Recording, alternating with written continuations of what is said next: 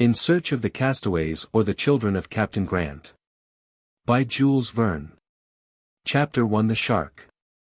On the 26th of July, 1864, a magnificent yacht was steaming along the North Channel at full speed, with a strong breeze blowing from the N.E. The Union Jack was flying at the mizzenmast, and a blue standard bearing the initials E.G., embroidered in gold, and surmounted by a ducal coronet, floated from the topgallant head of the mainmast.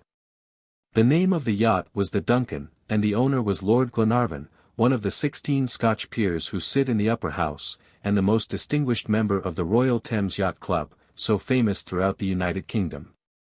Lord Edward Glenarvan was on board with his young wife, Lady Helena, and one of his cousins, Major McNabbs. The DUNCAN was newly built, and had been making a trial trip a few miles outside the Firth of Clyde.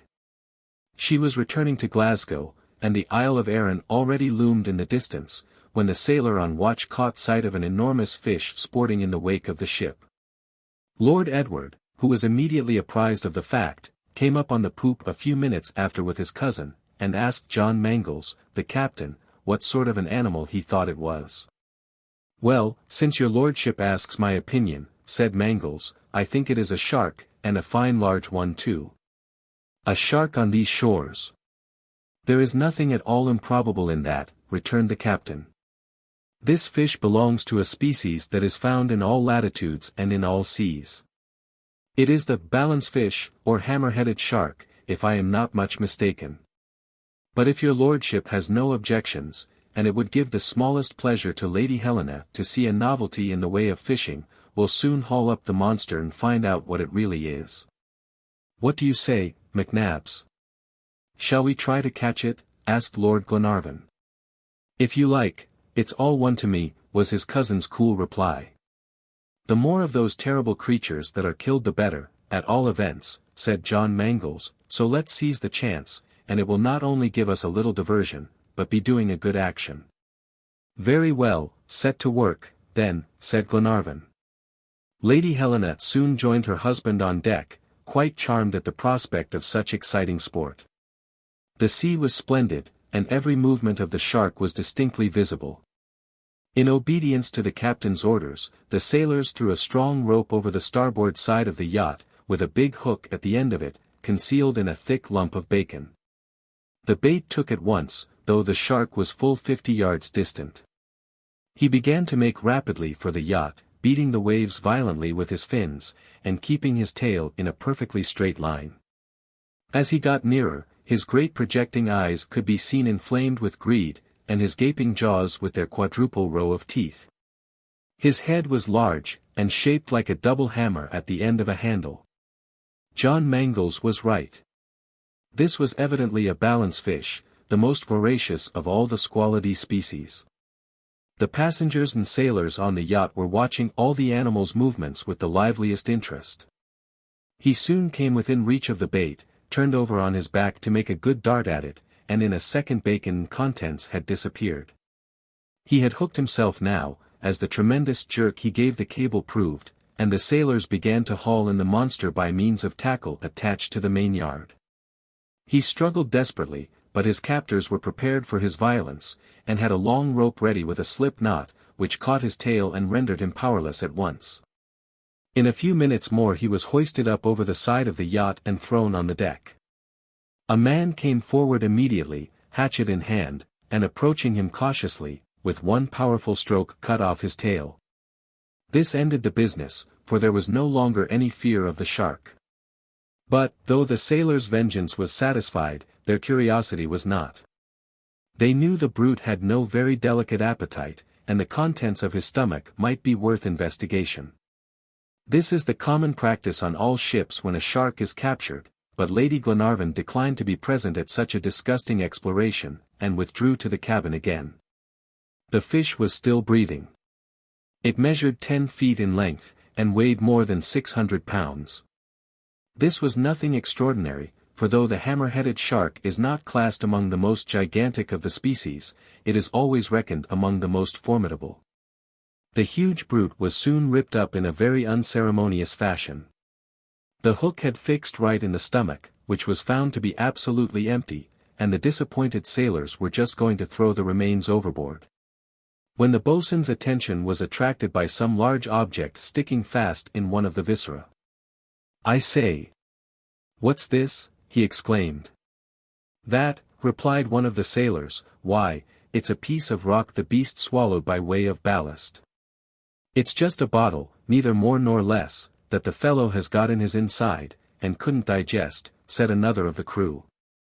"Hold your tongues, all of you," said Tom Austin, the mate of the DUNCAN. "Don't you see the animal has been such an inveterate tippler that he has not only drunk the wine, but swallowed the bottle?" "What?" said Lord Glenarvan.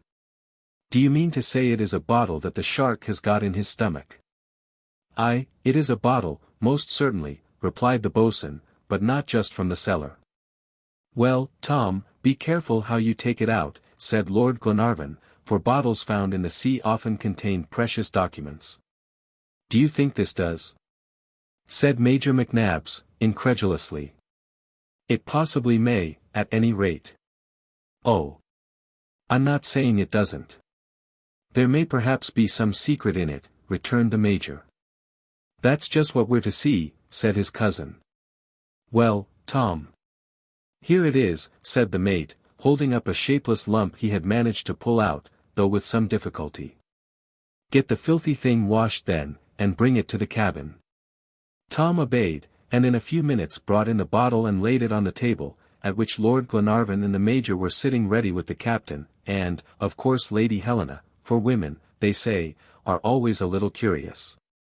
Everything is an event at sea.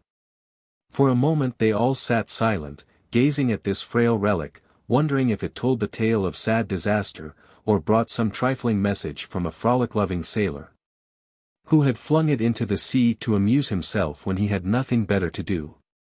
However, the only way to know was to examine the bottle, and Glenarvan set to work without further delay, so carefully and minutely, that he might have been taken for a coroner making an inquest. He commenced by a close inspection of the outside. The neck was long and slender, and round the thick rim there was still an end of wire hanging, though eaten away with rust. The sides were very thick, and strong enough to bear great pressure. It was evidently of champagne origin, and the Major said immediately, "That's one of our Cliquot's bottles." Nobody contradicted him, as he was supposed to know. But Lady Helena exclaimed, "What does it matter about the bottle, if we don't know where it comes from? We shall know that, too, presently, and we may affirm this much already, it comes from a long way off. Look at those petrifactions all over it, these different substances almost turned to mineral, we might say, through the action of the salt water. This waif had been tossing about in the ocean a long time before the shark swallowed it." "I quite agree with you," said McNabbs. "I dare say this frail concern has made a long voyage, protected by this strong covering. But I want to know where from," said Lady Glenarvan. "Wait a little, dear Helena, wait. We must have patience with bottles, but if I am not much mistaken, this one will answer all our questions," replied her husband, beginning to scrape away the hard substances round the neck. Soon the cork made its appearance, but much damaged by the water. "That's vexing," said Lord Edward, "for if papers are inside, they'll be in a pretty state." "It's to be feared they will," said the Major. "But it is a lucky thing the shark swallowed them, I must say," added Glenarvan, "for the bottle would have sunk to the bottom before long with such a cork as this." "That's true enough," replied John Mangles, "and yet it would have been better to have fished them up in the open sea. Then we might have found out the road they had come by taking the exact latitude and longitude, and studying the atmospheric and submarine currents. But with such a postman as a shark, that goes against wind and tide, there's no clue whatever to the starting point." "We shall see," said Glenarvan, gently taking out the cork. A strong odor of salt water pervaded the whole saloon, and Lady Helena asked impatiently, "Well, what is there?" "I was right," exclaimed Glenarvan. "I see papers inside. But I fear it will be impossible to remove them," he added, "for they appear to have rotted with the damp, and are sticking to the sides of the bottle." "Break it," said the Major. "I would rather preserve the whole if I could." "No doubt you would," said Lady Helena, but the contents are more valuable than the bottle, and we had better sacrifice the one than the other. If your lordship would simply break off the neck, I think we might easily withdraw the papers, suggested John Mangles. Try it, Edward, try it, said Lady Helena. Lord Glenarvan was very unwilling, but he found there was no alternative. The precious bottle must be broken. They had to get a hammer before this could be done, though, for the stony material had acquired the hardness of granite. A few sharp strokes, however, soon shivered it to fragments, many of which had pieces of paper sticking to them. These were carefully removed by Lord Glenarvan, and separated and spread out on the table before the eager gaze of his wife and friends. Chapter 2: The Three Documents. All that could be discovered, however, on these pieces of paper was a few words here and there, the remainder of the lines being almost completely obliterated by the action of the water. Lord Glenarvan examined them attentively for a few minutes, turning them over on all sides, holding them up to the light, and trying to decipher the least scrap of writing, while the others looked on with anxious eyes. At last he said, "There are 3 distinct documents here, apparently copies of the same document in 3 different languages. Here is one in English, one in French, and one in German." "But can you make any sense out of them?" asked Lady Helena. "That's hard to say, my dear Helena, the words are quite incomplete." "Perhaps the one may supplement the other," suggested Major McNabbs. "Very likely they will," said the captain. "It is impossible that the very same words should have been effaced in each document, and by putting the scraps together we might gather some intelligible meaning out of them." "That's what we will do," rejoined Lord Glenarvan. "But let us proceed methodically. Here is the English document first." All that remained of it was the following: 62 Brie Gal. Sink straw. Holland. Skip gr. That monnet of long. Insistence. Lost. "There's not much to be made out of that," said the Major, looking disappointed. "No, but it is good English anyhow," returned the captain. "There's no doubt of it," said Glenarvan. "The words sink, Holland, lost are entire, skip is evidently part of the word skipper, and that's what they call ship captains often in England. There seems a Mr. Gr mentioned, and that most likely is the captain of the shipwrecked vessel." "Well, come, we have made out a good deal already," said Lady Helena. "Yes, but unfortunately there are whole lines wanting," said the Major, "and we have neither the name of the ship nor the place where she was shipwrecked." "We'll get that by and by," said Edward. "Oh, yes. There is no doubt of it," replied the Major, who always echoed his neighbor's opinion. "But how?" "By comparing one document with the other." "Let us try them," said his wife. The second piece of paper was even more destroyed than the first. Only a few scattered words remained here and there. It ran as follows: 7 Juni Glass. Zwei Grouse. Bringt innen.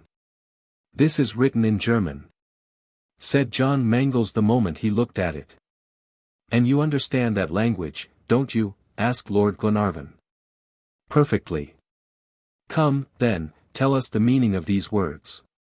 The captain examined the document carefully, and said, "Well, here's the date of the occurrence first. 7 Juni means June 7th, and if we put that before the figures 62 we have in the other document, it gives us the exact date, 7th of June, 1862. "Capital," exclaimed Lady Helena. "Go on, John." "On the same line," resumed the young captain, "there is the syllable glass, and if we add that to the GOW we found in the English paper, we get the whole word Glasgow at once. The documents evidently refer to some ship that sailed out of the port of Glasgow." "That is my opinion, too," said the Major. "The second line is completely effaced," continued the captain, "but here are 2 important words on the third. There is ZWE, which means two, and Atricen or Matricen, the German for sailors." "Then I suppose it is about a captain and 2 sailors," said Lady Helena. "It seems so," replied Lord Glenarvan.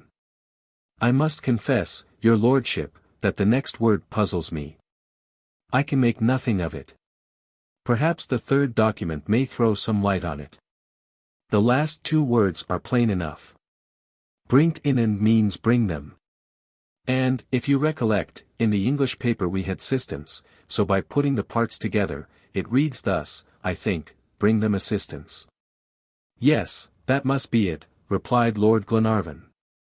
But where are the poor fellows? We have not the slightest indication of the place, meantime, nor of where the catastrophe happened. Perhaps the French copy will be more explicit, suggested Lady Helena. Here it is, then, said Lord Glenarvan, and that is in a language we all know. The words it contained were these. Troi Britannia. Goni Austral. Aber. Conten pr cruel indi. J'étais angit. E 37 degrees 11 seconds lat. There are figures. Exclaimed Lady Helena. Look. Let us go steadily to work, said Lord Glenarvan, and begin at the beginning. I think we can make out from the incomplete words in the first line that a three-mast vessel is in question, and there is little doubt about the name. We get that from the fragments of the other papers. It is the Britannia. As to the next two words, Goni and Austral, it is only Austral that has any meaning to us. But that is a valuable scrap of information, said John Mangles. The shipwreck occurred in the southern hemisphere. That's a wide world, said the Major. Well, we'll go on, resumed Glenarvan. Here is the word aber, that is clearly the root of the verb aborder. The poor men have landed somewhere, but where? Contin, does that mean continent? Cruel. Cruel. Interrupted John Mangles. I see now what graus is part of in the second document. It is grausam, the word in German for cruel. Let's go on, said Lord Glenarvan, becoming quite excited over his task, as the incomplete words began to fill up and develop their meaning. Indi, is it India where they have been shipwrecked? And what can this word angit be part of? Ah! I see, it is longitude, and here is the latitude, 37 degrees 11 seconds. That is the precise indication at last, then. But we haven't the longitude, objected McNabbs. But we can't get everything, my dear Major. And it is something at all events, to have the exact latitude. The French document is decidedly the most complete of the three. But it is plain enough that each is the literal translation of the other, for they all contain exactly the same number of lines. What we have to do now is to put together all the words we have found, and translate them into one language, and try to ascertain their most probable and logical sense. Well, what language shall we choose? Asked the Major. I think we had better keep to the French, since that was the most complete document of the three. Your lordship is right, said John Mangles, and besides, we're all familiar with the language. Very well, then, I'll set to work. In a few minutes he had written as follows. 7 Juin 1862 Trois Britannia Glasgow. Sombre Goni Austral. A terre du matelots. Capitaine. Gr. Aber. Conten pr cruel indi. J'étais ce document de longitude. E 37 degrees 11 seconds de latitude portes leur secours. Produce. 7th of June. 1862 Three-mast Britannia Glasgow. Foundered Goni Southern. On the coast 2 sailors Gr. Captain landed. Conten pr cruel indi. Thrown this document in longitude. And 37 degrees 11 seconds latitude bring them assistance. Lost. Just at that moment one of the sailors came to inform the captain that they were about entering the Firth of Clyde. And to ask what were his orders. What are your lordship's intentions, said John Mangles, addressing Lord Glenarvan. To get to Dumbarton as quickly as possible, John. And Lady Helena will return to Malcolm Castle, while I go on to London and lay this document before the Admiralty. The sailor received orders accordingly, and went out to deliver them to the mate. Now, friends, said Lord Glenarvan, let us go on with our investigations, for we are on the track of a great catastrophe, and the lives of several human beings depend on our sagacity. We must give our whole minds to the solution of this enigma. First of all, there are three very distinct things to be considered in this document: the things we know, the things we may conjecture, the things we do not know. What are those we know? We know that on the 7th of June a three-mast vessel, the Britannia of Glasgow, foundered, that 2 sailors and the captain threw this document into the sea in 37 degrees 11 seconds latitude, and they entreat help. Exactly so, said the Major. What are those now we may conjecture, continued Glenarvan. That the shipwreck occurred in the southern seas, and here I would draw your attention at once to the incomplete word Goni. Doesn't the name of the country strike you even in the mere mention of it? Patagonia, exclaimed Lady Helena. Undoubtedly. But is Patagonia crossed by the 37th parallel? Asked the Major. That is easily ascertained, said the captain, opening a map of South America. Yes, it is. Patagonia just touches the 37th parallel. It cuts through Araucania, goes along over the Pampas to the north, and loses itself in the Atlantic. Well, let us proceed then with our conjectures. The 2 sailors and the captain land where? On a continent, mark you, not an island. What becomes of them? There are 2 letters here providentially which give a clue to their fate, PR, that must mean prisoners, and cruel Indian is evidently the meaning of the next 2 words. These unfortunate men are captives in the hands of cruel Indians. Don't you see it? Don't the words seem to come of themselves, and fill up the blanks? Isn't the document quite clear now? Isn't the sense self-evident? Glenarvan spoke in a tone of absolute conviction, and his enthusiastic confidence appeared contagious, for the others all exclaimed, too, yes, it is evident, quite evident. After an instant, Lord Edward said again, to my own mind the hypothesis is so plausible, that I have no doubt whatever the event occurred on the coast of Patagonia, but still I will have inquiries made in Glasgow. As to the destination of the Britannia, and we shall know if it is possible she could have been wrecked on those shores. Oh, there's no need to send so far to find out that, said John Mangles, I have the Mercantile and Shipping Gazette here, and will see the name on the list, and all about it. Do look at once, then, said Lord Glenarvan. The file of papers for the year 1862 was soon brought, and John began to turn over the leaves rapidly, running down each page with his eye in search of the name required. But his quest was not long, for in a few minutes he called out, I've got it. May 30th, 1862, Perucalau, with cargo for Glasgow, the Britannia, Captain Grant. Grant, exclaimed Lord Glenarvan.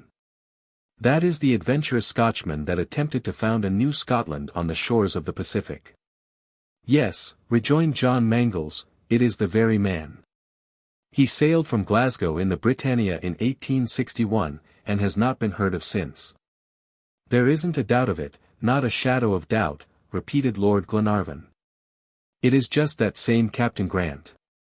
The Britannia left Callao on the 30th of May, and on the 7th of June, a week afterward, she is lost on the coast of Patagonia. The few broken disjointed words we find in these documents tell us the whole story. You see, friends, our conjectures hit the mark very well. We know all now except one thing, and that is the longitude. That is not needed now, we know the country. With the latitude alone, I would engage to go right to the place where the wreck happened. Then have we really all the particulars now? Asked Lady Helena. All, dear Helena. I can fill up every one of these blanks the sea has made in the document as easily as if Captain Grant were dictating to me. And he took up the pen, and dashed off the following lines immediately. On the 7th of June, 1862, the three-mast vessel, Britannia, of Glasgow, has sunk on the coast of Patagonia, in the southern hemisphere. Making for the shore, 2 sailors and Captain Grant are about to land on the continent, where they will be taken prisoners by cruel Indians. They have thrown this document into the sea, in longitude and latitude 37 degrees 11 seconds. Bring them assistance, or they are lost. Capital. Capital. Dear Edward, said Lady Helena. If those poor creatures ever see their native land again, it is you they will have to thank for it. And they will see it again, returned Lord Glenarvan. The statement is too explicit, and clear, and certain for England to hesitate about going to the aid of her 3 sons cast away on a desert coast. What she has done for Franklin and so many others, she will do today for these poor shipwrecked fellows of the Britannia. Most likely the unfortunate men have families who mourn their loss. Perhaps this ill-fated Captain Grant had a wife and children, suggested Lady Helena. Very true, my dear, and I'll not forget to let them know that there is still hope. But now, friends, we had better go up on deck, as the boat must be getting near the harbor. A carriage and post-horses waited there, in readiness to convey Lady Helena and Major McNabbs to Malcolm Castle, and Lord Glenarvan bade adieu to his young wife, and jumped into the express train for Glasgow. But before starting he confided an important missive to a swifter agent than himself, and a few minutes afterward it flashed along the electric wire to London. To appear next day in the Times and Morning Chronicle in the following words: for information respecting the fate of the 3-mast vessel Britannia, of Glasgow, Captain Grant, apply to Lord Glenarvan, Malcolm Castle, Luss, Dumbartonshire, Scotland. Chapter 3: The Captain's Children. Lord Glenarvan's fortune was enormous, and he spent it entirely in doing good. His kind-heartedness was even greater than his generosity, for the one knew no bounds, while the other, of necessity, had its limits. As Lord of Luss and Laird of Malcolm, he represented his county in the House of Lords. But, with his Jacobite ideas, he did not care much for the favour of the House of Hanover, and he was looked upon coldly by the state party in England, because of the tenacity with which he clung to the traditions of his forefathers, and his energetic resistance to the political encroachments of Southerners. And yet he was not a man behind the times, and there was nothing little or narrow-minded about him. But while always keeping open his ancestral county to progress, he was a true Scotchman at heart, and it was for the honour of Scotland that he competed in the yacht races of the Royal Thames Yacht Club. Edward Glenarvan was 32 years of age. He was tall in person, and had rather stern features, but there was an exceeding sweetness in his look, and a stamp of Highland poetry about his whole bearing. He was known to be brave to excess, and full of daring and chivalry, a fair Gus of the 19th century, but his goodness excelled every other quality, and he was more charitable than St. Martin himself, for he would have given the whole of his cloak to any of the poor Highlanders. He had scarcely been married 3 months, and his bride was Miss Helena Tuffnell, the daughter of William Tuffnell, the great traveller, one of the many victims of geographical science and of the passion for discovery. Miss Helena did not belong to a noble family, but she was Scotch, and that was better than all nobility in the eyes of Lord Glenarvan, and she was, moreover, a charming, high-souled, religious young woman. Lord Glenarvan did not forget that his wife was the daughter of a great traveller, and he thought it likely that she would inherit her father's predilections.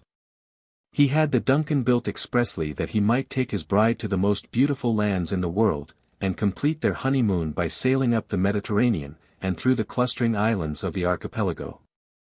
However, Lord Glenarvan had gone now to London. The lives of the shipwrecked men were at stake, and Lady Helena was too much concerned herself about them to grudge her husband's temporary absence. A telegram next day gave hope of his speedy return, but in the evening a letter apprised her of the difficulties his proposition had met with, and the morning after brought another, in which he openly expressed his dissatisfaction with the Admiralty. Lady Helena began to get anxious as the day wore on. In the evening, when she was sitting alone in her room, Mr. Halbert, the house steward, came in and asked if she would see a young girl and boy that wanted to speak to Lord Glenarvan. Some of the country people, asked Lady Helena.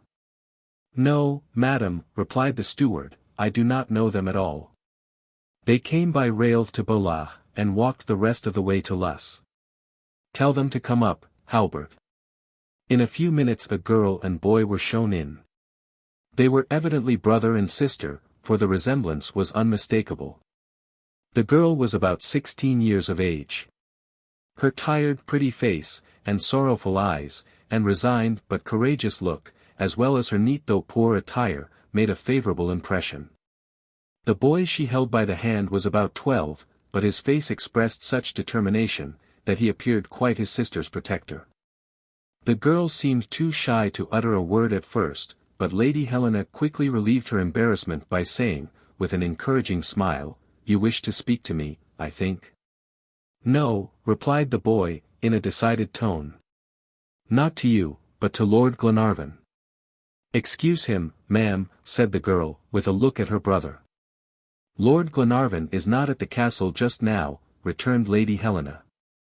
"But I am his wife, and if I can do anything for you—" "You are Lady Glenarvan?" interrupted the girl. "I am. The wife of Lord Glenarvan, of Malcolm Castle, that put an announcement in the Times about the shipwreck of the Britannia." "Yes, yes," said Lady Helena, eagerly, "and you?" "I am Miss Grant, ma'am, and this is my brother." Miss Grant," exclaimed Lady Helena, drawing the young girl toward her, and taking both her hands and kissing the boy's rosy cheeks. "What is it you know, ma'am, about the shipwreck? Tell me, is my father living? Shall we ever see him again?" "Oh, tell me," said the girl, earnestly. "My dear child," replied Lady Helena. "Heaven forbid that I should answer you lightly such a question, would not delude you with vain hopes. Oh, tell me all, ma'am. I'm proof against sorrow. I can bear to hear anything. My poor child, there is but a faint hope. But with the help of Almighty Heaven it is just possible you may one day see your father once more." The girl burst into tears, and Robert seized Lady Glenarvan's hand and covered it with kisses. As soon as they grew calmer they asked a complete string of questions, and Lady Helena recounted the whole story of the document, telling them that their father had been wrecked on the coast of Patagonia, and that he and 2 sailors, the sole survivors, appeared to have reached the shore, and had written an appeal for help in 3 languages and committed it to the care of the waves. During the recital, Robert Grant was devouring the speaker with his eyes, and hanging on her lips. His childish imagination evidently retraced all the scenes of his father's shipwreck. He saw him on the deck of the Britannia, and then struggling with the billows, then clinging to the rocks, and lying at length exhausted on the beach. More than once he cried out, "Oh, Papa! My poor Papa," and pressed close to his sister. Miss Grant sat silent and motionless, with clasped hands, and all she said when the narration ended, was, "Oh, ma'am, the paper, please." "I have not it now, my dear child," replied Lady Helena. "You haven't it?" "No. Lord Glenarvan was obliged to take it to London, for the sake of your father. But I have told you all it contained, word for word, and how we managed to make out the complete sense from the fragments of words left, all except the longitude, unfortunately." "We can do without that," said the boy. "Yes, Mr. Robert," rejoined Lady Helena, smiling at the child's decided tone. "And so you see, Miss Grant, you know the smallest details now just as well as I do." "Yes, ma'am, but I should like to have seen my father's writing." "Well, tomorrow, perhaps, tomorrow, Lord Glenarvan will be back. My husband determined to lay the document before the Lords of the Admiralty, to induce them to send out a ship immediately in search of Captain Grant." "Is it possible, ma'am," exclaimed the girl, "that you have done that for us?" "Yes, my dear Miss Grant, and I am expecting Lord Glenarvan back every minute now." "Oh, ma'am. Heaven bless you and Lord Glenarvan," said the young girl, fervently, overcome with grateful emotion. "My dear girl, we deserve no thanks, anyone in our place would have done the same. I only trust the hopes we are leading you to entertain may be realized, but till my husband returns, you will remain at the castle." "Oh, no, ma'am. I could not abuse the sympathy you show to strangers." "Strangers, dear child," interrupted Lady Helena, "you and your brother are not strangers in this house, and I should like Lord Glenarvan to be able on his arrival to tell the children of Captain Grant himself, what is going to be done to rescue their father." It was impossible to refuse an invitation given with such heart, and Miss Grant and her brother consented to stay till Lord Glenarvan returned. Chapter 4 Lady Glenarvan's Proposal. Lady Helena thought it best to say nothing to the children about the fears Lord Glenarvan had expressed in his letters respecting the decisions of the Lords of the Admiralty with regard to the document. Nor did she mention the probable captivity of Captain Grant among the Indians of South America. Why sadden the poor children, and damp their newly cherished hopes? It would not in the least alter the actual state of the case. So not a word was said, and after answering all Miss Grant's questions, Lady Helena began to interrogate in her turn, asking her about her past life and her present circumstances. It was a touching, simple story she heard in reply, and one which increased her sympathy for the young girl. Mary and Robert were the captain's only children. Harry Grant lost his wife when Robert was born, and during his long voyages he left his little ones in charge of his cousin, a good old lady. Captain Grant was a fearless sailor. He not only thoroughly understood navigation, but commerce also, a twofold qualification eminently useful to skippers in the merchant service. He lived in Dundee, in Perthshire, Scotland. His father, a minister of St. Catherine's Church, had given him a thorough education, as he believed that could never hurt anybody. Harry's voyages were prosperous from the first, and a few years after Robert was born, he found himself possessed of a considerable fortune. It was then that he projected the grand scheme which made him popular in Scotland. Like Glenarvan, and a few noble families in the Lowlands, he had no heart for the union with England. In his eyes the interests of his country were not identified with those of the Anglo-Saxons, and to give scope for personal development, he resolved to found an immense Scotch colony on one of the ocean continents. Possibly he might have thought that some day they would achieve their independence, as the United States did, an example doubtless to be followed eventually by Australia and India. But whatever might be his secret motives, such was his dream of colonization. But, as is easily understood, the government opposed his plans, and put difficulties enough in his way to have killed an ordinary man. But Harry would not be beaten. He appealed to the patriotism of his countrymen, placed his fortune at the service of the cause, built a ship, and manned it with a picked crew. And leaving his children to the care of his old cousin set off to explore the great islands of the Pacific. This was in 1861, and for 12 months, or up to May, 1862, letters were regularly received from him, but no tidings whatever had come since his departure from Callao, in June, and the name of the Britannia never appeared in the shipping list. Just at this juncture the old cousin died, and Harry Grant's 2 children were left alone in the world. Mary Grant was then only 14, but she resolved to face her situation bravely, and to devote herself entirely to her little brother, who was still a mere child.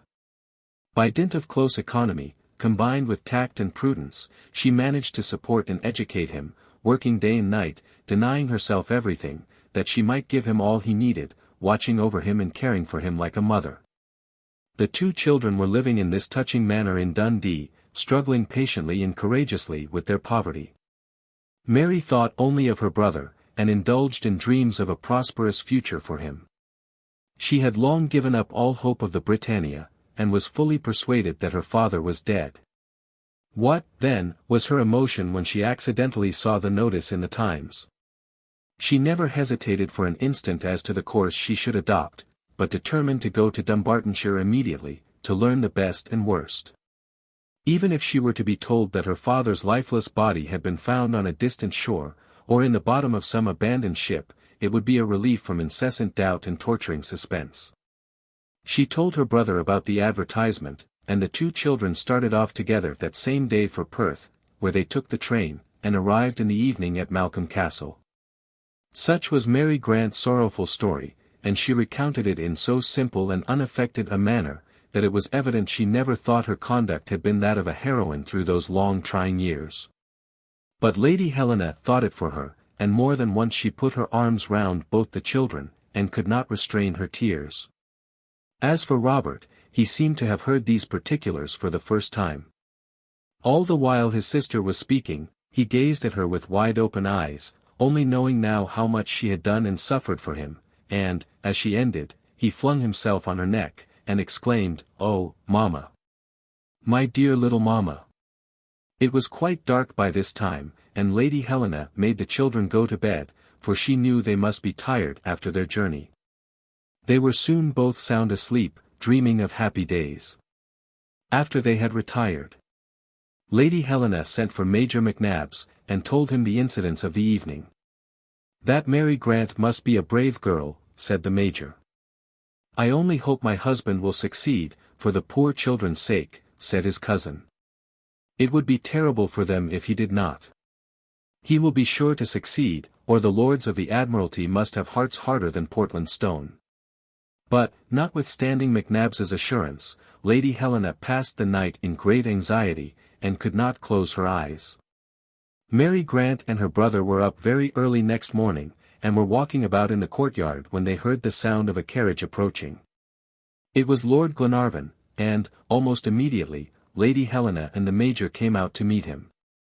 Lady Helena flew toward her husband the moment he alighted, but he embraced her silently, and looked gloomy and disappointed, indeed, even furious.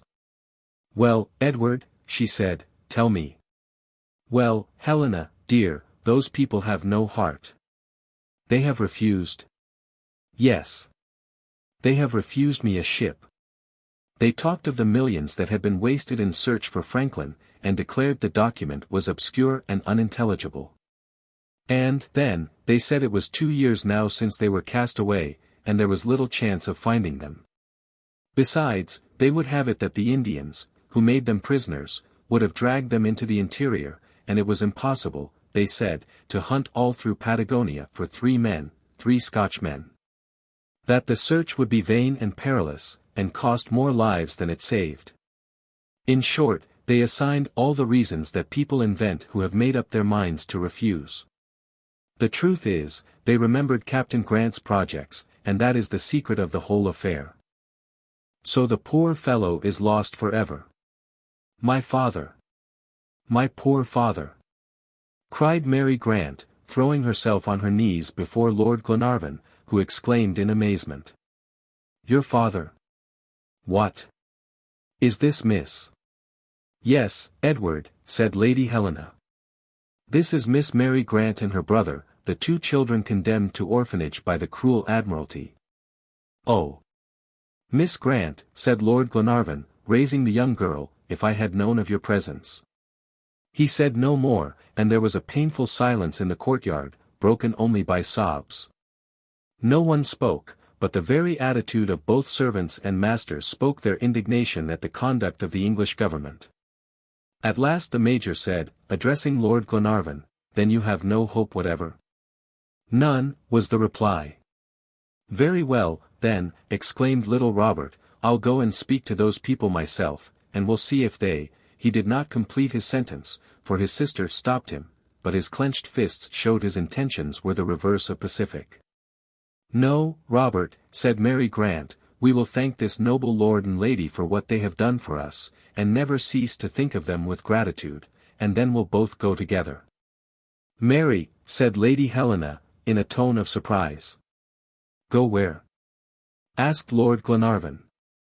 "I am going to throw myself at the Queen's feet, and we shall see if she will turn a deaf ear to the prayers of 2 children, who implore their father's life." Lord Glenarvan shook his head. Not that he doubted the kind heart of Her Majesty, but he knew Mary would never gain access to her suppliants but too rarely reach the steps of a throne. It seems as if royal palaces had the same inscription on their doors that the English have on their ships: passengers are requested not to speak to the man at the wheel. Lady Glenarvan understood what was passing in her husband's mind, and she felt the young girl's attempt would be useless, and only plunge the poor children in deeper despair. Suddenly, a grand, generous purpose fired her soul, and she called out, "Mary Grant! Wait, my child, and listen to what I'm going to say." Mary had just taken her brother by the hand, and turned to go away. But she stepped back at Lady Helena's bidding. The young wife went up to her husband, and said, with tears in her eyes, though her voice was firm, and her face beamed with animation, "Edward, when Captain Grant wrote that letter and threw it into the sea, he committed it to the care of God. God has sent it to us, to us. Undoubtedly God intends us to undertake the rescue of these poor men. What do you mean, Helena? I mean this, that we ought to think ourselves fortunate if we can begin our married life with a good action. Well, you know, Edward, that to please me you planned a pleasure trip, but what could give us such genuine pleasure, or be so useful, as to save those unfortunate fellows, cast off by their country? Helena, exclaimed Lord Glenarvan. Yes, Edward, you understand me. The DUNCAN is a good strong ship, she can venture in the southern seas, or go round the world if necessary.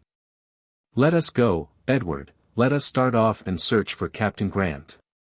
Lord Glenarvan made no reply to this bold proposition, but smiled, and, holding out his arms, drew his wife into a close, fond embrace. Mary and Robert seized her hands, and covered them with kisses. And the servants who thronged the courtyard, and had been witnesses of this touching scene, shouted with one voice, "Hurrah for the Lady of Luss!" 3 cheers for Lord and Lady Glenarvan. Chapter 5 The Departure of the DUNCAN. We have said already that Lady Helena was a brave, generous woman, and what she had just done proved it indisputably. Her husband had good reason to be proud of such a wife, one who could understand and enter into all his views. The idea of going to Captain Grant's rescue had occurred to him in London when his request was refused, and he would have anticipated Lady Helena, only he could not bear the thought of parting from her. But now that she herself proposed to go, all hesitation was at an end. The servants of the castle had hailed the project with loud acclamations, for it was to save their brothers, Scotch men, like themselves, and Lord Glenarvan cordially joined his cheers with theirs, for the Lady of Luss.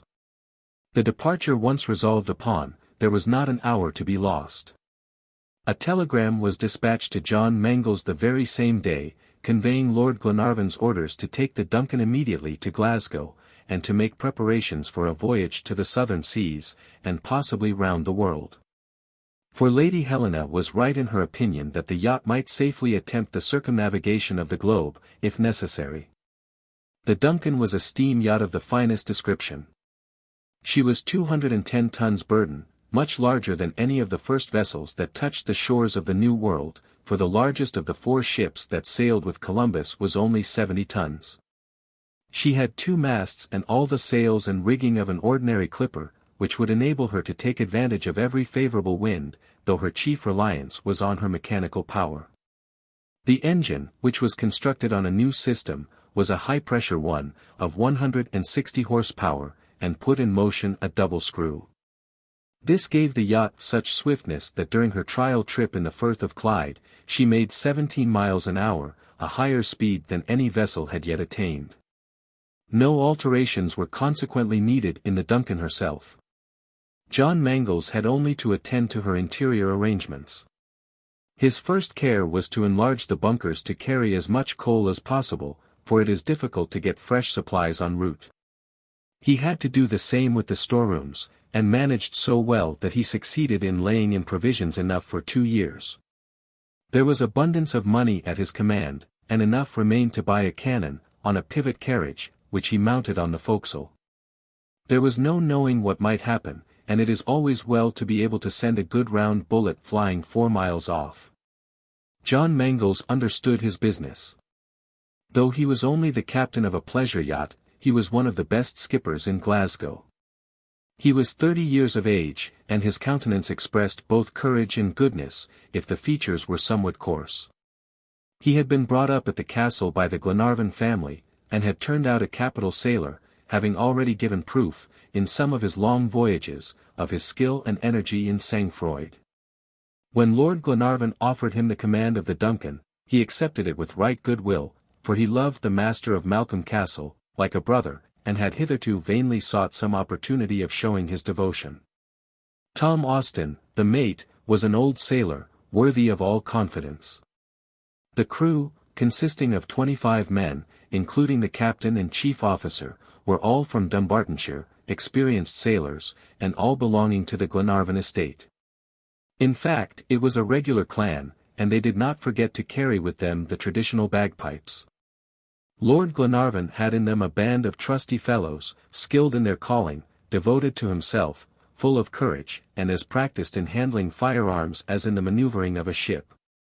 A valiant little troop, ready to follow him anywhere, even in the most dangerous expeditions. When the crew heard whither they were bound, they could not restrain their enthusiasm, and the rocks of Dumbarton rang again with their joyous outbursts of cheers. But while John Mangles made the stowage and provisioning of the yacht his chief business, he did not forget to fit up the rooms of Lord and Lady Glenarvan for a long voyage. He had also to get cabins ready for the children of Captain Grant, as Lady Helena could not refuse Mary's request to accompany her. As for young Robert, he would have smuggled himself in somewhere in the hold of the Duncan rather than be left behind. He would willingly have gone as cabin boy, like Nelson. It was impossible to resist a little fellow like that, and, indeed, no one tried. He would not even go as a passenger, but must serve in some capacity, as cabin boy, apprentice or sailor, he did not care which, so he was put in charge of John Mangles, to be properly trained for his vocation. "And I hope he won't spare me the cat-o'-nine-tails, if I don't do properly," said Robert. "Rest easy on that score, my boy," said Lord Glenarvan, gravely. He did not add, that this mode of punishment was forbidden on board the Duncan, and moreover, was quite unnecessary. To complete the roll of passengers, we must name Major McNabbs. The Major was about 50 years of age, with a calm face and regular features, a man who did whatever he was told, of an excellent, indeed, a perfect temper. Modest, silent, peaceable, and amiable, agreeing with everybody on every subject, never discussing, never disputing, never getting angry. He wouldn't move a step quicker, or slower, whether he walked upstairs to bed or mounted a breach. Nothing could excite him, nothing could disturb him, not even a cannon ball, and no doubt he will die without ever having known even a passing feeling of irritation. This man was endowed in an eminent degree, not only with ordinary animal courage, that physical bravery of the battlefield, which is solely due to muscular energy, but he had what is far nobler, moral courage, firmness of soul. If he had any fault it was his being so intensely Scotch from top to toe, a Caledonian of the Caledonians, an obstinate stickler for all the ancient customs of his country.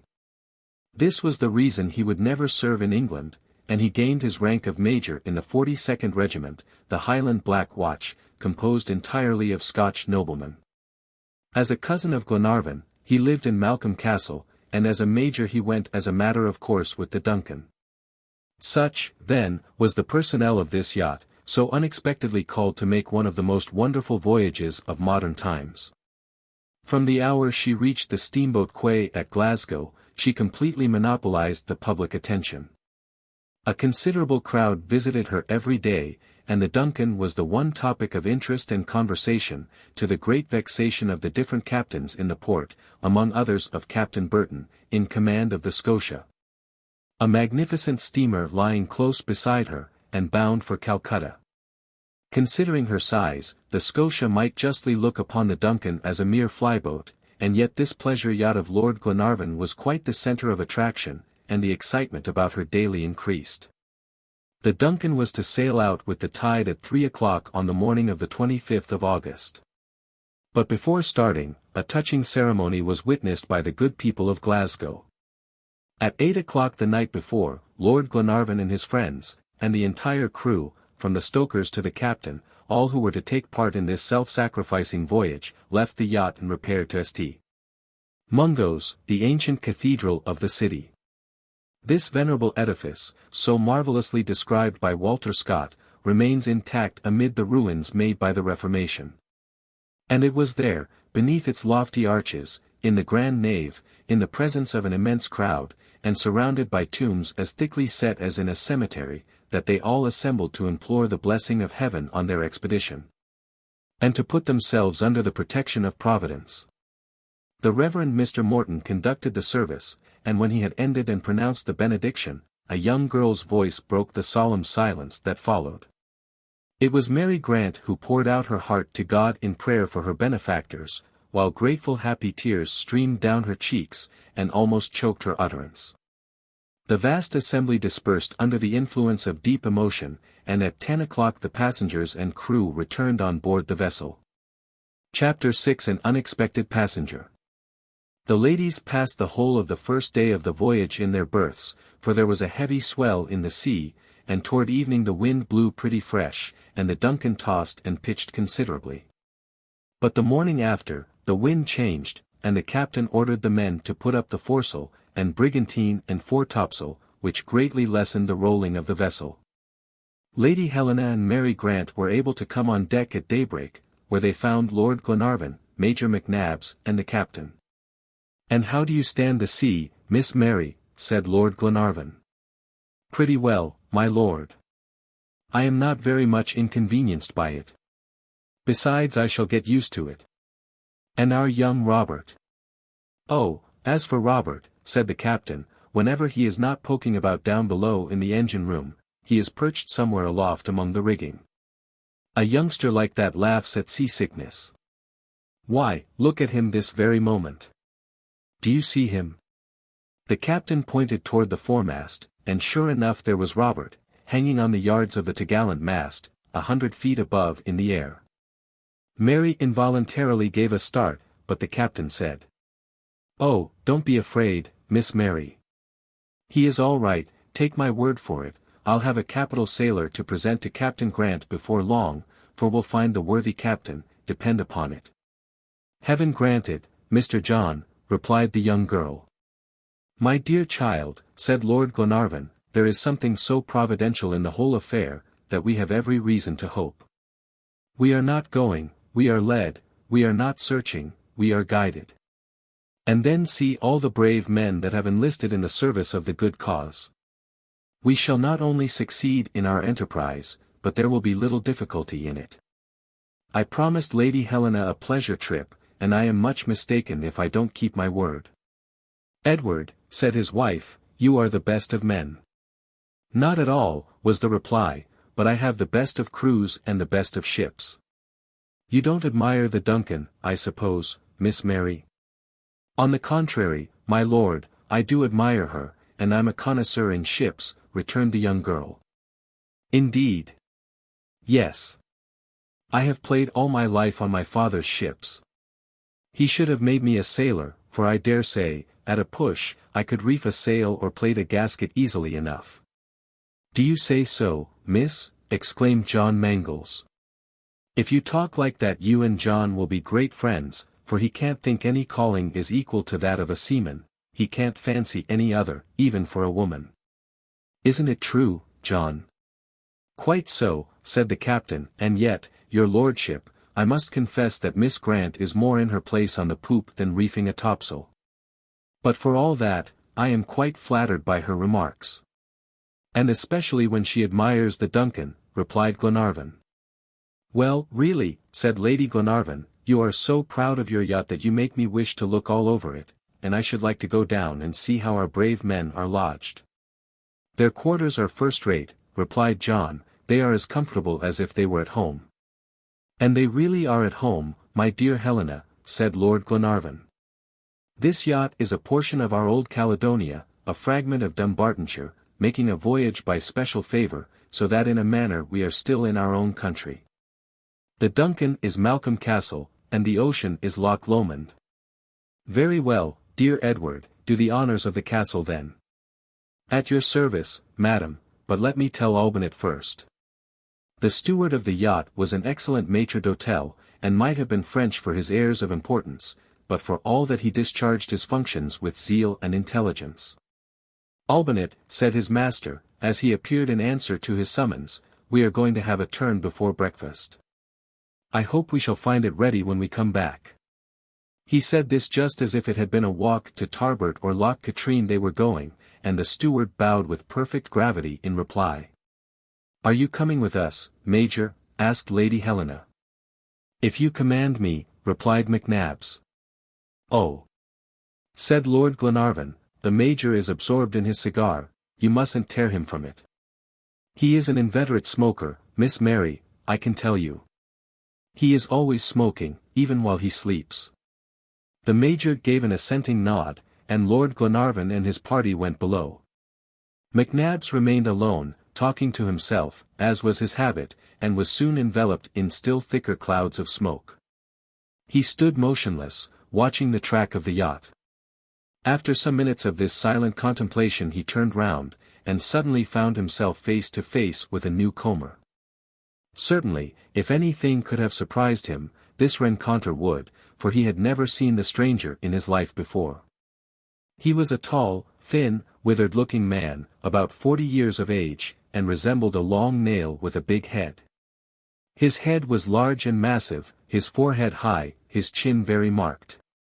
His eyes were concealed by enormous round spectacles, and in his look was that peculiar indecision which is common to nyctalopes, or people who have a peculiar construction of the eye, which makes the sight imperfect in the day and better at night.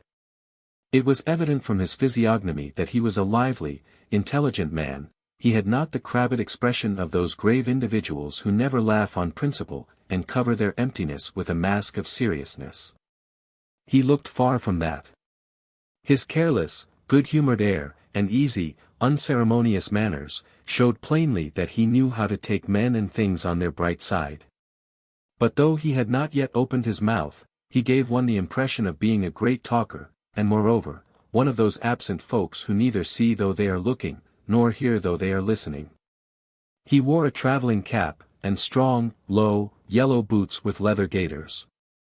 His pantaloons and jacket were of brown velvet, and their innumerable pockets were stuffed with notebooks, memorandum books, account books, pocket-books, and 1,000 other things equally cumbersome and useless. Not to mention a telescope in addition, which he carried in a shoulder belt. The stranger's excitement was a strong contrast to the major's placidity. He walked round McNabbs, looking at him and questioning him with his eyes without eliciting one remark from the imperturbable Scotchman, or awakening his curiosity in the least, to know where he came from, and where he was going. And how he had got on board the DUNCAN. Finding all his efforts baffled by the major's indifference, the mysterious passenger seized his telescope, drew it out to its fullest extent, about 4 feet, and began gazing at the horizon, standing motionless with his legs wide apart. His examination lasted some few minutes, and then he lowered the glass, set it up on deck, and leaned on it as if it had been a walking stick. Of course, his weight shut up the instrument immediately by pushing the different parts one into the other, and so suddenly, that he fell full length on deck, and lay sprawling at the foot of the mainmast. Anyone else but the major would have smiled, at least, at such a ludicrous sight, but McNabbs never moved a muscle of his face. This was too much for the stranger, and he called out, with an unmistakably foreign accent. "Steward." He waited a minute, but nobody appeared, and he called again, still louder, "Steward." "Mr." Albinett chanced to be passing that minute on his way from the galley, and what was his astonishment at hearing himself addressed like this by a lanky individual of whom he had no knowledge whatever. Where can he have come from? Who is he? He thought to himself. He cannot possibly be one of Lord Glenarvan's friends. However, he went up on the poop, and approached the unknown personage, who accosted him with the inquiry, "Are you the steward of this vessel?" "Yes, sir," replied Albinett, "but I have not the honor of." "I am the passenger in cabin number 6. "Number 6, repeated the steward. "Certainly, and your name, what is it?" "Albinett." "Well, Albinett, my friend, we must think of breakfast, and that pretty quickly.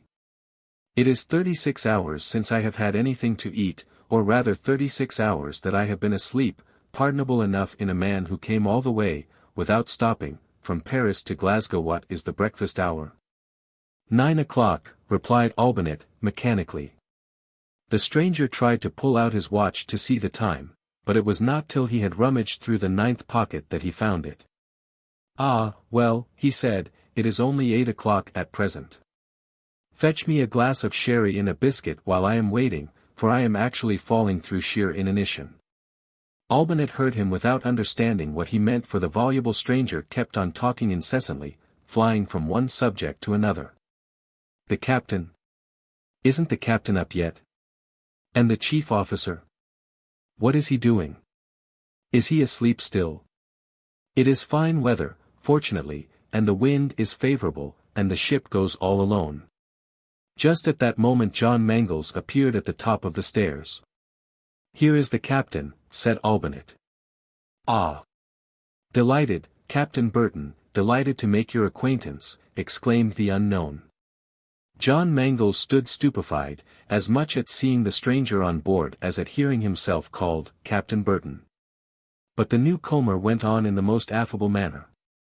Allow me to shake hands with you, sir, and if I did not do so yesterday evening, it was only because I did not wish to be troublesome when you were starting. But today, Captain, it gives me great pleasure to begin my intercourse with you. John Mangles opened his eyes as wide as possible, and stood staring at Olbinett and the stranger alternately. But without waiting for a reply, the rattling fellow continued. Now the introduction is made, my dear Captain, we are old friends. Let's have a little talk, and tell me how you like the Scotia. What do you mean by the Scotia? Put in John Mangles at last. By the Scotia? Why, the ship we're on, of course, a good ship that has been commended to me, not only for its physical qualities, but also for the moral qualities of its commander, the brave Captain Burton. You will be some relation of the famous African traveler of that name. A daring man he was, sir. I offer you my congratulations. Sir, interrupted John. I am not only no relation of Burton the great traveler, but I am not even Captain Burton. Ah, is that so? It is Mr. Burdness, the chief officer, that I am talking to at present. Mr. Burdness, repeated John Mangles, beginning to suspect how the matter stood. Only he asked himself whether the man was mad, or some heedless rattlepate. He was beginning to explain the case in a categorical manner, when Lord Glenarvan and his party came up on the poop. The stranger caught sight of them directly, and exclaimed. Ah! The passengers, the passengers. I hope you are going to introduce me to them, Mr. Burdness. But he could not wait for anyone's intervention, and going up to them with perfect ease and grace, said, bowing to Miss Grant, Madam, then to Lady Helena, with another bow, Miss. And to Lord Glenarvan, Sir. Here John Mangles interrupted him, and said, Lord Glenarvan. My lord, continued the unknown, I beg pardon for presenting myself to you, but at sea it is well to relax the strict rules of etiquette a little. I hope we shall soon become acquainted with each other, and that the company of these ladies will make our voyage in the Scotia appear as short as agreeable. Lady Helena and Miss Grant were too astonished to be able to utter a single word. The presence of this intruder on the poop of the DUNCAN was perfectly inexplicable. Lord Glenarvan was more collected, and said, Sir, to whom have I the honor of speaking? To Jacques Eliason François-Marie Paganel, Secretary of the Geographical Society of Paris, corresponding member of the Societies of Berlin, Bombay, Darmstadt, Leipzig, London, St. Petersburg, Vienna, and New York. Honorary member of the Royal Geographical and Ethnographical Institute of the East Indies. Who, after having spent 20 years of his life in geographical work in the study, wishes to see active service, and is on his way to India to gain for the science what information he can by following up the footsteps of great travelers. Chapter 7 Jacques Paganel is undeceived.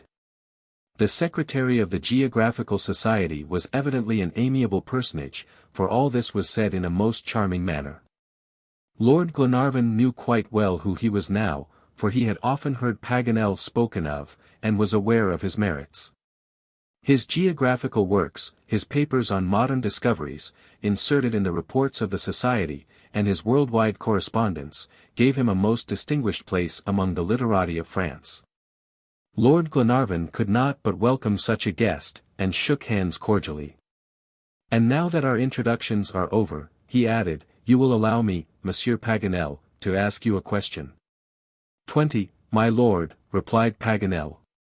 It will always be a pleasure to converse with you. Was it last evening that you came on board this vessel? Yes, my lord, about 8 o'clock. I jumped into a cab at the Caledonian Railway, and from the cab into the Scotia, where I had booked my cabin before I left Paris. It was a dark night, and I saw no one on board, so I found cabin No. 6, and went to my berth immediately, for I had heard that the best way to prevent seasickness is to go to bed as soon as you start, and not to stir for the first few days, and, moreover, I had been traveling for 30 hours. So I tucked myself in, and slept conscientiously, I assure you, for 36 hours. Paganel's listeners understood the whole mystery, now, of his presence on the Duncan. The French traveller had mistaken his vessel, and gone on board while the crew were attending the service at St. Mungo's. All was explained. But what would the learned geographer say, when he heard the name and destination of the ship, in which he had taken passage? Then it is Calcutta, Paganel, that you have chosen as your point of departure on your travels.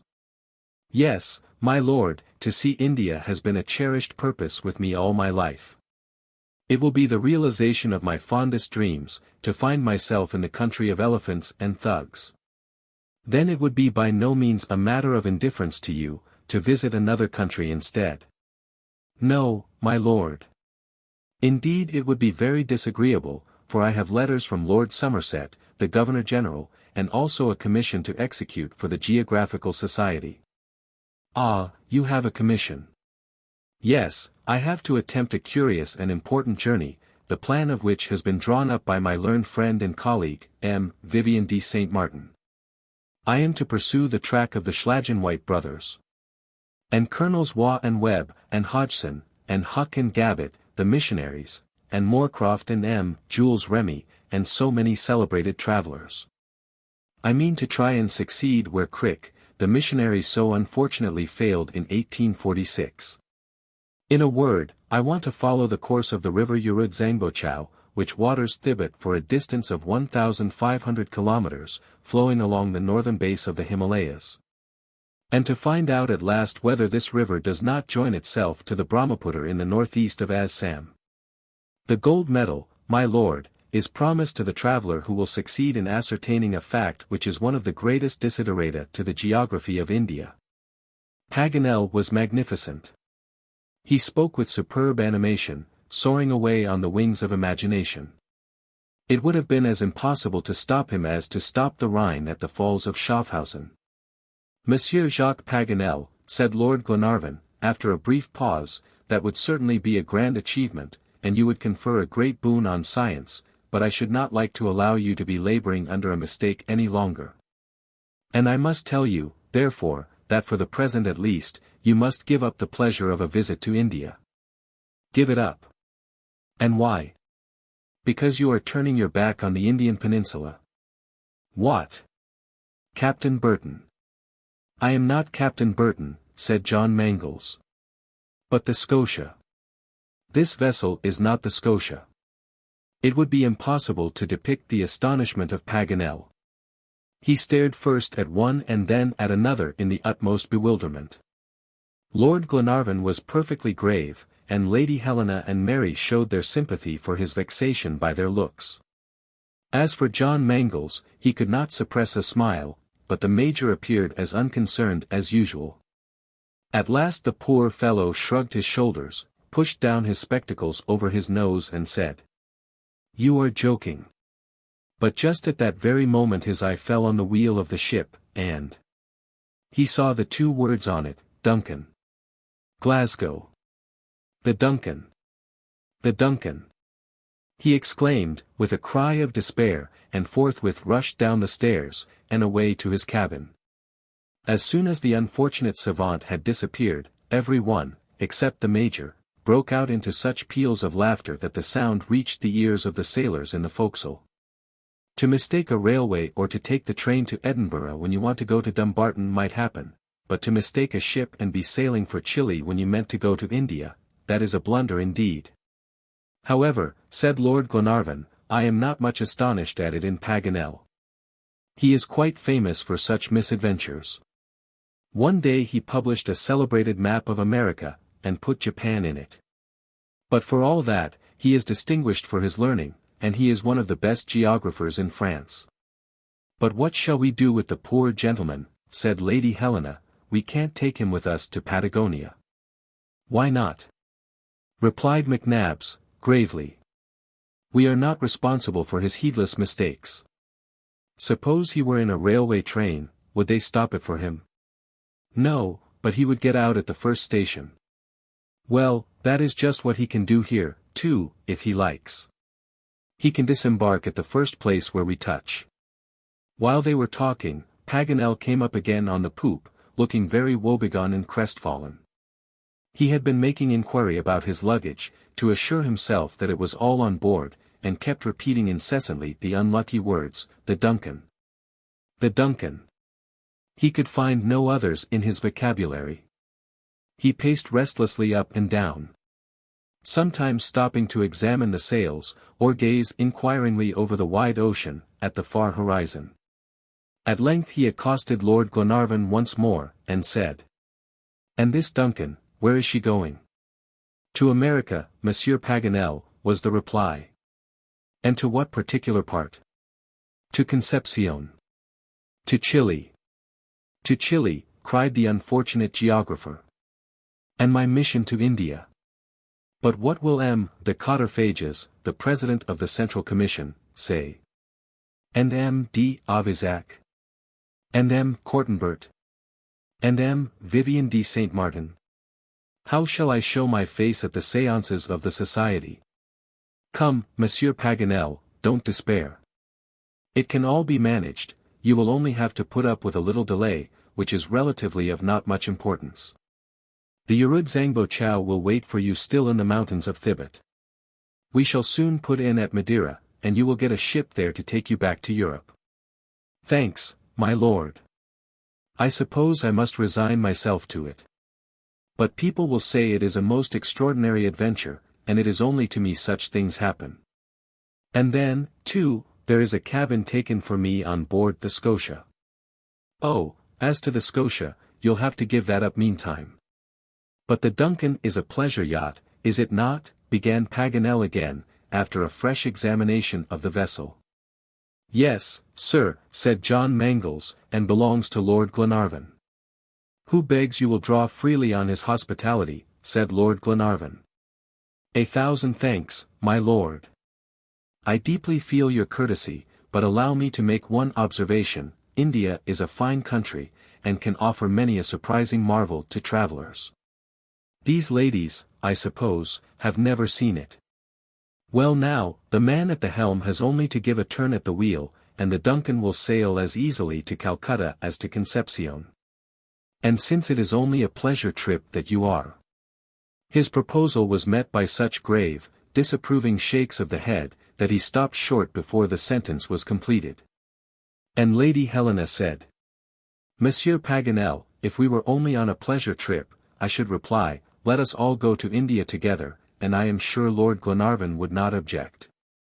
But the Duncan is going to bring back shipwrecked mariners who were cast away on the shores of Patagonia, and we could not alter such a destination." The Frenchman was soon put in possession of all the circumstances of the case. He was no unmoved auditor, and when he heard of Lady Helena's generous proposition, he could not help saying, "Madam, permit me to express my admiration of your conduct throughout, my unreserved admiration. Let your yacht continue her course. I should reproach myself were I to cause a single day's delay." "Will you join us in our search, then?" asked Lady Helena. "It is impossible, madam. I must fulfill my mission. I shall disembark at the first place you touch at, wherever it may be." "That will be Madeira," said John Mangles. "Madeira be it then. I shall only be 180 leagues from Lisbon, and I shall wait there for some means of transport." "Very well, Monsieur Paganel, it shall be as you wish. And, for my own part, I am very glad to be able to offer you, meantime, a few days' hospitality. I only hope you will not find our company too dull." "Oh, my lord," exclaimed Paganel, "I am but too happy to have made a mistake which has turned out so agreeably. Still, it is a very ridiculous plight for a man to be in, to find himself sailing to America when he set out to go to the East Indies." But in spite of this melancholy reflection, the Frenchman submitted gracefully to the compulsory delay. He made himself amiable and merry, and even diverting, and enchanted the ladies with his good humor. Before the end of the day he was friends with everybody. At his request, the famous document was brought out. He studied it carefully and minutely for a long time, and finally declared his opinion that no other interpretation of it was possible. Mary Grant and her brother inspired him with the most lively interest. He gave them great hope. Indeed, the young girl could not help smiling at his sanguine prediction of success, and this odd way of foreseeing future events. But for his mission he would have made one of the search party for Captain Grant, undoubtedly. As for Lady Helena, when he heard that she was a daughter of William Tuffnell, there was a perfect explosion of admiring epithets. He had known her father, and what letters had passed between them when William Tuffnell was a corresponding member of the society. It was he himself that had introduced him and M. Malty-Brun. What a rencontre this was, and what a pleasure to travel with the daughter of Tuffnell. He wound up by asking permission to kiss her, which Lady Helena granted, though it was, perhaps, a little improper. Chapter 8 The Geographer's Resolution. Meantime the yacht, favored by the currents from the north of Africa, was making rapid progress toward the equator. On the 30th of August they sighted the Madeira group of islands, and Glenarvan, true to his promise, offered to put in there, and land his new guest. But Paganel said, "My dear lord, I won't stand on ceremony with you. Tell me, did you intend to stop at Madeira before I came on board?" "No," replied Glenarvan. "Well, then, allow me to profit by my unlucky mistake. Madeira is an island too well known to be of much interest now to a geographer. Everything about this group has been said and written already. Besides, it is completely going down as far as wine growing is concerned. Just imagine no vines to speak of being in Madeira. In 1813, 22,000 pipes of wine were made there, and in 1845 the number fell to 2,669. It is a grievous spectacle. If it is all the same to you, we might go on to the Canary Isles instead."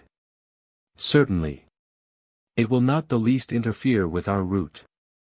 "I know it will not, my dear lord. In the Canary Islands, you see, there are 3 groups to study, besides the Peak of Teneriffe, which I always wished to visit.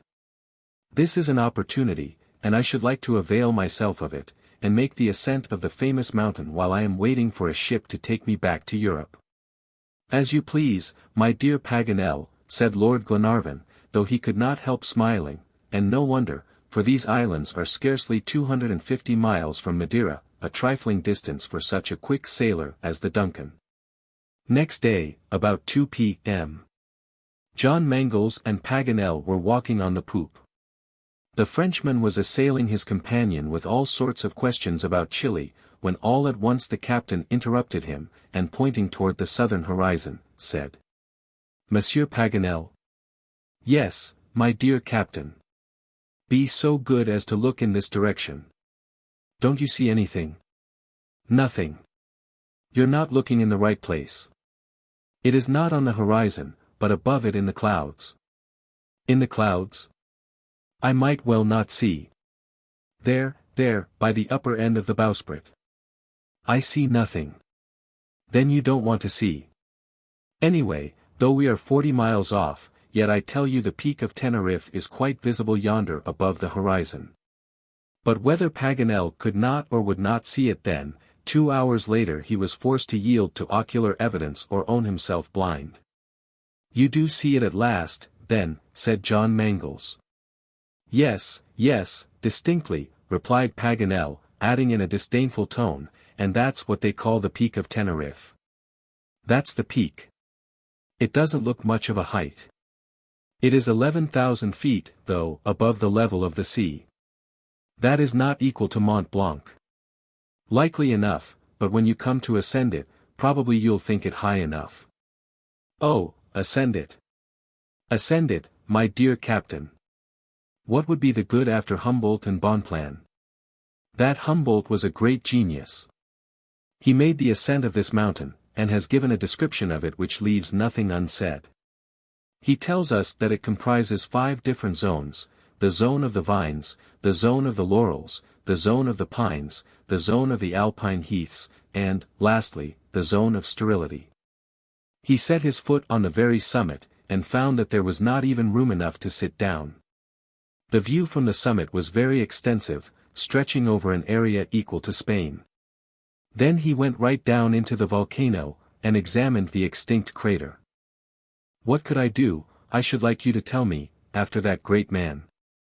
Well, certainly, there isn't much left to glean. That is vexing, too, for you would find it dull work waiting for a vessel in the Peak of Teneriffe.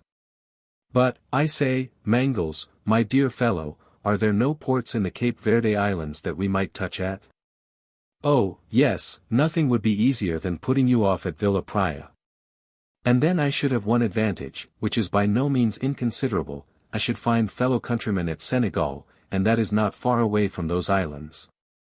I am quite aware that the group is said to be devoid of much interest, and wild, and unhealthy, but everything is curious in the eyes of a geographer. Seeing is a science. There are people who do not know how to use their eyes, and who travel about with as much intelligence as a shellfish. But that's not in my line, I assure you. Please yourself, Monsieur Paganel. I have no doubt geographical science will be a gainer by your sojourn in the Cape Verde Islands. We must go in there anyhow for coal, so your disembarkation will not occasion the least delay. The captain gave immediate orders for the yacht to continue her route, steering to the west of the Canary Group, and leaving Teneriffe on her larboard. She made rapid progress, and passed the Tropic of Cancer on the 2nd of September at 5 a.m. The weather now began to change, and the atmosphere became damp and heavy. It was the rainy season, lo tempo das aguas, as the Spanish call it, a trying season to travelers, but useful to the inhabitants of the African islands, who lack trees and consequently water. The rough weather prevented the passengers from going on deck, but did not make the conversation any less animated in the saloon. On the 3rd of September Paganel began to collect his luggage to go on shore. The Duncan was already steaming among the islands. She passed Sal, a complete tomb of sand lying barren and desolate, and went on among the vast coral reefs and athwart the Isle of St. Jacques, with its long chain of basaltic mountains, till she entered the port of Villa Praya and anchored in 8 fathoms of water before the town. The weather was frightful, and the surf excessively violent, though the bay was sheltered from the sea winds. The rain fell in such torrents that the town was scarcely visible through it. It rose on a plain in the form of a terrace, buttressed on volcanic rocks 300 feet high. The appearance of the island through the thick veil of rain was mournful in the extreme. Lady Helena could not go on shore as she had purposed. Indeed, even coaling was a difficult business, and the passengers had to content themselves below the poop as best they might. Naturally enough, the main topic of conversation was the weather. Everybody had something to say about it except the Major, who surveyed the universal deluge with the utmost indifference. Paganel walked up and down shaking his head. "It is clear enough, Paganel," said Lord Glenarvan, "that the elements are against you." "I'll be even with them for all that," replied the Frenchman. "You could not face rain like that, Monsieur Paganel," said Lady Helena. "Oh, quite well, madam, as far as I myself am concerned. It is for my luggage and instruments that I am afraid. Everything will be ruined. The disembarking is the worst part of the business. Once at Villa Praya you might manage to find pretty good quarters. They wouldn't be over clean, and you might find the monkeys and pigs not always the most agreeable companions. But travelers are not too particular, and, moreover, in 7 or 8 months you would get a ship, I dare say, to take you back to Europe." 7 or 8 months, exclaimed Paganel. "At least. The Cape Verde Islands are not much frequented by ships during the rainy season. But you can employ your time usefully. This archipelago is still but little known. You can go up the large rivers," suggested Lady Helena. "There are none, madam." "Well, then, the small ones." "There are none, madam." "The running brooks, then." "There are no brooks, either." "You can console yourself with the forests if that's the case," put in the Major. "You can't make forests without trees, and there are no trees." "A charming country," said the Major. "Comfort yourself, my dear Paganel, you'll have the mountains at any rate," said Glenarvan. "Oh, they are neither lofty nor interesting, my lord, and, beside, they have been described already." "Already," said Lord Glenarvan. Yes, that is always my luck. At the Canary Islands, I saw myself anticipated by Humboldt, and here by M. Charles St. Clair Deville, a geologist. Impossible. It is too true, replied Paganel, in a doleful voice. Monsieur Deville was on board the government corvette, l'Udécide, when she touched at the Cape Verde Islands, and he explored the most interesting of the group, and went to the top of the volcano in Alfogo. What is left for me to do after him? It is really a great pity, said Helena. What will become of you, Monsieur Paganel? Paganel remained silent. You would certainly have done much better to have landed at Madeira, even though there had been no wine, said Glenarvan. Still the learned secretary was silent. I should wait, said the Major, just as if he had said, I should not wait. Paganel spoke again at length, and said. My dear Glenarvan, where do you mean to touch next? At Concepcion. Plague it. That is a long way out of the road to India. Not it. From the moment you pass Cape Horn, you are getting nearer to it. I doubt it much. Beside, resumed Lord Glenarvan, with perfect gravity, when people are going to the Indies it doesn't matter much whether it is to the east or west. What? It does not matter much. Without taking into account the fact that the inhabitants of the Pampas in Patagonia are as much Indians as the natives of the Punjab. Well done, my lord. That's a reason that would never have entered my head. And then, my dear Paganel, you can gain the gold medal anyway. There is as much to be done, and sought, and investigated, and discovered in the Cordilleras as in the mountains of Thibet. But the course of the Urud Zangbochao, what about that? Go up the Rio Colorado instead. It is a river but little known, and its course on the map is marked out too much according to the fancy of geographers. I know it is, my dear lord, they have made grave mistakes. Oh, I make no question that the Geographical Society would have sent me to Patagonia as soon as to India, if I had sent in a request to that effect. But I never thought of it. Just like you. Come, Monsieur Paganel, will you go with us? Asked Lady Helena, in her most winning tone. Madam, my mission. We shall pass through the Straits of Magellan, I must tell you, said Lord Glenarvan. My lord, you are a tempter.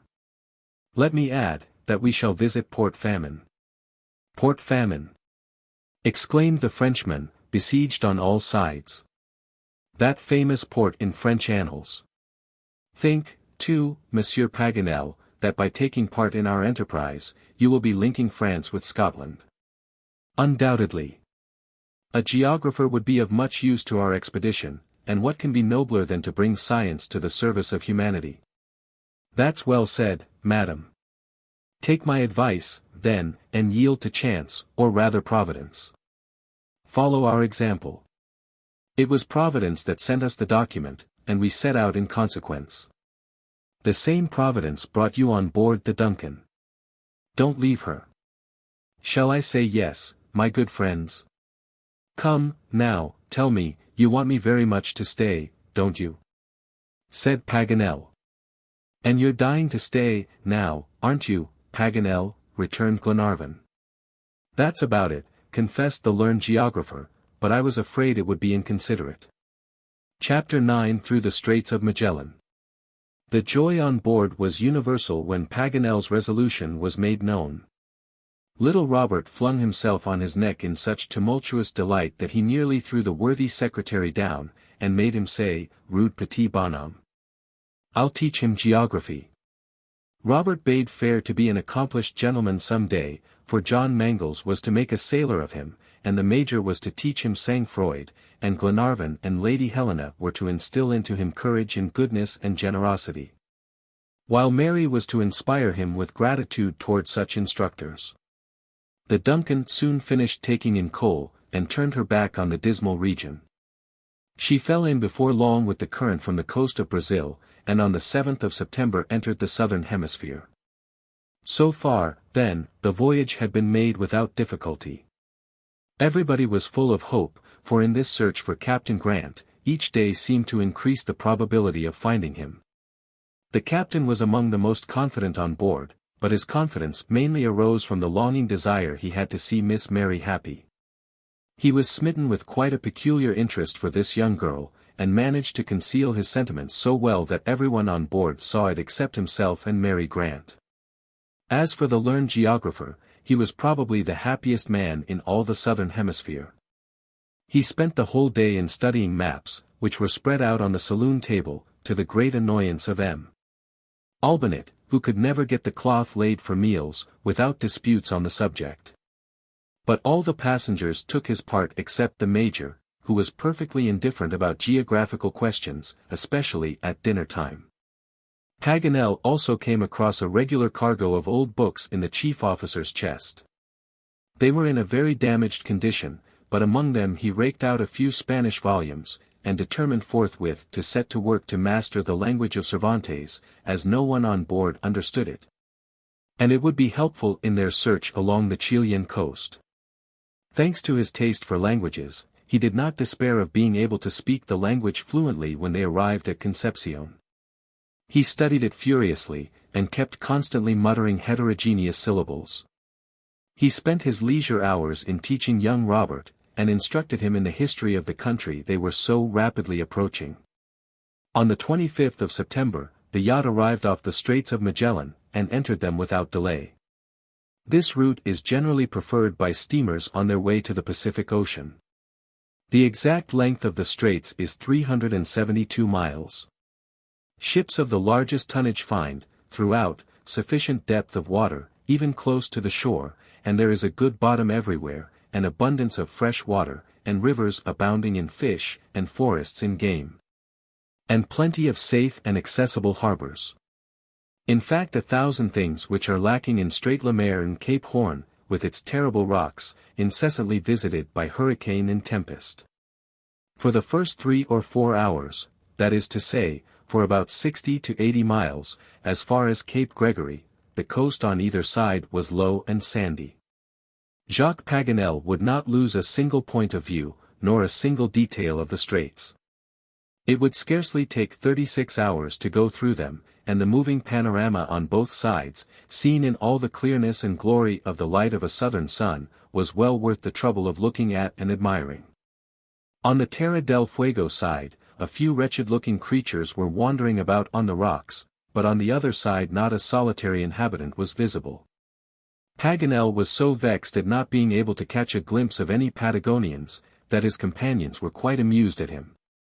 He would insist that Patagonia without Patagonians was not Patagonia at all. But Glenarvan replied, "Patience, my worthy geographer. We shall see the Patagonians yet. I am not sure of it. But there is such a people, anyhow," said Lady Helena. "I doubt it much, madam, since I don't see them.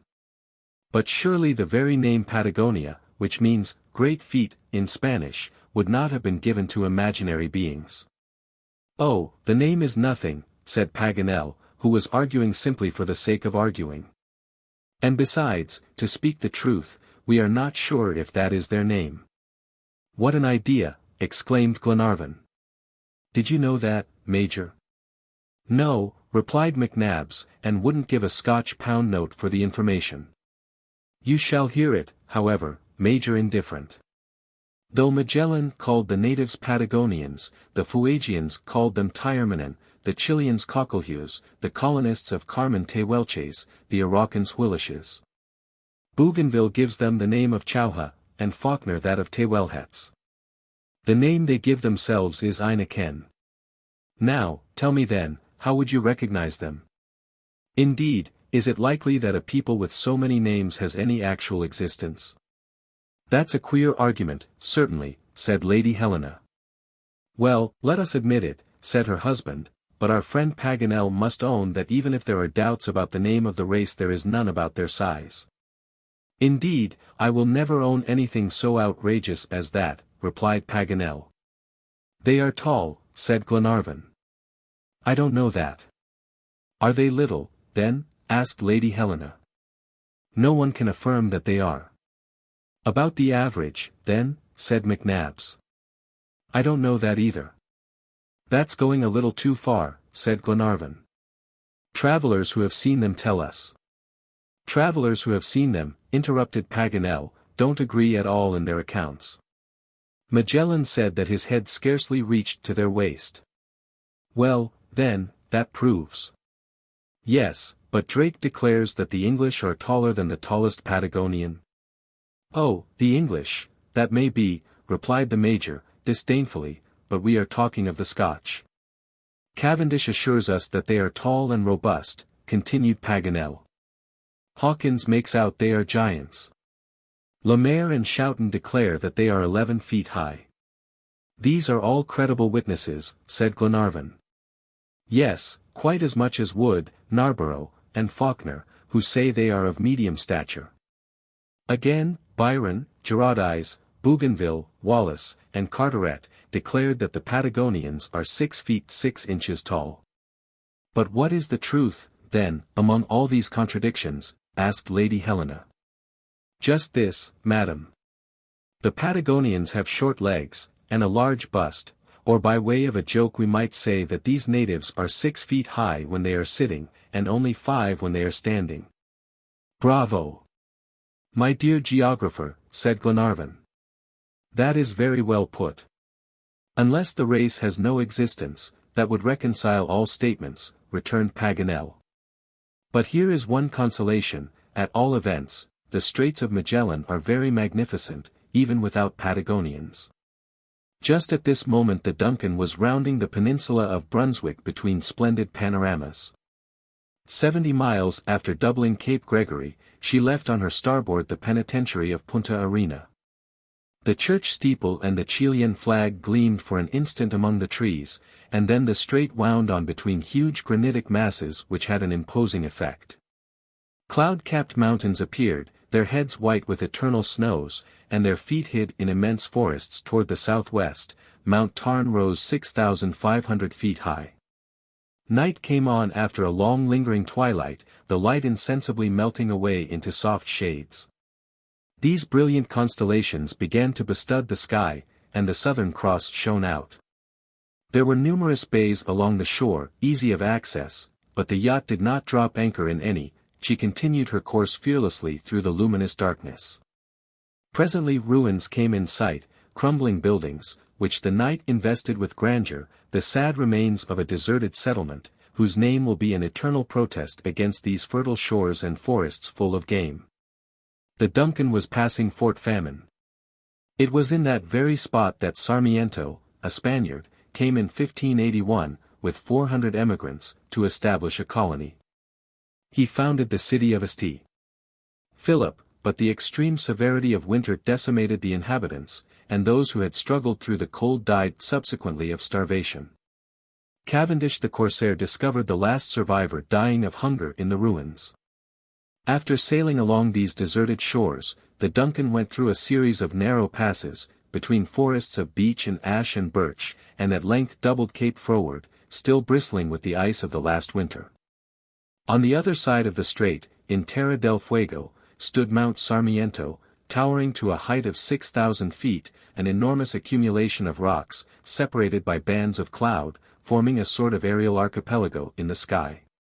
It is at Cape Froward that the American continent actually terminates, for Cape Horn is nothing but a rock sunk in the sea in latitude 52 degrees. At Cape Momax the straits widened, and she was able to get round Narborough Isles and advance in a more southerly direction, till at length the rock of Cape Pilars, the extreme point of Desolation Island, came in sight. 36 hours after entering the straits. Before her stem lay a broad, open, sparkling ocean, which Jacques Paganel greeted with enthusiastic gestures, feeling kindred emotions with those which stirred the bosom of Ferdinand de Magellan himself, when the sails of his ship, the Trinidad, first bent before the breeze from the great Pacific. Chapter 10 The course decided. A week after they had doubled the Cape Pilars, the DUNCAN steamed into the Bay of Talcahuano, a magnificent estuary, 12 miles long and 9 broad. The weather was splendid. From November to March the sky is always cloudless, and a constant south wind prevails, as the coast is sheltered by the mountain range of the Andes. In obedience to Lord Glenarvan's order, John Mangles had sailed as near the archipelago of Chiloé as possible, and examined all the creeks and windings of the coast, hoping to discover some traces of the shipwreck. A broken spar, or any fragment of the vessel, would have put them in the right track. But nothing whatever was visible, and the yacht continued her route, till she dropped anchor at the port of Talcahuano, 42 days from the time she had sailed out of the fogs of the Clyde. Glenarvan had a boat lowered immediately, and went on shore, accompanied by Paganel. The learned geographer gladly availed himself of the opportunity of making use of the language he had been studying so conscientiously, but to his great amazement, found he could not make himself understood by the people. "It is the accent I've not got," he said. "Let us go to the custom house," replied Glenarvan. They were informed on arriving there, by means of a few English words, aided by expressive gestures, that the British consul lived at Concepcion, an hour's ride distant.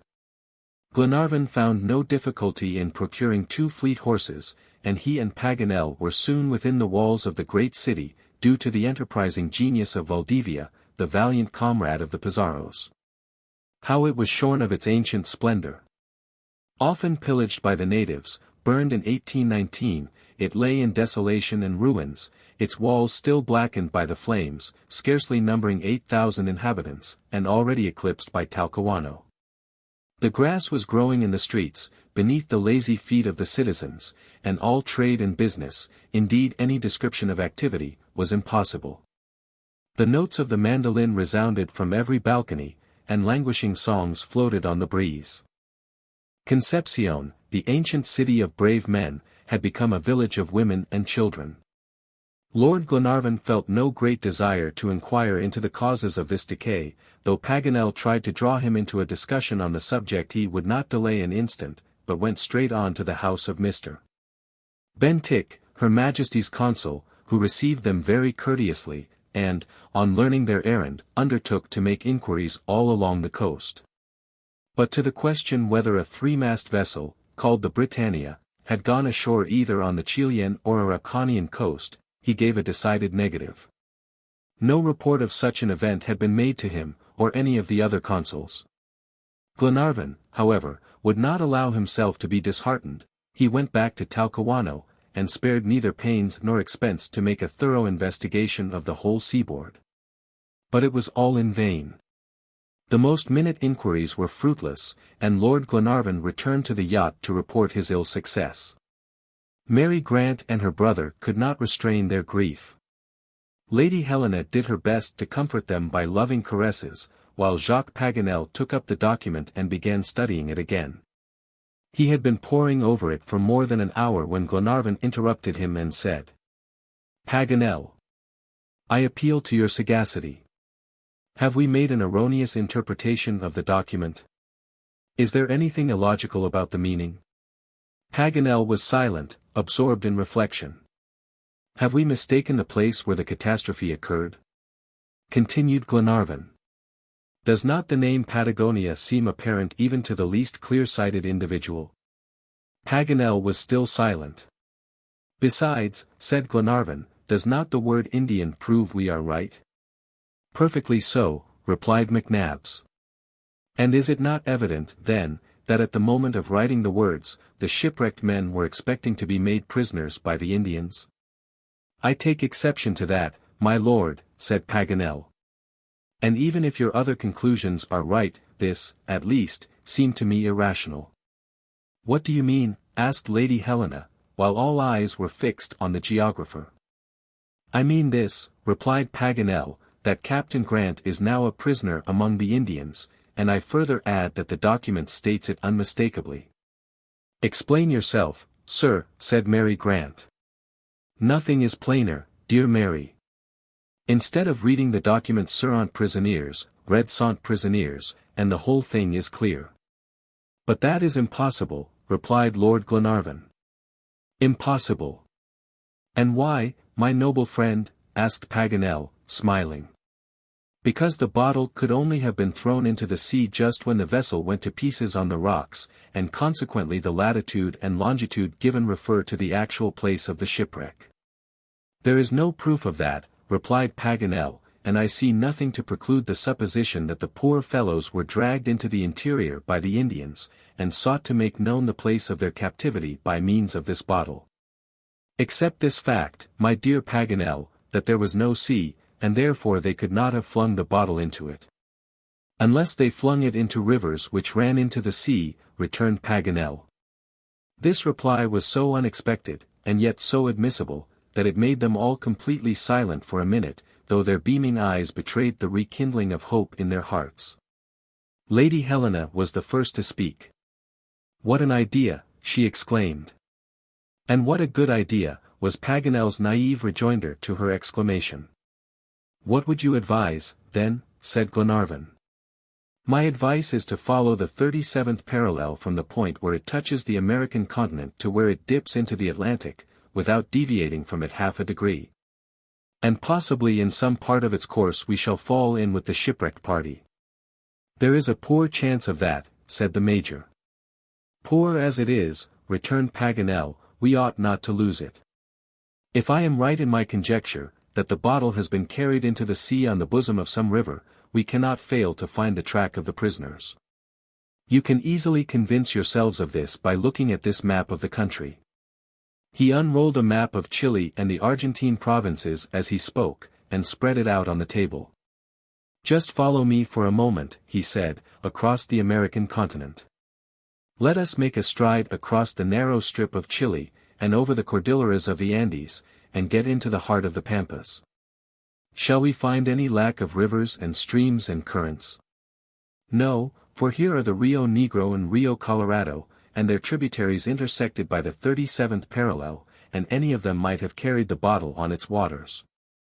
Then, perhaps, in the midst of a tribe in some Indian settlement on the shores of these almost unknown rivers, those whom I may call my friends await some providential intervention. Ought we to disappoint their hopes? Do you not all agree with me that it is our duty to go along the line my finger is pointing out at this moment on the map, and if after all we find I have been mistaken, still to keep straight on and follow the 37th parallel till we find those we seek, if even we go right round the world?" His generous enthusiasm so touched his auditors that, involuntarily, they rose to their feet and grasped his hands, while Robert exclaimed as he devoured the map with his eyes, "Yes, my father is there." "And where he is," replied Glenarvan, "we'll manage to go, my boy, and find him. Nothing can be more logical than Paganel's theory, and we must follow the course he points out without the least hesitation. Captain Grant may have fallen into the hands of a numerous tribe, or his captors may be but a handful.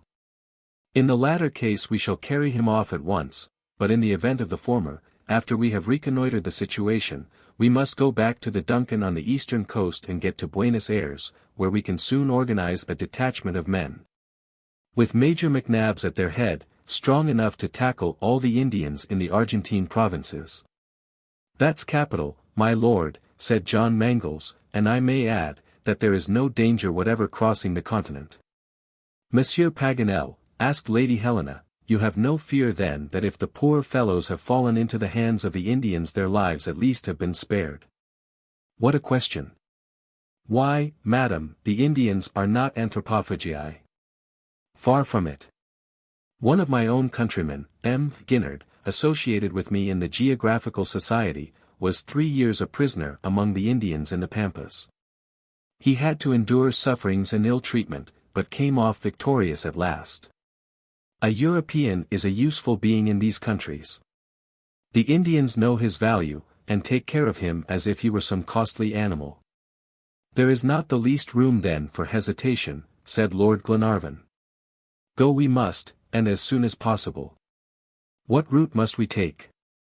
"One that is both easy and agreeable," replied Paganel. "Rather mountainous at first, and then sloping gently down the eastern side of the Andes into a smooth plain, turfed and gravelled quite like a garden." "Let us see the map," said the Major. "Here it is, my dear McNabbs. We shall go through the capital of Araucania, and cut the Cordilleras by the pass of Antuco, leaving the volcano on the south, and gliding gently down the mountain sides, past the Nucum and the Rio Colorado onto the Pampas, till we reach the Sierra Tapalquin, from whence we shall see the frontier of the province of Buenos Aires. These we shall pass by, and cross over the Sierra Tondil, pursuing our search to the very shores of the Atlantic, as far as Point Medano. Paganel went through this program of the expedition without so much as a glance at the map. He was so posted up in the travels of Frisier, Molina, Humboldt, Myers, and Orbigny, that he had the geographical nomenclature at his fingers' ends, and could trust implicitly to his never-failing memory. You see then, friend, he added, that it is a straight course. In 30 days we shall have gone over it, and gained the eastern side before the DUNCAN, however little she may be delayed by the westerly winds. Then the DUNCAN is to cruise between Corrientes and Cape St. Anthony, said John Mangles. Just so. And how is the expedition to be organized? Asked Glenarvan. As simply as possible. All there is to be done is to reconnoiter the situation of Captain Grant and not to come to gunshot with the Indians. I think that Lord Glenarvan, our natural leader, the Major, who would not yield his place to anybody. And your humble servant, Jacques Paganel. And me, interrupted Robert. Robert, Robert, exclaimed Mary. And why not, returned Paganel. Travels form the youthful mind. Yes, Robert, we 4 and 3 of the sailors. And does your lordship mean to pass me by, said John Mangles, addressing his master. My dear John, replied Glenarvan, we leave passengers on board, those dearer to us than life, and who is to watch over them but the devoted captain? Then we can't accompany you, said Lady Helena, while a shade of sadness beclouded her eyes. My dear Helena, the journey will so soon be accomplished that it will be but a brief separation, and— Yes, dear, I understand, it is all right. And I do hope you may succeed. Besides, you can hardly call it a journey, added Paganel. What is it, then? It is just making a flying passage across the continent, the way a good man goes through the world, doing all the good he can. Transire beneficiendo, that is our motto. This ended the discussion, if a conversation can be so called, where all who take part in it are of the same opinion. Preparations commenced the same day, but as secretly as possible to prevent the Indians getting scent of it. The day of departure was fixed for the 14th of October. The sailors were all so eager to join the expedition that Glenarvan found the only way to prevent jealousy among them was to draw lots who should go. This was accordingly done, and fortune favored the chief officer, Tom Austin, Wilson, a strong, jovial young fellow, and Mulrady, so good a boxer that he might have entered the lists with Tom Sayers himself.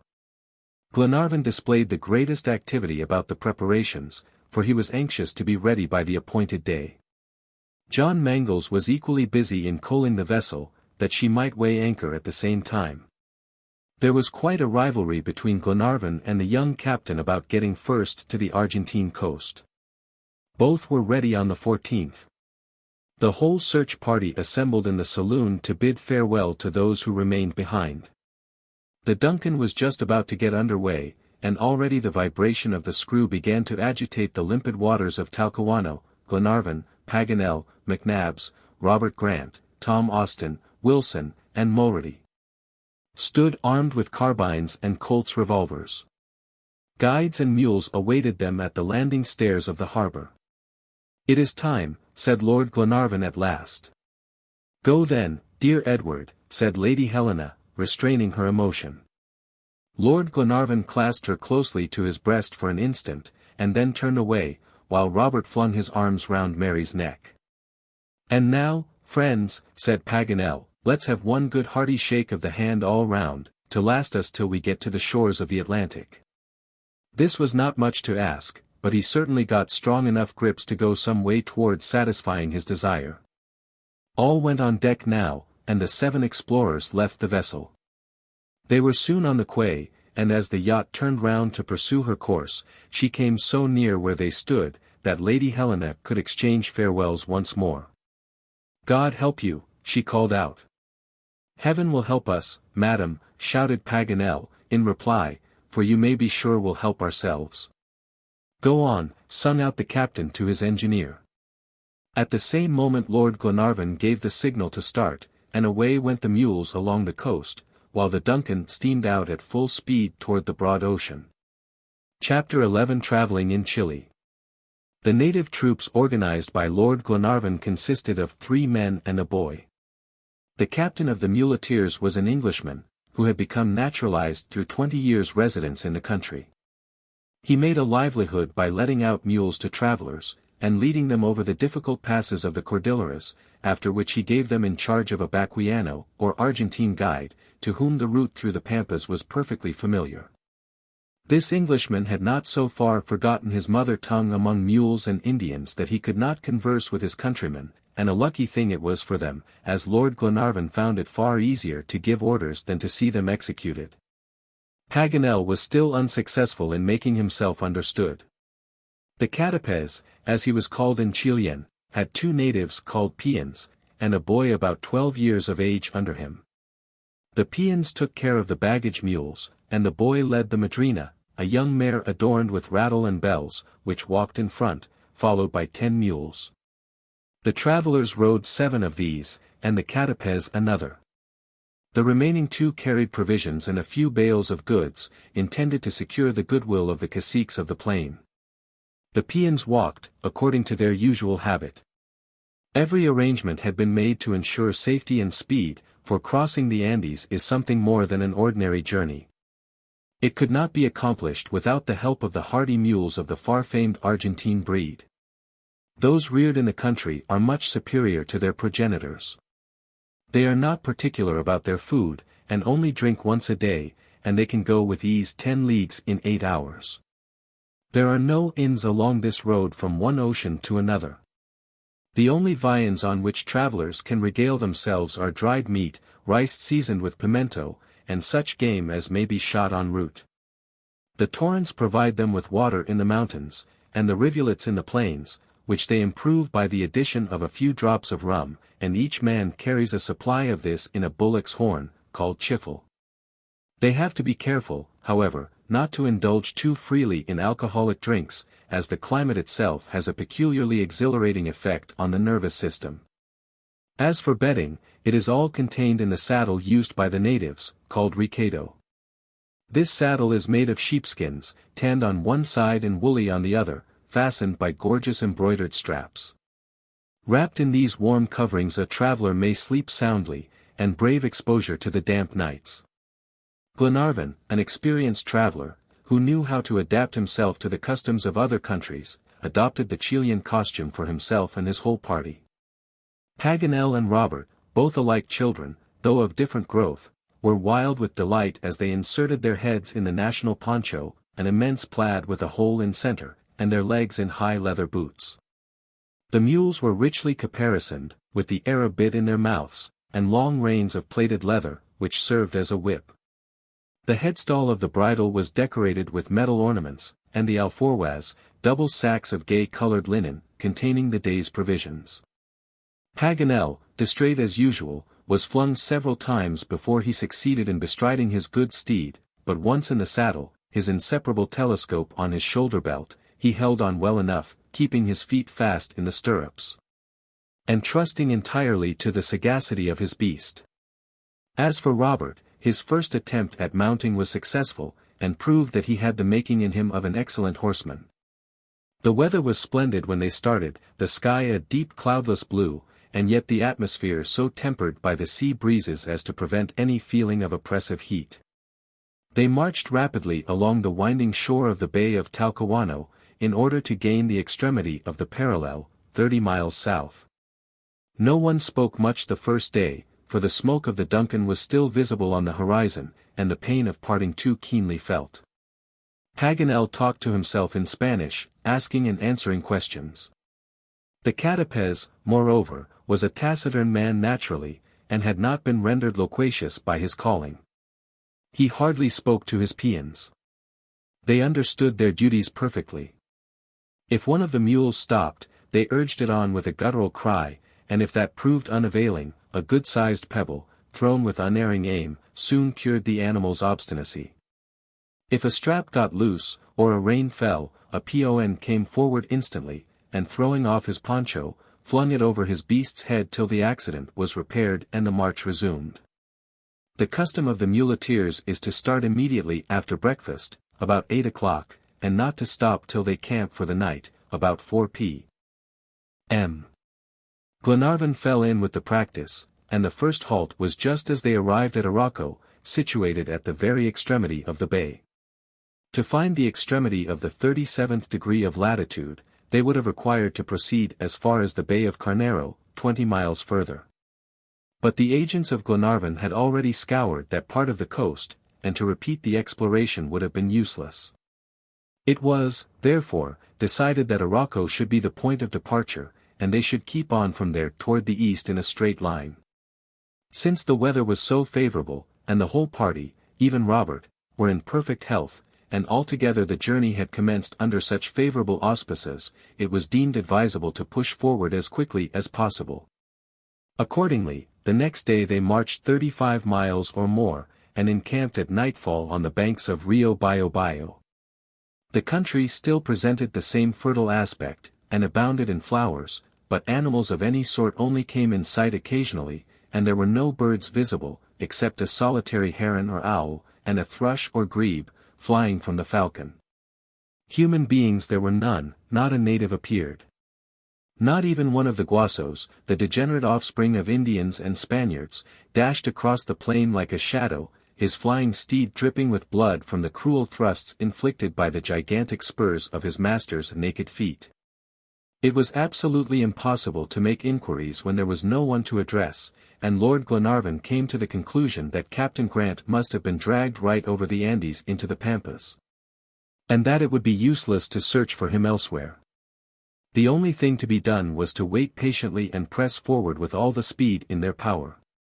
On the 17th they set out in the usual line of march, a line which it was hard work for Robert to keep. His ardor constantly compelled him to get ahead of the Madrina, to the great despair of his mule. Nothing but a sharp recall from Glenarvan kept the boy in proper order. The country now became more diversified, and the rising ground indicated their approach to a mountainous district. Rivers were more numerous, and came rushing noisily down the slopes. Paganel consulted his maps, and when he found any of those streams not marked, which often happened, all the fire of a geographer burned in his veins, and he would exclaim, with a charming air of vexation, "A river which hasn't a name is like having no civil standing. It has no existence in the eye of geographical law." He christened them forthwith, without the least hesitation, and marked them down on the map, qualifying them with the most high-sounding adjectives he could find in the Spanish language.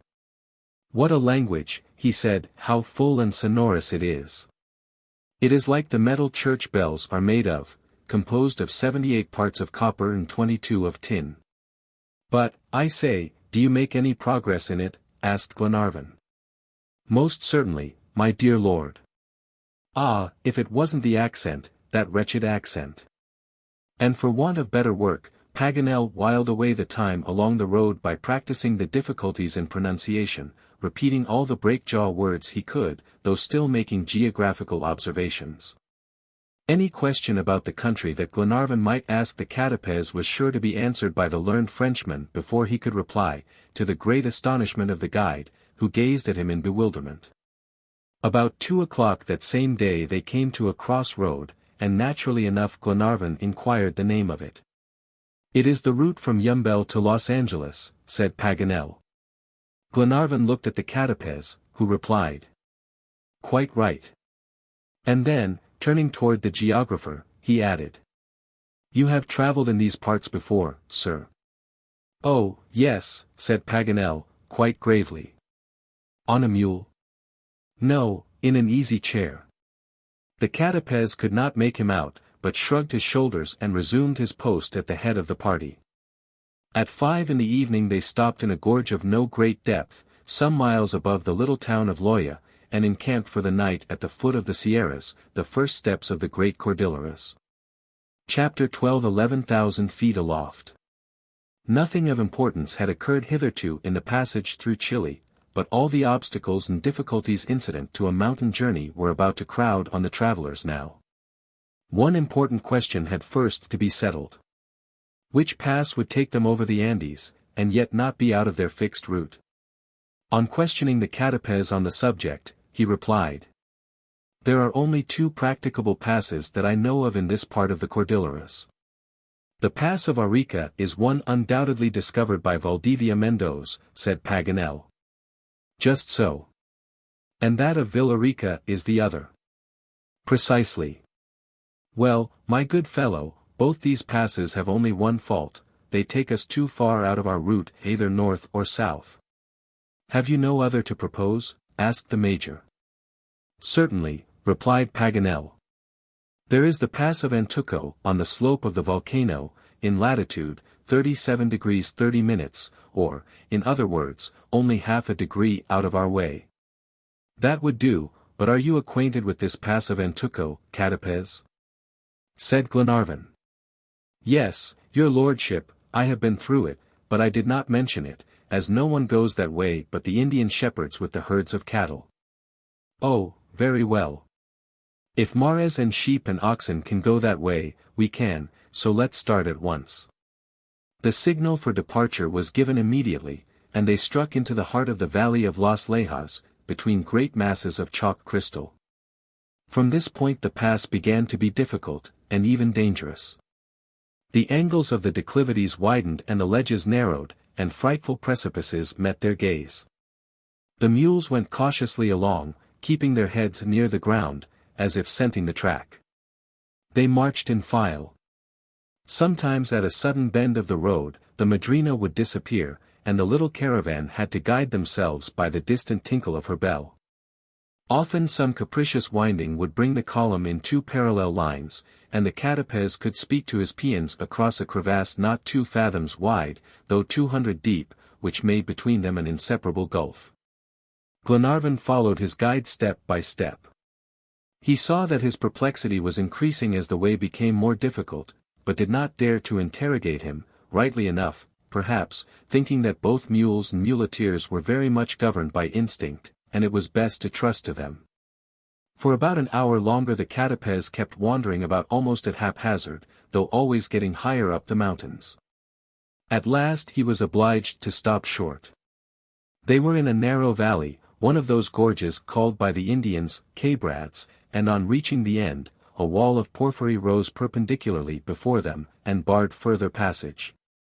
The Castaways, after vain attempts at finding an opening, dismounted, crossed his arms, and waited.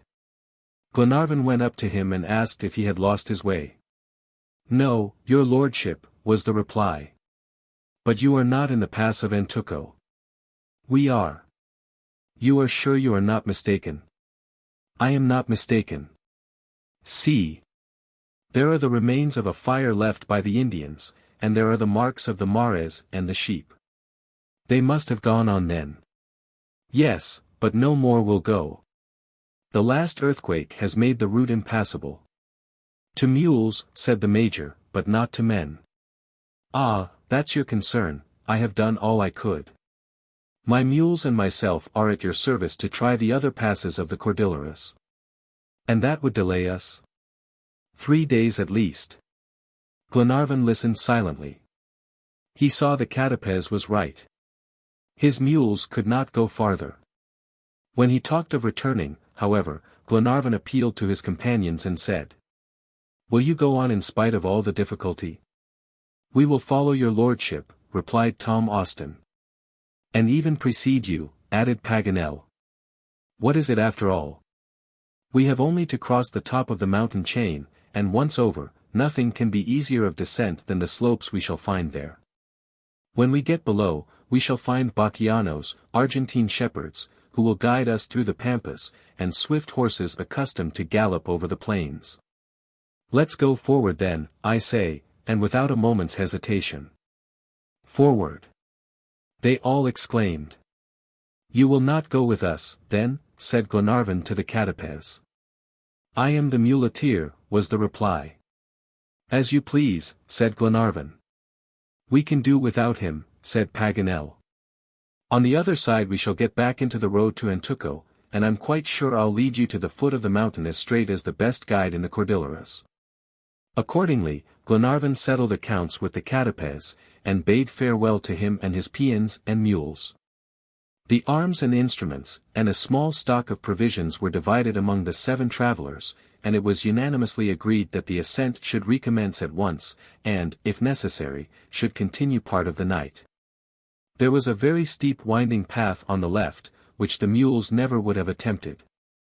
It was toilsome work, but after 2 hours' exertion, and a great deal of roundabout climbing, the little party found themselves once more in the pass of Antuco.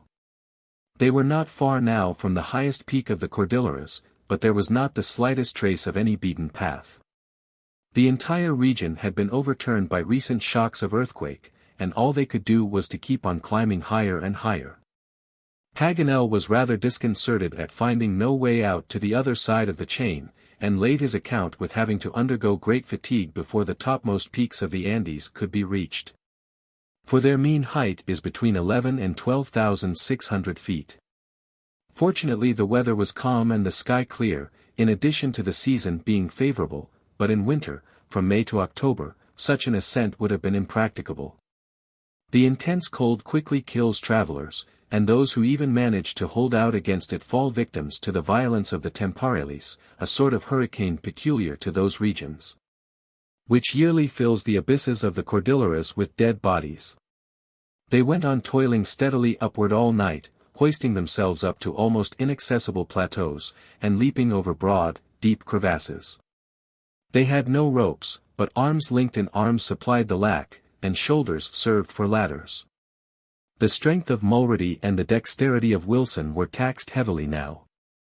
These 2 brave Scots multiplied themselves, so to speak. Many a time, but for their devotion and courage the small band could not have gone on. Glenarvan never lost sight of young Robert, for his age and vivacity made him imprudent. Paganel was a true Frenchman in his impetuous ardor, and hurried furiously along. The Major, on the contrary, only went as quick as was necessary, neither more nor less, climbing without the least apparent exertion. Perhaps he hardly knew, indeed, that he was climbing at all, or perhaps he fancied he was descending. The whole aspect of the region had now completely changed. Huge blocks of glittering ice, of a bluish tint on some of the declivities, stood up on all sides, reflecting the early light of morn. The ascent became very perilous. They were obliged to reconnoiter carefully before making a single step, on account of the crevasses. Wilson took the lead, and tried the ground with his feet. His companions followed exactly in his footprints, lowering their voices to a whisper, as the least sound would disturb the currents of air, and might cause the fall of the masses of snow suspended in the air 700 or 800 feet above their heads. They had come now to the region of shrubs and bushes, which, higher still, gave place to grasses and cacti. At 11,000 feet all trace of vegetation had disappeared. They had only stopped once, to rest and snatch a hurried meal to recruit their strength.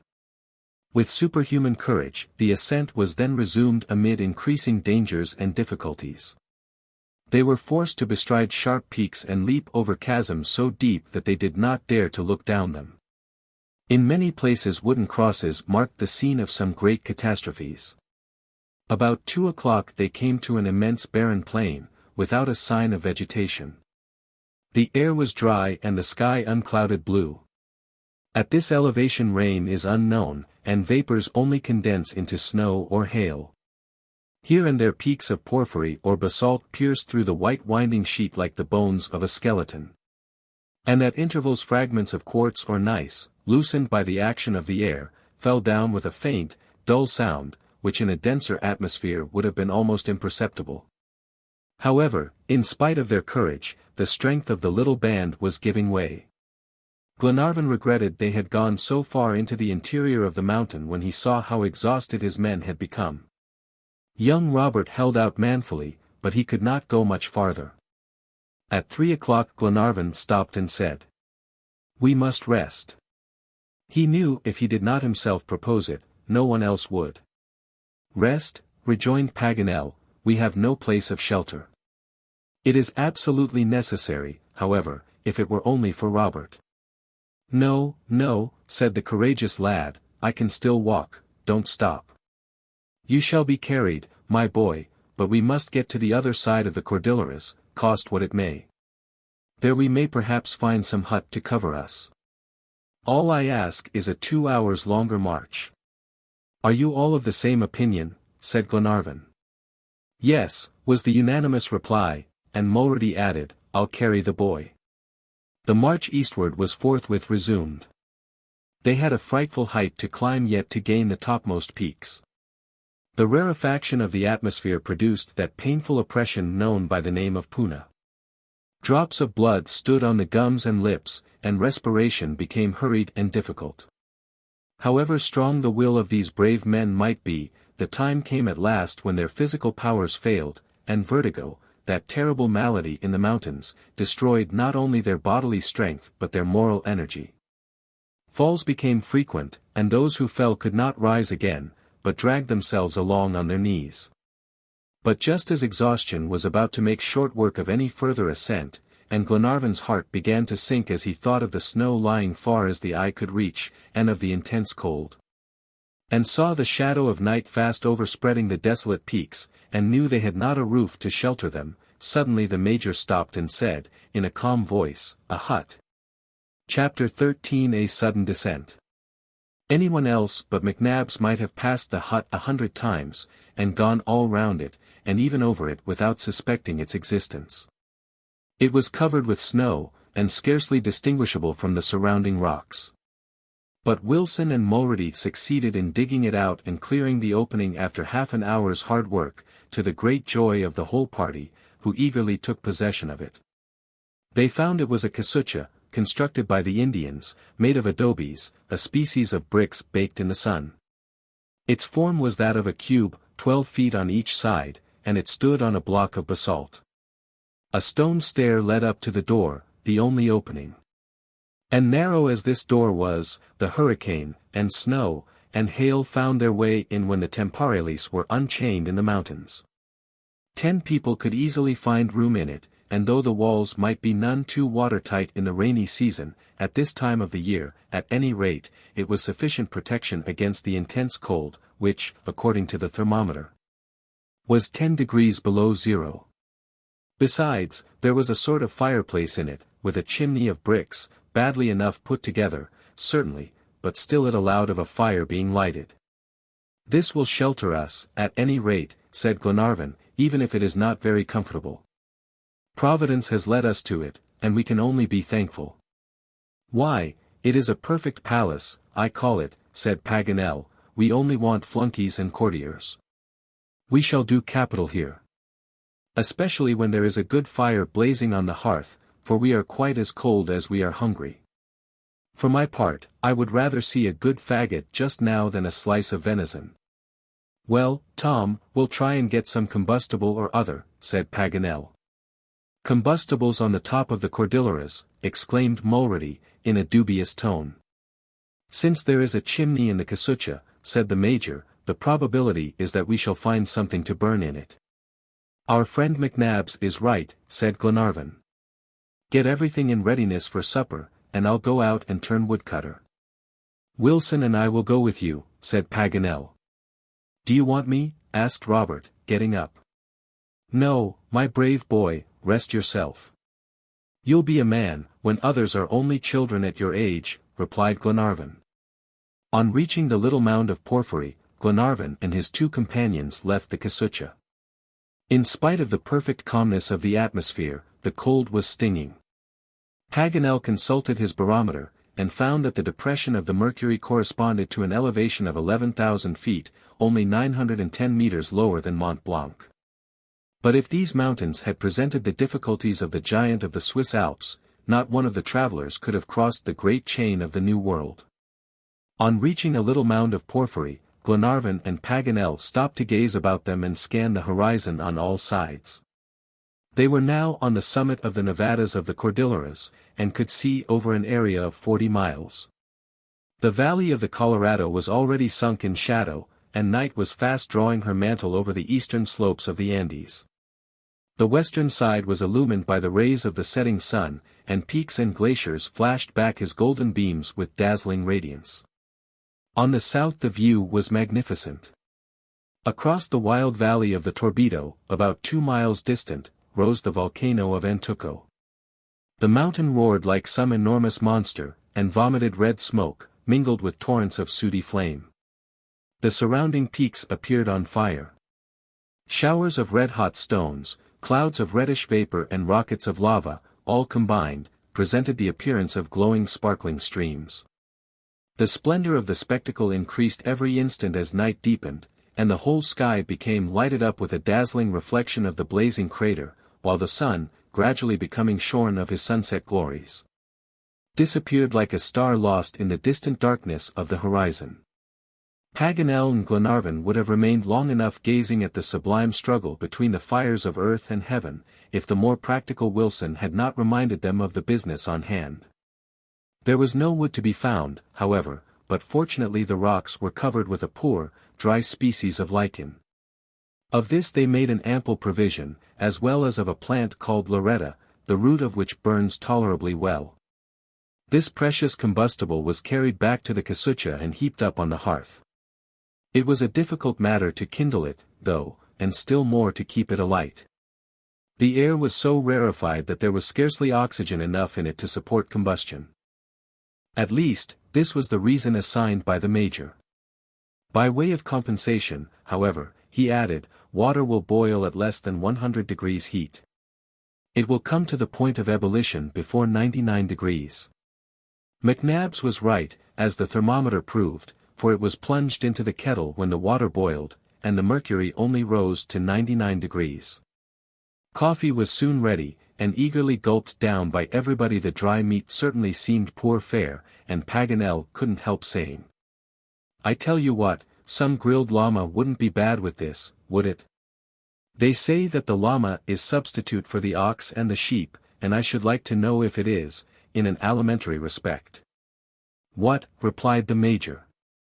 "You're not content with your supper, most learned Paganel." "Enchanted with it, my brave Major, still I must confess I should not say no to a dish of llama." "You are a sybarite." "I plead guilty to the charge." "But come, now, though you call me that, you wouldn't sulk at a beefsteak yourself, would you?" "Probably not." "And if you were asked to lie in wait for a llama, notwithstanding the cold and the darkness, you would do it without the least hesitation?" "Of course." "And if it will give you the slightest pleasure?" His companions had hardly time to thank him for his obliging good nature, when distant and prolonged howls broke on their ear, plainly not proceeding from one or two solitary animals, but from a whole troop, and one, moreover, that was rapidly approaching. Providence had sent them a supper, as well as led them to a hut. This was the geographer's conclusion, but Glenarvan damped his joy somewhat by remarking that the quadrupeds of the Cordilleras are never met with in such a high latitude. "Then where can these animals come from?" asked Tom Austin. "Don't you hear them getting nearer?" "An avalanche," suggested Mulrady. "Impossible," returned Paganel. "That is regular howling." "Let us go out and see," said Glenarvan. "Yes, and be ready for hunting," replied McNabbs, arming himself with his carbine. They all rushed forthwith out of the casucha. Night had completely set in, dark and starry. The moon, now in her last quarter, had not yet risen. The peaks on the north and east had disappeared from view, and nothing was visible save the fantastic silhouette of some towering rocks here and there. The howls, and clearly the howls of terrified animals, were redoubled. They proceeded from that part of the Cordilleras which lay in darkness. What could be going on there? Suddenly a furious avalanche came down, an avalanche of living animals mad with fear. The whole plateau seemed to tremble. There were hundreds, perhaps thousands, of these animals, and in spite of the rarefied atmosphere, their noise was deafening. Were they wild beasts from the pampas, or herds of llamas and vicunas? Glenarvan, McNabbs, Robert, Austin, and the two sailors, had just time to throw themselves flat on the ground before they swept past like a whirlwind, only a few paces distant. Paganel, who had remained standing, to take advantage of his peculiar powers of sight, was knocked down in a twinkling. At the same moment the report of firearms was heard. The major had fired, and it seemed to him that an animal had fallen close by, and that the whole herd, yelling louder than ever, had rushed down and disappeared among the declivities lighted up by the reflection of the volcano. "Ah, I've got them," said a voice, the voice of Paganel. "Got what?" asked Glenarvan. "My spectacles," was the reply. One might expect to lose that much in such a tumult as this. "You are not wounded, I hope." "No, only knocked down, but by what?" "By this," replied the major, holding up the animal he had killed. They all hastened eagerly into the hut, to examine McNab's prize by the light of the fire. It was a pretty creature, like a small camel without a hump. The head was small and the body flattened, the legs were long and slender, the skin fine, and the hair the color of café au lait. Paganel had scarcely looked at it before he exclaimed, "A guanaco." "What sort of an animal is that?" asked Glenarvan. "One you can eat. And it is good savory meat, I assure you, a dish of Olympus. I knew we should have fresh meat for supper, and such meat. But who is going to cut up the beast?" "I will," said Wilson. "Well, I'll undertake to cook it," said Paganel. "Can you cook, then, Monsieur Paganel?" asked Robert. "I should think so, my boy. I'm a Frenchman, and in every Frenchman there is a cook."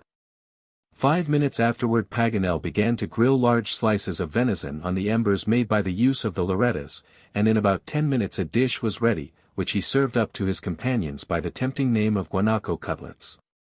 No one stood on ceremony, but fell to with a hearty good will.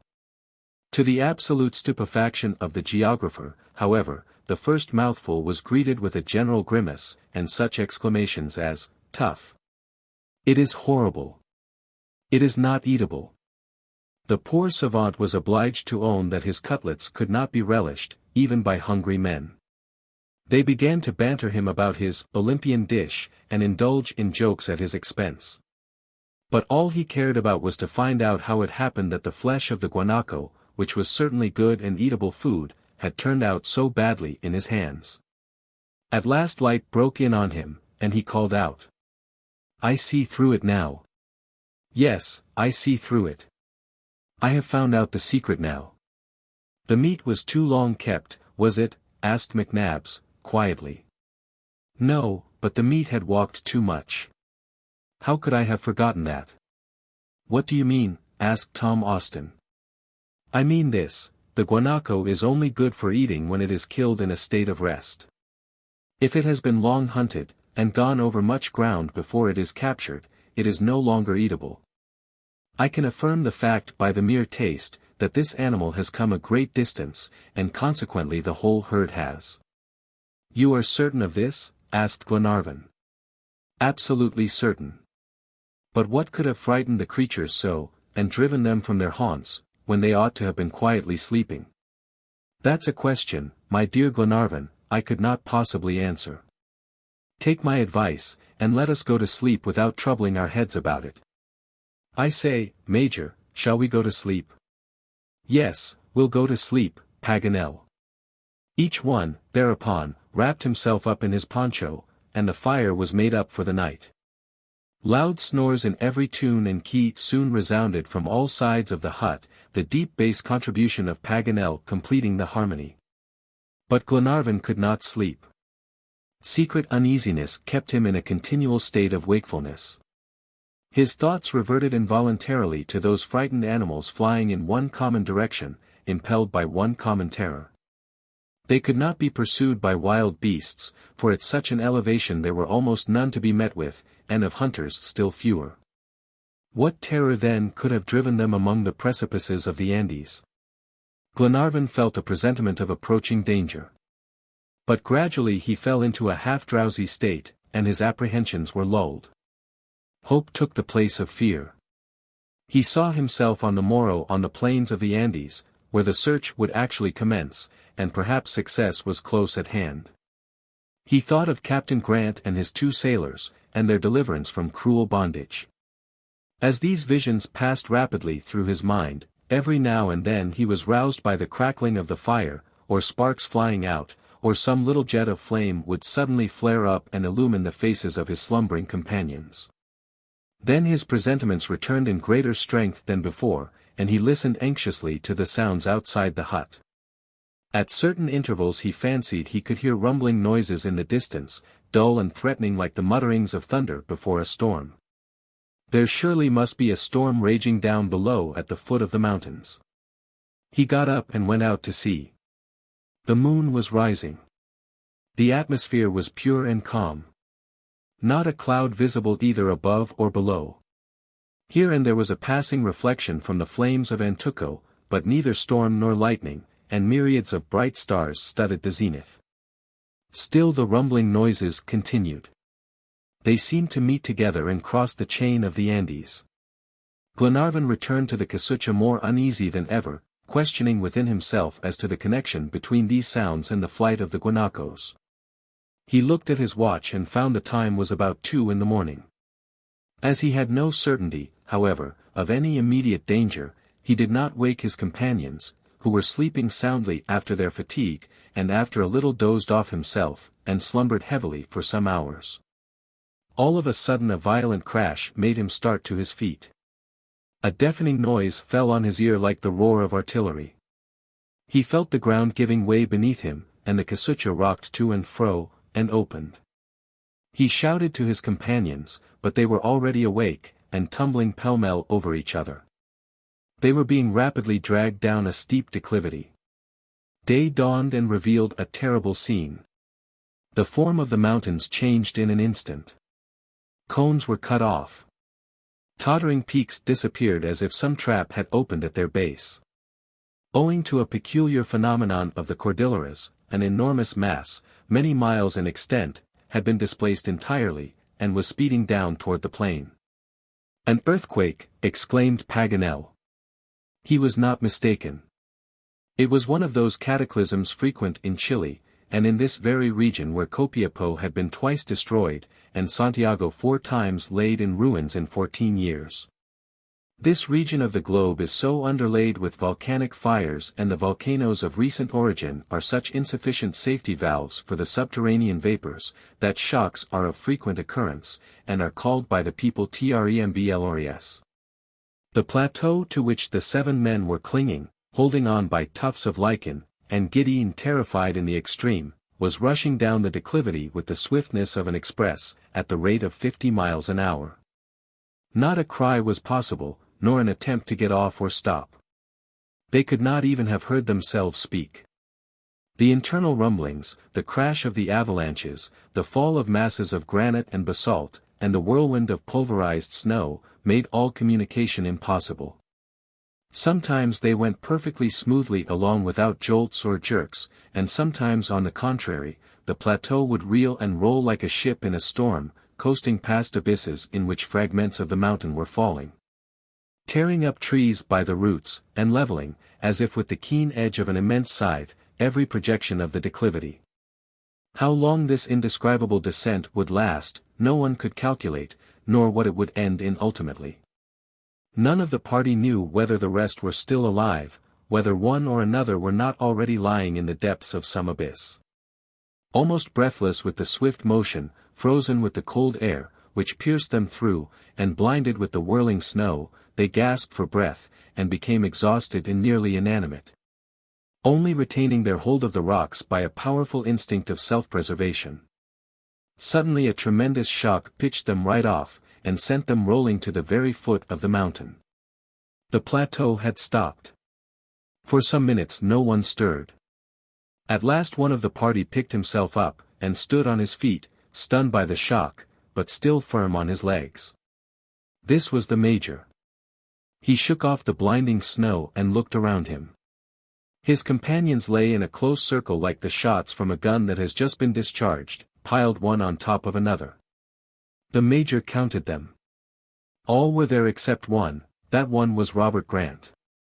Chapter 14 Providentially Rescued. The eastern side of the Cordilleras of the Andes consists of a succession of lengthened declivities, which slope down almost insensibly to the plain. The soil is carpeted with rich herbage, and adorned with magnificent trees, among which, in great numbers, were apple trees, planted at the time of the conquest, and golden with fruit. There were literally, perfect forests of these. This district was, in fact, just a corner of fertile Normandy. The sudden transition from a desert to an oasis, from snowy peaks to verdant plains, from winter to summer, cannot fail to strike the traveler's eye. The ground, moreover, had recovered its immobility. The trembling had ceased, though there was little doubt the forces below the surface were carrying on their devastating work further on, for shocks of earthquake are always occurring in some part or other of the Andes. This time the shock had been one of extreme violence. The outline of the mountains was wholly altered, and the Pampas guides would have sought vainly for the accustomed landmarks. A magnificent day had dawned. The sun was just rising from his ocean bed, and his bright rays streamed already over the Argentine plains, and ran across to the Atlantic. It was about 8 o'clock. Lord Glenarvan and his companions were gradually restored to animation by the Major's efforts. They had been completely stunned, but had sustained no injury whatever. The descent of the Cordilleras was accomplished. And as Dame Nature had conveyed them at her own expense, they could only have praised her method of locomotion if one of their number, and that one the feeblest and youngest, the child of the party, had not been missing at the roll call. The brave boy was beloved by everybody. Paganel was particularly attached to him, and so was the Major, with all his apparent coldness. As for Glenarvan, he was in absolute despair when he heard of his disappearance, and pictured to himself the child lying in some deep abyss, wildly crying for succor. "We must go and look for him, and look till we find him," he exclaimed, almost unable to keep back his tears. "We cannot leave him to his fate. Every valley and precipice and abyss must be searched through and through. I will have a rope fastened round my waist, and go down myself. I insist upon it, you understand, I insist upon it. Heaven grant Robert may be still alive. If we lose the boy, how could we ever dare to meet the father? What right have we to save the captain at the cost of his son's life?" Glenarvan's companions heard him in silence. He sought to read hope in their eyes, but they did not venture to meet his gaze. At last he said, "Well, you hear what I say, but you make no response. Do you mean to tell me that you have no hope, not the slightest?" Again there was silence, till McNabbs asked, "Which of you can recollect when Robert disappeared?" No one could say. "Well, then," resumed the Major, "you know this at any rate. Who was the child beside during our descent of the Cordilleras?" "Beside me," replied Wilson. "Very well. Up to what moment did you see him beside you? Try if you can remember." "All that I can recollect is that Robert Grant was still by my side, holding fast by a tuft of lichen, less than 2 minutes before the shock which finished our descent." "Less than 2 minutes. Mind what you are saying. I dare say a minute seemed a very long time to you. Are you sure you are not making a mistake?" "I don't think I am. No, it was just about 2 minutes, as I tell you." "Very well, then, and was Robert on your right or left?" "On my left. I remember that his poncho brushed past my face." "And with regard to us, how were you placed?" "On the left also." "Then Robert must have disappeared on this side," said the Major, turning toward the mountain and pointing toward the right, "and I should judge," he added, "considering the time that has elapsed, that the spot where he fell is about 2 miles up. Between that height and the ground is where we must search, dividing the different zones among us, and it is there we shall find him." Not another word was spoken. The 6 men commenced their explorations, keeping constantly to the line they had made in their descent, examining closely every fissure, and going into the very depths of the abysses, choked up though they partly were with fragments of the plateau. And more than one came out again with garments torn to rags, and feet and hands bleeding. For many long hours these brave fellows continued their search without dreaming of taking rest. But all in vain. The child had not only met his death on the mountain, but found a grave which some enormous rock had sealed forever. About 1 o'clock, Glenarvan and his companions met again in the valley. Glenarvan was completely crushed with grief. He scarcely spoke. The only words that escaped his lips amid his sighs were, "I shall not go away. I shall not go away." No one of the party but could enter into his feeling, and respect it. "Let us wait," said Paganel to the Major and Tom Austin. "We will take a little rest, and recruit our strength. We need it anyway, either to prolong our search or continue our route.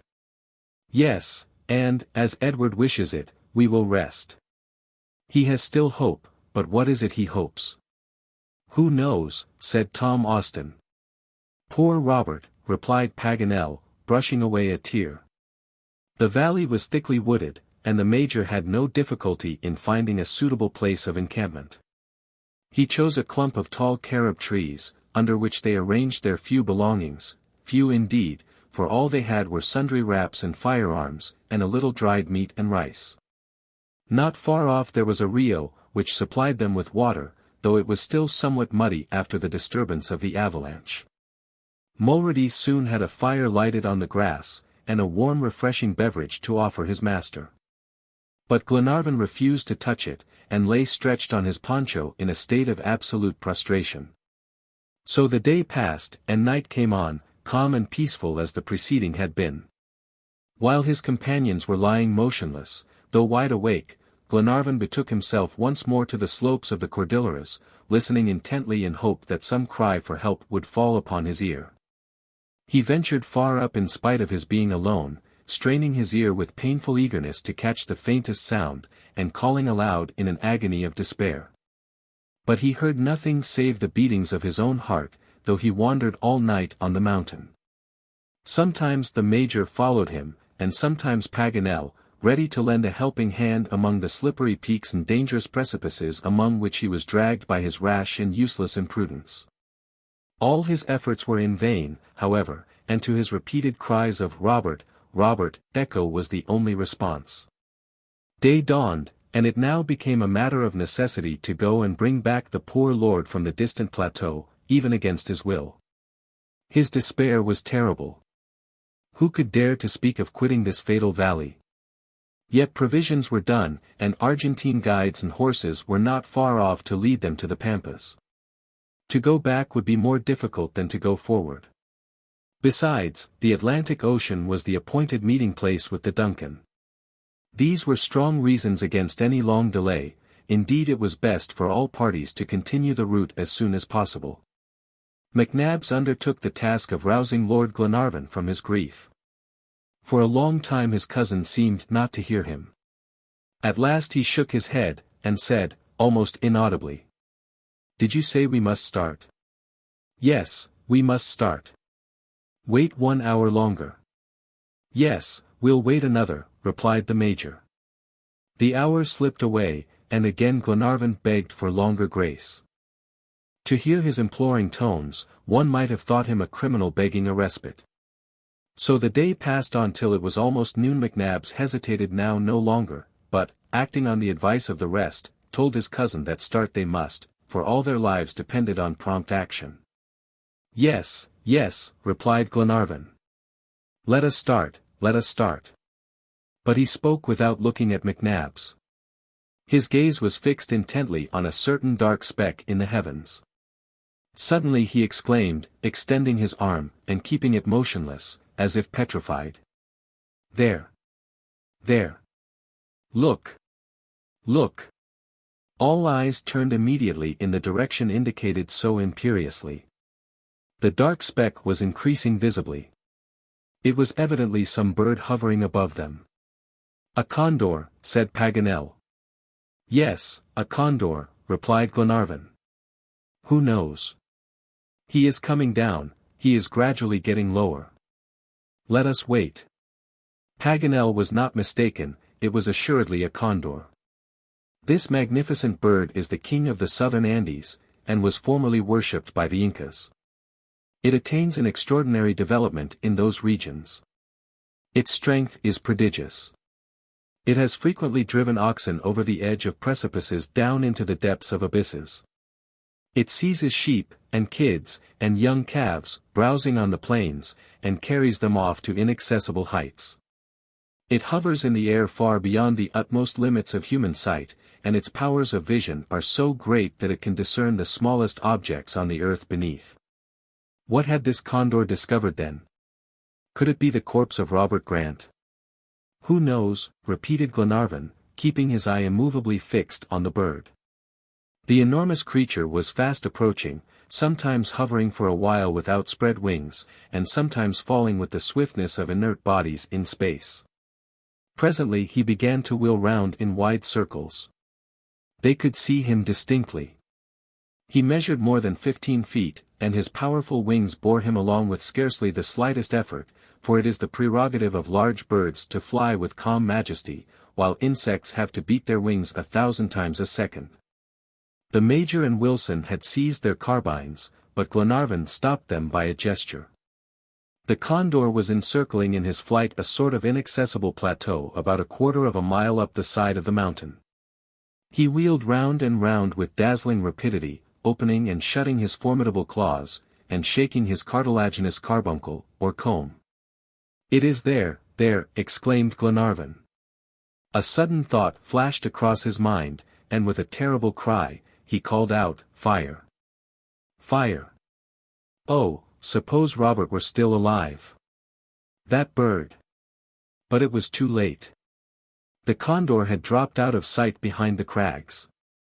Only a second passed, a second that seemed an age, and the enormous bird reappeared, carrying a heavy load and flying at a slow rate. A cry of horror rose on all sides. It was a human body the condor had in his claws, dangling in the air, and apparently lifeless. It was Robert Grant.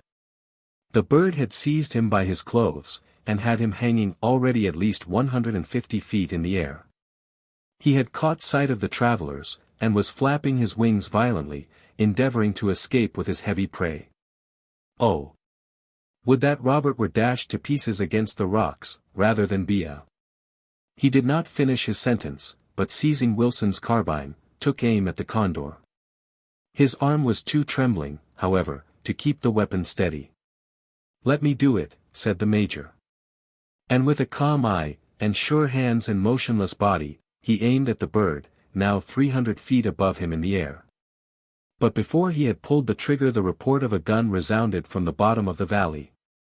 A white smoke rose from between two masses of basalt, and the condor, shot in the head, gradually turned over and began to fall, supported by his great wings spread out like a parachute.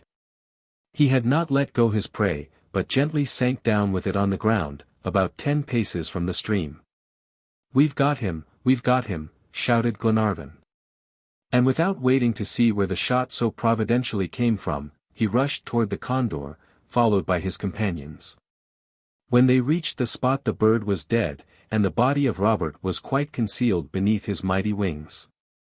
Glenarvan flung himself on the corpse, and dragging it from the condor's grasp, placed it flat on the grass, and knelt down and put his ear to the heart.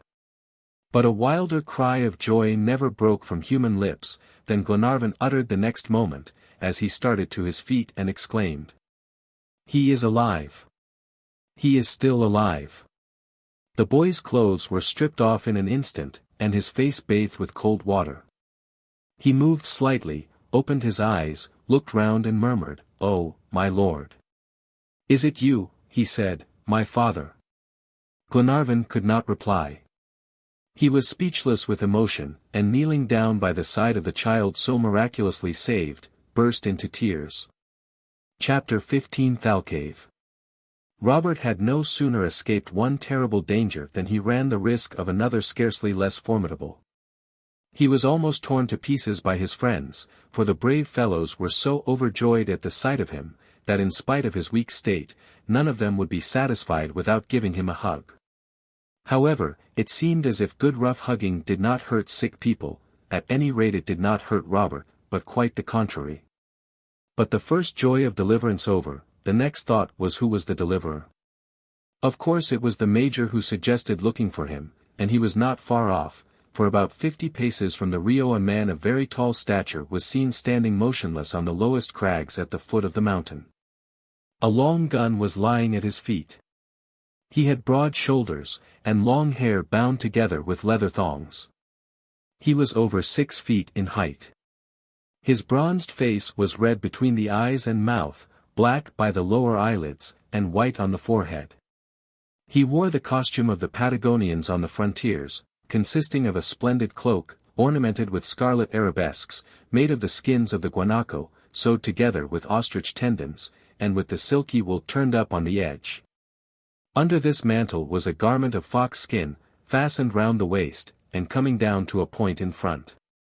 A little bag hung from his belt, containing colors for painting his face.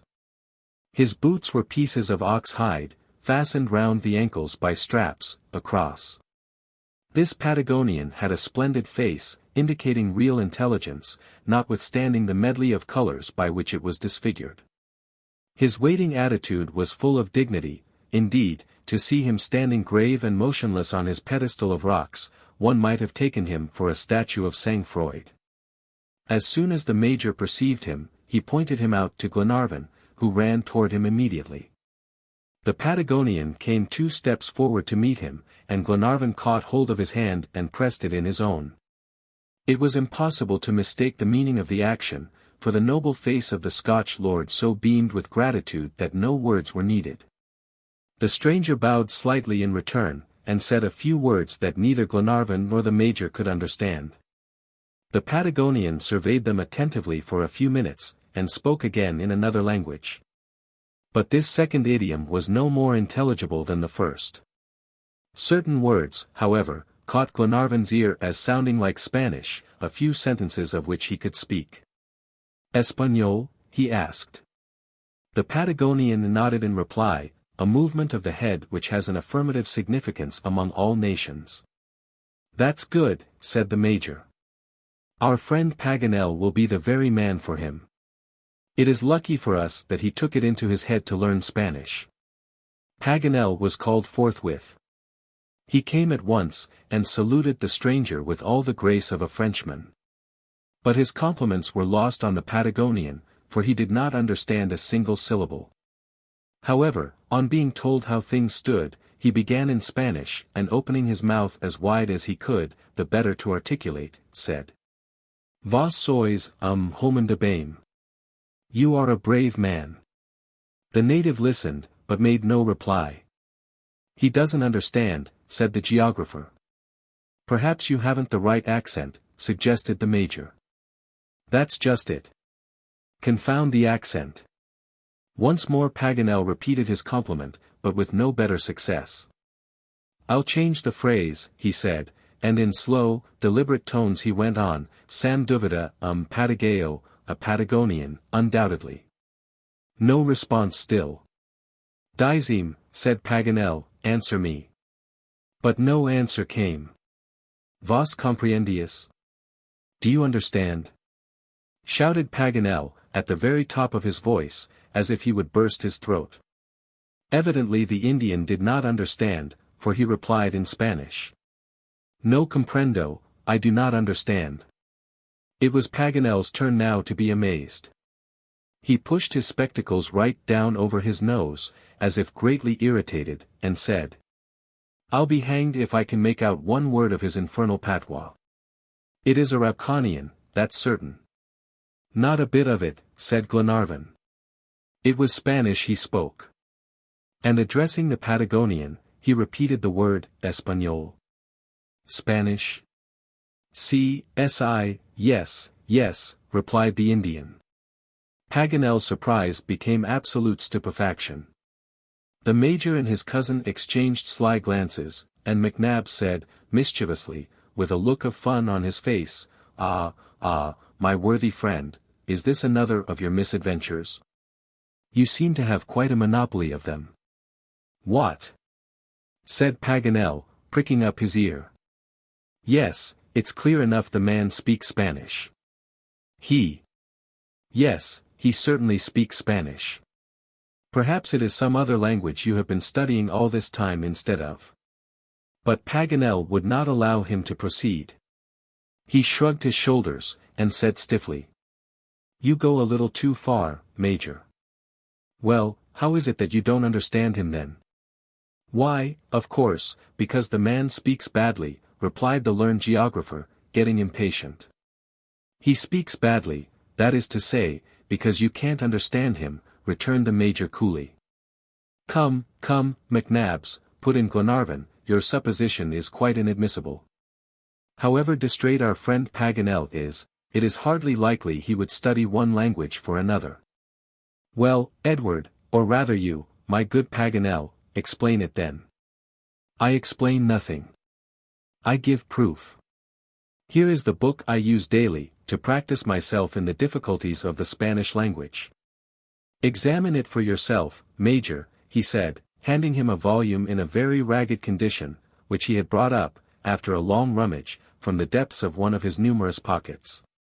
"Now you can see whether I am imposing on you," he continued, indignantly. "And what's the name of this book?" asked the Major, as he took it from his hand. "The Lusíads, an admirable epic, which—" "The Lusíads," exclaimed Glenarvan. "Yes, my friend, the Lusíads of the great Camoens, neither more nor less." "Camoens," repeated Glenarvan, "but Paganel, my unfortunate fellow, Camoens was a Portuguese." "It is Portuguese you have been learning for the last 6 weeks. Camoens. Lusíads. Portuguese." Paganel could not say more. He looked vexed, while his companions, who had all gathered round, broke out in a furious burst of laughter. The Indian never moved a muscle of his face. He quietly awaited the explanation of this incomprehensible mirth. "Fool, idiot, that I am," at last uttered Paganel. "Is it really a fact? You are not joking with me? It is what I have actually been doing. Why, it is a second confusion of tongues, like Babel. Ah me! Alack-a-day! My friends, what is to become of me? To start for India and arrive at Chile. To learn Spanish and talk Portuguese. Why, if I go on like this, some day I shall be throwing myself out of the window instead of my cigar." To hear Paganel bemoan his misadventures and see his comical discomfiture, would have upset anyone's gravity. Besides, he set the example himself, and said, "Laugh away, my friends, laugh as loud as you like, you can't laugh at me half as much as I laugh at myself." "But, I say," said the Major, after a minute, "this doesn't alter the fact that we have no interpreter." "Oh, don't distress yourself about that," replied Paganel, "Portuguese and Spanish are so much alike that I made a mistake. But this very resemblance will be a great help toward rectifying it. In a very short time I shall be able to thank the Patagonian in the language he speaks so well." Paganel was right. He soon managed to exchange a few words with the stranger, and found out even that his name was THALCAVE, a word that signified in Araucanian, the thunderer. This surname had, no doubt, come from his skill in handling firearms. But what rejoiced Glenarvan most was to learn that he was a guide by occupation, and, moreover, a guide across the Pampas. To his mind, the meeting with him was so providential, that he could not doubt now of the success of their enterprise. The deliverance of Captain Grant seemed an accomplished fact. When the party went back to Robert, the boy held out his arms to the Patagonian, who silently laid his hand on his head, and proceeded to examine him with the greatest care, gently feeling each of his aching limbs. Then he went down to the Rio, and gathered a few handfuls of wild celery, which grew on the banks, with which he rubbed the child's body all over. He handled him with the most exquisite delicacy, and his treatment so revived the lad's strength, that it was soon evident that a few hours' rest would set him all right. It was accordingly decided that they should encamp for the rest of the day and the ensuing night. 2 grave questions, moreover, had to be settled: where to get food, and means of transport. Provisions and mules were both lacking. Happily, they had THALCAVE, however, a practiced guide, and one of the most intelligent of his class. He undertook to find all that was needed, and offered to take him to a talderia of Indians, not further than 4 miles off at most, where he could get supplies of all he wanted. This proposition was partly made by gestures, and partly by a few Spanish words which Paganel managed to make out.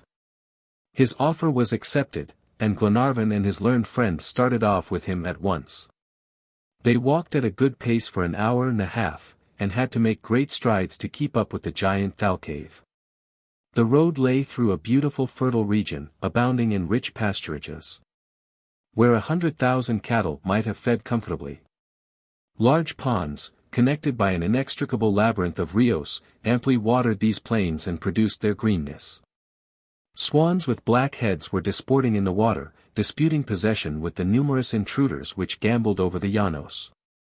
The feathered tribes were of most brilliant plumage, and of marvelous variety and deafening noise. The Icacus, a graceful sort of dove with grey feathers streaked with white, and the yellow cardinals, were flitting about in the trees like moving flowers. While overhead pigeons, sparrows, chingalos, bulgaros, and mongitas, were flying swiftly along, rending the air with their piercing cries. Paganel's admiration increased with every step, and he had nearly exhausted his vocabulary of adjectives by his loud exclamations, to the astonishment of the Patagonian, to whom the birds, and the swans, and the prairies were everyday things. The learned geographer was so lost in delight, that he seemed hardly to have started before they came in sight of the Indian camp, or talderia, situated in the heart of a valley. About 30 nomadic Indians were living there in rude cabins made of branches, pasturing immense herds of milch cows, sheep, oxen, and horses. They went from one prairie to another, always finding a well-spread table for their four-footed guests. These nomads were a hybrid type of Araucans, Pehuenches, and Aucas. They were Ando-Peruvians, of an olive tint, of medium stature and massive form, with a low forehead, almost circular face, thin lips, high cheekbones, effeminate features, and cold expression. As a whole, they are about the least interesting of the Indians. However, it was their herds Glenarvan wanted, not themselves. As long as he could get beef and horses, he cared for nothing else. Thalcave did the bargaining. It did not take long. In exchange for 7 ready saddled horses of the Argentine breed, 100 pounds of charqui, or dried meat, several measures of rice, and leather bottles for water, the Indians agreed to take 20 ounces of gold as they could not get wine or rum, which they would have preferred, though they were perfectly acquainted with the value of gold. Glenarvan wished to purchase an 8th horse for the Patagonian, but he gave him to understand that it would be useless. They got back to the camp in less than half an hour, and were hailed with acclamations by the whole party, or rather the provisions and horses were. They were all hungry, and ate heartily of the welcome viands. Robert took a little food with the rest. He was fast recovering strength. The close of the day was spent in complete repose and pleasant talk about the dear absent ones. Paganel never quitted the Indian side. It was not that he was so glad to see a real Patagonian, by whom he looked a perfect pygmy, a Patagonian who might have almost rivaled the Emperor Maximii, and that Congo Negro seen by the learned Van der Broek, both 8 feet high. But he caught up Spanish phrases from the Indian and studied the language without a book this time, gesticulating at a great rate all the grand sonorous words that fell on his ear. "If I don't catch the accent," he said to the Major, "it won't be my fault, but who would have said to me that it was a Patagonian who would teach me Spanish one day?" Chapter 16 The News of the Lost Captain. Next day, the 22d of October, at 8 o'clock in the morning, Thalcave gave the signal for departure.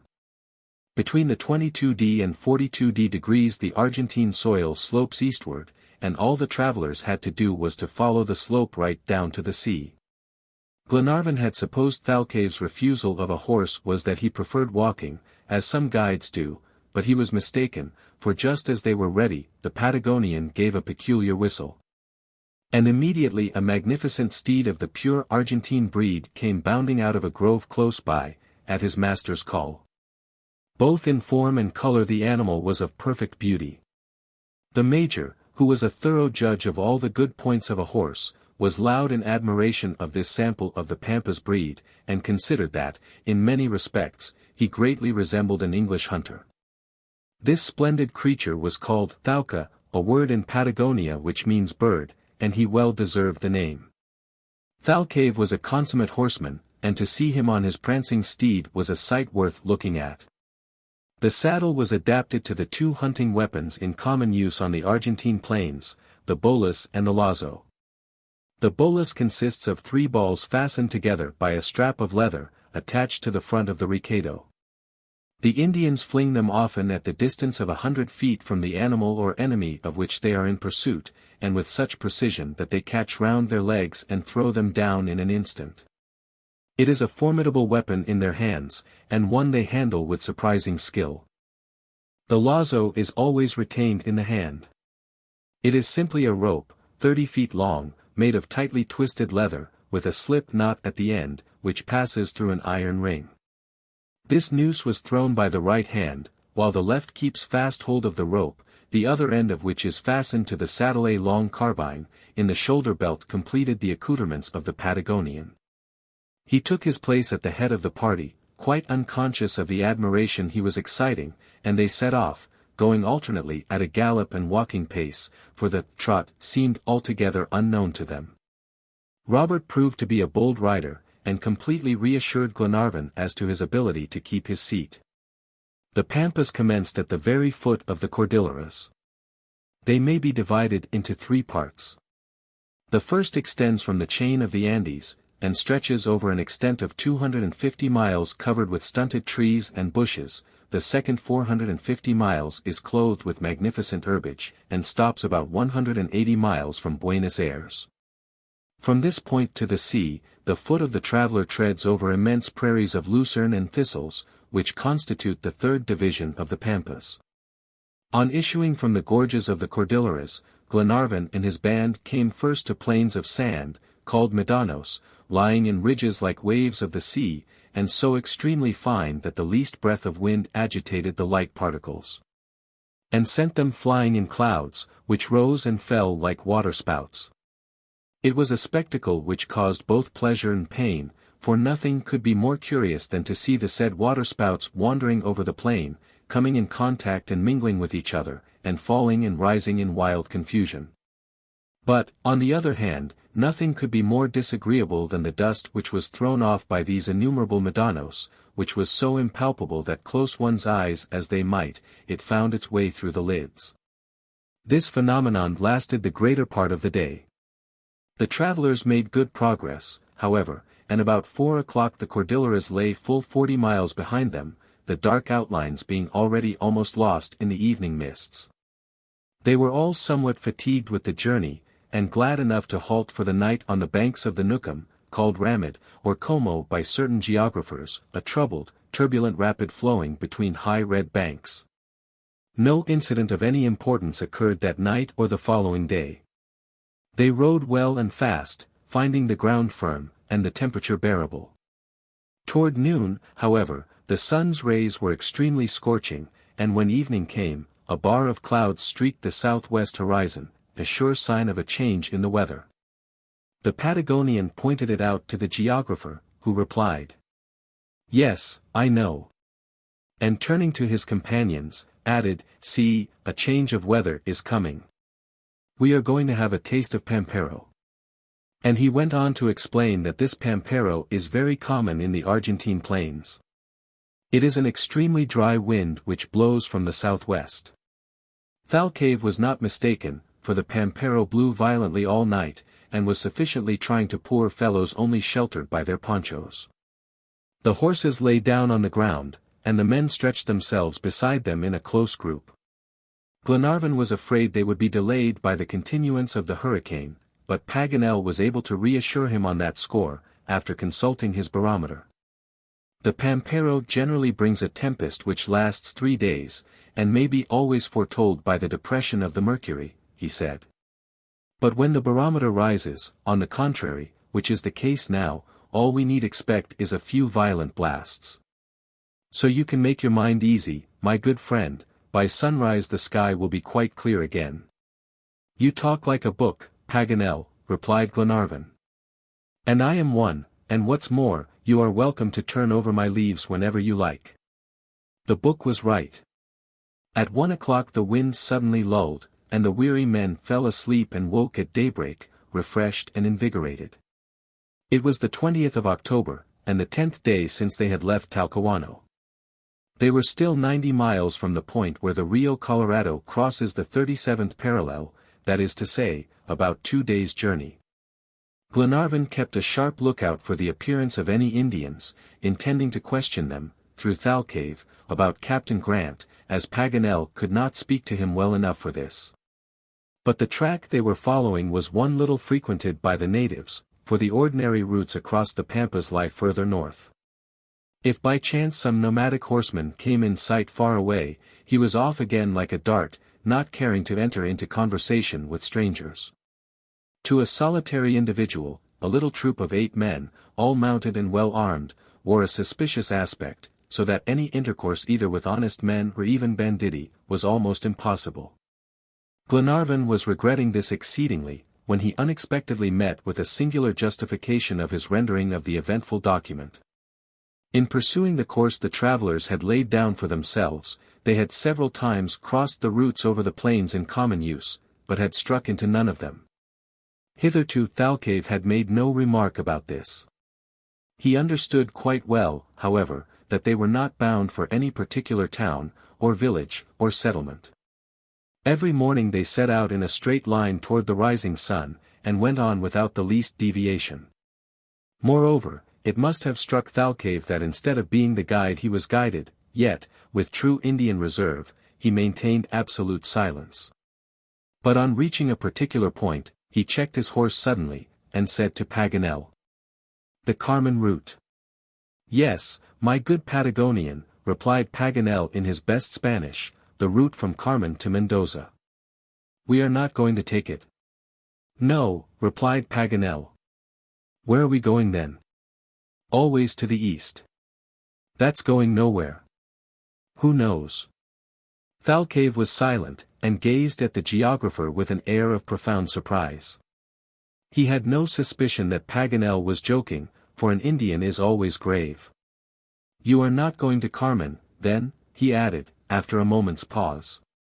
"No." "Nor to Mendoza?" "No, nor to Mendoza." Just then Glenarvan came up to ask the reason of the stoppage, and what he and Thalcave were discussing. He wanted to know whether we were going to Carmen or Mendoza, and was very much surprised at my negative reply to both questions. "Well, certainly, it must seem strange to him." "I think so." "He says we are going nowhere."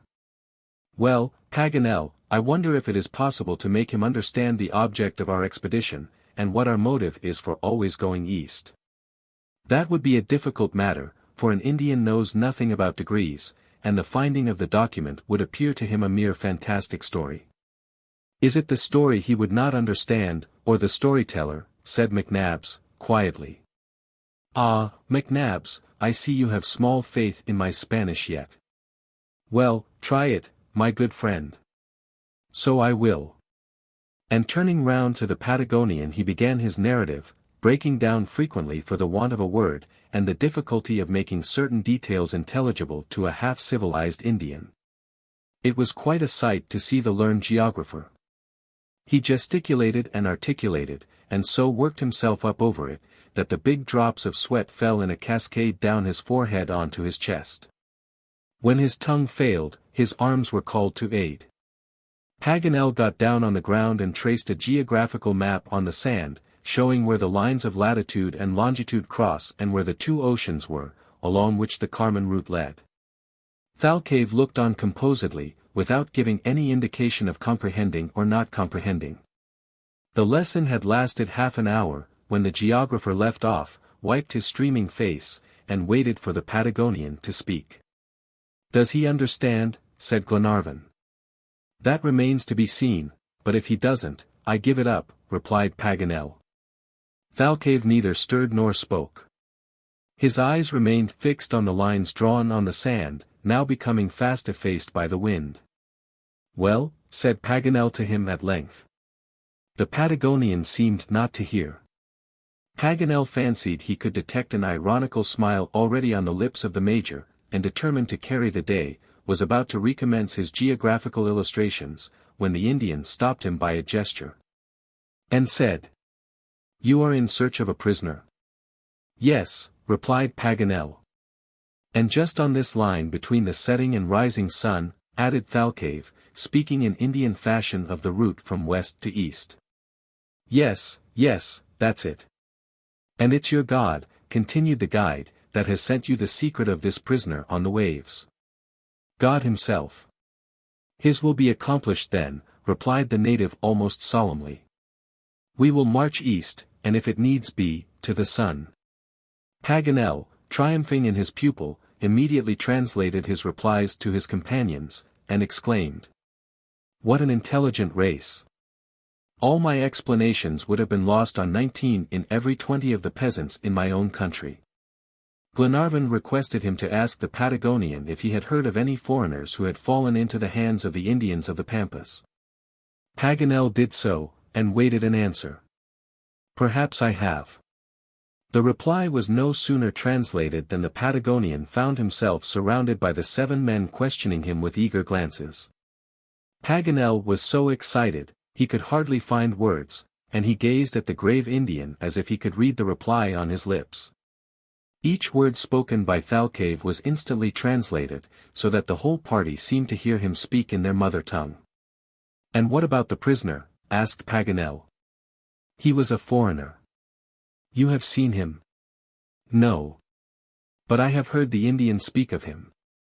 He is brave, he has the heart of a bull. The heart of a bull, said Paganel. Ah, this magnificent Patagonian language. You understand him, my friends, he means a courageous man. My father! Exclaimed Robert Grant, and, turning to Paganel, he asked what the Spanish was for. Is it my father? Es mio padre, replied the geographer. Immediately taking Thalcave's hands in his own, the boy said, in a soft tone. Es mio padre. Soa padre, replied the Patagonian, his face lighting up. He took the child in his arms, lifted him up on his horse, and gazed at him with peculiar sympathy. His intelligent face was full of quiet feeling. But Paganel had not completed his interrogations. This prisoner, who was he? What was he doing? When had Thalcave heard of him? All these questions poured upon him at once.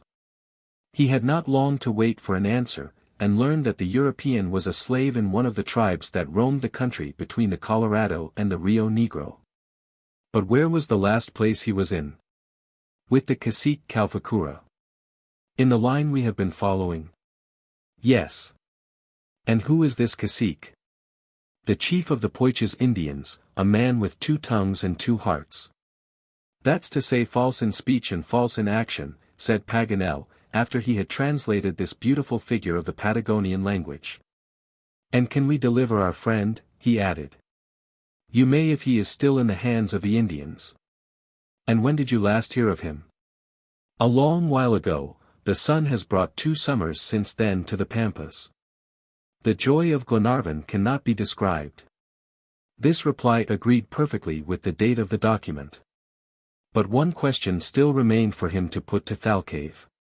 You spoke of a prisoner, he said, but were there not 3? I don't know, said Thalcave. And you know nothing of his present situation? Nothing. This ended the conversation. It was quite possible that the 3 men had become separated long ago, but still this much was certain, that the Indians had spoken of a European that was in their power. And the date of the captivity, and even the descriptive phrase about the captive, evidently pointed to Harry Grant. Chapter 17 A Serious Necessity. The Argentine Pampas extend from the 34th to the 40th degree of southern latitude. The word Pampa, of Araucanian origin, signifies grass plain, and justly applies to the whole region. The mimosas growing on the western part, and the substantial herbage on the eastern, give those plains a peculiar appearance. The soil is composed of sand and red or yellow clay, and this is covered by a layer of earth, in which the vegetation takes root. The geologist would find rich treasures in the tertiary strata here, for it is full of antediluvian remains, enormous bones, which the Indians attribute to some gigantic race that lived in a past age. The horses went on at a good pace through the thick Paja Brava, the grass of the pampas, par excellence, so high and thick that the Indians find shelter in it from storms. At certain distances, but increasingly seldom, there were wet, marshy spots, almost entirely under water, where the willows grew, and a plant called the Gygnerium argenteum. Here the horses drank their fill greedily, as if bent on quenching their thirst for past, present and future. Thalcave went first to beat the bushes and frighten away the colinas, a most dangerous species of viper, the bite of which kills an ox in less than an hour. For 2 days they plodded steadily across this arid and deserted plain. The dry heat became severe. There were not only no rios, but even the ponds dug out by the Indians were dried up. As the drought seemed to increase with every mile, Paganel asked Thalcave when he expected to come to water. "At Lake Salinas," replied the Indian. "And when shall we get there?" "Tomorrow evening." When the Argentines travel in the pampas they generally dig wells, and find water a few feet below the surface. But the travelers could not fall back on this resource, not having the necessary implements. They were therefore obliged to husband the small provision of water they had still left, and deal it out in rations, so that if no one had enough to satisfy his thirst no one felt it too painful. They halted at evening after a course of 30 miles and eagerly looked forward to a good night's rest to compensate for the fatigue of day. But their slumbers were invaded by a swarm of mosquitoes, which allowed them no peace. Their presence indicated a change of wind which shifted to the north. A south or southwest wind generally puts to flight these little pests. Even these petty ills of life could not ruffle the Major's equanimity. But Paganel, on the contrary, was perfectly exasperated by such trifling annoyances. He abused the poor mosquitoes desperately, and deplored the lack of some acid lotion which would have eased the pain of their stings. The Major did his best to console him by reminding him of the fact that they had only to do with one species of insect, among the 300,000 naturalists reckon. He would listen to nothing, and got up in a very bad temper. He was quite willing to start at daybreak, however, for they had to get to Lake Salinas before sundown. The horses were tired out and dying for water, and though their riders had stinted themselves for their sakes, still their ration was very insufficient. The drought was constantly increasing, and the heat none the less for the wind being north, this wind being the simum of the pampas. There was a brief interruption this day to the monotony of the journey. Mulrady, who was in front of the others, rode hastily back to report the approach of a troop of Indians. The news was received with very different feelings by Glenarvan and Thalcave. The Scotchman was glad of the chance of gleaning some information about his shipwrecked countrymen, while the Patagonian hardly cared to encounter the nomadic Indians of the prairie, knowing their bandit propensities. He rather sought to avoid them, and gave orders to his party to have their arms in readiness for any trouble. Presently the nomads came in sight, and the Patagonian was reassured at finding they were only 10 in number. They came within 100 yards of them, and stopped. This was near enough to observe them distinctly. They were fine specimens of the native races, which had been almost entirely swept away in 1833 by General Rosas, tall in stature, with arched forehead and olive complexion. They were dressed in guanaco skins, and carried lances 20 feet long, knives, slings, bolas, and lassos, and, by their dexterity in the management of their horses, showed themselves to be accomplished riders. They appeared to have stopped for the purpose of holding a council with each other, for they shouted and gesticulated at a great rate. Glenarvan determined to go up to them. But he had no sooner moved forward than the whole band wheeled round, and disappeared with incredible speed. It would have been useless for the travelers to attempt to overtake them with such worn-out horses. "The cowards!" exclaimed Paganel. "They scampered off too quick for honest folks," said McNabbs. "Who are these Indians, Thalcave?" asked Paganel. "Gauchos." "The Gauchos," cried Paganel, and, turning to his companions, he added, "We need not have been so much on our guard. There was nothing to fear." "How is that?" asked McNabbs. "Because the Gauchos are inoffensive peasants." "You believe that, Paganel?" "Certainly I do. They took us for robbers, and fled in terror. "I rather think they did not dare to attack us," replied Glenarvan, much vexed at not being able to enter into some sort of communication with those Indians, whatever they were. "That's my opinion too," said the Major, "for if I am not mistaken, instead of being harmless, the gauchos are formidable out-and-out bandits." "The idea!" exclaimed Paganel. And forthwith commenced a lively discussion of this ethnological thesis, so lively that the Major became excited, and, quite contrary to his usual suavity, said bluntly, "I believe you are wrong, Paganel." "Wrong?" replied Paganel. "Yes. Thalcave took them for robbers, and he knows what he is talking about." "Well, Thalcave was mistaken this time," retorted Paganel, somewhat sharply. "The gauchos are agriculturists and shepherds, and nothing else, as I have stated in a pamphlet on the natives of the Pampas, written by me, which has attracted some notice. Illustration omitted, page intentionally blank. Well, you have committed an error, that's all, Monsieur Paganel." "What, Monsieur McNabbs? You tell me I have committed an error?" "An inadvertence, if you like, which you can put among the errata in the next edition." Paganel, highly incensed at his geographical knowledge being brought in question, and even jested about, allowed his ill humor to get the better of him, and said, "No, sir, that my books have no need of such errata." "Indeed?" "Well, on this occasion they have, at any rate," retorted McNabbs, quite as obstinate as his opponent.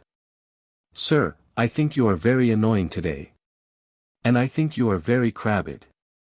Glenarvan thought it was high time to interfere, for the discussion was getting too hot, so he said, "Come, now, there is no doubt one of you is very teasing and the other is very crabbed, and I must say I am surprised at both of you." The Patagonian, without understanding the cause, could see that the two friends were quarreling. He began to smile, and said quietly, "It's the north wind." "The north wind," exclaimed Paganel, "what's the north wind to do with it?" "Ah, it is just that," said Glenarvan. "It's the north wind that has put you in a bad temper. I have heard that, in South America, the wind greatly irritates the nervous system." "Biasty." "Patrick, Edward, you are right," said the Major, laughing heartily. But Paganel, in a towering rage, would not give up the contest, and turned upon Glenarvan, whose intervention in this jesting manner he resented. "And so, my lord, my nervous system is irritated," he said. "Yes, Paganel, it is the north wind, a wind which causes many a crime in the Pampas, as the Tramontane does in the Campagna of Rome." "Crimes," returned the geographer. "Do I look like a man that would commit crimes?" "That's not exactly what I said. Tell me at once that I want to assassinate you." "Well, I am really afraid," replied Glenarvan, bursting into an uncontrollable fit of laughter, in which all others joined. Paganel said no more, but went off in front alone, and came back in a few minutes quite himself, as if he had completely forgotten his grievance. At 8 o'clock in the evening, Thalcave, who was considerably in advance of the rest, descried in the distance the much-desired lake, and in less than a quarter of an hour they reached its banks. But a grievous disappointment awaited them, the lake was dried up. Chapter 18 In Search of Water. Lake Salinas ends the string of lagoons connected with the Sierras Ventana and Guamaini. Numerous expeditions were formerly made there from Buenos Aires, to collect the salt deposited on its banks, as the waters contain great quantities of chloride of sodium. But when Thalcave spoke of the lake as supplying drinkable water, he was thinking of the rios of fresh water which run into it. Those streams, however, were all dried up also. The burning sun had drunk up everything liquid, and the consternation of the travelers may be imagined at the discovery. Some action must be taken immediately, however. For what little water still remained was almost bad, and could not quench thirst. Hunger and fatigue were forgotten in the face of this imperious necessity. A sort of leather tent, called a rucca, which had been left by the natives, afforded the party a temporary resting place, and the weary horses stretched themselves along the muddy banks, and tried to browse on the marine plants and dry reeds they found there, nauseous to the taste as they must have been. As soon as the whole party were ensconced in the rucca, Paganel asked Thalcave what he thought was best to be done. A rapid conversation followed, a few words of which were intelligible to Glenarvan. Thalcave spoke calmly, but the lively Frenchman gesticulated enough for both. After a little, Thalcave sat silent and folded his arms. "What does he say?" asked Glenarvan. "I fancied he was advising us to separate." "Yes, into two parties. Those of us whose horses are so done out with fatigue and thirst that they can scarcely drag one leg after the other, are to continue the route as they best can, while the others, whose steeds are fresher, are to push on in advance toward the river Guamini, which throws itself into Lake San Lucas about 31 miles off. If there should be water enough in the river, they are to wait on the banks till their companions reach them, but should it be dried up, they will hasten back and spare them a useless journey." "And what will we do then?" asked Austin. "Then we shall have to make up our minds to go 72 miles south, as far as the commencement of the Sierra Ventana, where rivers abound. It is wise counsel, and we will act upon it without loss of time. My horse is in tolerable good trim, and I volunteer to accompany Thalcave." "Oh, my lord, take me," said Robert, as if it were a question of some pleasure party. "But would you be able for it, my boy?" "Oh, I have a fine beast, which just wants to have a gallop." "Please, my lord, to take me." "Come, then, my boy," said Glenarvan, delighted not to leave Robert behind. "If we three don't manage to find out fresh water somewhere," he added, "we must be very stupid." "Well, well, and what about me?" said Paganel. "Oh, my dear Paganel, you must stay with the reserve corps," replied the major. "You are too well acquainted with the 37th parallel and the river Guamini and the whole Pampas for us to let you go. Neither Mulrady, nor Wilson, nor myself would be able to rejoin Thalcave at the given rendezvous, but we will put ourselves under the banner of the brave Jacques Paganel with perfect confidence." "I resign myself," said the geographer, much flattered at having supreme command. "But mind, Paganel, no distractions," added the major. "Don't you take us to the wrong place, to the borders of the Pacific, for instance." "Oh, you insufferable major." "It would serve you right," replied Paganel, laughing. "But how will you manage to understand what Thalcave says, Glenarvan?" he continued. "I suppose," replied Glenarvan, "the Patagonian and I won't have much to talk about. Besides, I know a few Spanish words, and, at a pinch, I should not fear either making him understand me, or my understanding him." "Go, then, my worthy friend," said Paganel. "We'll have supper first," rejoined Glenarvan, "and then sleep, if we can, till it is starting time." The supper was not very reviving without drink of any kind, and they tried to make up for the lack of it by a good sleep. But Paganel dreamed of water all night, of torrents and cascades, and rivers and ponds, and streams and brooks. In fact, he had a complete nightmare. Next morning, at 6 o'clock, the horses of Thalcave, Glenarvan and Robert were got ready. Their last ration of water was given them, and drunk with more avidity than satisfaction, for it was filthy, disgusting stuff. The three travelers then jumped into their saddles, and set off, shouting, "Au revoir," to their companions. "Don't come back whatever you do," called Paganel after them.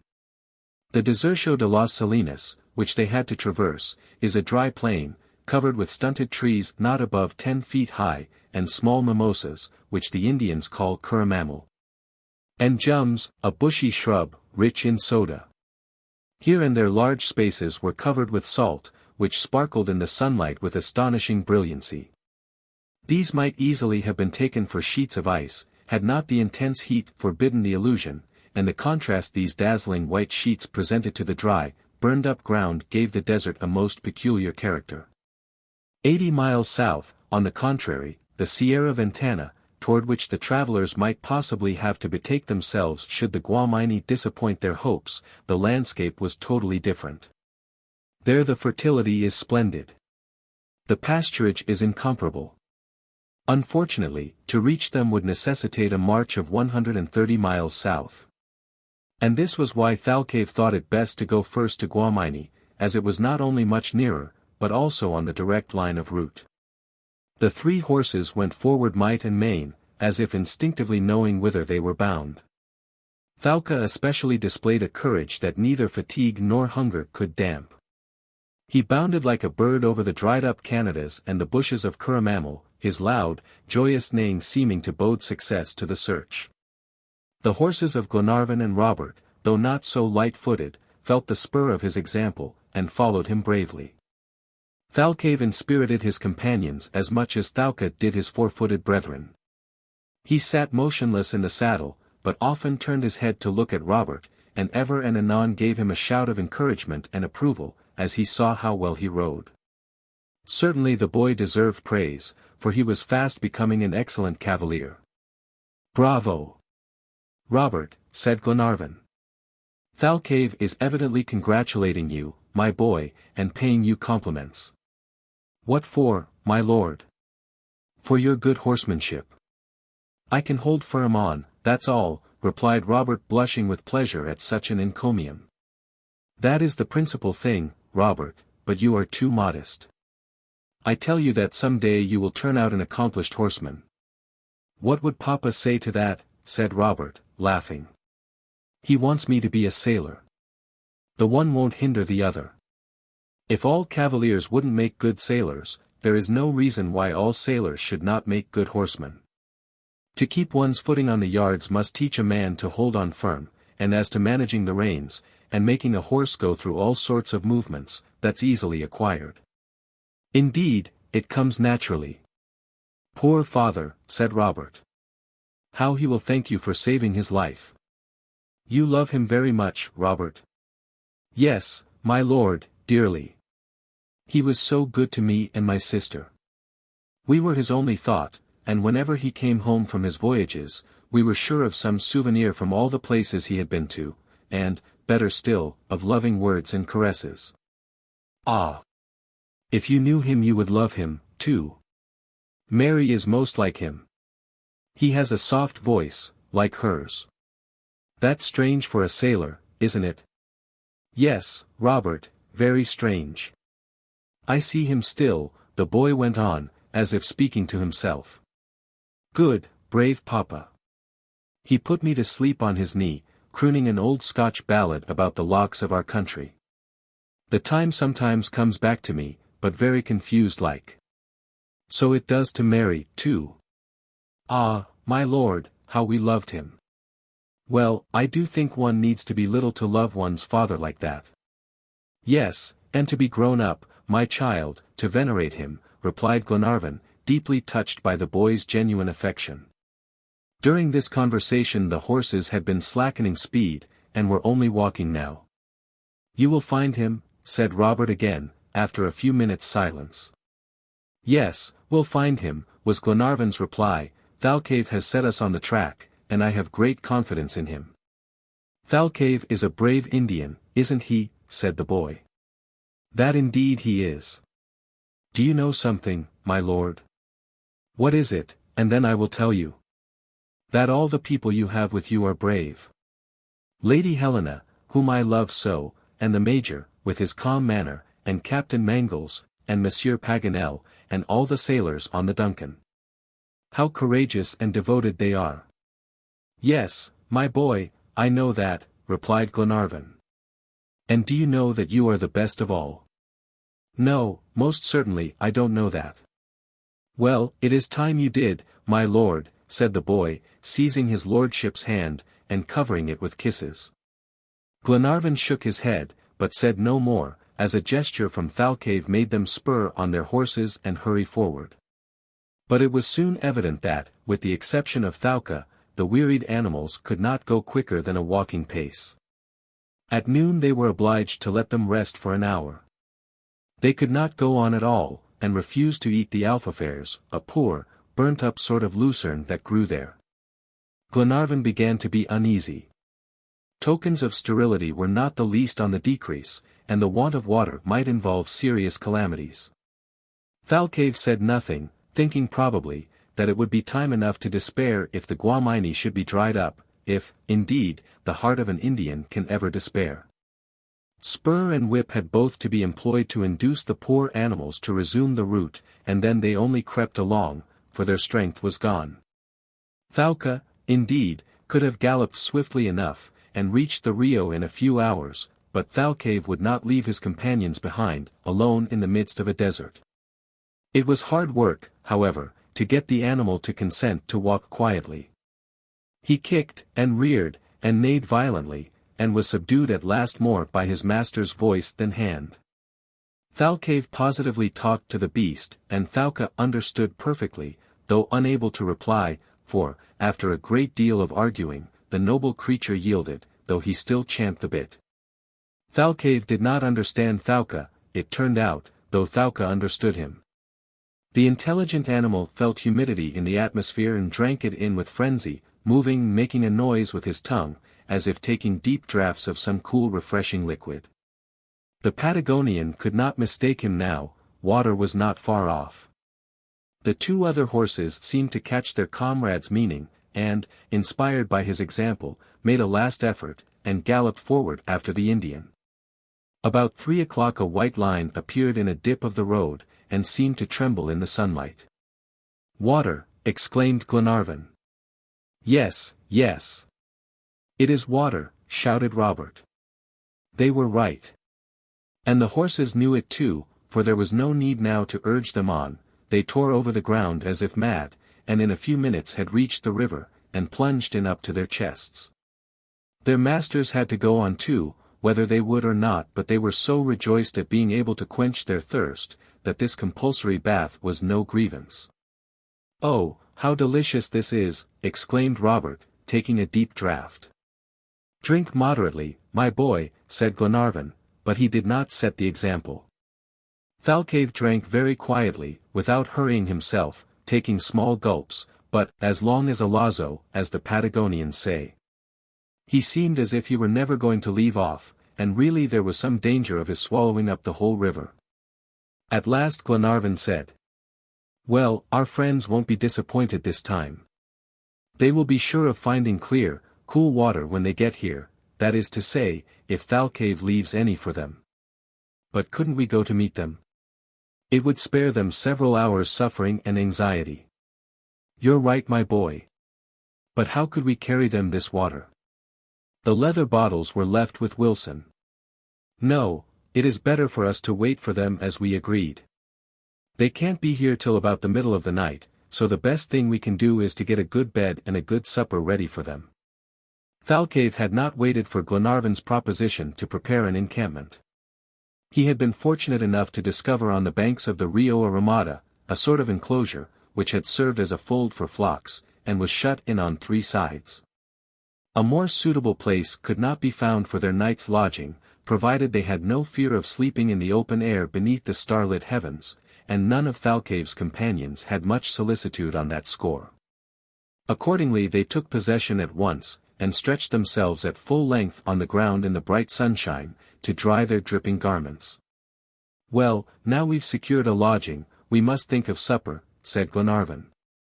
"Our friends must not have reason to complain of the couriers they sent to precede them, and if I am not much mistaken, they will be very satisfied. It strikes me that an hour's shooting won't be lost time. Are you ready, Robert?" "Yes, my lord," replied the boy, standing up, gun in hand. Why Glenarvan proposed this was, that the banks of the Guamini seemed to be the general rendezvous of all the game in the surrounding plains. A sort of partridge peculiar to the Pampas, called tinamus, black woodhens, a species of plover, called teru-teru, yellow rays, and waterfowl with magnificent green plumage, rose in coveys. No quadrupeds, however, were visible, but Thalcave pointed to the long grass and thick brushwood, and gave his friends to understand they were lying there in concealment. Disdaining the feathered tribes when more substantial game was at hand, the hunters' first shots were fired into the underwood. Instantly there rose by the 100 roebucks and guanacos, like those that had swept over them that terrible night on the Cordilleras, but the timid creatures were so frightened that they were all out of gunshot in a twinkling. The hunters were obliged to content themselves with humbler game, though in an alimentary point of view nothing better could be wished. A dozen of red partridges and rays were speedily brought down, and Glenarvan also managed very cleverly to kill a tetra, or peccary, a pachydermatous animal, the flesh of which is excellent eating. In less than half an hour the hunters had all the game they required. Robert had killed a curious animal belonging to the order Edentata, an armadillo, a sort of tattoo, covered with a hard bony shell, in movable pieces, and measuring 1.5 feet long. It was very fat and would make an excellent dish, the Patagonian said. Robert was very proud of his success. Thalcave did his part by capturing a nandu, a species of ostrich, remarkable for its extreme swiftness. There could be no entrapping such an animal, and the Indian did not attempt it. He urged Thalca to a gallop, and made a direct attack, knowing that if the first aim missed the nandu would soon tire out horse and rider by involving them in an inextricable labyrinth of windings. The moment, therefore, that Thalcave got to a right distance, he flung his bolus with such a powerful hand, and so skillfully, that he caught the bird round the legs and paralyzed his efforts at once. In a few seconds it lay flat on the ground. The Indian had not made his capture for the mere pleasure and glory of such a novel chase. The flesh of the nandu is highly esteemed, and Thalcave felt bound to contribute his share of the common repast. They returned to the Ramada, bringing back the string of partridges, the ostrich, the peccary, and the armadillo. The ostrich and the peccary were prepared for cooking by divesting them of their tough skins, and cutting them up into thin slices. As to the armadillo, he carries his cooking apparatus with him, and all that had to be done was to place him in his own shell over the glowing embers. The substantial dishes were reserved for the night-comers, and the 3 hunters contented themselves with devouring the partridges, and washed down their meal with clear, fresh water, which was pronounced superior to all the porter in the world. Even to the famous Highland USQUBAUGH, or whiskey. The horses had not been overlooked. A large quantity of dry fodder was discovered lying heaped up in the Ramada, and this supplied them amply with both food and bedding.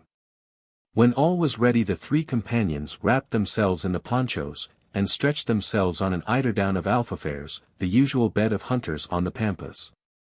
Chapter 19 The Red Wolves. Night came, but the orb of night was invisible to the inhabitants of the earth, for she was just in her first quarter. The dim light of the stars was all that illumined the plain. The waters of the Guamini ran silently, like a sheet of oil over a surface of marble. Birds, quadrupeds, and reptiles were resting motionless after the fatigues of the day, and the silence of the desert brooded over the far-spreading pampas. Glenarvan, Robert, and Thalcave had followed the common example, and lay in profound slumber on their soft couch of lucerne. The worn-out horses had stretched themselves full length on the ground, except Thalca, who slept standing, true to his high blood, proud in repose as in action, and ready to start at his master's call. Absolute silence reigned within the enclosure, over which the dying embers of the fire shed a fitful light. However, the Indian's sleep did not last long. For about 10 o'clock he woke, sat up, and turned his ear toward the plain, listening intently, with half-closed eyes. An uneasy look began to depict itself on his usually impassive face. Had he caught scent of some party of Indian marauders, or of jaguars, water tigers, and other terrible animals that haunt the neighborhood of rivers? Apparently it was the latter, for he threw a rapid glance on the combustible materials heaped up in the enclosure, and the expression of anxiety on his countenance seemed to deepen. This was not surprising, as the whole pile of alfafers would soon burn out and could only ward off the attacks of wild beasts for a brief interval. There was nothing to be done in the circumstances but wait. And wait he did, in a half-recumbent posture, his head leaning on his hands, and his elbows on his knees, like a man roused suddenly from his night's sleep. A whole hour passed, and anyone except Thalcave would have lain down again on his couch, reassured by the silence round him, but where a stranger would have suspected nothing, the sharpened senses of the Indian detected the approach of danger. As he was thus watching and listening, Thalca gave a low neigh, and stretched his nostrils toward the entrance of the Ramada. This startled the Patagonian, and made him rise to his feet at once. Thalca scents an enemy, he said to himself, going toward the opening, to make careful survey of the plains. Silence still prevailed, but not tranquility, for Thalcave caught a glimpse of shadows moving noiselessly over the tufts of curramamel. Here and there luminous spots appeared, dying out and rekindling constantly, in all directions, like fantastic lights dancing over the surface of an immense lagoon. An inexperienced eye might have mistaken them for fireflies, which shine at night in many parts of the pampas, but Thalcave was not deceived. He knew the enemies he had to deal with, and lost no time in loading his carbine and taking up his post in front of the fence. He did not wait long, for a strange cry, a confused sound of barking and howling, broke over the pampas, followed next instant by the report of the carbine, which made the uproar 100 times worse. Glenarvan and Robert woke in alarm, and started to their feet instantly. "What is it?" exclaimed Robert. "Is it the Indians?" asked Glenarvan. "No," replied Thalcave, "the Aguaras." "Aguaras?" said Robert, looking inquiringly at Glenarvan. "Yes," replied Glenarvan, "the red wolves of the pampas." They seized their weapons at once, and stationed themselves beside the Patagonian, who pointed toward the plain from whence the yelling resounded. Robert drew back involuntarily. "You are not afraid of wolves, my boy," said Glenarvan. "No, my lord," said the lad in a firm tone, "and moreover, beside you I am afraid of nothing." "So much the better. These Aguaras are not very formidable either. And if it were not for their number I should not give them a thought." "Never mind, we are all well armed, let them come." "We'll certainly give them a warm reception," rejoined Glenarvan. His lordship only spoke thus to reassure the child, for a secret terror filled him at the sight of this legion of bloodthirsty animals let loose on them at midnight. There might possibly be some hundreds, and what could 3 men do, even armed to the teeth, against such a multitude? As soon as Thalcave said the word Aguara, Glenarvan knew that he meant the red wolf, for this is the name given to it by the Pampas Indians. This voracious animal, called by naturalists the Canis jubatus, is in shape like a large dog, and has the head of a fox. Its fur is a reddish cinnamon color, and there is a black mane all down the back. It is a strong, nimble animal, generally inhabiting marshy places, and pursuing aquatic animals by swimming, prowling about by night and sleeping during the day. Its attacks are particularly dreaded at the estancias, or sheep stations, as it often commits considerable ravages, carrying off the finest of the flock. Singly, the Aguara is not much to be feared. But they generally go in immense packs, and one had better have to deal with a jaguar or cougar than with them. Both from the noise of the howling and the multitude of shadows leaping about, Glenarvan had a pretty good idea of the number of the wolves, and he knew they had scented a good meal of human flesh or horse flesh. And none of them would go back to their dens without a share. It was certainly a very alarming situation to be in. The assailants were gradually drawing closer. The horses displayed signs of the liveliest terror, with the exception of Thalca, who stamped his foot, and tried to break loose and get out. His master could only calm him by keeping up a low, continuous whistle. Glenarvan and Robert had posted themselves so as to defend the opening of the ramada. They were just going to fire into the nearest ranks of the wolves when Thalcave lowered their weapons. "What does Thalcave mean?" asked Robert. "He forbids our firing." "And why?" "Perhaps he thinks it is not the right time." But this was not the Indian's reason, and so Glenarvan saw when he lifted the powder flask, showed him it was nearly empty. "What's wrong?" asked Robert. "We must husband our ammunition," was the reply. "Today's shooting has cost us dear, and we are short of powder and shot. We can't fire more than 20 times.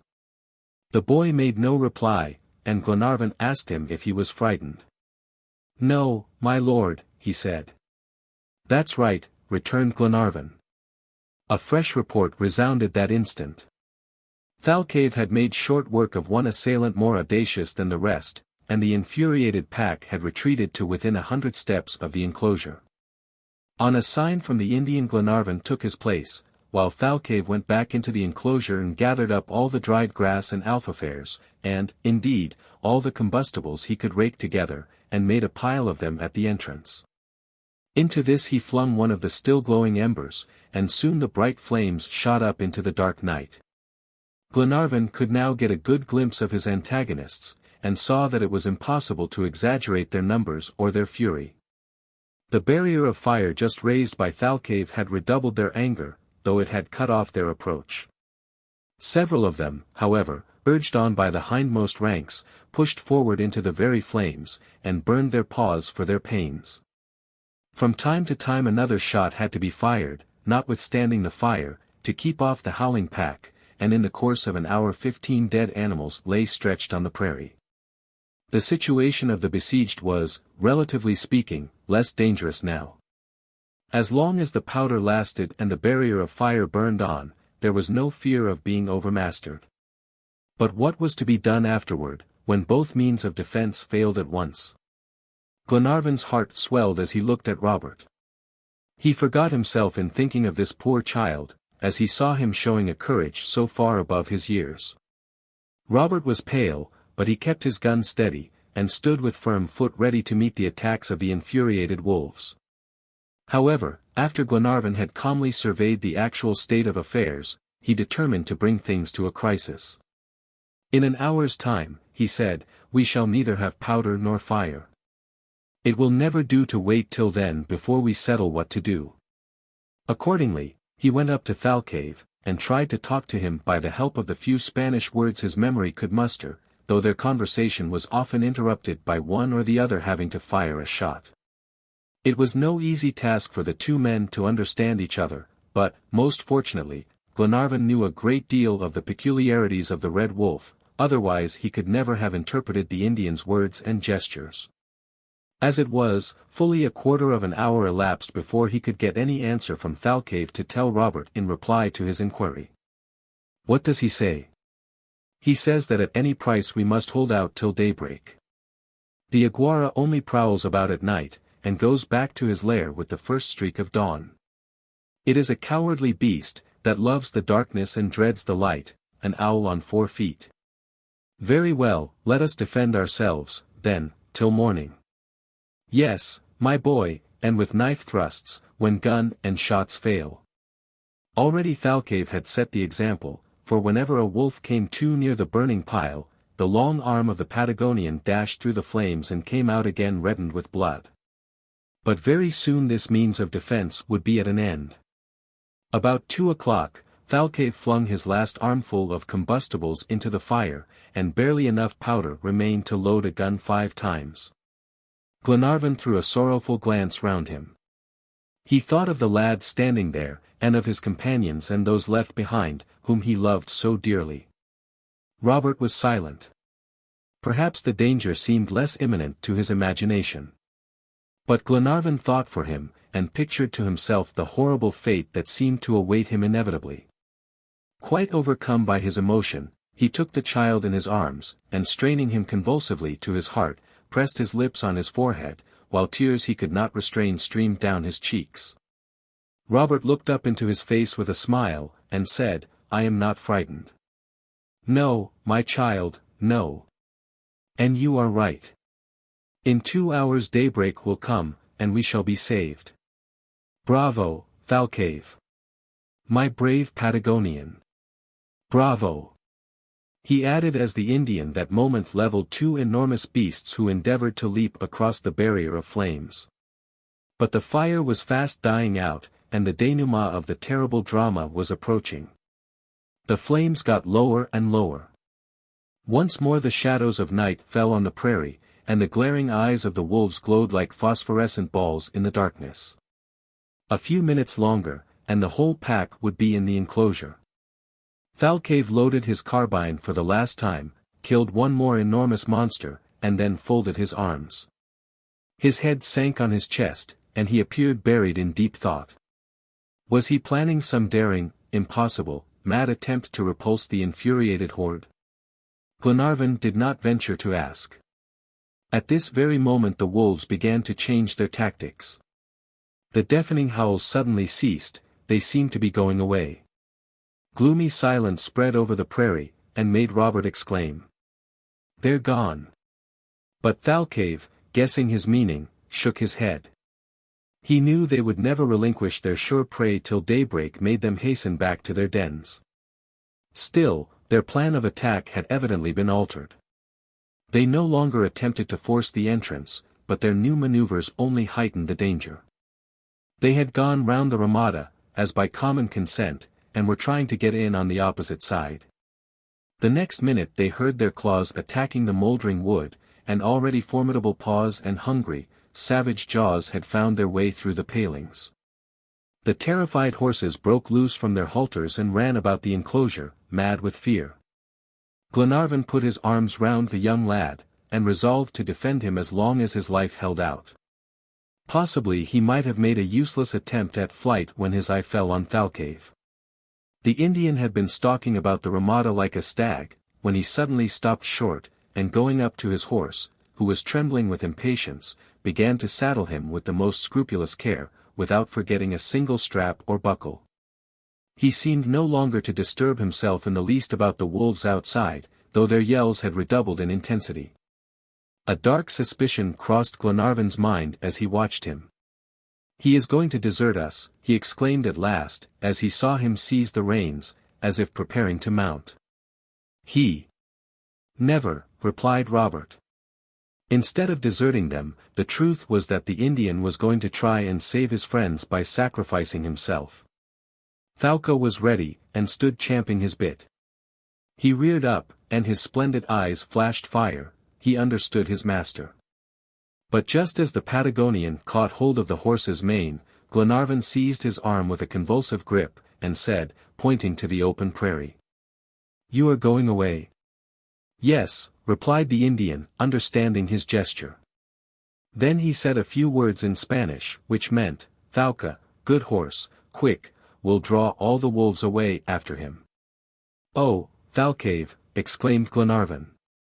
"Quick, quick," replied the Indian, while Glenarvan said, in a broken, agitated voice to Robert, "Robert, my child, do you hear him? He wants to sacrifice himself for us. He wants to rush away over the pampas, and turn off the wolves from us by attracting them to himself."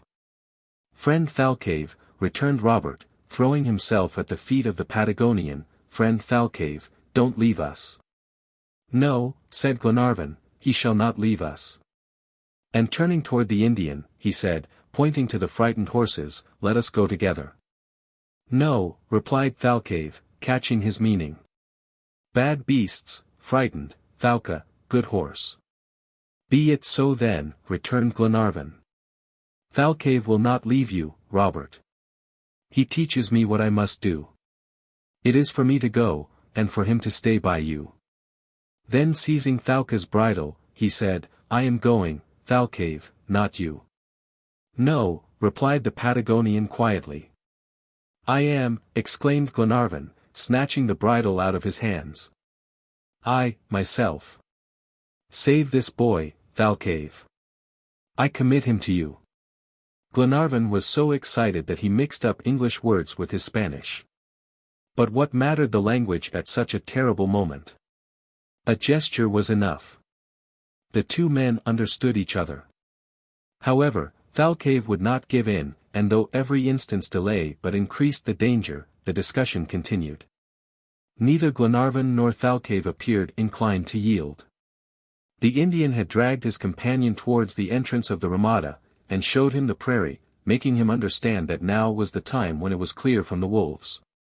But that not a moment was to be lost, for should this maneuver not succeed, it would only render the situation of those left behind more desperate.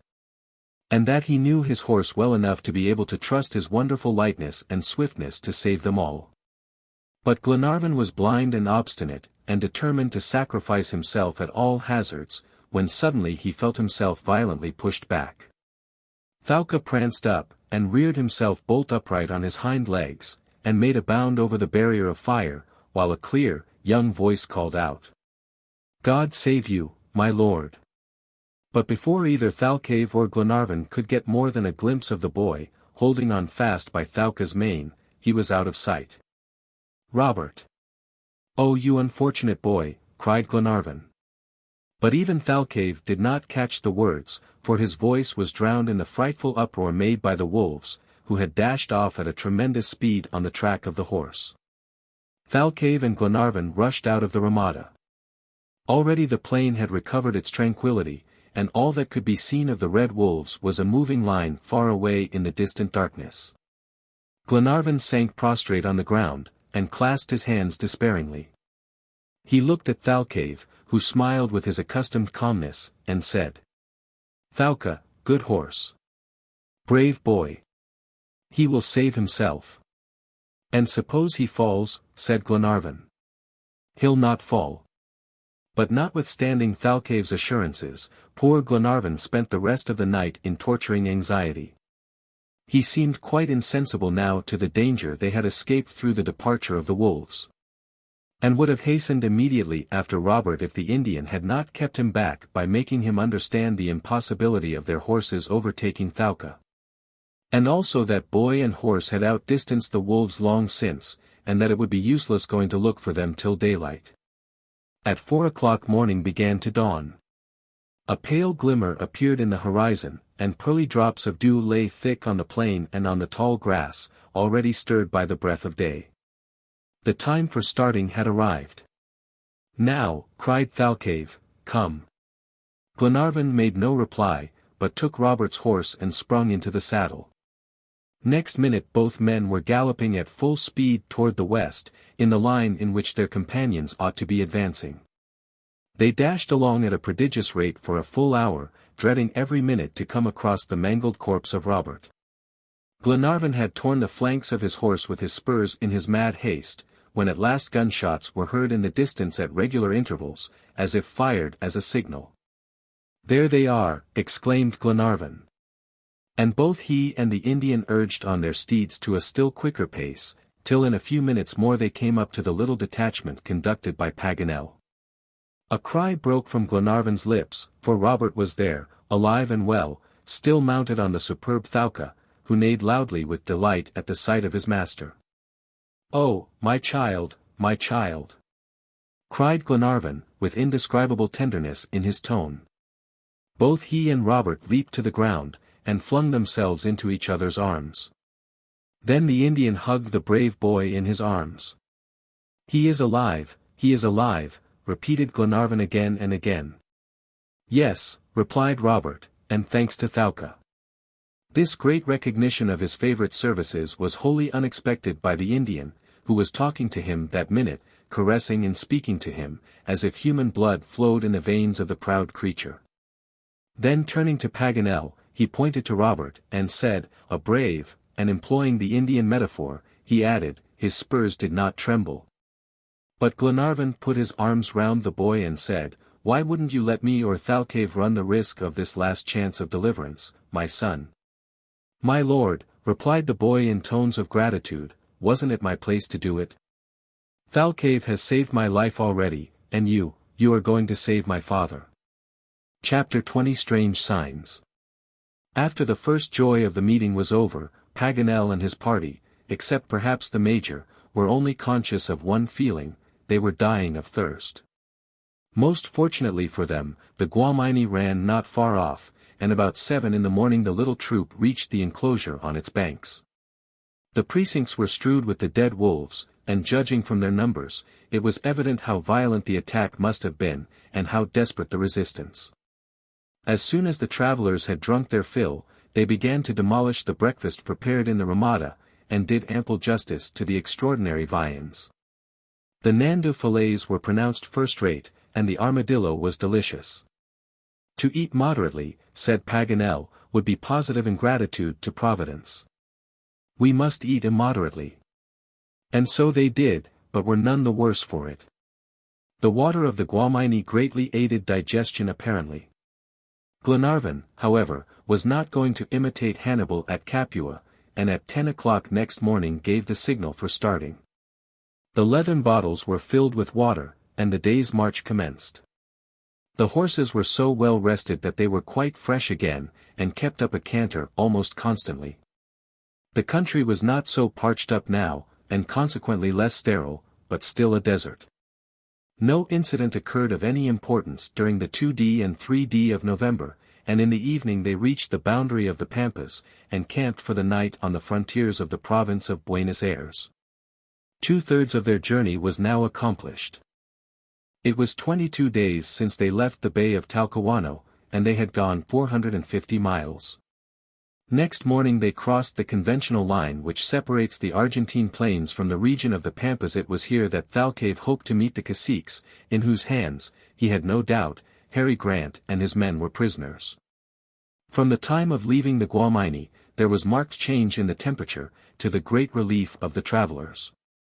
It was much cooler, thanks to the violent and cold winds from Patagonia, which constantly agitate the atmospheric waves.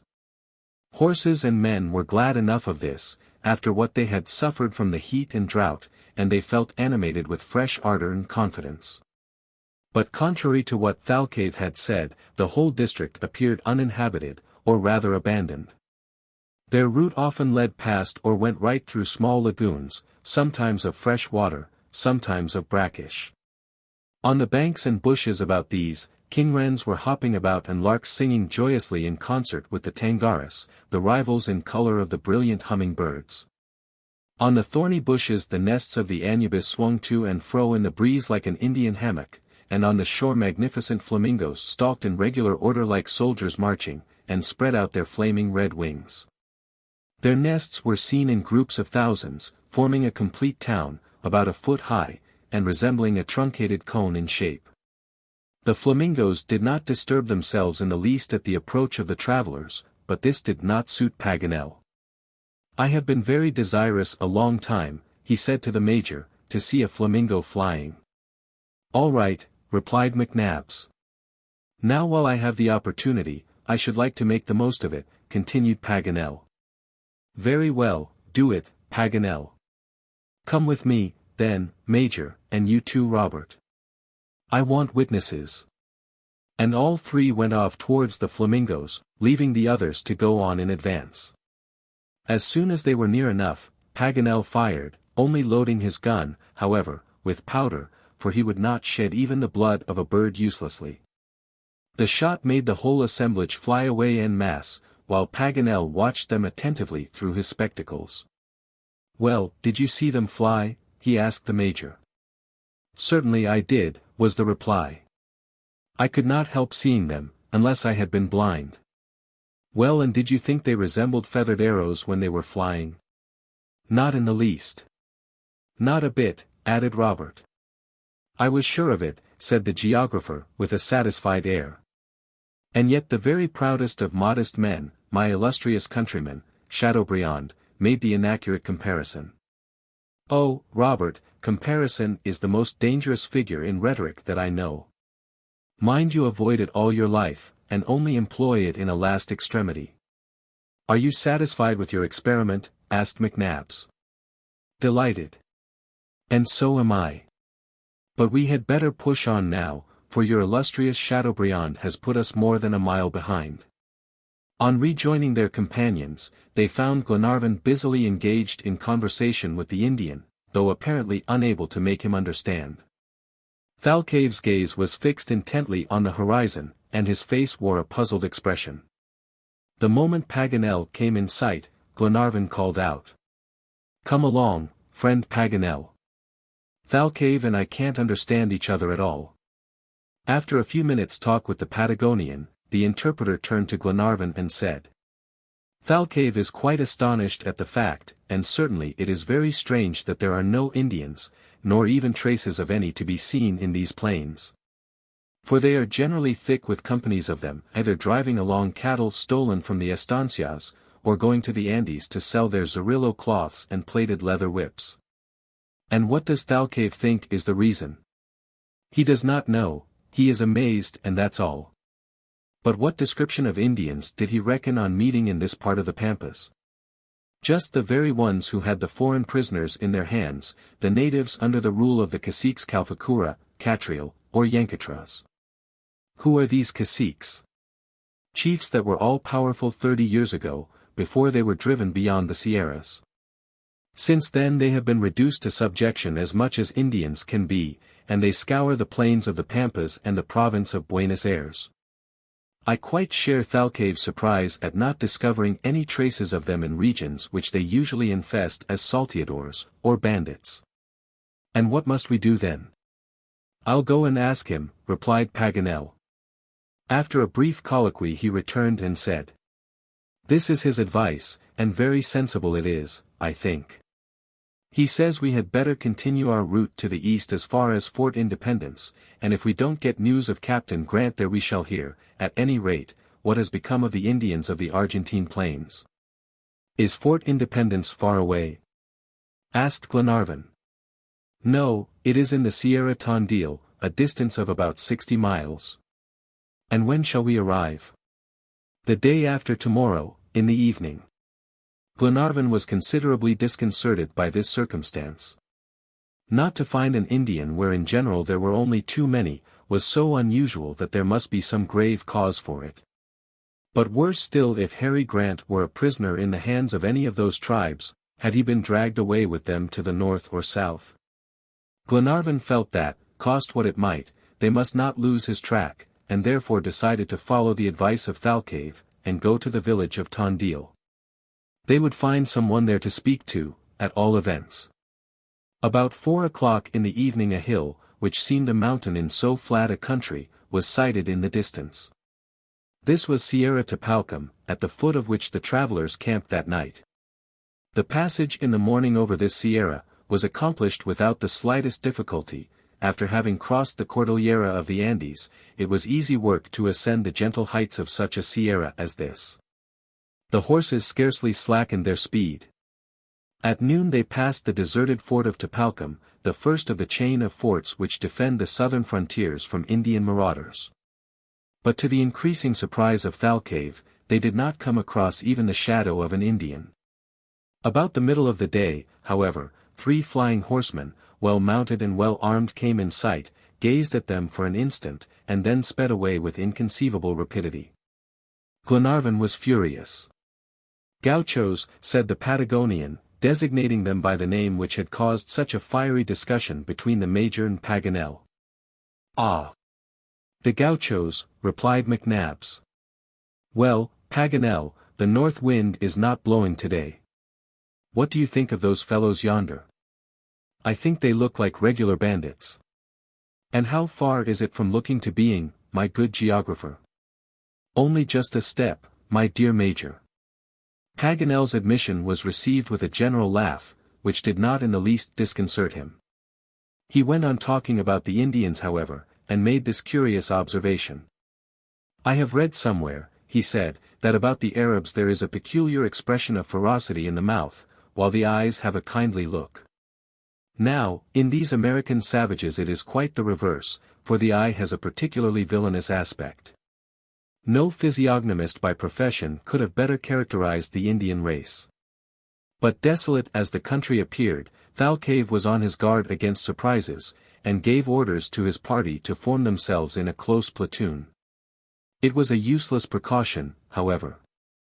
For that same evening, they camped for the night in an immense talderia, which they not only found perfectly empty, but which the Patagonian declared, after he had examined it all round, must have been uninhabited for a long time. Next day, the first estancias of the Sierra Tondil came in sight. The estancias are large cattle stations for breeding cattle, but Thalcave resolved not to stop at any of them, but to go straight on to Fort Independence. They passed several farms fortified by battlements and surrounded by a deep moat, the principal building being encircled by a terrace, from which the inhabitants could fire down on the marauders in the plain. Glenarvan might, perhaps, have got some information at these houses, but it was the surest plan to go straight on to the village of Tondil. Accordingly they went on without stopping, fording the Rio of Los Huesos and also the Chapaleofu, a few miles further on. Soon they were treading the grassy slopes of the first ridges of the Sierra Tondil, and an hour afterward the village appeared in the depths of a narrow gorge, and above it towered the lofty battlements of Fort Independence. Chapter 21 A False Trail. The Sierra Tondil rises 1,000 feet above the level of the sea. It is a primordial chain, that is to say, anterior to all organic and metamorphic creation. It is formed of a semicircular ridge of gneiss hills, covered with fine short grass. The district of Tondil, to which it has given its name, includes all the south of the province of Buenos Aires, and terminates in a river which conveys north all the rios that take their rise on its slopes. After making a short ascent up the Sierra, they reached the postern gate, so carelessly guarded by an Argentine sentinel, that they passed through without difficulty, a circumstance which betokened extreme negligence or extreme security. A few minutes afterward the commandant appeared in person. He was a vigorous man about 50 years of age, of military aspect, with grayish hair, and an imperious eye, as far as one could see through the clouds of tobacco smoke which escaped from his short pipe. His walk reminded Paganel instantly of the old subalterns in his own country. Thalcave was spokesman, and addressing the officer, presented Lord Glenarvan and his companions. While he was speaking, the commandant kept staring fixedly at Paganel in rather an embarrassing manner. The geographer could not understand what he meant by it, and was just about to interrogate him, when the commandant came forward, and seizing both his hands in the most free and easy fashion, said in a joyous voice, in the mother tongue of the geographer, "A Frenchman." "Yes, a Frenchman," replied Paganel. "Ah! Delightful. Welcome, welcome. I am a Frenchman too," he added, shaking Paganel's hand with such vigor as to be almost alarming. "Is he a friend of yours, Paganel?" asked the major. "Yes," said Paganel, somewhat proudly. "One has friends in every division of the globe." After he had succeeded in disengaging his hand, though not without difficulty, from the living vice in which it was held, a lively conversation ensued. Glenarvan would fain have put in a word about the business on hand, but the commandant related his entire history, and was not in a mood to stop till he had done. It was evident that the worthy man must have left his native country many years back, for his mother tongue had grown unfamiliar, and if he had not forgotten the words he certainly did not remember how to put them together. He spoke more like a Negro belonging to a French colony. The fact was that the governor of Fort Independence was a French sergeant, an old comrade of Parachapi. He had never left the fort since it had been built in 1828. And, strange to say, he commanded it with the consent of the Argentine government. He was a man about 50 years of age, a Basque by birth, and his name was Manuel Ferreguer, so that he was almost a Spaniard. A year after his arrival in the country he was naturalized, took service in the Argentine army, and married an Indian girl, who was then nursing twin babies 6 months old, 2 boys, be it understood. For the good wife of the commandant would have never thought of presenting her husband with girls. Manuel could not conceive of any state but a military one, and he hoped in due time, with the help of God, to offer the Republic a whole company of young soldiers. You saw them. Charming. Good soldiers are Jose, Juan, and Miquel. Pepe, 7-year-old, Pepe can handle a gun. Pepe, hearing himself complimented, brought his 2 little feet together, and presented arms with perfect grace. He'll get on, added the sergeant. He'll be colonel major or brigadier general some day. Sergeant Manuel seemed so enchanted that it would have been useless to express a contrary opinion, either to the profession of arms or the probable future of his children. He was happy, and as Goethe says, nothing that makes us happy is an illusion. All this talk took up a quarter of an hour, to the great astonishment of Thalcave. The Indian could not understand how so many words could come out of one throat. No one interrupted the sergeant, but all things come to an end, and at last he was silent, but not till he had made his guests enter his dwelling, and be presented to Madame Ferreguer. Then, and not till then, did he ask his guests what had procured him the honor of their visit. Now or never was the moment to explain, and Paganel, seizing the chance at once, began an account of their journey across the Pampas, and ended by inquiring the reason of the Indians having deserted the country. Ah! There was no one. Replied the sergeant, shrugging his shoulders, really no one, and us, too, our arms crossed. Nothing to do. But why? War. War. Yes, civil war between the Paraguayans and Buenos Aires, replied the sergeant. Well? Well, Indians all in the north, in the rear of General Flores. Indian pillagers find pillage there. But where are the caciques? Caciques are with them. What? Catriel? There is no Catriel. And Calfacura? There is no Calfacura. And is there no Yankatras? No, no Yankatras. The reply was interpreted by THALCAVE, who shook his head and gave an approving look. The Patagonian was either unaware of, or had forgotten that civil war was decimating the two parts of the Republic, a war which ultimately required the intervention of Brazil. The Indians have everything to gain by these intestine strifes, and cannot lose such fine opportunities of plunder. There was no doubt the sergeant was right in assigning war then as the cause of the forsaken appearance of the plains. But this circumstance upset all Glenarvan's projects, for if Harry Grant was a prisoner in the hands of the caciques, he must have been dragged north with them. How and where should they ever find him if that were the case? Should they attempt a perilous and almost useless journey to the northern border of the Pampas? It was a serious question which would need to be well talked over. However, there was one inquiry more to make to the sergeant. And it was the major who thought of it, for all the others looked at each other in silence. Had the sergeant heard whether any Europeans were prisoners in the hands of the caciques? Manuel looked thoughtful for a few minutes, like a man trying to ransack his memory. At last he said, "Yes." "Ah," said Glenarvan, catching at the fresh hope. They all eagerly crowded round the sergeant, exclaiming, "Tell us, tell us." "It was some years ago," replied Manuel. "Yes, all I heard was that some Europeans were prisoners, but I never saw them." "You are making a mistake," said Glenarvan. "It can't be some years ago, the date of the shipwreck is explicitly given. The Britannia was wrecked in June, 1862. It is scarcely 2 years ago." "Oh, more than that, my lord." "Impossible," said Paganel. "Oh, but it must be. It was when Pepe was born. There were 2 prisoners." "No, 3, said Glenarvan. 2. Replied the sergeant, in a positive tone. 2, echoed Glenarvan, much surprised. 2 Englishmen. No, no. Who is talking of Englishmen? No, a Frenchman and an Italian. An Italian who was massacred by the Poiches, exclaimed Paganel. Yes.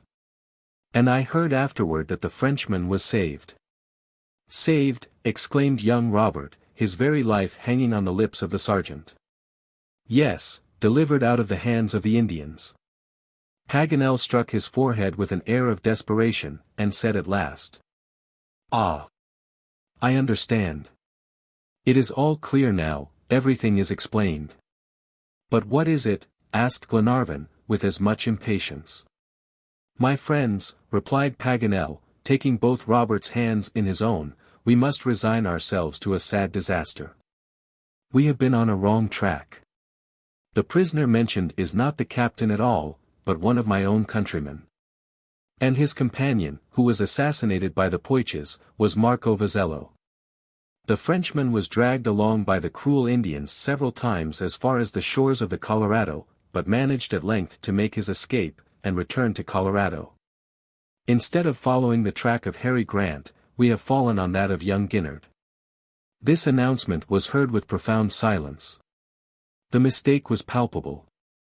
The details given by the sergeant, the nationality of the prisoner, the murder of his companions, his escape from the hands of the Indians, all evidenced the fact. Glenarvan looked at Thalcave with a crestfallen face, and the Indian, turning to the sergeant, asked whether he had never heard of 3 English captives. Never, replied Manuel. They would have known of them at Tondil, I am sure. No, it cannot be. After this, there was nothing further to do at Fort Independence but to shake hands with the commandant, and thank him and take leave. Glenarvan was in despair at this complete overthrow of his hopes, and Robert walked silently beside him, with his eyes full of tears. Glenarvan could not find a word of comfort to say to him. Paganel gesticulated and talked away to himself. The Major never opened his mouth, nor Thalcave, whose amour propre, as an Indian, seemed quite wounded by having allowed himself to go on a wrong scent. No one, however, would have thought of reproaching him for an error so pardonable. They went back to the fonda, and had supper, but it was a gloomy party that surrounded the table. It was not that any one of them regretted the fatigue they had so heedlessly endured or the dangers they had run, but they felt their hope of success was gone. For there was no chance of coming across Captain Grant between the Sierra Tondil and the sea, as Sergeant Manuel must have heard if any prisoners had fallen into the hands of the Indians on the coast of the Atlantic. Any event of this nature would have attracted the notice of the Indian traders who traffic between Tondil and Carmen, at the mouth of the Rio Negro. The best thing to do now was to get to the DUNCAN as quick as possible at the appointed rendezvous. Paganel asked Glenarvan, however, to let him have the document again, on the faith of which they had set out on so bootless a search. He read it over and over, as if trying to extract some new meaning out of it. "Yet nothing can be clearer," said Glenarvan. "It gives the date of the shipwreck, and the manner, and the place of the captivity in the most categorical manner." "That it does not, no, it does not," exclaimed Paganel, striking the table with his fist. "Since Harry Grant is not in the Pampas, he is not in America, but where he is the document must say, and it shall say, my friends, or my name is not Jacques Paganel any longer." Chapter 22 The Flood. A distance of 150 miles separates Fort Independence from the shores of the Atlantic. Unless unexpected and certainly improbable delays should occur, in 4 days Glenarvan would rejoin the DUNCAN. But to return on board without Captain Grant, and after having so completely failed in his search, was what he could not bring himself to do. Consequently, when next day came, he gave no orders for departure. The Major took it upon himself to have the horses saddled, and make all preparations.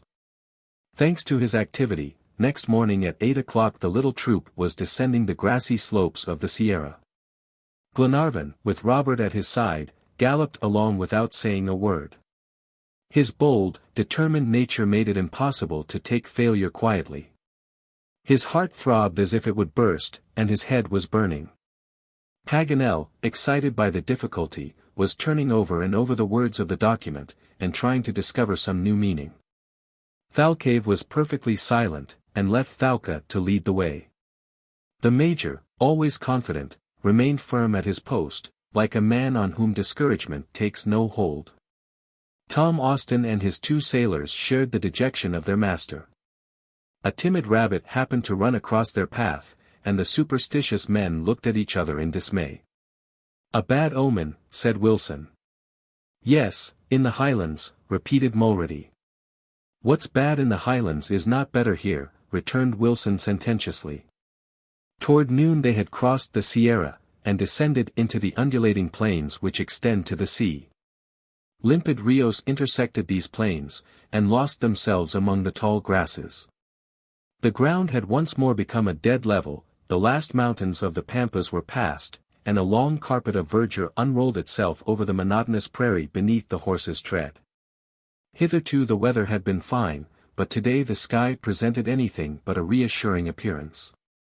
The heavy vapors, generated by the high temperature of the preceding days, hung in thick clouds, which ere long would empty themselves in torrents of rain. Moreover, the vicinity of the Atlantic, and the prevailing west wind, made the climate of this district particularly damp. This was evident by the fertility and abundance of the pasture and its dark color. However, the clouds remained unbroken for the present, and in the evening, after a brisk gallop of 40 miles, the horses stopped on the brink of deep Canadas, immense natural trenches filled with water. No shelter was near, and ponchos had to serve both for tents and coverlets as each man lay down and fell asleep beneath the threatening sky. Next day the presence of water became still more sensibly felt. It seemed to exude from every pore of the ground. Soon large ponds, some just beginning to form, and some already deep, lay across the route to the east. As long as they had only to deal with lagoons, circumscribed pieces of water unencumbered with aquatic plants, the horses could get through well enough, but when they encountered moving sloughs called pantanos, it was harder work. Tall grass blocked them up, and they were involved in the peril before they were aware. These bogs had already proved fatal to more than one living thing, for Robert, who had got a good bit ahead of the party, came rushing back at full gallop, calling out, Monsieur Paganel, a forest of horns. What? Exclaimed the geographer, you have found a forest of horns? Yes, or at any rate a coppice. A coppice, replied Paganel, shrugging his shoulders. My boy, you are dreaming. I am not dreaming, and you will see for yourself. Well, this is a strange country. They sow horns, and they sprout up like wheat. I wish I could get some of the seed. The boy is really speaking seriously, said the Major. Yes, Mr. Major, and you will soon see I am right. The boy had not been mistaken, for presently they found themselves in front of an immense field of horns, regularly planted and stretching far out of sight. It was a complete copse, low and close packed, but a strange sort. Well, said Robert. This is peculiar certainly, said Paganel, and he turned round to question Thalcave on the subject. The horns come out of the ground, replied the Indian, but the oxen are down below. What? Exclaimed Paganel. Do you mean to say that a whole herd was caught in that mud and buried alive? Yes, said the Patagonian. And so it was. An immense herd had been suffocated side by side in this enormous bog, and this was not the first occurrence of the kind which had taken place in the Argentine plains. An hour afterward and the field of horns lay 2 miles behind. Thalcave was somewhat anxiously observing a state of things which appeared to him unusual. He frequently stopped and raised himself on his stirrups and looked around. His great height gave him a commanding view of the whole horizon. But after a keen rapid survey, he quickly resumed his seat and went on. About a mile further he stopped again, and leaving the straight route, made a circuit of some miles north and south, and then returned and fell back in his place at the head of the troop, without saying a syllable as to what he hoped or feared. This strange behavior, several times repeated, made Glenarvan very uneasy, and quite puzzled Paganel. At last, at Glenarvan's request, he asked the Indian about it. Thalcave replied that he was astonished to see the plains so saturated with water. Never, to his knowledge, since he had followed the calling of guide, had he found the ground in this soaking condition. Even in the rainy season, the Argentine plains had always been passable. But what is the cause of this increasing humidity? Said Paganel. I do not know, and what if I did? Could it be owing to the rios of the Sierra being swollen to overflowing by the heavy rains? Sometimes they are. And is it the case now? Perhaps. Paganel was obliged to be content with this unsatisfactory reply, and went back to Glenarvan to report the result of his conversation. And what does Thalcave advise us to do? Said Glenarvan. Paganel went back to the guide and asked him. Go on fast, was the reply. This was easier said than done. The horses soon tired of treading over ground that gave way at every step. It sank each moment more and more, till it seemed half under water. They quickened their pace, but could not go fast enough to escape the water, which rolled in great sheets at their feet. Before 2 hours the cataracts of the sky opened and deluged the plain in true tropical torrents of rain. Never was there a finer occasion for displaying philosophic equanimity. There was no shelter, and nothing for it but to bear it stolidly. The ponchos were streaming like the overflowing gutter spouts on the roof of a house, and the unfortunate horsemen had to submit to a double bath, for their horses dashed up the water to their waists at every step. In this drenching, shivering state, and worn out with fatigue, they came toward evening to a miserable rancho, which could only have been called a shelter by people not very fastidious. And certainly only travelers in extremity would even have entered it. But Glenarvan and his companions had no choice, and were glad enough to burrow in this wretched hovel, though it would have been despised by even a poor Indian of the Pampas. A miserable fire of grass was kindled, which gave out more smoke than heat, and was very difficult to keep alight. As the torrents of rain which dashed against the ruined cabin outside found their way within and fell down in large drops from the roof. 20 times over the fire would have been extinguished if Mulready and Wilson had not kept off the water. The supper was a dull meal, and neither appetizing nor reviving. Only the Major seemed to eat with any relish. The impassive McNabbs was superior to all circumstances. Paganel, Frenchman as he was, tried to joke, but the attempt was a failure. "My jests are damp," he said, "they miss fire." The only consolation in such circumstances was to sleep, and accordingly each one lay down and endeavored to find in slumber a temporary forgetfulness of his discomforts and his fatigues. The night was stormy, and the planks of the rancho cracked before the blast as if every instant they would give way. The poor horses outside, exposed to all the inclemency of the weather, were making piteous moans, and their masters were suffering quite as much inside the ruined rancho. However, sleep overpowered them at length. Robert was the first to close his eyes and lean his head against Glenarvan's shoulder, and soon all the rest were soundly sleeping too under the guardian eye of heaven. The night passed safely, and no one stirred till Thalcave woke them by tapping vigorously against the rancho with his hoof. He knew it was time to start, and at a push could give the signal as well as his master. They owed the faithful creature too much to disobey him, and set off immediately. The rain had abated, but floods of water still covered the ground. Paganel, on consulting his map, came to the conclusion that the Rios Grande and Vivarota, into which the water from the plains generally runs, must have been united in one large bed several miles in extent. Extreme haste was imperative, for all their lives depended on it.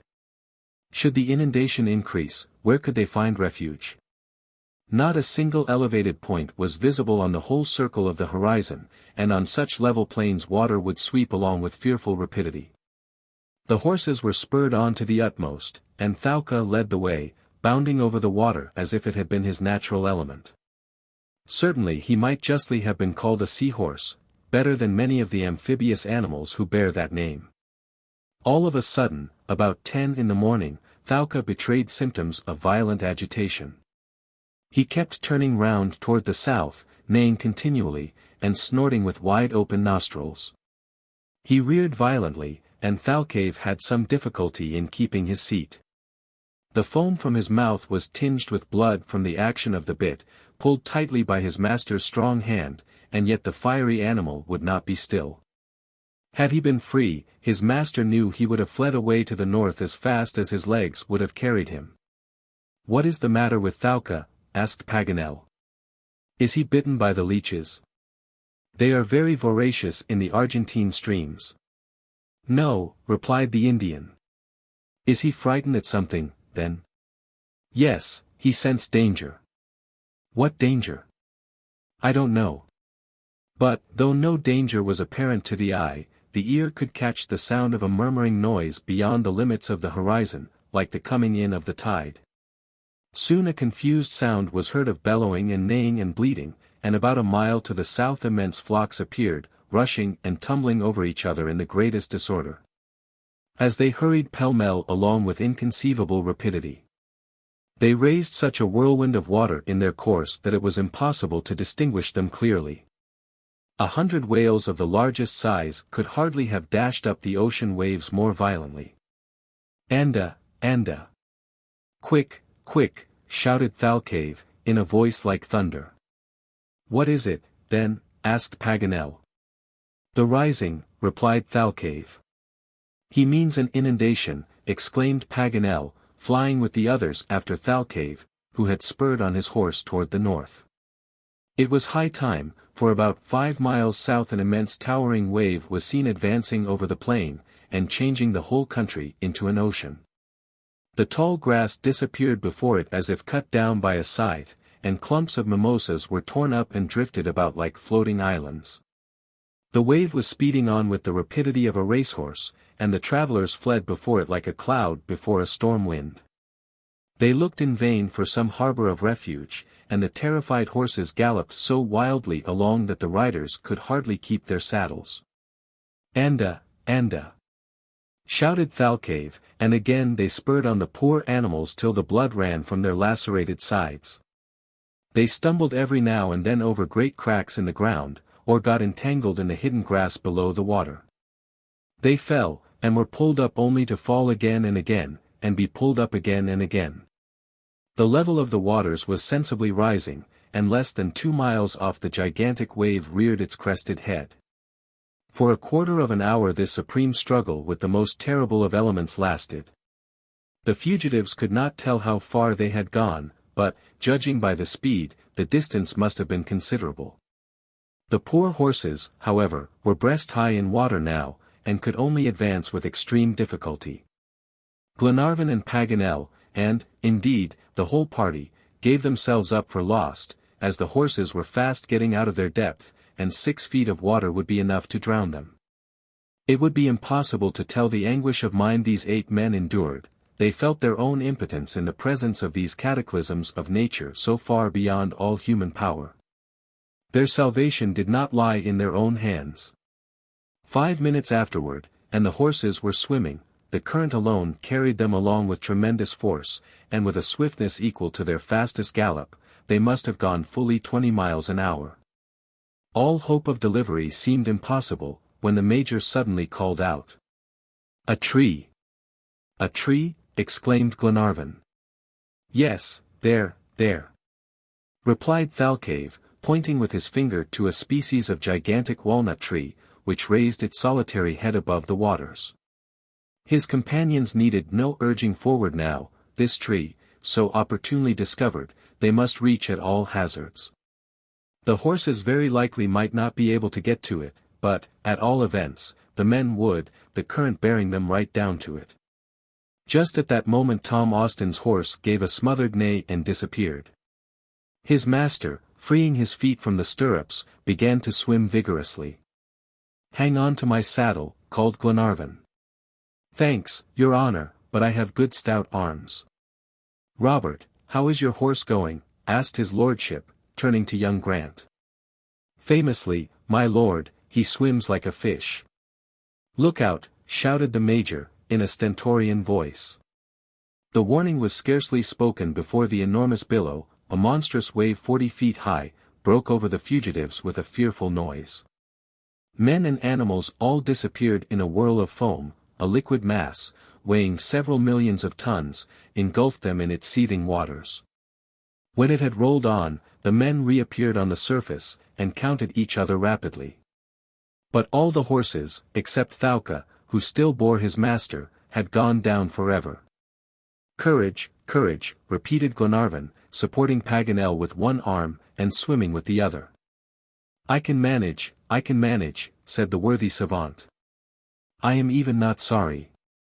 But no one ever knew what he was not sorry about, for the poor man was obliged to swallow down the rest of his sentence with half a pint of muddy water. The Major advanced quietly, making regular strokes, worthy of a master swimmer. The sailors took to the water like porpoises, while Robert clung to Thalca's mane, and was carried along with him. The noble animal swam superbly, instinctively making for the tree in a straight line. The tree was only 20 fathoms off, and in a few minutes was safely reached by the whole party, but for this refuge they must all have perished in the flood. The water had risen to the top of the trunk, just to where the parent branches fork out. It was consequently quite easy to clamber up to it. Thalcave climbed up first, and got off his horse to hoist up Robert and help the others. His powerful arms had soon placed all the exhausted swimmers in a place of security. But, meantime, Thalca was being rapidly carried away by the current. He turned his intelligent face toward his master, and, shaking his long mane, neighed as if to summon him to his rescue. "Are you going to forsake him, Thalcave?" asked Paganel. "Aye," replied the Indian, and forthwith he plunged down into the tumultuous waters, and came up again 10 fathoms off. A few instants afterward his arms were round Thalca's neck, and master and steed were drifting together toward the misty horizon of the north. Chapter 23: A Singular Abode. The tree on which Glenarvan and his companions had just found refuge, resembled a walnut tree, having the same glossy foliage and rounded form. In reality, however, it was the ombu, which grows solitarily on the Argentine plains. The enormous and twisted trunk of this tree is planted firmly in the soil, not only by its great roots, but still more by its vigorous shoots, which fasten it down in the most tenacious manner. This was how it stood proof against the shock of the mighty billow. This OMBU measured in height 100 feet, and covered with its shadow a circumference of 120 yards. All this scaffolding rested on 3 great boughs which sprang from the trunk. 2 of these rose almost perpendicularly, and supported the immense parasol of foliage, the branches of which were so crossed and intertwined and entangled, as if by the hand of a basketmaker, that they formed an impenetrable shade. The third arm, on the contrary, stretched right out in a horizontal position above the roaring waters, into which the lower leaves dipped. There was no want of room in the interior of this gigantic tree, for there were great gaps in the foliage, perfect glades, with air in abundance, and freshness everywhere. To see the innumerable branches rising to the clouds, and the creepers running from bough to bough, and attaching them together while the sunlight glinted here and there among the leaves. One might have called it a complete forest instead of a solitary tree sheltering them all. On the arrival of the fugitives, a myriad of the feathered tribes fled away into the topmost branches, protesting by their outcries against this flagrant usurpation of their domicile. These birds, who themselves had taken refuge in the solitary OMBU, were in hundreds, comprising blackbirds, starlings, icicasse, hilgueros, and especially the picaflor, hummingbirds of most resplendent colors. When they flew away it seemed as though a gust of wind had blown all the flowers off the tree. Such was the asylum offered to the little band of Glenarvan. Young Grant and the agile Wilson were scarcely perched on the tree before they had climbed to the upper branches and put their heads through the leafy dome to get a view of the vast horizon. The ocean made by the inundation surrounded them on all sides, and, far as the eye could reach, seemed to have no limits. Not a single tree was visible on the liquid plain. The OMBU stood alone amid the rolling waters, and trembled before them. In the distance, drifting from south to north, carried along by the impetuous torrent, they saw trees torn up by the roots, twisted branches, roofs torn off, destroyed ranchos, planks of sheds stolen by the deluge from estancias. Carcasses of drowned animals, blood-stained skins, and on a shaky tree a complete family of jaguars, howling and clutching hold of their frail raft. Still farther away, a black spot almost invisible, already caught Wilson's eye. It was THALCAVE and his faithful Thalca.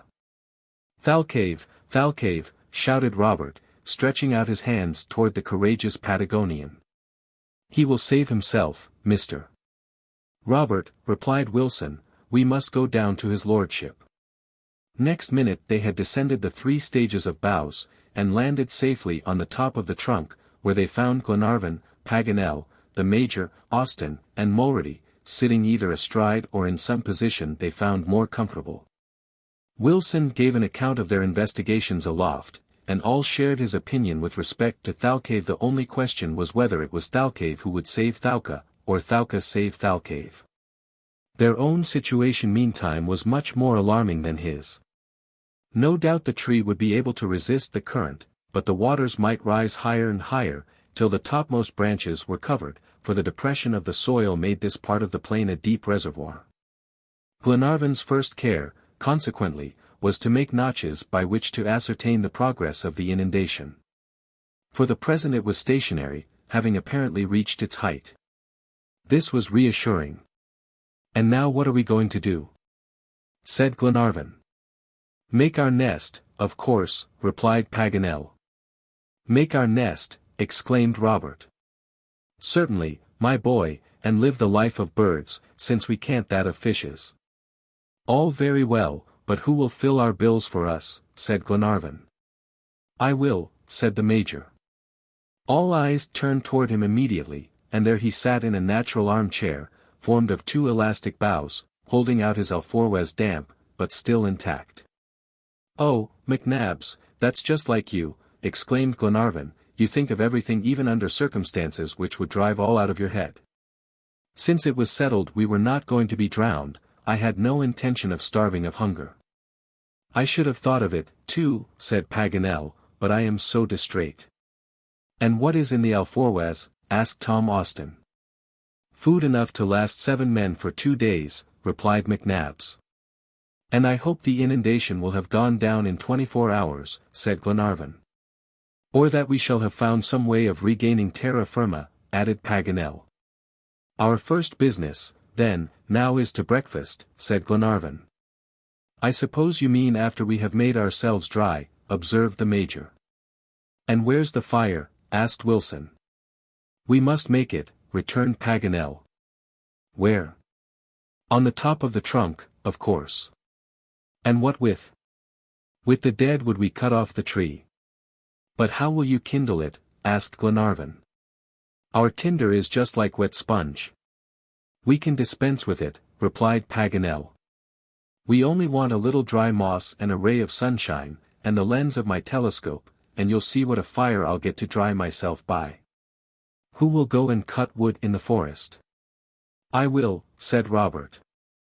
And off he scampered like a young cat into the depths of the foliage, followed by his friend Wilson. Paganel set to work to find dry moss, and had soon gathered sufficient.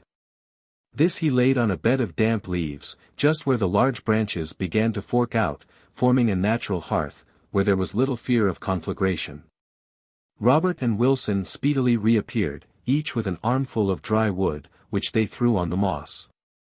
By the help of the lens it was easily kindled, for the sun was blazing overhead. In order to ensure a proper draught, Paganel stood over the hearth with his long legs straddled out in the Arab manner. Then stooping down and raising himself with a rapid motion, he made a violent current of air with his poncho, which made the wood take fire, and soon a bright flame roared in the improvised brazier. After drying themselves, each in his own fashion, and hanging their ponchos on the tree, where they were swung to and fro in the breeze, they breakfasted, carefully however rationing out the provisions, for the morrow had to be thought of. The immense basin might not empty so soon as Glenarvan expected, and, anyway, the supply was very limited. The OMBU produced no fruit, though fortunately, it would likely abound in fresh eggs, thanks to the numerous nests stowed away among the leaves, not to speak of their feathered proprietors. These resources were by no means to be despised. The next business was to install themselves as comfortably as they could, in prospect of a long stay. "As the kitchen and dining room are on the ground floor," said Paganel, "we must sleep on the first floor. The house is large, and as the rent is not dear, we must not cramp ourselves for room. I can see up yonder natural cradles, in which once safely tucked up we shall sleep as if we were in the best beds in the world. We have nothing to fear. Besides, we will watch, and we are numerous enough to repulse a fleet of Indians and other wild animals. We only want firearms." "I have my revolvers," said Glenarvan. "And I have mine," replied Robert. "But what's the good of them?" said Tom Austin, "unless Monsieur Paganel can find out some way of making powder." "We don't need it," replied McNabbs, exhibiting a powder flask in a perfect state of preservation. "Where did you get it from, Major?" asked Paganel. "From THALCAVE. He thought it might be useful to us, and gave it to me before he plunged into the water to save Thalca." "Generous, brave Indian," exclaimed Glenarvan. "Yes," replied Tom Austin, "if all the Patagonians are cut after the same pattern, I must compliment Patagonia." "I protest against leaving out the horse," said Paganel. "He is part and parcel of the Patagonian, and I'm much mistaken if we don't see them again, the one on the other's back." "What distance are we from the Atlantic?" asked the Major. "About 40 miles at the outside," replied Paganel. "And now, friends, since this is Liberty Hall, I beg to take leave of you. I am going to choose an observatory for myself up there, and by the help of my telescope, let you know how things are going on in the world." Forthwith the geographer set off, hoisting himself up very cleverly from bough to bough, till he disappeared beyond the thick foliage. His companions began to arrange the night quarters, and prepare their beds. But this was neither a long nor difficult task, and very soon they resumed their seats round the fire to have a talk. As usual their theme was Captain Grant. In 3 days, should the water subside, they would be on board the DUNCAN once more. But Harry Grant and his 2 sailors, those poor shipwrecked fellows, would not be with them. Indeed, It even seemed after this ill success and this useless journey across America, that all chance of finding them was gone forever. Where could they commence a fresh quest? What grief Lady Helena and Mary Grant would feel on hearing there was no further hope. "Poor sister," said Robert. "It is all up with us." For the first time Glenarvan could not find any comfort to give him. What could he say to the lad? Had they not searched exactly where the document stated? "And yet," he said, "this 37th degree of latitude is not a mere figure, and that it applies to the shipwreck or captivity of Harry Grant, is no mere guess or supposition. We read it with our own eyes." "All very true, your honor," replied Tom Austin, "and yet our search has been unsuccessful." "It is both a provoking and hopeless business," replied Glenarvan. "Provoking enough, certainly," said the Major, "but not hopeless. It is precisely because we have an uncontestable figure, provided for us, that we should follow it up to the end." "What do you mean?" asked Glenarvan. "What more can we do?" "A very logical and simple thing, my dear Edward. When we go on board the DUNCAN, turn her beak head to the east, and go right along the 37th parallel till we come back to our starting point if necessary." "Do you suppose that I have not thought of that, Mr. McNabbs?" replied Glenarvan. "Yes, 100 times. But what chance is there of success? To leave the American continent, wouldn't it be to go away from the very spot indicated by Harry Grant, from this very Patagonia so distinctly named in the document? And would you recommence your search in the Pampas, when you have the certainty that the shipwreck of the Britannia neither occurred on the coasts of the Pacific nor the Atlantic?" Glenarvan was silent. "And however small the chance of finding Harry Grant by following up the given parallel, ought we not to try?" "I don't say no," replied Glenarvan.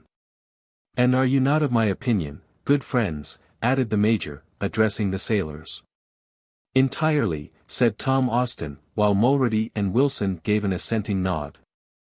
"Listen to me, friends," said Glenarvan after a few minutes' reflection, "and remember, Robert, this is a grave discussion. I will do my utmost to find Captain Grant. I am pledged to it, and will devote my whole life to the task if needs be. All Scotland would unite with me to save so devoted a son as he has been to her. I too quite think with you that we must follow the 37th parallel round the globe if necessary, however slight our chance of finding him. But that is not the question we have to settle. There is one much more important than that is, should we from this time, and altogether, give up our search on the American continent?" No one made any reply. Each one seemed afraid to pronounce the word. "Well," resumed Glenarvan, addressing himself especially to the Major.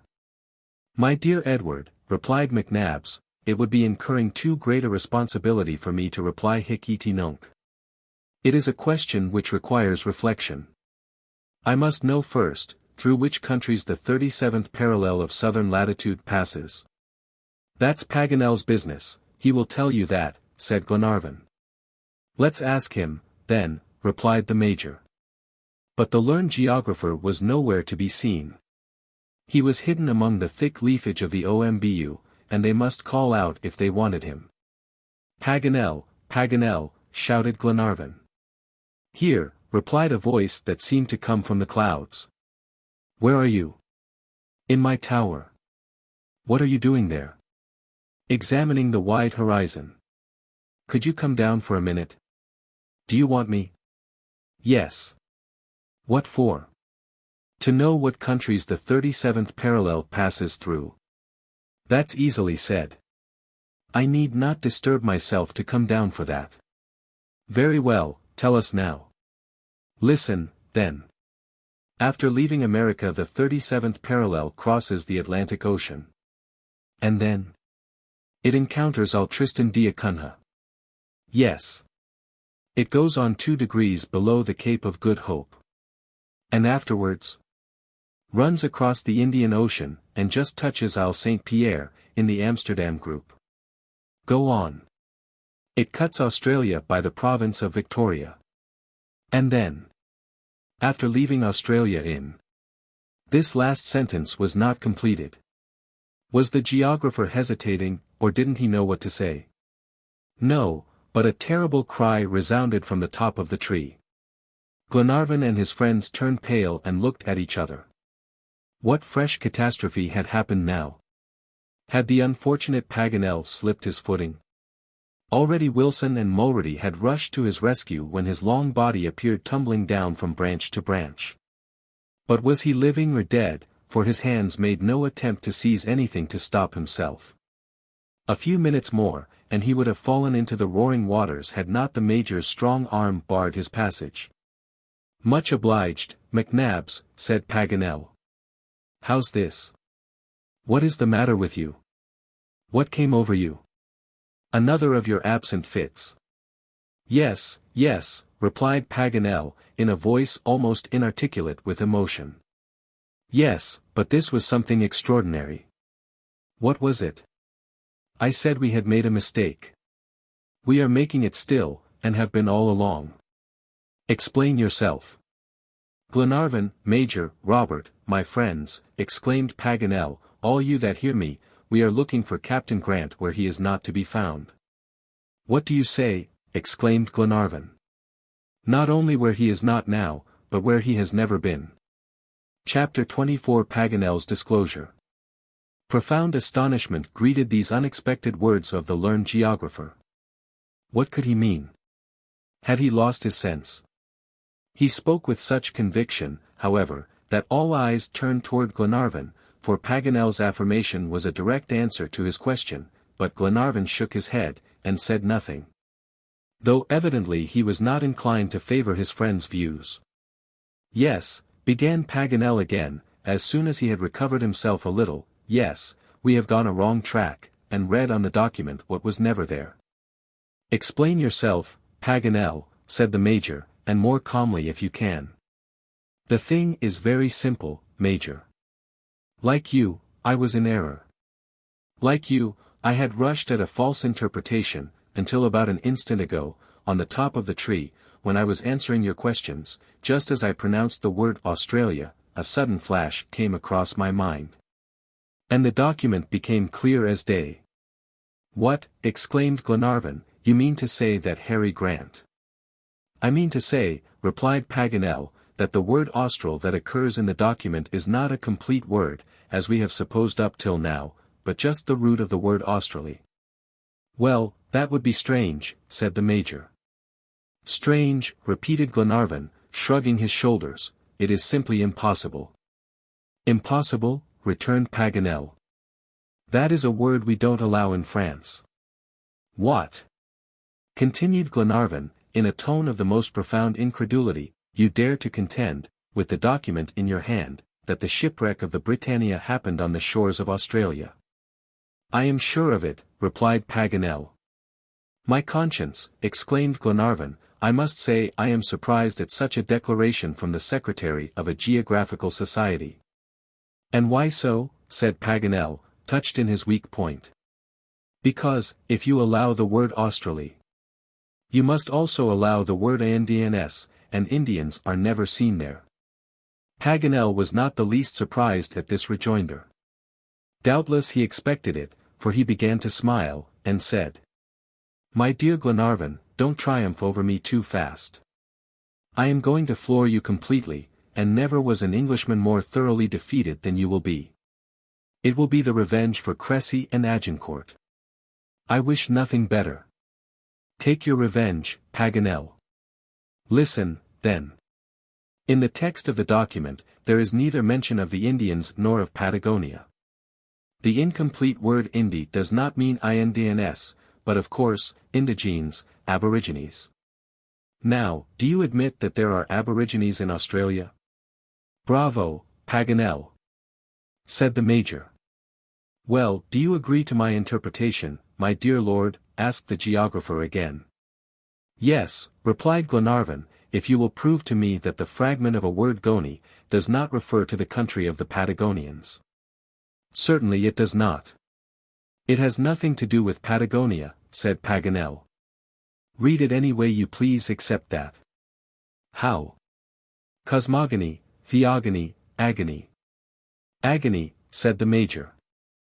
I don't care which, returned Paganel. The word is quite unimportant, I will not even try to find out its meaning. The main point is that Austral means Australy, and we must have gone blindly on a wrong track not to have discovered the explanation at the very beginning, it was so evident. If I had found the document myself and my judgment had not been misled by your interpretation, I should never have read it differently. A burst of hurrahs, and congratulations, and compliments followed Paganel's words. Austin and the sailors, and the Major and Robert, most all overjoyed at this fresh hope, applauded him heartily, while even Glenarvan, whose eyes were gradually getting open, was almost prepared to give in. I only want to know one thing more, my dear Paganel, he said, and then I must bow to your perspicacity.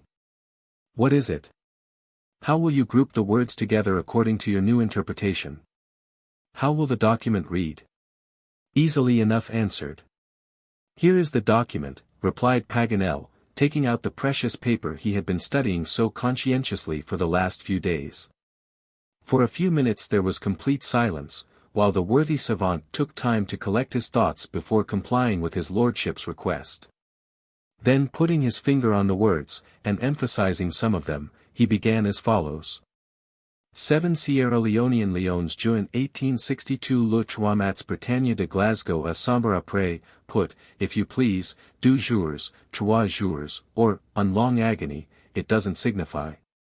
It is quite a matter of indifference, sur les côtes de l'Australie.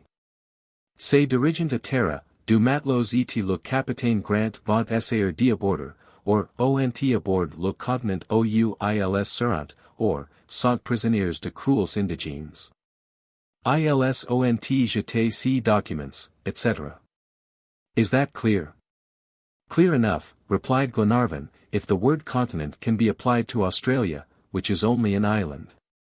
Make yourself easy about that, my dear Glenarvan, the best geographers have agreed to call the island the Australian continent.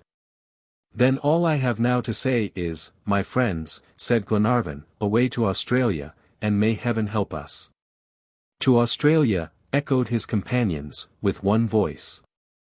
I tell you what, Paganel, added Glenarvan, your being on board the DUNCAN is a perfect providence. All right. Look on me as a messenger of Providence, and let us drop the subject. So the conversation ended, a conversation which great results were to follow. It completely changed the moral condition of the travelers. It gave the clue of the labyrinth in which they had thought themselves hopelessly entangled, and, amid their ruined projects, inspired them with fresh hope. They could now quit the American continent without the least hesitation, and already their thoughts had flown to the Australias. In going on board the DUNCAN again they would not bring despair with them, and Lady Helena and Mary Grant would not have to mourn the irrevocable loss of Captain Grant. This thought so filled them with joy that they forgot all the dangers of their actual situation, and only regretted that they could not start immediately. It was about 4 o'clock in the afternoon, and they determined to have supper at 6. Paganel wished to get up a splendid spread in honor of the occasion, but as the materials were very scanty, he proposed to Robert to go and hunt in the neighboring forest. Robert clapped his hands at the idea, so they took Thalcave's powder flask, cleaned the revolvers and loaded them with small shot, and set off. Don't go too far, said the Major, gravely, to the 2 hunters. After their departure, Glenarvan and McNabbs went down to examine the state of the water by looking at the notches they had made on the tree, and Wilson and Mulrady replenished the fire. No sign of decrease appeared on the surface of the immense lake, yet the flood seemed to have reached its maximum height. But the violence with which it rushed from the south to north proved that the equilibrium of the Argentine rivers was not restored. Before getting lower the liquid mass must remain stationary, as in the case with the ocean before the ebb tide commences. While Glenarvan and his cousin were making these observations, the report of firearms resounded frequently above their heads, and the jubilant outcries of the 2 sportsmen, for Paganel was every whit as much a child as Robert. They were having a fine time of it among the thick leaves, judging by the peals of laughter which rang out in the boy's clear treble voice and Paganel's deep bass. The chase was evidently successful, and wonders in culinary art might be expected. Wilson had a good idea to begin with, which he had skillfully carried out. For when Glenarvan came back to the brazier, he found that the brave fellow had actually managed to catch, with only a pin and a piece of string, several dozen small fish, as delicate as smelts, called mojarras, which were all jumping about in a fold of his poncho, ready to be converted into an exquisite dish. At the same moment the hunters reappeared. Paganel was carefully carrying some black swallows' eggs, and a string of sparrows, which he meant to serve up later under the name of field larks. Robert had been clever enough to bring down several brace of jilgueros, small green and yellow birds, which are excellent eating, and greatly in demand in the Montevideo market. Paganel, who knew 50 ways of dressing eggs, was obliged for this once to be content with simply hardening them on the hot embers. But notwithstanding this, the viands at the meal were both dainty and varied. The dried beef, hard eggs, grilled mojarras, sparrows, and roast jilgueros, made one of those gala feasts the memory of which is imperishable. The conversation was very animated. Many compliments were paid Paganel on his twofold talents as hunter and cook, which the savant accepted with the modesty which characterizes true merit. Then he turned the conversation on the peculiarities of the OMBU, under whose canopy they had found shelter, and whose depths he declared were immense. Robert and I, he added, jestingly, thought ourselves hunting in the open forest. I was afraid, for the minute, we should lose ourselves, for I could not find the road. The sun was sinking below the horizon, I sought vainly for footmarks. I began to feel the sharp pangs of hunger, and the gloomy depths of the forest resounded already with the roar of wild beasts. No, not that, there are no wild beasts here, I am sorry to say. What? Exclaimed Glenarvan, you are sorry there are no wild beasts? Certainly I am. And yet we should have every reason to dread their ferocity. Their ferocity is non-existent, scientifically speaking, replied the learned geographer. Now come, Paganel, said the Major, you'll never make me admit the utility of wild beasts. What good are they? Why, Major, exclaimed Paganel, for purposes of classification into orders, and families, and species, and subspecies. A mighty advantage, certainly, replied McNabbs, I could dispense with all that. If I had been one of Noah's companions at the time of the deluge, I should most assuredly have hindered the imprudent patriarch from putting in pairs of lions, and tigers, and panthers, and bears, and such animals. For they are as malevolent as they are useless. You would have done that? Asked Paganel. Yes, I would. Well, you would have done wrong in a zoological point of view, returned Paganel. But not in a humanitarian one, rejoined the Major. It is shocking, replied Paganel. Why, for my part, on the contrary, I should have taken special care to preserve megatheriums and pterodactyls, and all the antediluvian species of which we are unfortunately deprived by his neglect. And I say, returned McNabbs, that Noah did a very good thing when he abandoned them to their fate, that is, if they lived in his day. And I say he did a very bad thing, retorted Paganel, and he has justly merited the malediction of savants to the end of time. The rest of the party could not help laughing at hearing the two friends disputing over old Noah. Contrary to all his principles, the Major, who all his life had never disputed with anyone, was always sparring with Paganel. The geographer seemed to have a peculiarly exciting effect on him. Glenarvan, as usual, always the peacemaker, interfered in the debate, and said, whether the loss of ferocious animals is to be regretted or not, in a scientific point of view, there is no help for it now, we must be content to do without them. Paganel can hardly expect to meet with wild beasts in this aerial forest. Why not? Asked the geographer. Wild beasts on a tree, exclaimed Tom Austin. Yes, undoubtedly. The American tiger, the jaguar, takes refuge in the trees, when the chase gets too hot for him. It is quite possible that one of these animals, surprised by the inundation, might have climbed up into this OMBU, and be hiding now among its thick foliage. You haven't met any of them, at any rate, I suppose, said the Major. No, replied Paganel, though we hunted all through the wood. It is vexing, for it would have been a splendid chase. A jaguar is a bloodthirsty, ferocious creature. He can twist the neck of a horse with a single stroke of his paw. When he has once tasted human flesh he scents it greedily. He likes to eat an Indian best, and next to him a Negro, then a mulatto, and last of all a white man. I am delighted to hear we come number 4, said McNabbs. That only proves you are insipid, retorted Paganel, with an air of disdain. I am delighted to be insipid, was the Major's reply. Well, it is humiliating enough, said the intractable Paganel. The white man proclaimed himself chief of the human race, but Mr. Jaguar is of a different opinion it seems. Be that as it may, my brave Paganel, seeing there are neither Indians, nor Negroes, nor mulattoes among us, I am quite rejoiced at the absence of your beloved jaguars. Our situation is not so particularly agreeable. What? Not agreeable? Exclaimed Paganel, jumping at the word as likely to give a new turn to the conversation. You are complaining of your lot, Glenarvan. I should think so, indeed, replied Glenarvan. Do you find these uncomfortable hard branches very luxurious? I have never been more comfortable, even in my study. We live like the birds, we sing and fly about.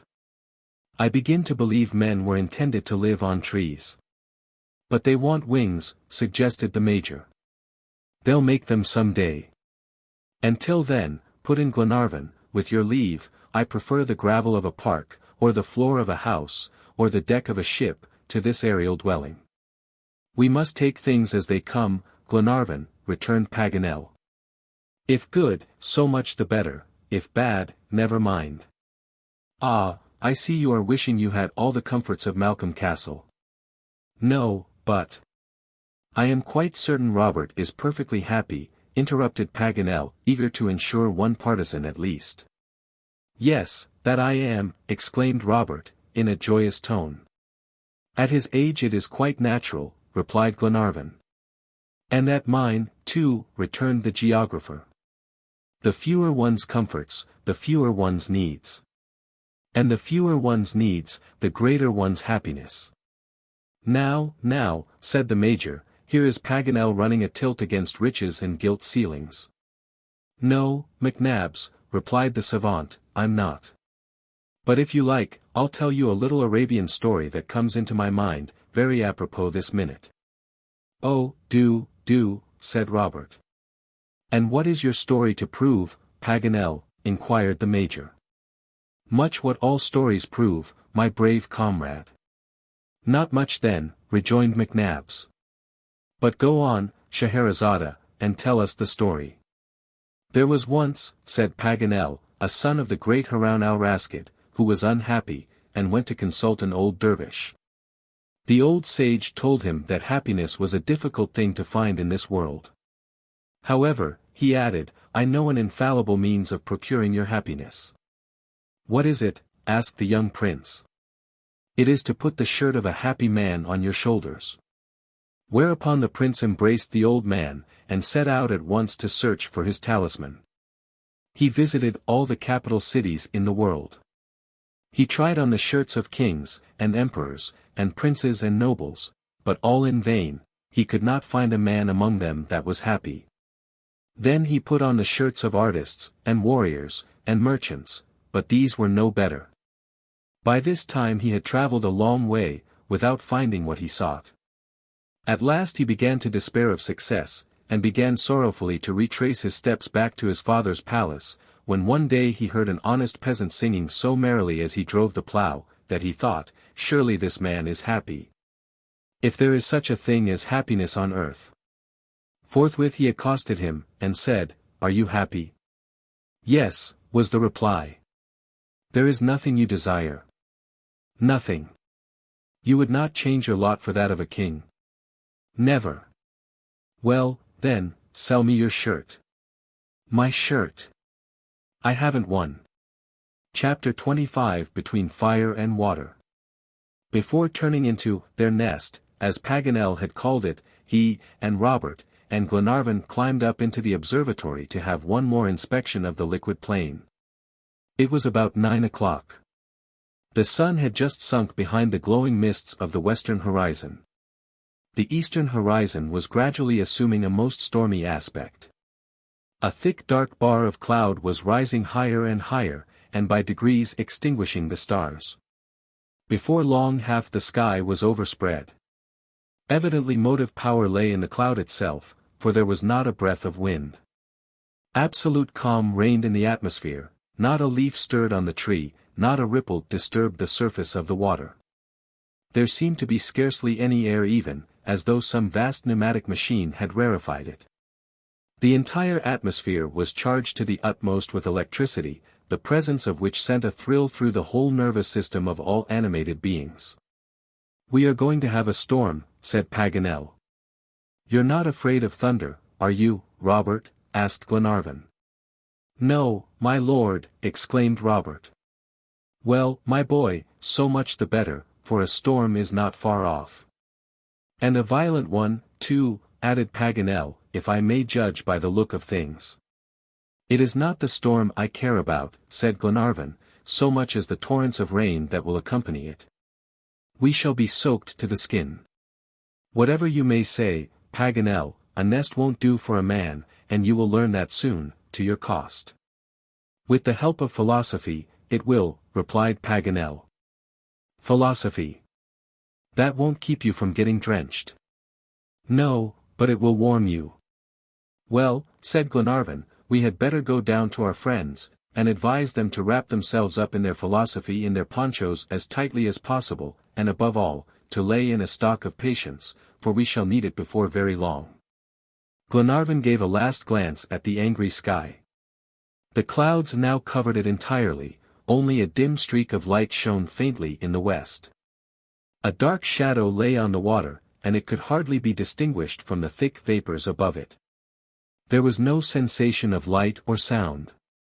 All was darkness and silence around. "Let us go down," said Glenarvan, "the thunder will soon burst over us." On returning to the bottom of the tree, they found themselves, to their great surprise, in a sort of dim twilight, produced by myriads of luminous specks which appeared buzzing confusedly over the surface of the water.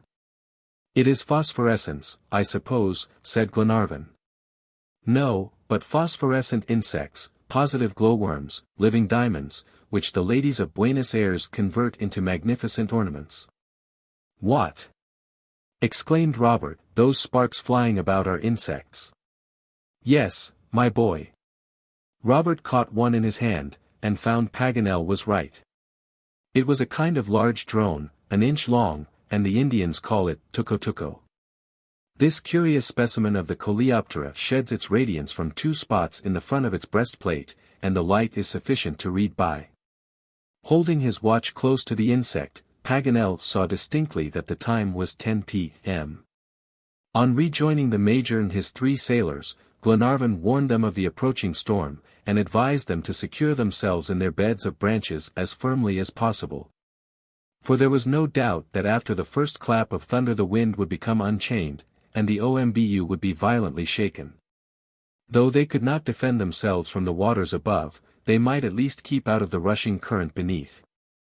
They wished one another good night, though hardly daring to hope for it, and then each one rolled himself in his poncho and lay down to sleep. But the approach of the great phenomena of nature excites vague uneasiness in the heart of every sentient being, even in the most strong-minded. The whole party in the OMBU felt agitated and oppressed, and not one of them could close his eyes. The first peal of thunder found them wide awake. It occurred about 11 p.m., and sounded like a distant rolling. Glenarvan ventured to creep out of the sheltering foliage, and made his way to the extremity of the horizontal branch to take a look round. The deep blackness of the night was already scarified with sharp bright lines, which were reflected back by the water with unerring exactness. The clouds had rent in many parts, but noiselessly, like some soft cotton material. After attentively observing both the zenith and horizon, Glenarvan went back to the center of the trunk. "Well, Glenarvan, what's your report?" asked Paganel. "I say it is beginning in good earnest, and if it goes on so we shall have a terrible storm." "So much the better," replied the enthusiastic Paganel, "I should like a grand exhibition, since we can't run away." "That's another of your theories," said the Major. "And one of my best, McNabb's. I am of Glenarvan's opinion, that the storm will be superb. Just a minute ago, when I was trying to sleep, several facts occurred to my memory, that make me hope it will, for we are in the region of great electrical tempests. For instance, I have read somewhere, that in 1793, in this very province of Buenos Aires, lightning struck 37 times during one single storm. My colleague, M. Martin de Mussy, counted 55 minutes of uninterrupted rolling." "Watch in hand?" asked the Major. "Watch in hand.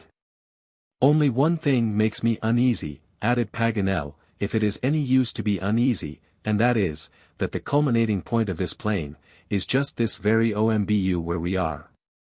A lightning conductor would be very serviceable to us at present.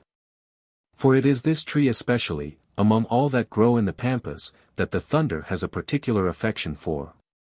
Besides, I need not tell you, friend, that learned men tell us never to take refuge under trees during a storm. Most seasonable advice, certainly, in our circumstances," said the Major. "I must confess, Paganel," replied Glenarvan, "that you might have chosen a better time for this reassuring information." "Bah," replied Paganel, "all times are good for getting information." "Ha! Now it's beginning." Louder peals of thunder interrupted this inopportune conversation, the violence increasing with the noise till the whole atmosphere seemed to vibrate with rapid oscillations. The incessant flashes of lightning took various forms. Some darted down perpendicularly from the sky 5 or 6 times in the same place in succession. Others would have excited the interest of a savant to the highest degree, for though Arago, in his curious statistics, only cites 2 examples of forked lightning, it was visible here hundreds of times. Some of the flashes branched out in 1,000 different directions, making coralliform zigzags, and threw out wonderful jets of arborescent light. Soon the whole sky from east to north seemed supported by a phosphoric band of intense brilliancy. This kept increasing by degrees till it overspread the entire horizon, kindling the clouds which were faithfully mirrored in the waters as if they were masses of combustible material, beneath, and presented the appearance of an immense globe of fire, the center of which was the OMBU. Glenarvan and his companions gazed silently at this terrifying spectacle. They could not make their voices heard, but the sheets of white light which enwrapped them every now and then, revealed the face of one and another, sometimes the calm features of the Major, sometimes the eager, curious glance of Paganel, or the energetic face of Glenarvan, and at others, the scared eyes of the terrified Robert, and the careless looks of the sailors, investing them with a weird, spectral aspect. However, as yet, no rain had fallen, and the wind had not risen in the least. But this state of things was of short duration. Before long the cataracts of the sky burst forth, and came down in vertical streams. As the large drops fell splashing into the lake, fiery sparks seemed to fly out from the illuminated surface. Was the rain the finale of the storm? If so, Glenarvan and his companions would escape scot-free, except for a few vigorous douche baths. No. At the very height of this struggle of the electric forces of the atmosphere, a large ball of fire appeared suddenly at the extremity of the horizontal parent branch, as thick as a man's wrist, and surrounded with black smoke. This ball, after turning round and round for a few seconds, burst like a bombshell, and with so much noise that the explosion was distinctly audible above the general fracas. A sulphurous smoke filled the air, and complete silence reigned till the voice of Tom Austin was heard shouting, "The tree is on fire." Tom was right. In a moment, as if some fireworks were being ignited, the flame ran along the west side of the OMBU, the dead wood and nests of dried grass, and the whole sap, which was of a spongy texture, supplied food for its devouring activity. The wind had risen now and fanned the flame. It was time to flee, and Glenarvan and his party hurried away to the eastern side of their refuge, which was meantime untouched by the fire. They were all silent, troubled, and terrified, as they watched branch after branch shrivel, and crack, and writhe in the flame like living serpents, and then drop into the swollen torrent, still red and gleaming, as it was borne swiftly along on the rapid current. The flames sometimes rose to a prodigious height, and seemed almost lost in the atmosphere, and sometimes, beaten down by the hurricane, closely enveloped the OMBU like a robe of Nessus. Terror seized the entire group. They were almost suffocated with smoke, and scorched with the unbearable heat, for the conflagration had already reached the lower branches on their side of the OMBU. To extinguish it or check its progress was impossible. And they saw themselves irrevocably condemned to a torturing death, like the victims of Hindu divinities. At last, their situation was absolutely intolerable. Of the two deaths staring them in the face, they had better choose the less cruel. "To the water," exclaimed Glenarvan. Wilson, who was nearest the flames, had already plunged into the lake, but next minute he screamed out in the most violent terror. "Help! Help!"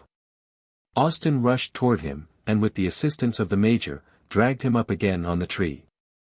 "What's the matter?" they asked. "Alligators." "Alligators," replied Wilson. The whole foot of the tree appeared to be surrounded by these formidable animals of the saurian order. By the glare of the flames, they were immediately recognized by Paganel, as the ferocious species peculiar to America, called caimans in the Spanish territories.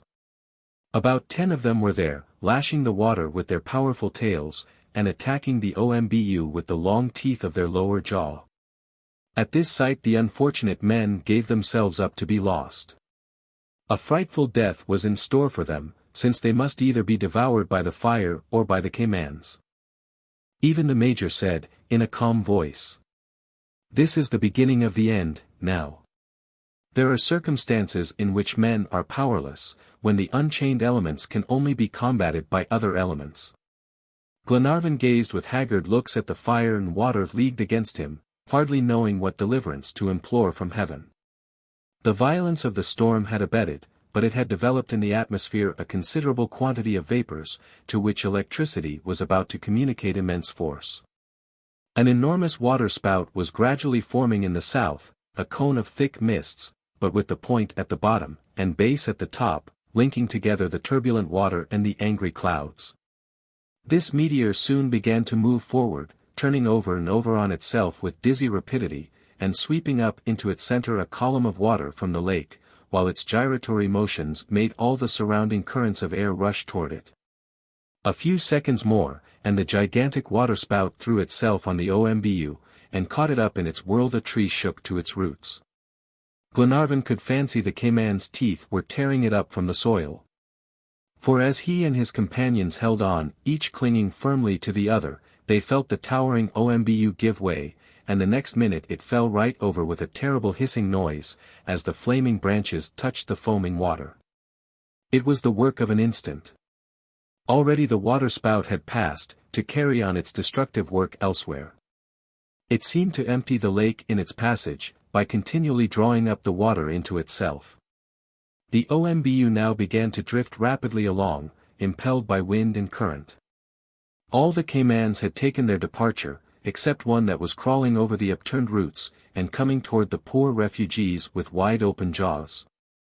But Mulrady, seizing hold of a branch that was half burned off, struck the monster such a tremendous blow, that it fell back into the torrent and disappeared, lashing the water with its formidable tail. Glenarvan and his companions being thus delivered from the voracious SEURANS, stationed themselves on the branches windward of the conflagration, while the OMBU sailed along like a blazing fireship through the dark night. The flames spreading themselves round like sails before the breath of the hurricane. Chapter 26 The Return on Board. For 2 hours the OMBU navigated the immense lake without reaching terra firma. The flames which were devouring it had gradually died out. The chief danger of their frightful passage was thus removed, and the Major went the length of saying, that he should not be surprised if they were saved after all. The direction of the current remained unchanged, always running from southwest to northeast. Profound darkness had again set in, only illumined here and there by a parting flash of lightning. The storm was nearly over. The rain had given place to light mists, which a breath of wind dispersed, and the heavy masses of cloud had separated, and now streaked the sky in long bands. The OMBU was borne onward so rapidly by the impetuous torrent, that anyone might have supposed some powerful locomotive engine was hidden in its trunk. It seemed likely enough they might continue drifting in this way for days. About 3 o'clock in the morning, however, the Major noticed that the roots were beginning to graze the ground occasionally, and by sounding the depth of the water with a long branch, Tom Austin found that they were getting on rising ground. 20 minutes afterward, the OMBU stopped short with a violent jolt. "Land! Land!" shouted Paganel, in a ringing tone. The extremity of the calcined bow had struck some hillock, and never were sailors more glad. The rock to them was the port. Already Robert and Wilson had leaped onto the solid plateau with a loud, joyful hurrah. When a well-known whistle was heard. The gallop of a horse resounded over the plain, and the tall form of Thalcave emerged from the darkness. "Thalcave!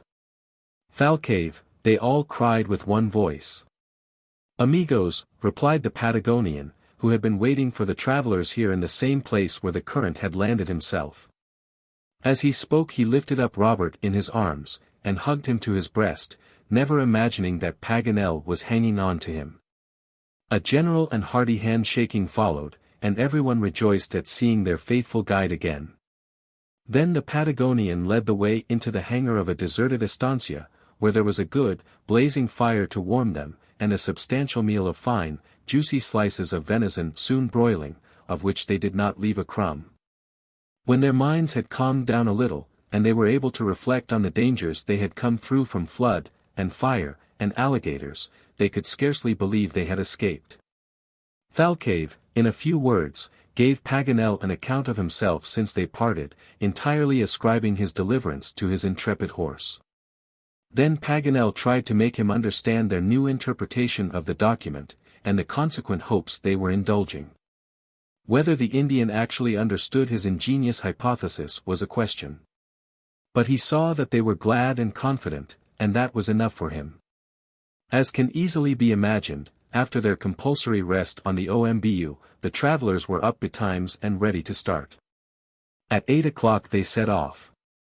No means of transport being procurable so far south, they were compelled to walk. However, it was not more than 40 miles now that they had to go, and Thalca would not refuse to give a lift occasionally to a tired pedestrian, or even to a couple at a pinch. In 36 hours they might reach the shores of the Atlantic. The low-lying tract of marshy ground, still under water, soon lay behind them, as Thalcave led them upward to the higher plains. Here the Argentine territory resumed its monotonous aspect. A few clumps of trees, planted by European hands, might chance to be visible among the pasturage, but quite as rarely as in Tondil and Tapalcum Sierras. The native trees are only found on the edge of long prairies and about Cape Corrientes. Next day, though still 15 miles distant, the proximity of the ocean was sensibly felt. The virazon, a peculiar wind, which blows regularly half of the day and night, bent down the heads of the tall grasses. Thinly planted woods rose to view, and small tree-like mimosas, bushes of acacia, and tufts of currimantle. Here and there, shining like pieces of broken glass, were salinous lagoons, which increased the difficulty of the journey as the travelers had to wind round them to get past. They pushed on as quickly as possible, hoping to reach Lake Salado, on the shores of the ocean, the same day, and at 8 p.m. When they found themselves in front of the sand hills 200 feet high, which skirt the coast, they were all tolerably tired. But when the long murmur of the distant ocean fell on their ears, the exhausted men forgot their fatigue, and ran up the sandhills with surprising agility. But it was getting quite dark already, and their eager gaze could discover no traces of the DUNCAN on the gloomy expanse of water that met their sight. "But she is there, for all that," exclaimed Glenarvan, "waiting for us, and running alongside." "We shall see her tomorrow," replied McNabbs. Tom Austin hailed the invisible yacht, but there was no response. The wind was very high and the sea rough. The clouds were scudding along from the west, and the spray of the waves dashed up even to the sandhills. It was little wonder, then, if the man on the lookout could neither hear nor make himself heard, supposing the DUNCAN were there. There was no shelter on the coast for her, neither bay nor cove, nor port, not so much as a creek. The shore was composed of sandbanks which ran out into the sea, and were more dangerous to approach than rocky shoals. The sandbanks irritate the waves, and make the sea so particularly rough, that in heavy weather vessels that run aground there are invariably dashed to pieces. Though, then, the Duncan would keep far away from such a coast, John Mangles is a prudent captain to get near. Tom Austin, however, was of the opinion that she would be able to keep 5 miles out. The Major advised his impatient relative to restrain himself to circumstances. Since there was no means of dissipating the darkness, what was the use of straining his eyes by vainly endeavoring to pierce through it? He set to work immediately to prepare the night's encampment beneath the shelter of the sandhills. The last provisions supplied the last meal, and afterward, each, following the Major's example, scooped out a hole in the sand, which made a comfortable enough bed, and then covered himself with the soft material up to his chin. And fell into a heavy sleep. But Glenarvan kept watch.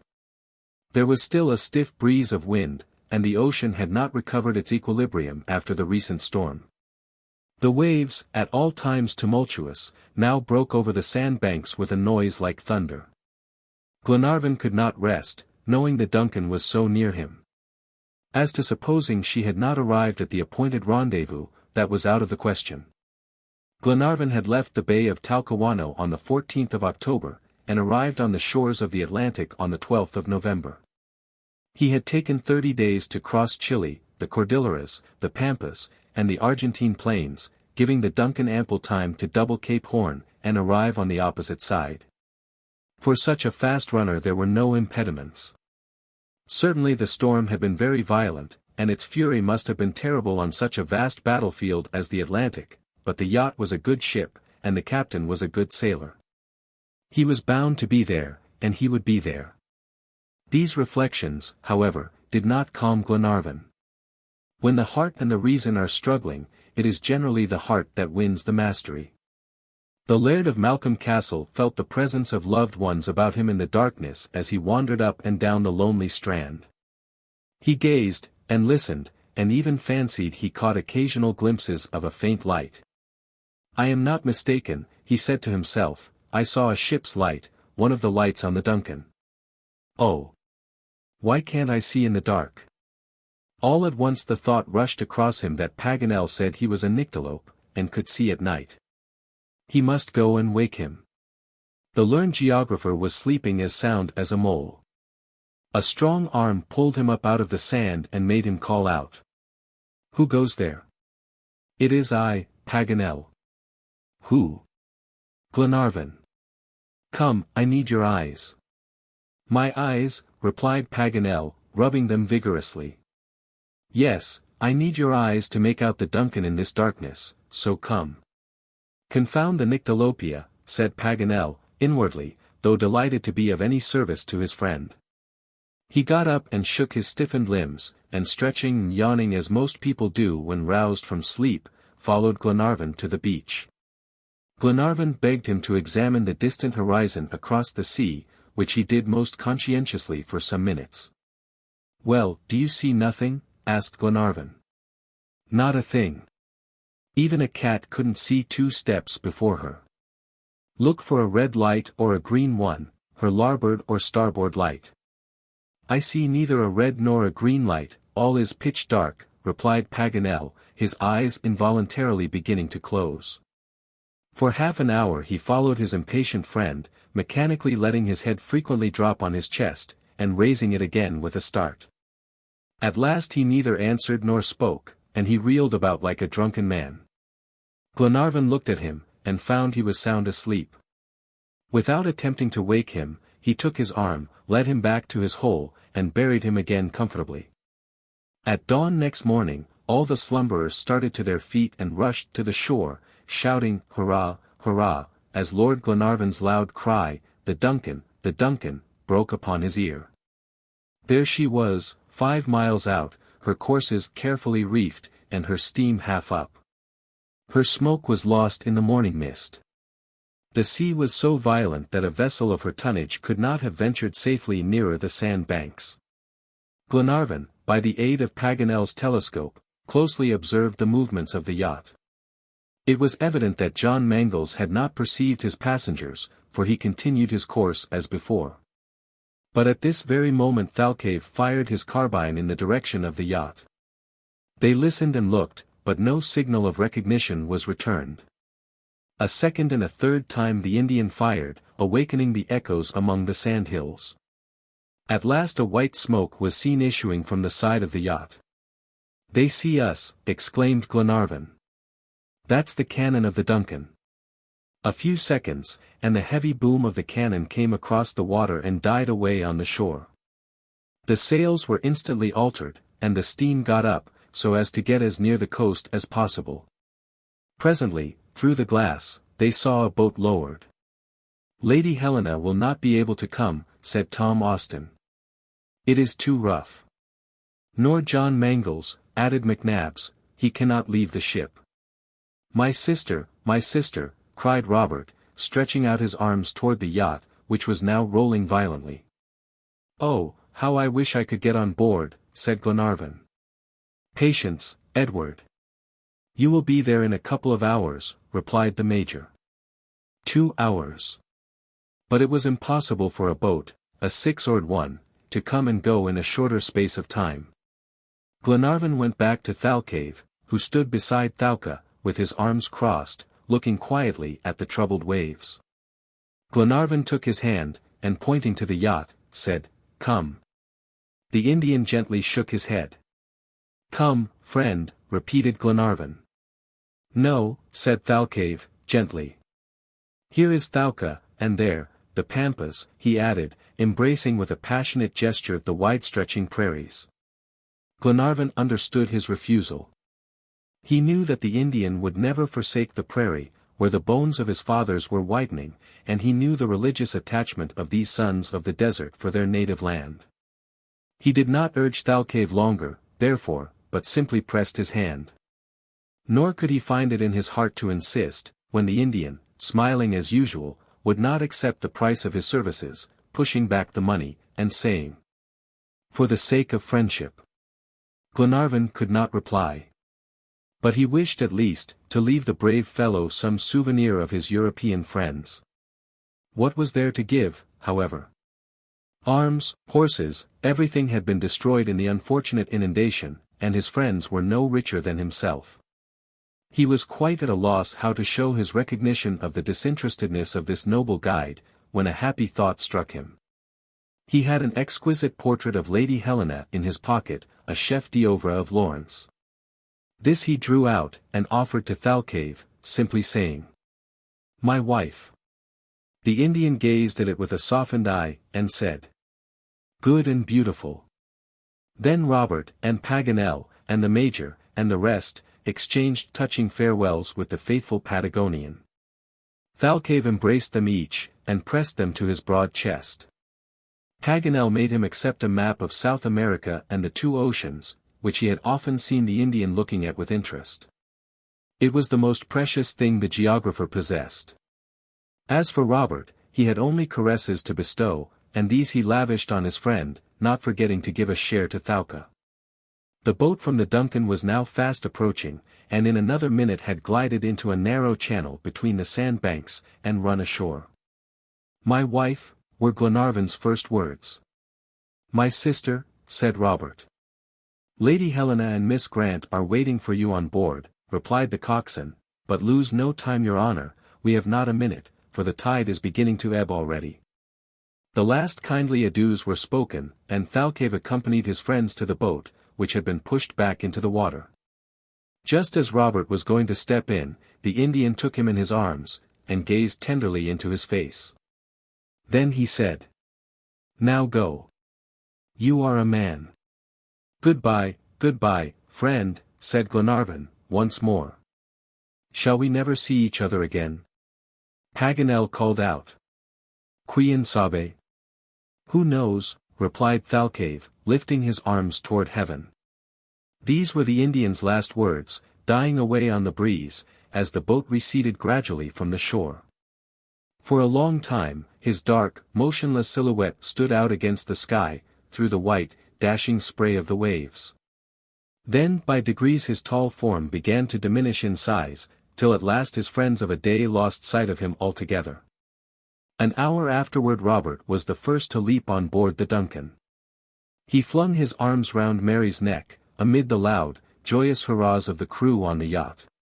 Thus the journey across South America was accomplished, the given line of march being scrupulously adhered to throughout. Neither mountains nor rivers had made the travelers change their course, and though they had not had to encounter any ill will from men, their generous intrepidity had been often enough roughly put to the proof by the fury of the unchained elements. End of Book 1. In Search of the Castaways.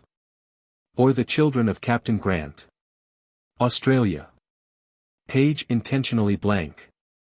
Chapter 1 A New Destination. For the first few moments the joy of reunion completely filled the hearts. Lord Glenarvan had taken care that the ill success of their expedition should not throw a gloom over the pleasure of meeting, his very first words being, "Cheer up, friends, cheer up. Captain Grant is not with us, but we have a certainty of finding him." Only such an assurance as this would have restored hope to those on board the Duncan.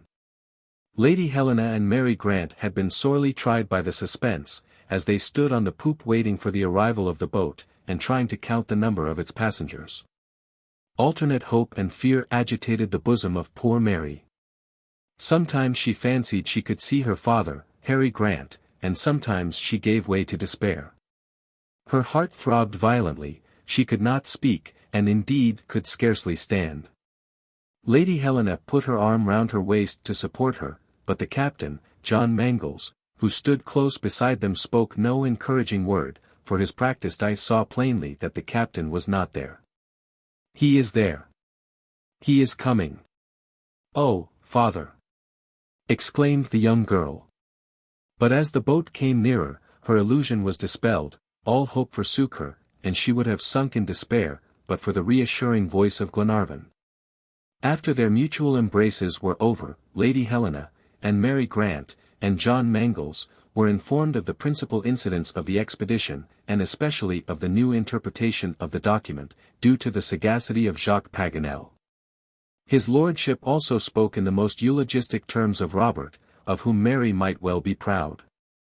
His courage and devotion, and the dangers he had run, were all shown up in strong relief by his patron, till the modest boy did not know which way to look, and was obliged to hide his burning cheeks in his sister's arms. "No need to blush, Robert," said John Mangles.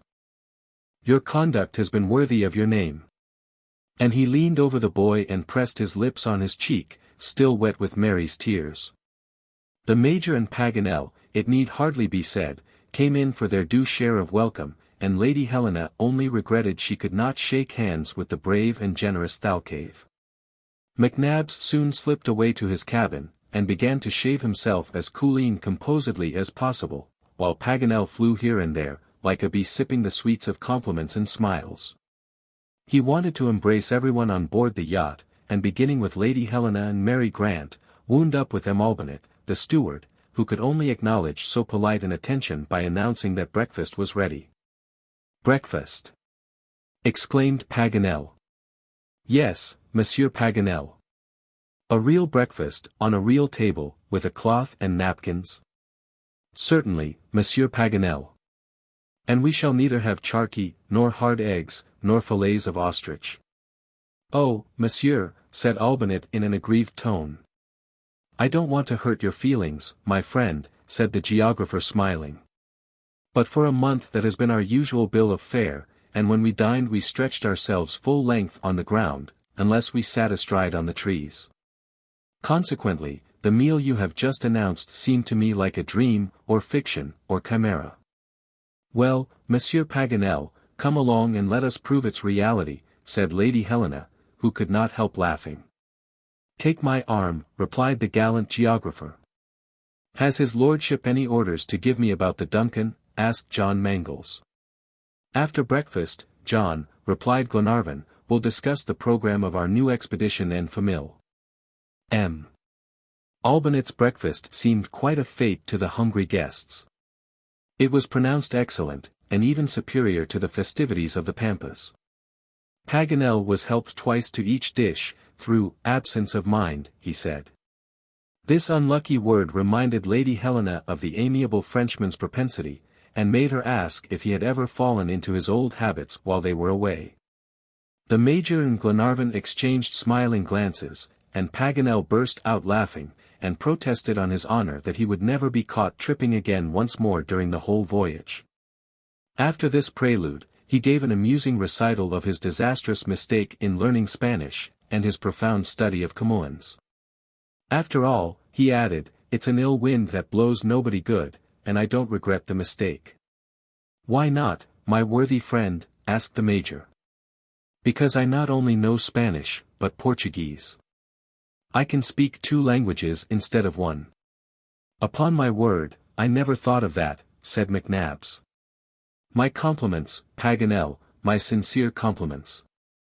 But Paganel was too busily engaged with his knife and fork to lose a single mouthful, though he did his best to eat and talk at the same time. He was so much taken up with his plate, however, that one little fact quite escaped his observation, though Glenarvan noticed it at once. This was, that John Mangles had grown particularly attentive to Mary Grant. A significant glance from Lady Helena told him, moreover, how affairs stood, and inspired him with affectionate sympathy for the young lovers. But nothing of this was apparent in his manner to John, for his next question was what sort of a voyage he had made. We could not have had a better, but I must apprise your lordship that I did not go through the Straits of Magellan again. What? You doubled Cape Horn, and I was not there, exclaimed Paganel. Hang yourself, said the Major. Selfish fellow. You advise me to do that because you want my rope, retorted the geographer. Well, you see, my dear Paganel, unless you have the gift of ubiquity you can't be in 2 places at once. While you were scouring the pampas you could not be doubling Cape Horn. That doesn't prevent my regretting it, replied Paganel. Here the subject dropped, and John continued his account of his voyage. On arriving at Cape Pilars he had found the winds dead against him, and therefore made for the south, coasting along the Desolation Isle, and after going as far as the 67th degree southern latitude, had doubled Cape Horn. Passed by Terra del Fuego and the Straits of Le Maire, keeping close to the Patagonian shore. At Cape Corrientes they encountered the terrible storm which had handled the travelers across the pampas so roughly, but the yacht had borne it bravely, and for the last 3 days had stood right out to sea. Till the welcome signal gun of the expedition was heard announcing the arrival of the anxiously looked-for party. It was only justice, the captain added, that he should mention the intrepid bearing of Lady Helena and Mary Grant throughout the whole hurricane. They had not shown the least fear, unless for their friends, who might possibly be exposed to the fury of the tempest. After John Mangles had finished his narrative, Glenarvan turned to Mary and said, My dear Miss Mary, the captain has been doing homage to your noble qualities, and I am glad to think you are not unhappy on board his ship. How could I be? Replied Mary naively, looking at Lady Helena, and at the young captain too, likely enough. Oh, my sister is very fond of you, Mr. John, and so am I, exclaimed Robert. And so am I of you, my dear boy, returned the captain, a little abashed by Robert's innocent avowal, which had kindled a faint blush on Mary's cheek. Then he managed to turn the conversation to safer topics by saying, And now that your lordship has heard all about the doings of the DUNCAN, perhaps you will give us some details of your own journey. And tell us more about the exploits of our young hero. Nothing could be more agreeable than such a recital to Lady Helena and Mary Grant. And accordingly Lord Glenarvan hastened to satisfy their curiosity, going over incident by incident, the entire march from one ocean to another, the pass of the Andes, the earthquake, the disappearance of Robert, his capture by the condor, Thalcave's providential shot, the episode of the Red Wolves, the devotion of the young lad, Sergeant Manuel, the inundations, the caimans, the waterspout, the night on the Atlantic shore, all these details, amusing or terrible, excited by turns laughter and horror in the listeners. Often and often Robert came in for caresses from his sister and Lady Helena. Never was a boy so much embraced, or by such enthusiastic friends. And now, friends, added Lord Glenarvan, when he had finished his narrative, we must think of the present. The past is gone, but the future is ours. Let us come back to Captain Harry Grant. As soon as breakfast was over they all went into Lord Glenarvan's private cabin and seated themselves round a table covered with charts and plans, to talk over the matter fully. "My dear Helena," said Lord Glenarvan, "I told you, when we came on board a little while ago, that though we had not brought back Captain Grant, our hope of finding him was stronger than ever. The result of our journey across America is this: we have reached the conviction, or rather absolute certainty, that the shipwreck never occurred on the shores of the Atlantic nor Pacific. The natural inference is that, as far as regards Patagonia, our interpretation of the document was erroneous. Most fortunately, our friend Paganel, in a happy moment of inspiration, discovered the mistake. He has proved clearly that we have been on the wrong track, and so explained the document that all doubt whatever is removed from our minds. However, as the document is in French, I will ask Paganel to go over it for your benefit." The learned geographer, thus called upon, executed his task in the most convincing manner, descanting on the syllables Goni and Indi, and extracting Australia out of Austral. He pointed out that Captain Grant, on leaving the coast of Peru to return to Europe, might have been carried away with his disabled ship by the southern currents of the Pacific right to the shores of Australia. And his hypotheses were so ingenious and his deductions so subtle that even the matter-of-fact John Mangles, a difficult judge, and most unlikely to be led away by any flights of imagination, was completely satisfied. At the conclusion of Paganel's dissertation, Glenarvan announced that the DUNCAN would sail immediately for Australia. But before the decisive orders were given, McNabbs asked for a few minutes' hearing. "Say away, McNabbs," replied Glenarvan. "I have no intention of weakening the arguments of my friend Paganel, and still less of refuting them.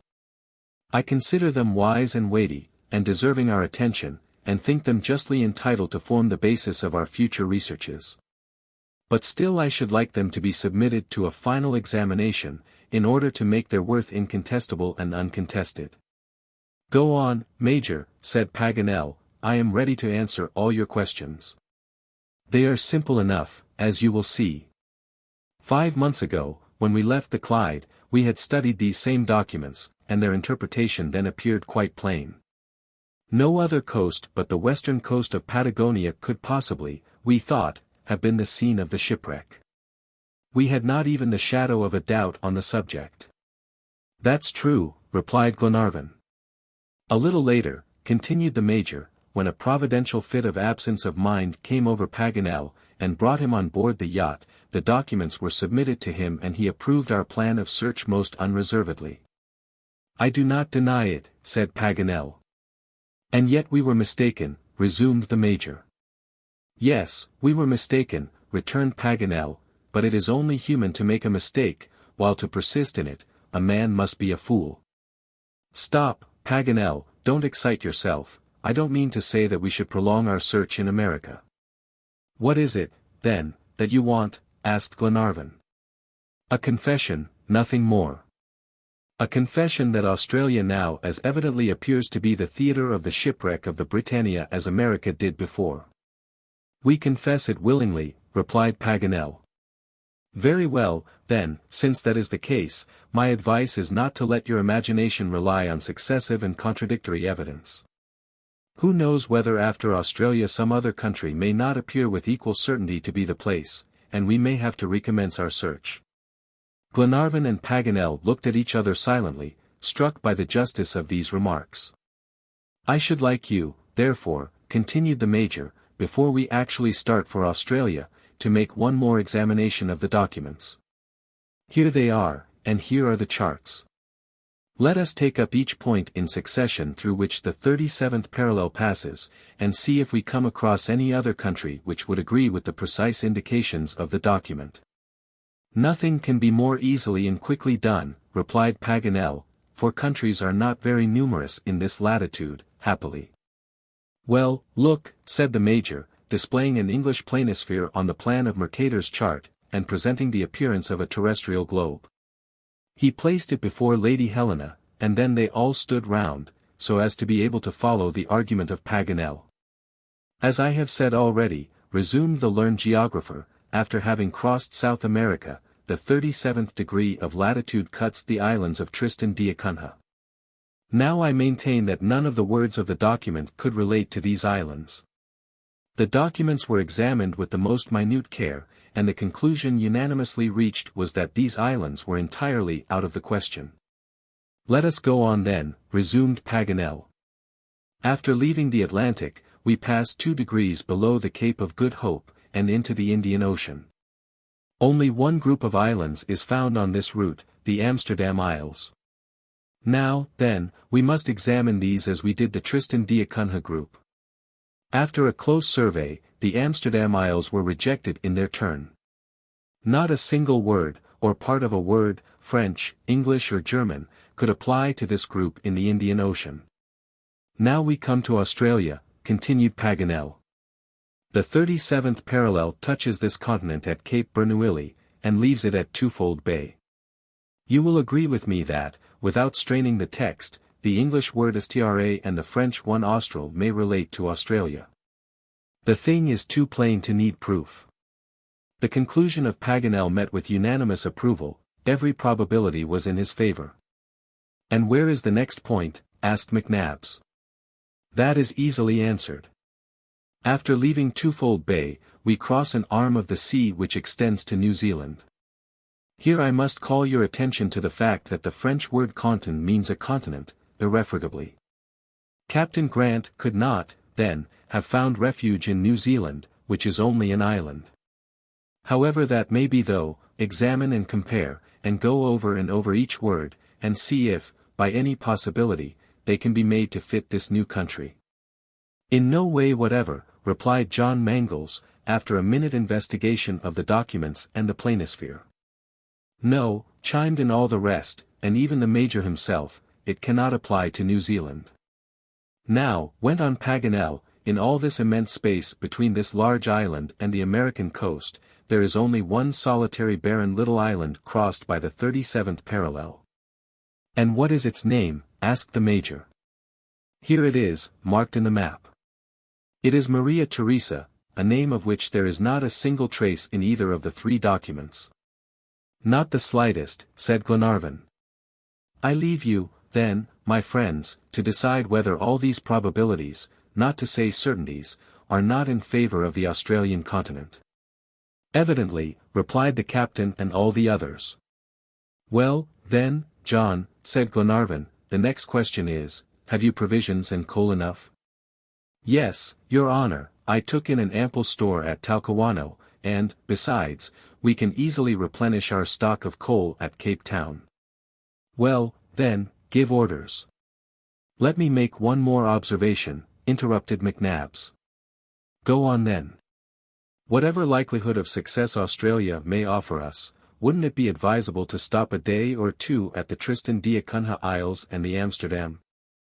They lie in our route, and would not take us the least out of the way. Then we should be able to ascertain if the Britannia had left any traces of her shipwreck there. Incredulous Major, exclaimed Paganel, he still sticks to his idea. I stick to this anyway, that I don't want to have to retrace our steps, supposing that Australia should disappoint our sanguine hopes. It seems to me a good precaution, replied Glenarvan. And I'm not the one to dissuade you from it, returned Paganel, quite the contrary. Steer straight for Tristan d'Acunha. Immediately, your honor, replied the captain, going on deck, while Robert and Mary Grant overwhelmed Lord Glenarvan with their grateful thanks. Shortly after, the DUNCAN had left the American coast, and was running eastward, her sharp keel rapidly cutting her way through the waves of the Atlantic Ocean. Chapter 2 Tristan d'Acunha and the Isle of Amsterdam. If the yacht had followed the line of the equator, the 196 degrees which separate Australia from America, or, more correctly, Cape Bernouilli from Cape Corrientes, would have been equal to 11,760 geographical miles. But along the 37th parallel these same degrees, owing to the form of the earth, only represent 9,480 miles. From the American coast to Tristan d'Acunha is reckoned 2,100 miles, a distance which John Mangles hoped to clear in 10 days, if east winds did not retard the motion of the yacht. But he was not long uneasy on that score, for toward evening the breeze sensibly lulled and then changed altogether, giving the Duncan a fair field on a calm sea for displaying her incomparable qualities as a sailor. The passengers had fallen back into their ordinary ship life, and it hardly seemed as if they really could have been absent a whole month. Instead of the Pacific, the Atlantic stretched itself out before them, and there was scarcely a shade of difference in the waves of the two oceans.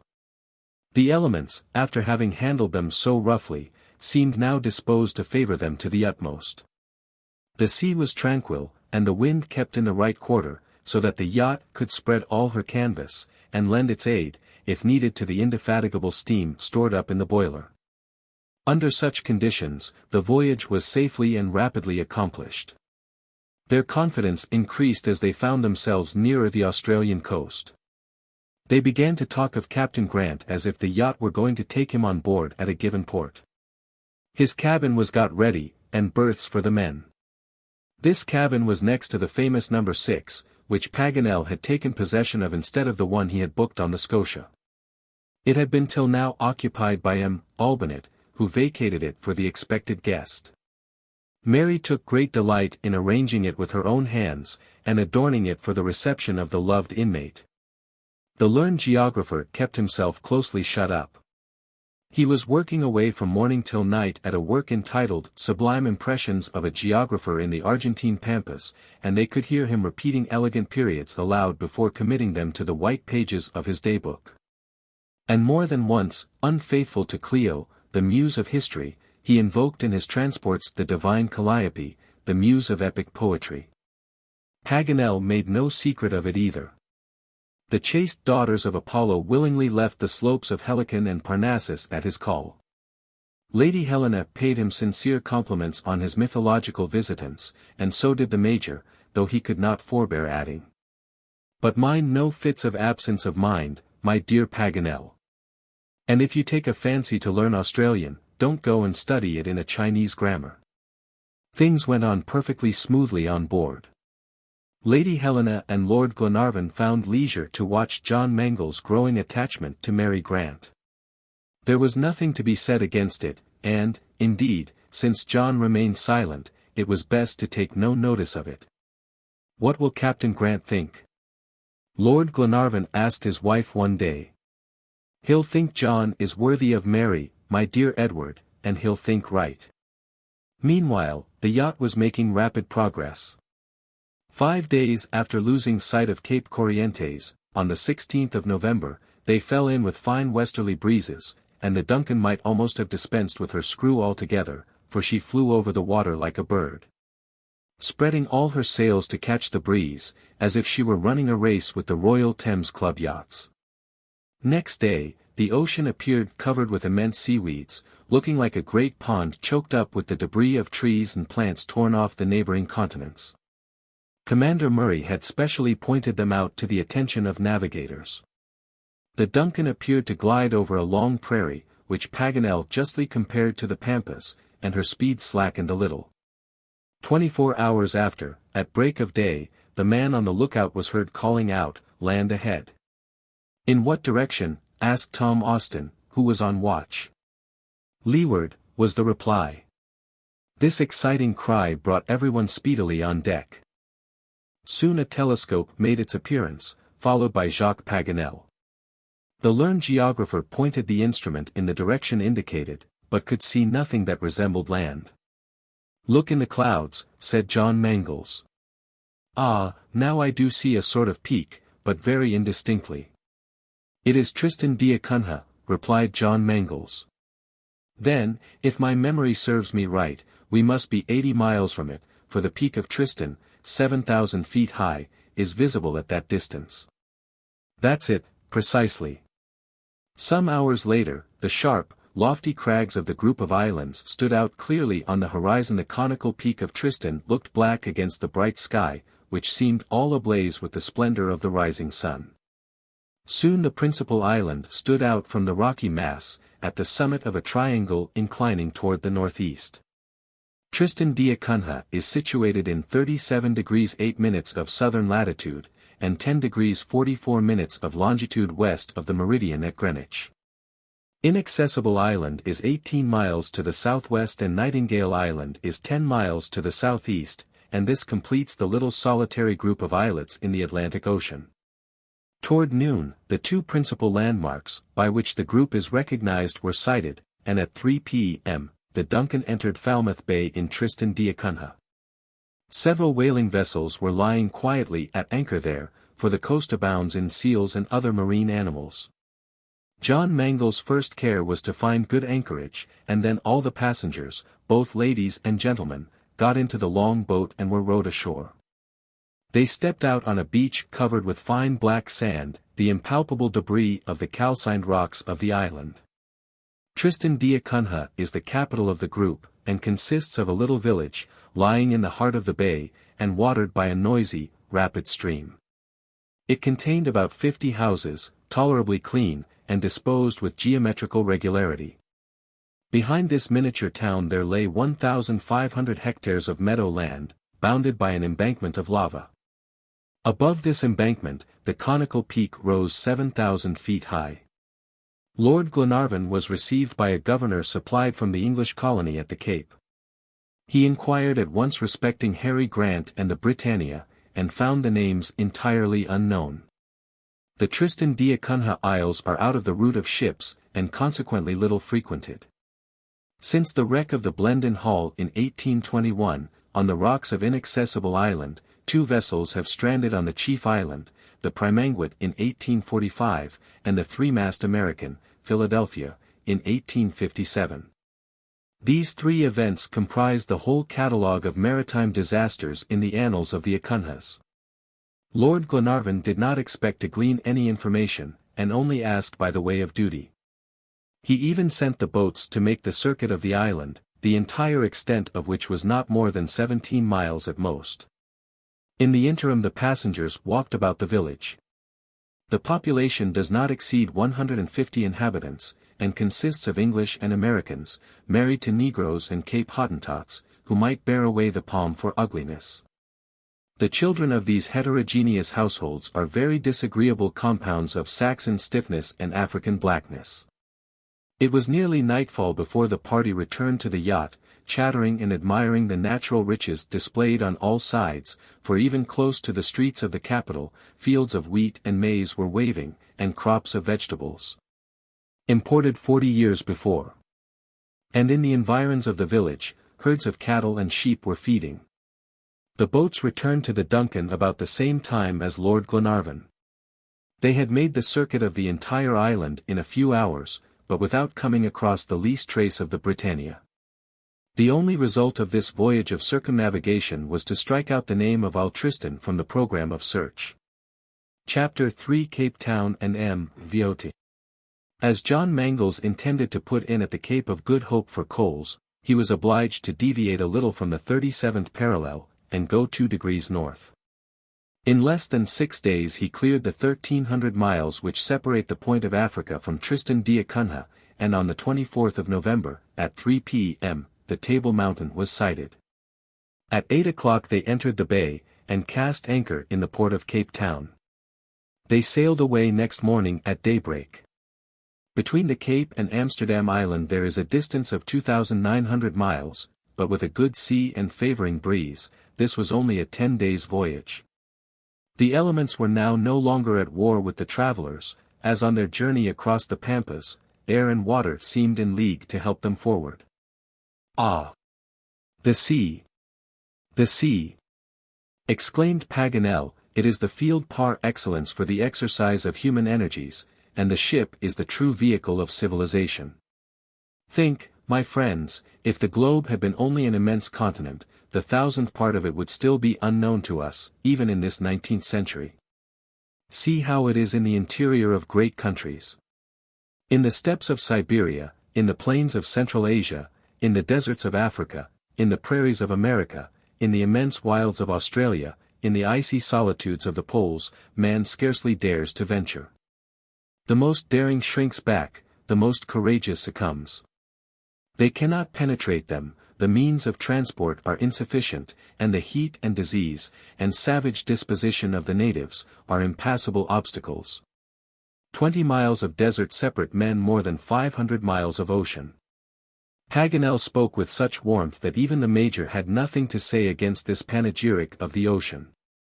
Indeed, if the finding of Harry Grant had involved following a parallel across continents instead of oceans, the enterprise could not have been attempted. But the sea was there ready to carry the travelers from one country to another, and on the 6th of December, at the first streak of day, they saw a fresh mountain apparently emerging from the bosom of the waves. This was Amsterdam Island, situated in 37 degrees 47 minutes latitude and 77 degrees 24 minutes longitude, the high cone of which in clear weather is visible 50 miles off.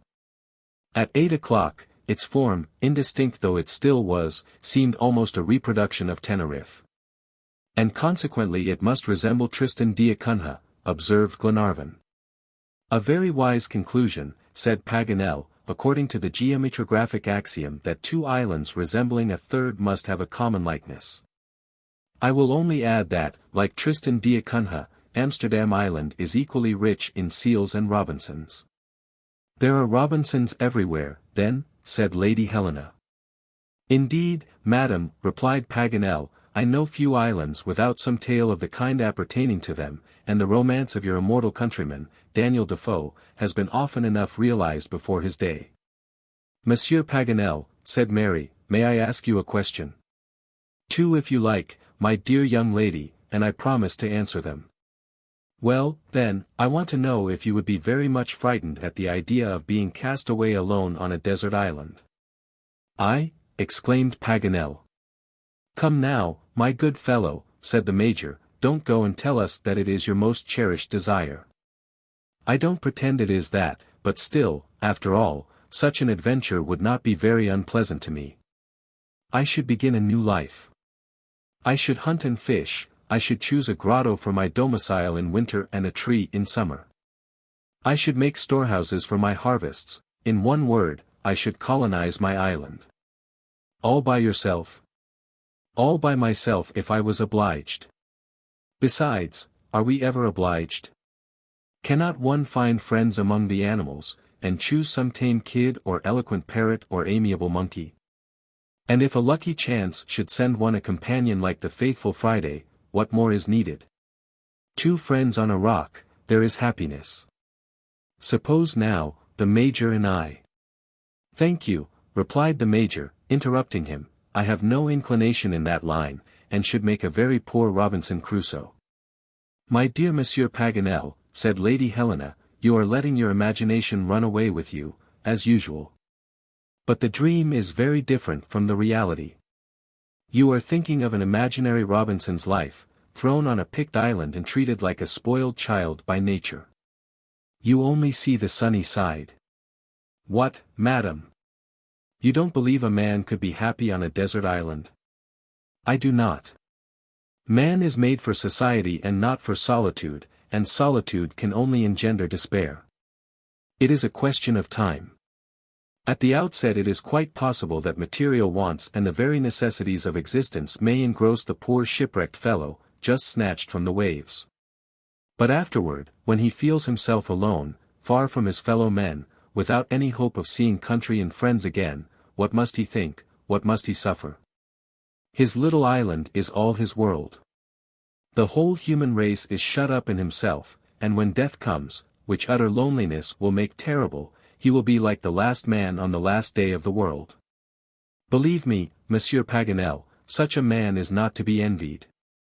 Paganel gave in, though regretfully, to the arguments of Lady Helena, and still kept up a discussion on the advantages and disadvantages of isolation, till the very moment the DUNCAN dropped anchor about a mile off Amsterdam Island. This lonely group in the Indian Ocean consists of two distinct islands, 33 miles apart, and situated exactly on the meridian of the Indian Peninsula. To the north is Amsterdam Island, and to the south St. Paul. But they have been often confounded by geographers and navigators. At the time of the DUNCAN's visit to the island, the population consisted of 3 people, a Frenchman and 2 mulattoes, all 3 employed by the merchant proprietor. Paganel was delighted to shake hands with a countryman in the person of good old Monsieur VIII. He was far advanced in years, but did the honors of the place with much politeness. It was a happy day for him when these kindly strangers touched at his island, for St. Peter's was only frequented by seal fishers, and now and then a whaler, the crews of which are usually rough, coarse men. VIII presented his subjects, the two mulattoes. They composed the whole living population of the island, except a few wild boars in the interior and myriads of penguins. The little house where the three solitary men lived was in the heart of a natural bay on the southeast, formed by the crumbling away of a portion of the mountain. Twice over in the early part of the century, Amsterdam Island became the country of deserted sailors, providentially saved from misery and death, but since these events no vessel had been lost on its coast.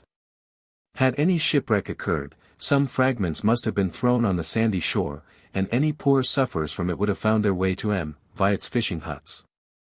The old man had been long on the island, and had never been called upon to exercise such hospitality. Of the Britannia and Captain Grant he knew nothing, but he was certain that the disaster had not happened on Amsterdam Island, nor on the islet called St. Paul, for whalers and fishing vessels went there constantly, and must have heard of it. Glenarvan was neither surprised nor vexed at the reply. Indeed, his object in asking was rather to establish the fact that Captain Grant had not been there than that he had. This done, they were ready to proceed on their voyage next day. They rambled about the island till evening, as its appearance was very inviting. Its fauna and flora, however, were poor in the extreme. The only specimens of quadrupeds, birds, fish and cetacea were a few wild boars, stormy petrels, albatrosses, perch and seals. Here and there thermal springs and chalybeate waters escaped from the black lava, and thin dark vapors rose above the volcanic soil. Some of these springs were very hot. John Mangles held his thermometer in one of them, and found the temperature was 176 degrees Fahrenheit. Fish caught in the sea a few yards off, cooked in 5 minutes in these all but boiling waters, a fact which made Paganel resolve not to attempt to bathe in them. Toward evening, after a long promenade, Glenarvan and his party bade adieu to the good old VIII, and returned to the yacht, wishing him all the happiness possible on his desert island, and receiving in return the old man's blessing on their expedition. Chapter IV. A Wager and How Decided. On the 7th of December, at 3 a.m. the DUNCAN lay puffing out her smoke in the little harbor ready to start, and a few minutes afterward the anchor was lifted, and the screws set in motion. By 8 o'clock, when the passengers came on deck, the Amsterdam Island had almost disappeared from view behind the mists of the horizon. This was the last halting place on the route, and nothing now was between them and the Australian coast but 3,000 miles distance. Should the west wind continue but a dozen days longer, and the sea remain favorable, the yacht would have reached the end of her voyage. Mary Grant and her brother could not gaze without emotion at the waves through which the DUNCAN was speeding her course. When they thought that these very same waves must have dashed against the prow of the Britannia but a few days before her shipwreck. Here, perhaps, Captain Grant, with a disabled ship and diminished crew, had struggled against the tremendous hurricanes of the Indian Ocean, and felt himself driven toward the coast with irresistible force. The captain pointed out to Mary the different currents on the ship's chart, and explained to her their constant direction. Among others there was one running straight to the Australian continent, and its action is equally felt in the Atlantic and Pacific. It was doubtless against this that the Britannia, dismasted and rudderless, had been unable to contend, and consequently been dashed against the coast, and broken in pieces. A difficulty about this, however, presented itself. The last intelligence of Captain Grant was from Callao on the 30th of May, 1862, as appeared in the Mercantile and Shipping Gazette. How then was it possible that on the 7th of June, only 8 days after leaving the shores of Peru, that the Britannia could have found herself in the Indian Ocean? But to this, Paganel, who was consulted on the subject, found a very plausible solution. It was one evening, about 6 days after their leaving Amsterdam Island, when they were all chatting together on the poop, that the above-named difficulty was stated by Glenarvan. Paganel made no reply, but went and fetched the document. After perusing it, he still remained silent, simply shrugging his shoulders, as if ashamed of troubling himself about such a trifle. "Come, my good friend," said Glenarvan, "at least give us an answer." "No," replied Paganel, "I'll merely ask a question for Captain John to answer." "And what is it, Monsieur Paganel?" said John Mangles. "Could a quick ship make the distance in a month over that part of the Pacific Ocean which lies between America and Australia?" "Yes, by making 200 miles in 24 hours. "Would that be an extraordinary rate of speed?" "Not at all. Sailing clippers often go faster." "Well, then, instead of June 7th, on this document, suppose that one figure has been destroyed by the sea water, and read 17 June, or 27 June, and all is explained." "That's to say," replied Lady Helena, "that between the 31st of May and the 27th of June, Captain Grant could have crossed the Pacific and found himself in the Indian Ocean." Paganel's theory met with universal acceptance. "That's one more point cleared up," said Glenarvan. "Thanks to our friend, all that remains to be done now is to get to Australia, and look out for traces of the wreck on the western coast." "Or the eastern?" said John Mangles. "Indeed, John, you may be right, for there is nothing in the document to indicate which shore was the scene of the catastrophe, and both points of the continent crossed by the 37th parallel, must, therefore, be explored." "Then, my lord, it is doubtful, after all," said Mary. "Oh no, Miss Mary," John Mangles hastened to reply, seeing the young girl's apprehension. "His lordship will please to consider that if Captain Grant had gained the shore on the east of Australia, he would almost immediately have found refuge and assistance. The whole of that coast is English, we might say, peopled with colonists. The crew of the Britannia could not have gone 10 miles without meeting a fellow countryman." "I am quite of your opinion, Captain John," said Paganel. "On the eastern coast Harry Grant would not only have found an English colony easily, but he would certainly have met with some means of transport back to Europe." "And he would not have found the same resources on the side we are making for?" asked Lady Helena. "No, madam," replied Paganel, "it is a desert coast, with no communication between it and Melbourne or Adelaide. If the Britannia was wrecked on those rocky shores, she was as much cut off from all chance of help as if she had been lost on the inhospitable shores of Africa." "But what has become of my father there, then, all these 2 years?" asked Mary Grant. "My dear Mary," replied Paganel, "you have not the least doubt, have you, that Captain Grant reached the Australian continent after his shipwreck?" "No, Monsieur Paganel." "Well, granting that, what became of him?" "The suppositions we might make are not numerous. They are confined to 3. Either Harry Grant and his companions have found their way to the English colonies, or they have fallen into the hands of the natives, or they are lost in the immense wilds of Australia." "Go on, Paganel," said Lord Glenarvan, as the learned Frenchman made a pause. "The first hypothesis I reject, then, to begin with, for Harry Grant could not have reached the English colonies, or long ago he would have been back with his children in the good town of Dundee." "Poor father," murmured Mary, "away from us for 2 whole years." "Hush, Mary," said Robert, "Monsieur Paganel will tell us." "Alas! My boy, I cannot. All that I affirm is, that Captain Grant is in the hands of the natives." "But these natives," said Lady Helena, hastily, "are they?" "Reassure yourself, madam," said Paganel, divining her thoughts. "The aborigines of Australia are low enough in the scale of human intelligence, and most degraded and uncivilized, but they are mild and gentle in disposition, and not sanguinary like their New Zealand neighbors. Though they may be prisoners, their lives have never been threatened, you may be sure. All travelers are unanimous in declaring that the Australian natives abhor shedding blood, and many a time they have found in them faithful allies in repelling the attacks of evil-disposed convicts far more cruelly inclined."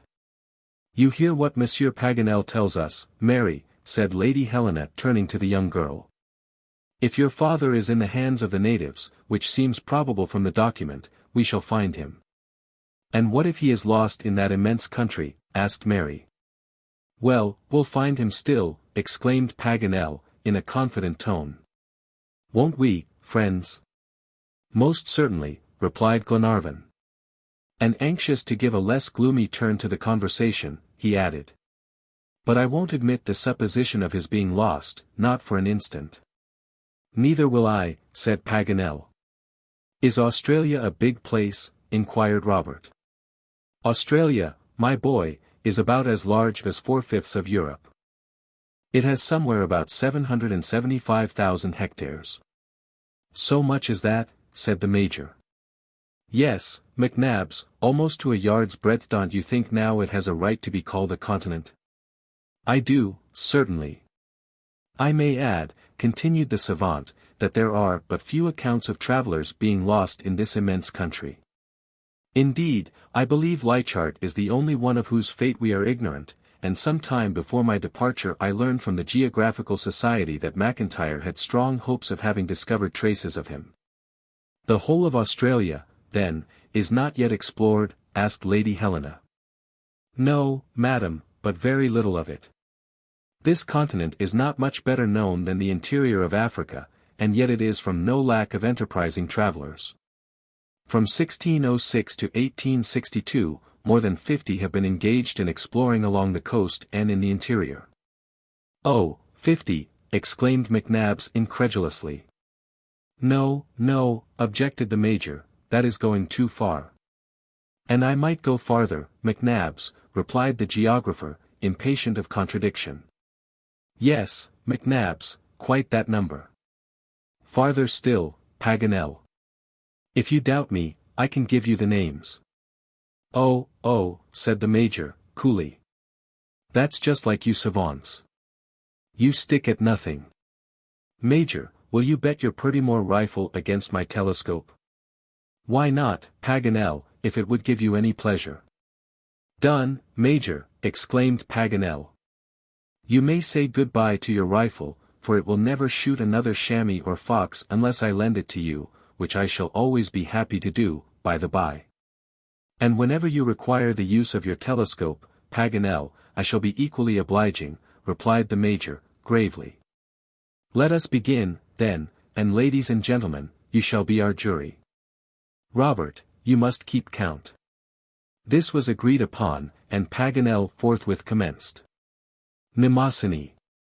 Goddess of memory, chaste mother of the muses, he exclaimed, inspire thy faithful servant and fervent worshipper. 258 years ago, my friends, Australia was unknown. Strong suspicions were entertained of the existence of a great southern continent. In the library of your British Museum, Glenarvan, there are 2 charts, the date of which is 1550, which mention a country south of Asia, called by the Portuguese Great Java. But these charts are not sufficiently authentic. In the 17th century, in 1606, Quiros, a Spanish navigator, discovered a country which he named Australia de Espiritu Santo. Some authors imagine that this was the New Hebrides group, and not Australia. I am not going to discuss the question, however. Count Quiros, Robert, and let us pass on to another. 1, said Robert. In that same year, Luis Vaz de Torres, the second in command of the fleet of Quiros, pushed further south. But it is to Theodore Hertage, a Dutchman, that the honor of the great discovery belongs. He touched the western coast of Australia in 25 degrees latitude, and called it Eendracht, after his vessel. From this time navigators increased. In 1618, Ziethen discovered the northern parts of the coast, and called them Arnhem and Diemen. In 1618, Jan Edels went along the western coast, and christened it by his own name. In 1622, Lewin went down as far as the Cape which became his namesake. And so Paganel continued with name after name until his hearers cried for mercy. Stop, Paganel, said Glenarvan, laughing heartily, don't quite crush poor McNabbs. Be generous, he owns he is vanquished. And what about the rifle? Asked the geographer, triumphantly. It is yours, Paganel, replied the Major, and I am very sorry for it, but your memory might gain an armory by such feats. It is certainly impossible to be better acquainted with Australia, not the least name, not even the most trifling fact. As to the most trifling fact, I don't know about that, said the Major, shaking his head. "What do you mean, McNabbs?" exclaimed Paganel. "Simply that perhaps all the incidents connected with the discovery of Australia may not be known to you." "Just fancy," retorted Paganel, throwing back his head proudly. "Come now. If I name one fact you don't know, will you give me back my rifle?" said McNabbs. "On the spot, Major." "Very well, it's a bargain, then." "Yes, a bargain, that's settled." "All right. Well now, Paganel, do you know how it is that Australia does not belong to France? But it seems to me. Or, at any rate, do you know what's the reason the English give?" asked the Major. "No," replied Paganel, with an air of vexation. "Just because Captain Baudin, who was by no means a timid man, was so afraid in 1802, of the croaking of the Australian frogs, that he raised his anchor with all possible speed, and quitted the coast, never to return." "What?" exclaimed Paganel. "Do they actually give that version of it in England? But it is just a bad joke." "Bad enough, certainly, but still it is history in the United Kingdom." "It's an insult," exclaimed the patriotic geographer, "and they relate that gravely?" "I must own it is the case," replied Glenarvan, amidst a general outburst of laughter. "Do you mean to say you have never heard of it before?" "Never. But I protest against it. Besides, the English call us frog-eaters. Now, in general, people are not afraid of what they eat." "It is said, though, for all that," replied McNabbs. So the Major kept his famous rifle after all. Chapter 5: The Storm on the Indian Ocean. 2 days after this conversation, John Mangles announced that the DUNCAN was in longitude 113 degrees 37 minutes. And the passengers found on consulting the chart that consequently Cape Bernouilli could not be more than 5 degrees off. They must be sailing then in that part of the Indian Ocean which washed the Australian continent, and in 4 days might hope to see Cape Bernouilli appear on the horizon. Hitherto the yacht had been favored by a strong westerly breeze, but now there were evident signs that a calm was impending, and on the 13th of December the wind fell entirely. As the sailors say, there was not enough to fill a cap. There was no saying how long this state of the atmosphere might last. But for the powerful propeller the yacht would have been obliged to lie motionless as a log. The young captain was very much annoyed, however, at the prospect of emptying his coal bunkers, for he had covered his ship with canvas, intending to take advantage of the slightest breeze. "After all, though," said Glenarvan, with whom he was talking over the subject, "it is better to have no wind than a contrary one." "Your lordship is right," replied John Mangles. "But the fact is these sudden calms bring change of weather, and this is why I dread them. We are close on the trade winds, and if we get them ever so little in our teeth, it will delay us greatly." "Well, John, what if it does?" "It will only make our voyage a little longer." "Yes, if it does not bring a storm with it." "Do you mean to say you think we are going to have bad weather?" replied Glenarvan, examining the sky, which from horizon to zenith seemed absolutely cloudless. "I do," returned the captain. "I may say so to your lordship, but I should not like to alarm Lady Glenarvan or Miss Grant." "You are acting wisely. But what makes you uneasy?" "Sure indications of a storm." "Don't trust, my lord, to the appearance of the sky. Nothing is more deceitful. For the last 2 days the barometer has been falling in a most ominous manner, and is now at 27 degrees. This is a warning I dare not neglect, for there is nothing I dread more than storms in the southern seas. I have had a taste of them already. The vapors which become condensed in the immense glaciers at the South Pole produce a current of air of extreme violence. This causes a struggle between the polar and equatorial winds, which results in cyclones, tornadoes, and all those multiplied varieties of tempest against which a ship is no match." "Well, John," said Glenarvan, "the DUNCAN is a good ship, and her captain is a brave sailor. Let the storm come, we'll meet it." John Mangles remained on deck the whole night, for though as yet the sky was still unclouded, he had such faith in his weather glass, that he took every precaution that prudence could suggest. About 11 p.m. The sky began to darken in the south, and the crew were called up, and all the sails hauled in, except the foresail, brigantine, topsail, and jib boom. At midnight the wind freshened, and before long the cracking of the masts, and the rattling of the cordage, and groaning of the timbers, awakened the passengers, who speedily made their appearance on deck, at least Paganel, Glenarvan, the Major and Robert. "Is it the hurricane?" asked Glenarvan quietly. "Not yet," replied the captain, "but it is close at hand." And he went on giving his orders to the men, and doing his best to make ready for the storm, standing, like an officer commanding a breach, with his face to the wind, and his gaze fixed on the troubled sky. The glass had fallen to 26 degrees, and the hand pointed to tempest. It was 1 o'clock in the morning when Lady Helena and Miss Grant ventured upstairs on deck. But they no sooner made their appearance than the captain hurried toward them, and begged them to go below again immediately. The waves were already beginning to dash over the side of the ship, and the sea might any moment sweep right over her from stem to stern. The noise of the warring elements was so great that his words were scarcely audible, but Lady Helena took advantage of a sudden lull to ask if there was any danger. "None whatever," replied John Mangles. "But you cannot remain on deck, madam, no more can Miss Mary." The ladies could not disobey an order that seemed almost an entreaty, and they returned to their cabin. At the same moment the wind redoubled its fury, making the masts bend beneath the weight of the sails, and completely lifting up the yacht. "Haul up the foresail," shouted the captain. "Lower the topsail and jib boom." Glenarvan and his companions stood silently gazing at the struggle between their good ship and the waves, lost in wondering and half-terrified admiration at the spectacle. Just then, a dull hissing was heard above the noise of the elements. The steam was escaping violently, not by the funnel, but from the safety valves of the boiler. The alarm whistle sounded unnaturally loud, and the yacht made a frightful pitch, overturning Wilson, who was at the wheel, by an unexpected blow from the tiller. The DUNCAN no longer obeyed the helm. "What is the matter?" cried the captain, rushing on the bridge.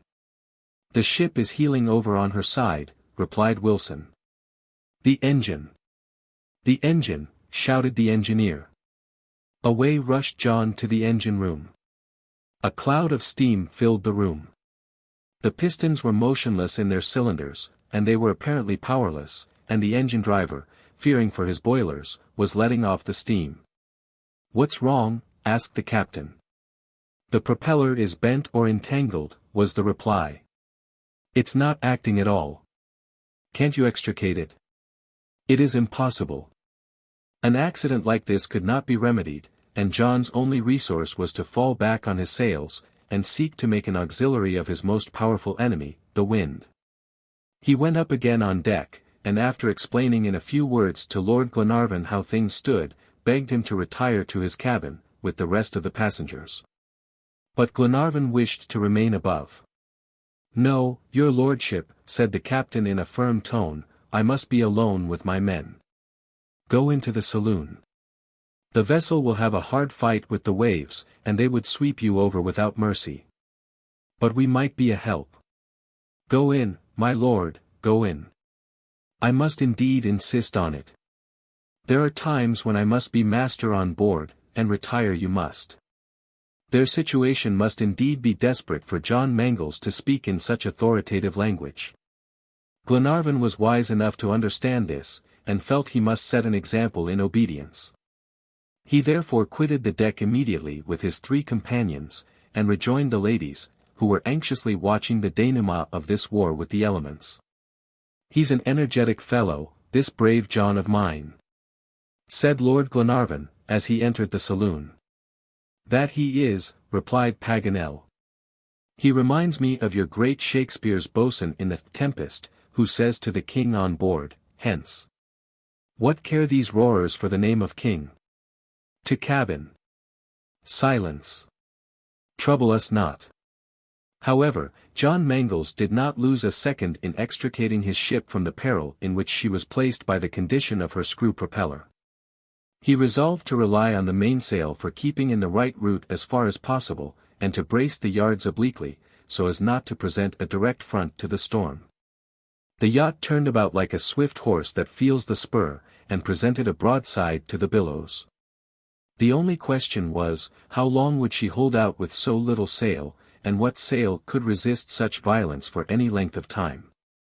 The great advantage of keeping up the mainsail was that it presented to the waves only the most solid portions of the yacht, and kept her in the right course. Still it involved some peril, for the vessel might get engulfed between the waves, and not be able to raise herself. But Mangles felt there was no alternative, and all he could do was to keep the crew ready to alter the sail at any moment, and stay in the shrouds himself watching the tempest. The remainder of the night was spent in this manner, and it was hoped that morning would bring a calm. But this was a delusive hope. At 8 a.m., the wind had increased to a hurricane.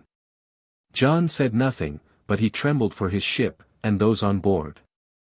The Duncan made a frightful plunge forward, and for an instant the men thought she would never rise again. Already they had seized their hatchets to cut away the shrouds from the mainmast, but the next minute the sails were torn away by the tempest, and had flown off like gigantic albatrosses. The yacht had risen once more, but she found herself at the mercy of the waves entirely now, with nothing to steady or direct her, and was so fearfully pitched and tossed about that every moment the captain expected the masts would break short off. John had no resource but to put up a forestaysail, and run before the gale. But this was no easy task. 20 times over he had all his work to begin again, and it was 3 p.m. before his attempt succeeded. A mere shred of canvas though it was enough to drive the Duncan forward with inconceivable rapidity to the northeast, of course in the same direction as the hurricane. Swiftness was their only chance of safety. Sometimes she would get in advance of the waves which carried her along, and cutting through them with her sharp prow, bury herself in their depths. At others, she would keep pace with them, and make such enormous leaps that there was imminent danger of her being pitched over on her side, and then again, every now and then the storm-driven sea would outdistance the yacht. And the angry billows would sweep over the deck from stem to stern with tremendous violence. In this alarming situation and amid dreadful alternations of hope and despair, the 12th of December passed away, and the ensuing night, John Mangles never left his post, not even to take food. Though his impassive face betrayed no symptoms of fear, he was tortured with anxiety, and his steady gaze was fixed on the north, as if trying to pierce through the thick mists that enshrouded it. There was, indeed, great cause for fear. The Duncan was out of her course, and rushing toward the Australian coast with a speed which nothing could lessen. To John Mangles it seemed as if a thunderbolt were driving them along. Every instant he expected the yacht would dash against some rock, for he reckoned the coast could not be more than 12 miles off, and better far be in mid-ocean exposed to all its fury than too near land. John Mangles went to find Glenarvan, and had a private talk with him about their situation, telling him frankly the true state of affairs. Stating the case with all the coolness of a sailor prepared for anything and everything, and he wound up by saying he might, perhaps, be obliged to cast the yacht on shore. To save the lives of those on board, my lord, he added. Do it then, John, replied Lord Glenarvan. And Lady Helena, Miss Grant? I will tell them at the last moment when all hope of keeping out at sea is over. You will let me know? I will, my lord. Glenarvan rejoined his companions, who felt they were in imminent danger, though no word was spoken on the subject. Both ladies displayed great courage, fully equal to any of the party. Paganel descanted in the most inopportune manner about the direction of atmospheric currents, making interesting comparisons between tornadoes, cyclones, and rectilinear tempests. The Major calmly awaited the end with the fatalism of a Mussulman. About 11 o'clock, the hurricane appeared to decrease slightly. The damp mist began to clear away, and a sudden gleam of light revealed a low-lying shore about 6 miles distant. They were driving right down on it. Enormous breakers 50 feet high were dashing over it, and the fact of their height showed John there must be solid ground before they could make such a rebound. Those are sandbanks, he said to Austin. I think they are, replied the mate. We are in God's hands, said John. If we cannot find any opening for the yacht, and if she doesn't find the way in herself, we are lost. The tide is high at present, it is just possible we may ride over those sandbanks. But just see those breakers. What ship could stand them? Let us invoke divine aid, Austin. Meanwhile the Duncan was speeding on at a frightful rate. Soon she was within 2 miles of the sandbanks, which were still veiled from time to time in thick mist. But John fancied he could see beyond the breakers a quiet basin, where the Duncan would be in comparative safety. But how could she reach it? All the passengers were summoned on deck, for now that the hour of shipwreck was at hand, the captain did not wish anyone to be shut up in his cabin. "John," said Glenarvan in a low voice to the captain, "I will try to save my wife or perish with her. I put Miss Grant in your charge." "Yes, my lord," replied John Mangles, raising Glenarvan's hand to his moistened eyes. The yacht was only a few cables' lengths from the sandbanks. The tide was high, and no doubt there was abundance of water to float the ship over the dangerous bar. But these terrific breakers alternately lifting her up and then leaving her almost dry, would infallibly make her graze the sandbanks. Was there no means of calming this angry sea? A last expedient struck the captain. "The oil, my lads!" he exclaimed. "Bring the oil here." The crew caught at the idea immediately. This was a plan that had been successfully tried already. The fury of the waves had been allayed before this time by covering them with a sheet of oil. Its effect is immediate, but very temporary. The moment after a ship has passed over the smooth surface, the sea redoubles its violence, and woe to the bark that follows. The casks of seal oil were forthwith hauled up, for danger seemed to have given the men double strength. A few hatchet blows soon knocked in the heads, and they were then hung over the larboard and starboard. "Be ready!" shouted John, looking out for a favorable moment. In 20 seconds the yacht reached the bar. Now was the time. "Pour out," cried the captain, "and God prosper it." The barrels were turned upside down, and instantly a sheet of oil covered the whole surface of the water. The billows fell as if by magic, the whole foaming sea seemed leveled, and the Duncan flew over its tranquil bosom into a quiet basin beyond the formidable bar. But almost the same minute the ocean burst forth again with all its fury, and the towering breakers dashed over the bar with increased violence. Chapter 6: A Hospitable Colonist. The captain's first care was to anchor his vessel securely. He found excellent moorage in 5 fathoms depth of water, with a solid bottom of hard granite, which afforded a firm hold. There was no danger now of either being driven away or stranded at low water.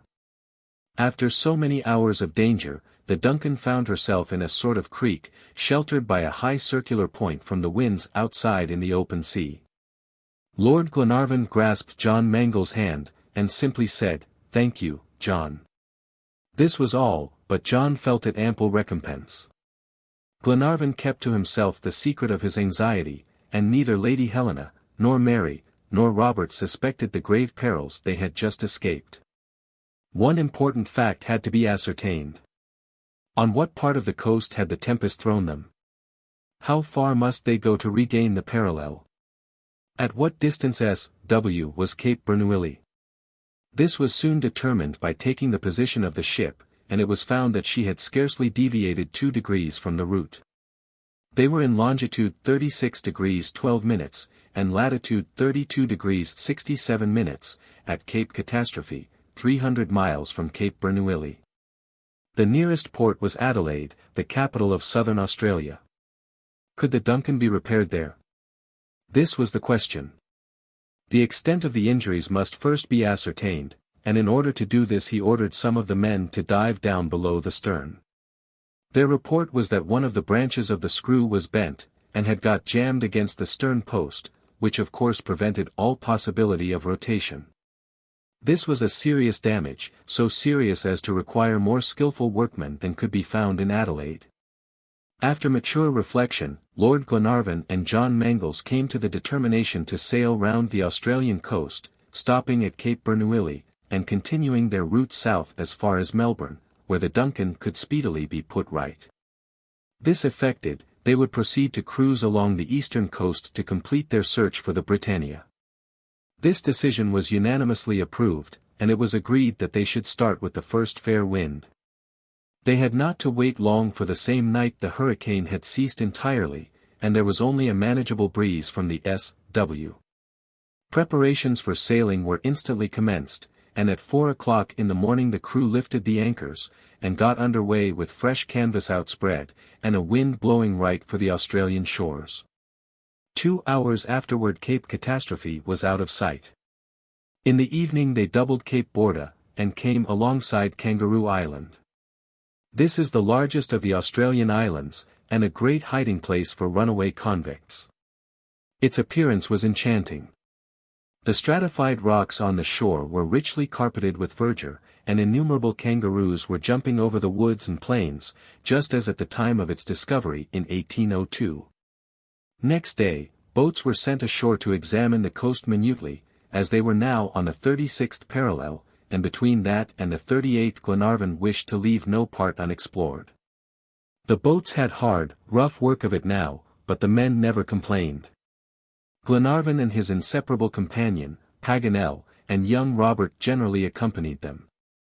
But all this painstaking exploration came to nothing. Not a trace of the shipwreck could be seen anywhere.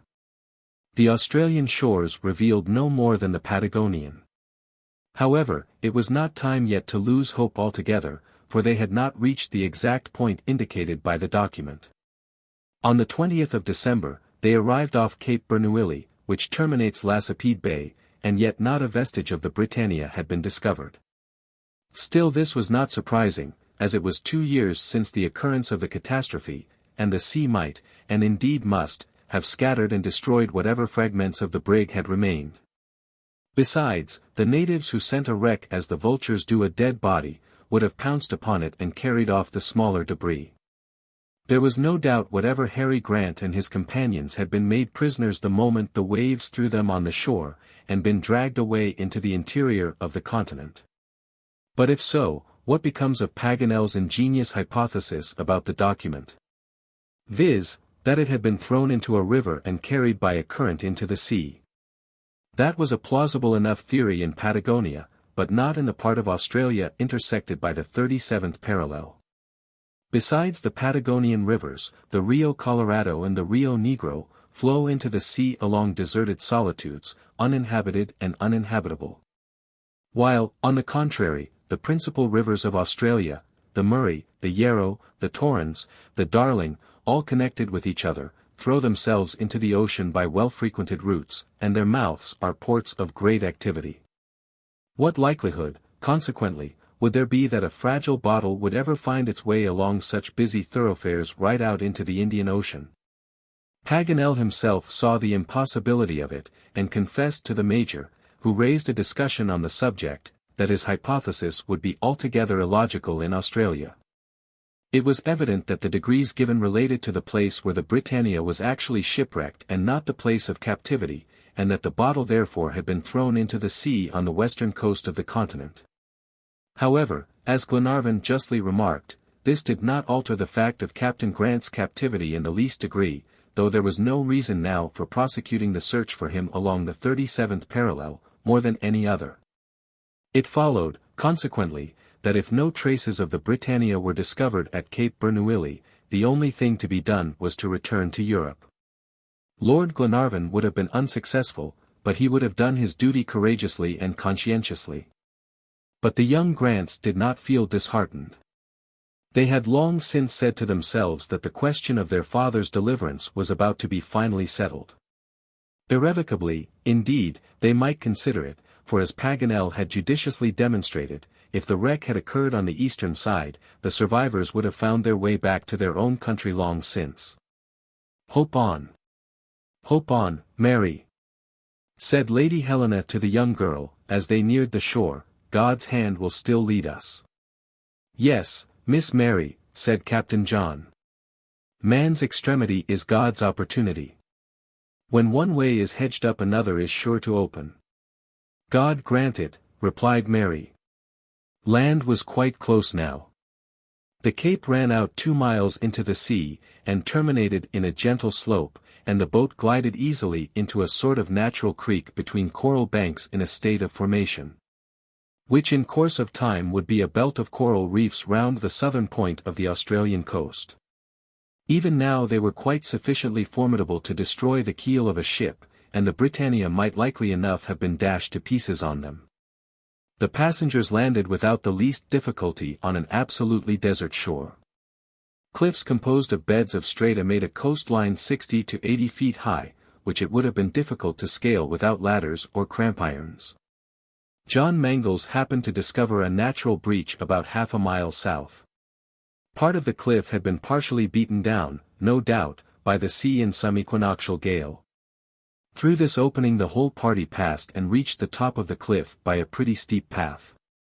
Robert climbed like a young cat, and was the first on the summit, to the despair of Paganel, who was quite ashamed to see his long legs, 40 years old, outdistanced by a young urchin of 12. However, he was far ahead of the Major, who gave himself no concern on the subject. They were all soon assembled on the lofty crags, and from this elevation could command a view of the whole plain below. It appeared entirely uncultivated, and covered with shrubs and bushes. Glenarvan thought it resembled some glens in the lowlands of Scotland, and Paganel fancied it like some barren parts of Britannia. But along the coast the country appeared to be inhabited, and significant signs of industry revealed the presence of civilized men, not savages. "A mill," exclaimed Robert. And, sure enough, in the distance the long sails of a mill appeared, apparently about 3 miles off. "It certainly is a windmill," said Paganel, after examining the object in question through his telescope. "Let us go to it, then," said Glenarvan. Away they started, and, after walking about half an hour, the country began to assume a new aspect, suddenly changing its sterility for cultivation. Instead of bushes, quick-set hedges met the eye, enclosing recent clearings. Several bullocks and about half a dozen horses were feeding in meadows, surrounded by acacias supplied from the vast plantations of Kangaroo Island.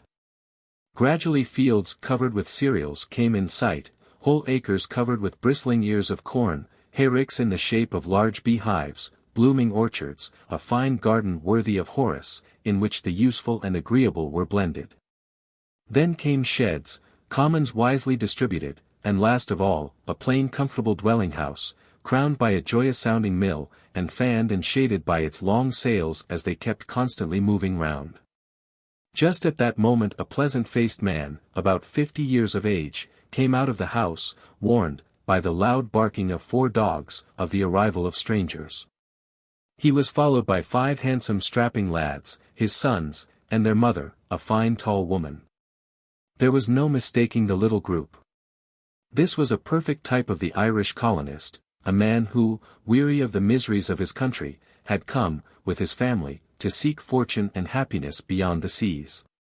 Before Glenarvan and his party had time to reach the house and present themselves in due form, they heard the cordial words, "Strangers. Welcome to the house of Paddy O'Moore." "You are Irish," said Glenarvan, "if I am not mistaken," warmly grasping the outstretched hand of the colonist. "I was," replied Paddy O'Moore, "but now I am Australian.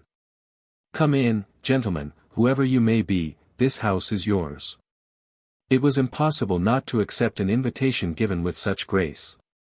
Lady Helena and Mary Grant were led in by Mrs. O'Moore, while the gentlemen were assisted by his sturdy sons to disencumber themselves of their firearms. An immense hall, light and airy, occupied the ground floor of the house, which was built of strong planks laid horizontally. A few wooden benches fastened against the gaily colored walls, about 10 stools, 2 oak chests on tin mugs, a large long table where 20 guests could sit comfortably, composed the furniture, which looked in perfect keeping with the solid house and robust inmates. The noonday meal was spread, the soup tureen was smoking between roast beef and a leg of mutton, surrounded by large plates of olives, grapes, and oranges. The necessary was there and there was no lack of the superfluous. The host and hostess were so pleasant, and the big table, with its abundant fare, looked so inviting, that it would have been ungracious not to have seated themselves. The farm servants, on equal footing with their master, were already in their places to take their share of the meal. Paddy O'More pointed to the seats reserved for the strangers, and said to Glenarvan, "I was waiting for you." "Waiting for us?" replied Glenarvan in a tone of surprise. "I am always waiting for those who come," said the Irishman, and then, in a solemn voice, while the family and domestics reverently stood, he repeated the benedicite. Dinner followed immediately, during which an animated conversation was kept up on all sides. From Scotch to Irish is but a hand's breadth.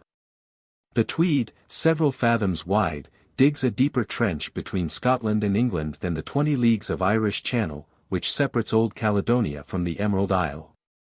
Paddy O'More related his history. It was that of all emigrants driven by misfortune from their own country. Many come to seek fortunes who only find trouble and sorrow, and then they throw the blame on chance, and forget the true cause is their own idleness and vice and want of common sense. Whoever is sober and industrious, honest and economical, gets on. Such a one had been and was Paddy O'More. He left Dundalk, where he was starving, and came with his family to Australia, landed at Adelaide, where, refusing employment as a miner, he got engaged on a farm, and 2 months afterward commenced clearing ground on his own account. The whole territory of South Australia is divided into lots, each containing 80 acres, and these are granted to colonists by the government. Any industrious man, by proper cultivation, can not only get a living out of his lot, but lay by £80 a year. Paddy O'More knew this. He profited by his own former experience, and laid by every penny he could till he had saved enough to purchase new lots. His family prospered, and his farm also. The Irish peasant became a landed proprietor, and though his little estate had only been under cultivation for 2 years, he had 500 acres cleared by his own hands, and 500 head of cattle. He was his own master, after having been a serf in Europe, and as independent as one can be in the freest country in the world. His guests congratulated him heartily as he ended his narration. And Paddy O'More no doubt expected confidence for confidence, but he waited in vain. However, he was one of those discreet people who can say, "I tell you who I am, but I don't ask who you are." Glenarvan's great object was to get information about the Britannia, and like a man who goes right to the point, he began at once to interrogate O'More as to whether he had heard of the shipwreck. The reply of the Irishman was not favorable. He had never heard the vessel mentioned. For 2 years, at least, no ship had been wrecked on that coast, neither above nor below the Cape. Now, the date of the catastrophe was within 2 years. He could, therefore, declare positively that the survivors of the wreck had not been thrown on that part of the western shore. "Now, my lord," he added, "may I ask what interest you have in making the inquiry?" This pointed question elicited in reply the whole history of the expedition. Glenarvan related the discovery of the document, and the various attempts that had been made to follow up the precise indications given of the whereabouts of the unfortunate captives.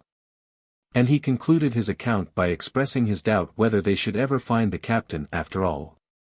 His dispirited tone made a painful impression on the minds of his auditors. Robert and Mary could not keep back their tears, and Paganel had not a word of hope or comfort to give them. John Mangles was grieved to the heart, though he, too, was beginning to yield to the feeling of hopelessness which had crept over the rest, when suddenly the whole party were electrified by hearing a voice exclaim, "My lord, praise and thank God. If Captain Grant is alive, he is on this Australian continent." Chapter 7. The quartermaster of the Britannia. The surprise caused by these words cannot be described. Glenarvan sprang to his feet, and pushing back his seat, exclaimed, "Who spoke?" "I did," said one of the servants, at the far end of the table. "You, Ayrton," replied his master, not less bewildered than Glenarvan. "Yes, it was I," rejoined Ayrton in a firm tone, though somewhat agitated voice. "A Scotchman like yourself, my lord, and one of the shipwrecked crew of the Britannia." The effect of such a declaration may be imagined. Mary Grant fell back, half fainting, in Lady Helena's arms, overcome by joyful emotion, and Robert, and Mangles, and Paganel started up and toward the man that Paddy O'Moore had addressed as Ayrton. He was a coarse-looking fellow, about 45 years of age, with very bright eyes, though half hidden beneath thick, overhanging brows. In spite of extreme leanness there was an air of unusual strength about him. He seemed all bone and nerves, or, to use a Scotch expression, as if he had not wasted time in making fat. He was broad-shouldered and of middle height, and though his features were coarse, his face was so full of intelligence and energy in decision, that he gave one a favorable impression. The interest he excited was still further heightened by the marks of recent suffering imprinted on his countenance. It was evident that he had endured long and severe hardships, and that he had borne them bravely and come off victor. "You are one of the shipwrecked sailors of the Britannia?" was Glenarvan's first question. "Yes, my lord, Captain Grant's quartermaster." "And saved with him after the shipwreck?" "No, my lord, no. I was separated from him at that terrible moment, for I was swept off the deck as the ship struck." "Then you are not one of the 2 sailors mentioned in the document?" "No, I was not aware of the existence of the document. The captain must have thrown it into the sea when I was no longer on board." "But the captain?" "What about the captain?" "I believed he had perished, gone down with all his crew. I imagined myself the sole survivor." "But you said just now, Captain Grant was living." "No, I said, if the captain is living." "And you added, he is on the Australian continent." "And, indeed, he cannot be anywhere else." "Then you don't know where he is?" "No, my lord." "I say again, I supposed he was buried beneath the waves, or dashed to pieces against the rocks. It was from you I learned that he was still alive." "What then do you know?" "Simply this, if Captain Grant is alive, he is in Australia." "Where did the shipwreck occur?" asked Major McNabbs. This should have been the first question, but in the excitement caused by the unexpected incident, Glenarvan cared more to know where the captain was, than where the Britannia had been lost. After the Major's inquiry, however, Glenarvan's examination proceeded more logically, and before long all the details of the event stood out clearly before the minds of the company. To the question put by the Major, Ayrton replied: "When I was swept off the forecastle, when I was hauling in the jib boom, the Britannia was running right on the Australian coast. She was not more than 2 cables' length from it, and consequently she must have struck just there." "In latitude 37 degrees, asked John Mangles. "Yes, in latitude 37 degrees. "On the west coast?" "No, on the east coast," was the prompt reply. "And at what date?" "It was on the night of the 27th of June, 1862. "Exactly, just exactly," exclaimed Glenarvan. "You see, then, my lord," continued Ayrton, "I might justly say, if Captain Grant is alive, he is on the Australian continent, and it is useless looking for him anywhere else." "And we will look for him there, and find him too, and save him," exclaimed Paganel. "Ah, precious document," he added, with perfect naivete, "you must own you have fallen into the hands of uncommonly shrewd people." But, doubtless, nobody heard his flattering words, for Glenarvan and Lady Helena, and Mary Grant, and Robert, were too much engrossed with Ayrton to listen to anyone else. They pressed round him and grasped his hands. It seemed as if this man's presence was the sure pledge of Harry Grant's deliverance. If this sailor had escaped the perils of the shipwreck, why should not the captain? Ayrton was quite sanguine as to his existence. But on what part of the continent he was to be found, that he could not say. The replies the man gave to the 1,000 questions that assailed him on all sides were remarkably intelligent and exact. All the while he spake, Mary held one of his hands in hers. This sailor was a companion of her father's, one of the crew of the Britannia. He had lived with Harry Grant, crossed the seas with him and shared his dangers. Mary could not keep her eyes off his face, rough and homely though it was, and she wept for joy. Up to this time no one had ever thought of doubting either the veracity or identity of the quartermaster. But the Major, and perhaps John Mangles, now began to ask themselves if this Ayrton's word was to be absolutely believed. There was something suspicious about this unexpected meeting. Certainly the man had mentioned facts and dates which corresponded, and the minuteness of his details was most striking. Still, exactness of details was no positive proof. Indeed, it has been noticed that a falsehood has sometimes gained ground by being exceedingly particular in minutiae. McNabbs, therefore, prudently refrained from committing himself by expressing any opinion. John Mangles, however, was soon convinced when he heard Ayrton speak to the young girl about her father. He knew Mary and Robert quite well. He had seen them in Glasgow when the ship sailed. He remembered them at the farewell breakfast given on board the Britannia to the captain's friends, at which Sheriff McIntyre was present. Robert, then a boy of 10 years old, had been given into his charge, and he ran away and tried to climb the rigging. "Yes, that I did, it is quite right," said Robert. He went on to mention several other trifling incidents, without attaching the importance to them that John Mangles did, and when he stopped Mary Grant said, in her soft voice, "Oh, go on, Mr. Ayrton, tell us more about our father." The quartermaster did his best to satisfy the poor girl, and Glenarvan did not interrupt him, though a score of questions far more important crowded into his mind. Lady Helena made him look at Mary's beaming face, and the words he was about to utter remained unspoken. Ayrton gave an account of the Britannia's voyage across the Pacific. Mary knew most of it before, as news of the ship had come regularly up to the month of May, 1862. In the course of the year Harry Grant had touched at all the principal ports. He had been to the Hebrides, to New Guinea, New Zealand, and New Caledonia, and had succeeded in finding an important point on the western coast of Papua, where the establishment of a Scotch colony seemed to him easy, and its prosperity certain. A good port on the Molucca and Philippine route must attract ships, especially when the opening of the Suez Canal would have supplanted the Cape route. Harry Grant was one of those who appreciated the great work of M. de Lesseps, and would not allow political rivalries to interfere with international interests.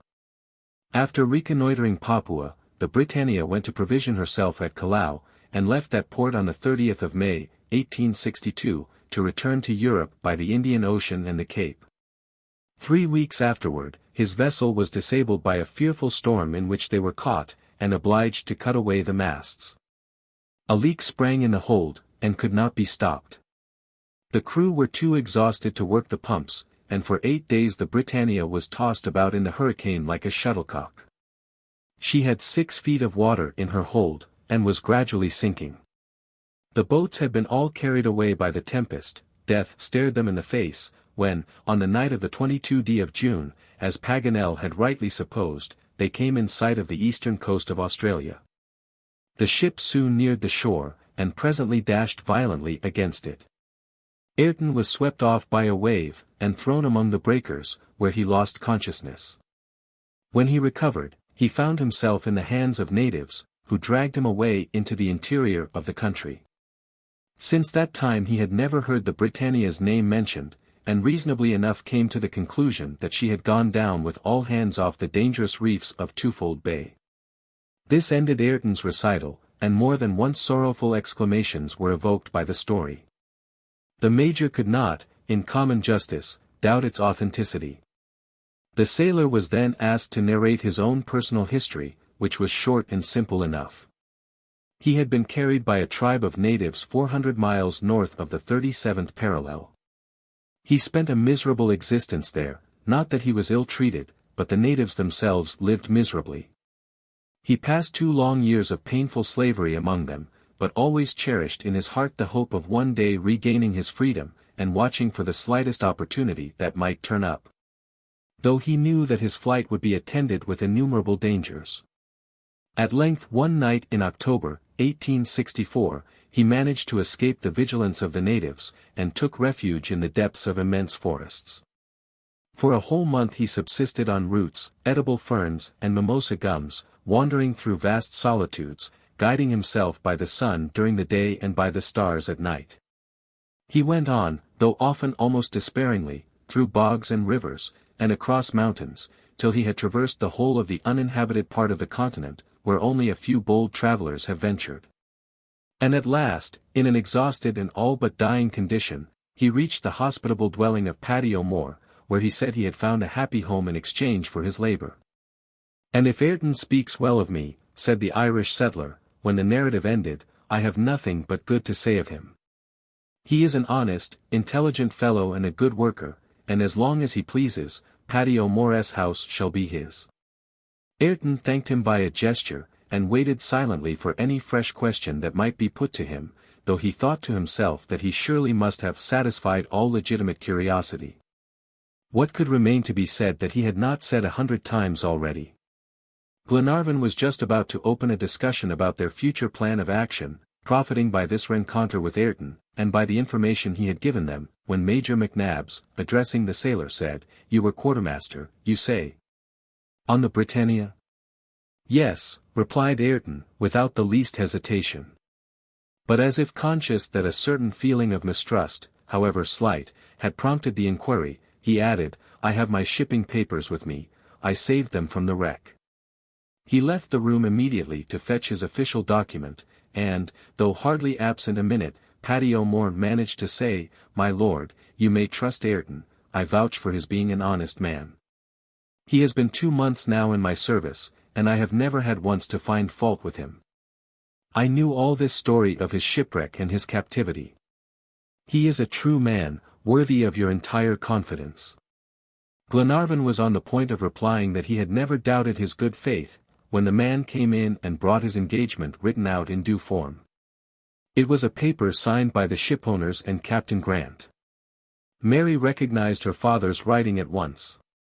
It was to certify that Tom Ayrton, able-bodied seaman, was engaged as quartermaster on board the 3-mast vessel, the Britannia, Glasgow. There could not possibly be the least doubt now of Ayrton's identity, for it would have been difficult to account for his possession of the document if he were not the man named in it. "Now then," said Glenarvan, "I wish to ask everyone's opinion as to what is best to be done. Your advice, Ayrton, will be particularly valuable, and I shall be much obliged if you would let us have it." After a few minutes' thought, Ayrton replied, "I thank you, my lord, for the confidence you show towards me, and I hope to prove worthy of it. I have some knowledge of the country, and the habits of the natives, and if I can be of any service to you—" "Most certainly you can," interrupted Glenarvan. "I think with you," resumed Ayrton, "that the captain and his 2 sailors have escaped alive from the wreck, but since they have not found their way to the English settlement, nor been seen anywhere. I have no doubt that their fate has been similar to my own, and that they are prisoners in the hands of some of the native tribes." "That's exactly what I have always argued," said Paganel. "The shipwrecked men were taken prisoners, as they feared. But must we conclude without question that, like yourself, they have been dragged away north of the 37th parallel?" "I should suppose so, sir, for hostile tribes would hardly remain anywhere near the districts under the British rule." "That will complicate our search," said Glenarvan, somewhat disconcerted. "How can we possibly find traces of the captives in the heart of so vast a continent?" No one replied, though Lady Helena's questioning glances at her companion seemed to press for an answer.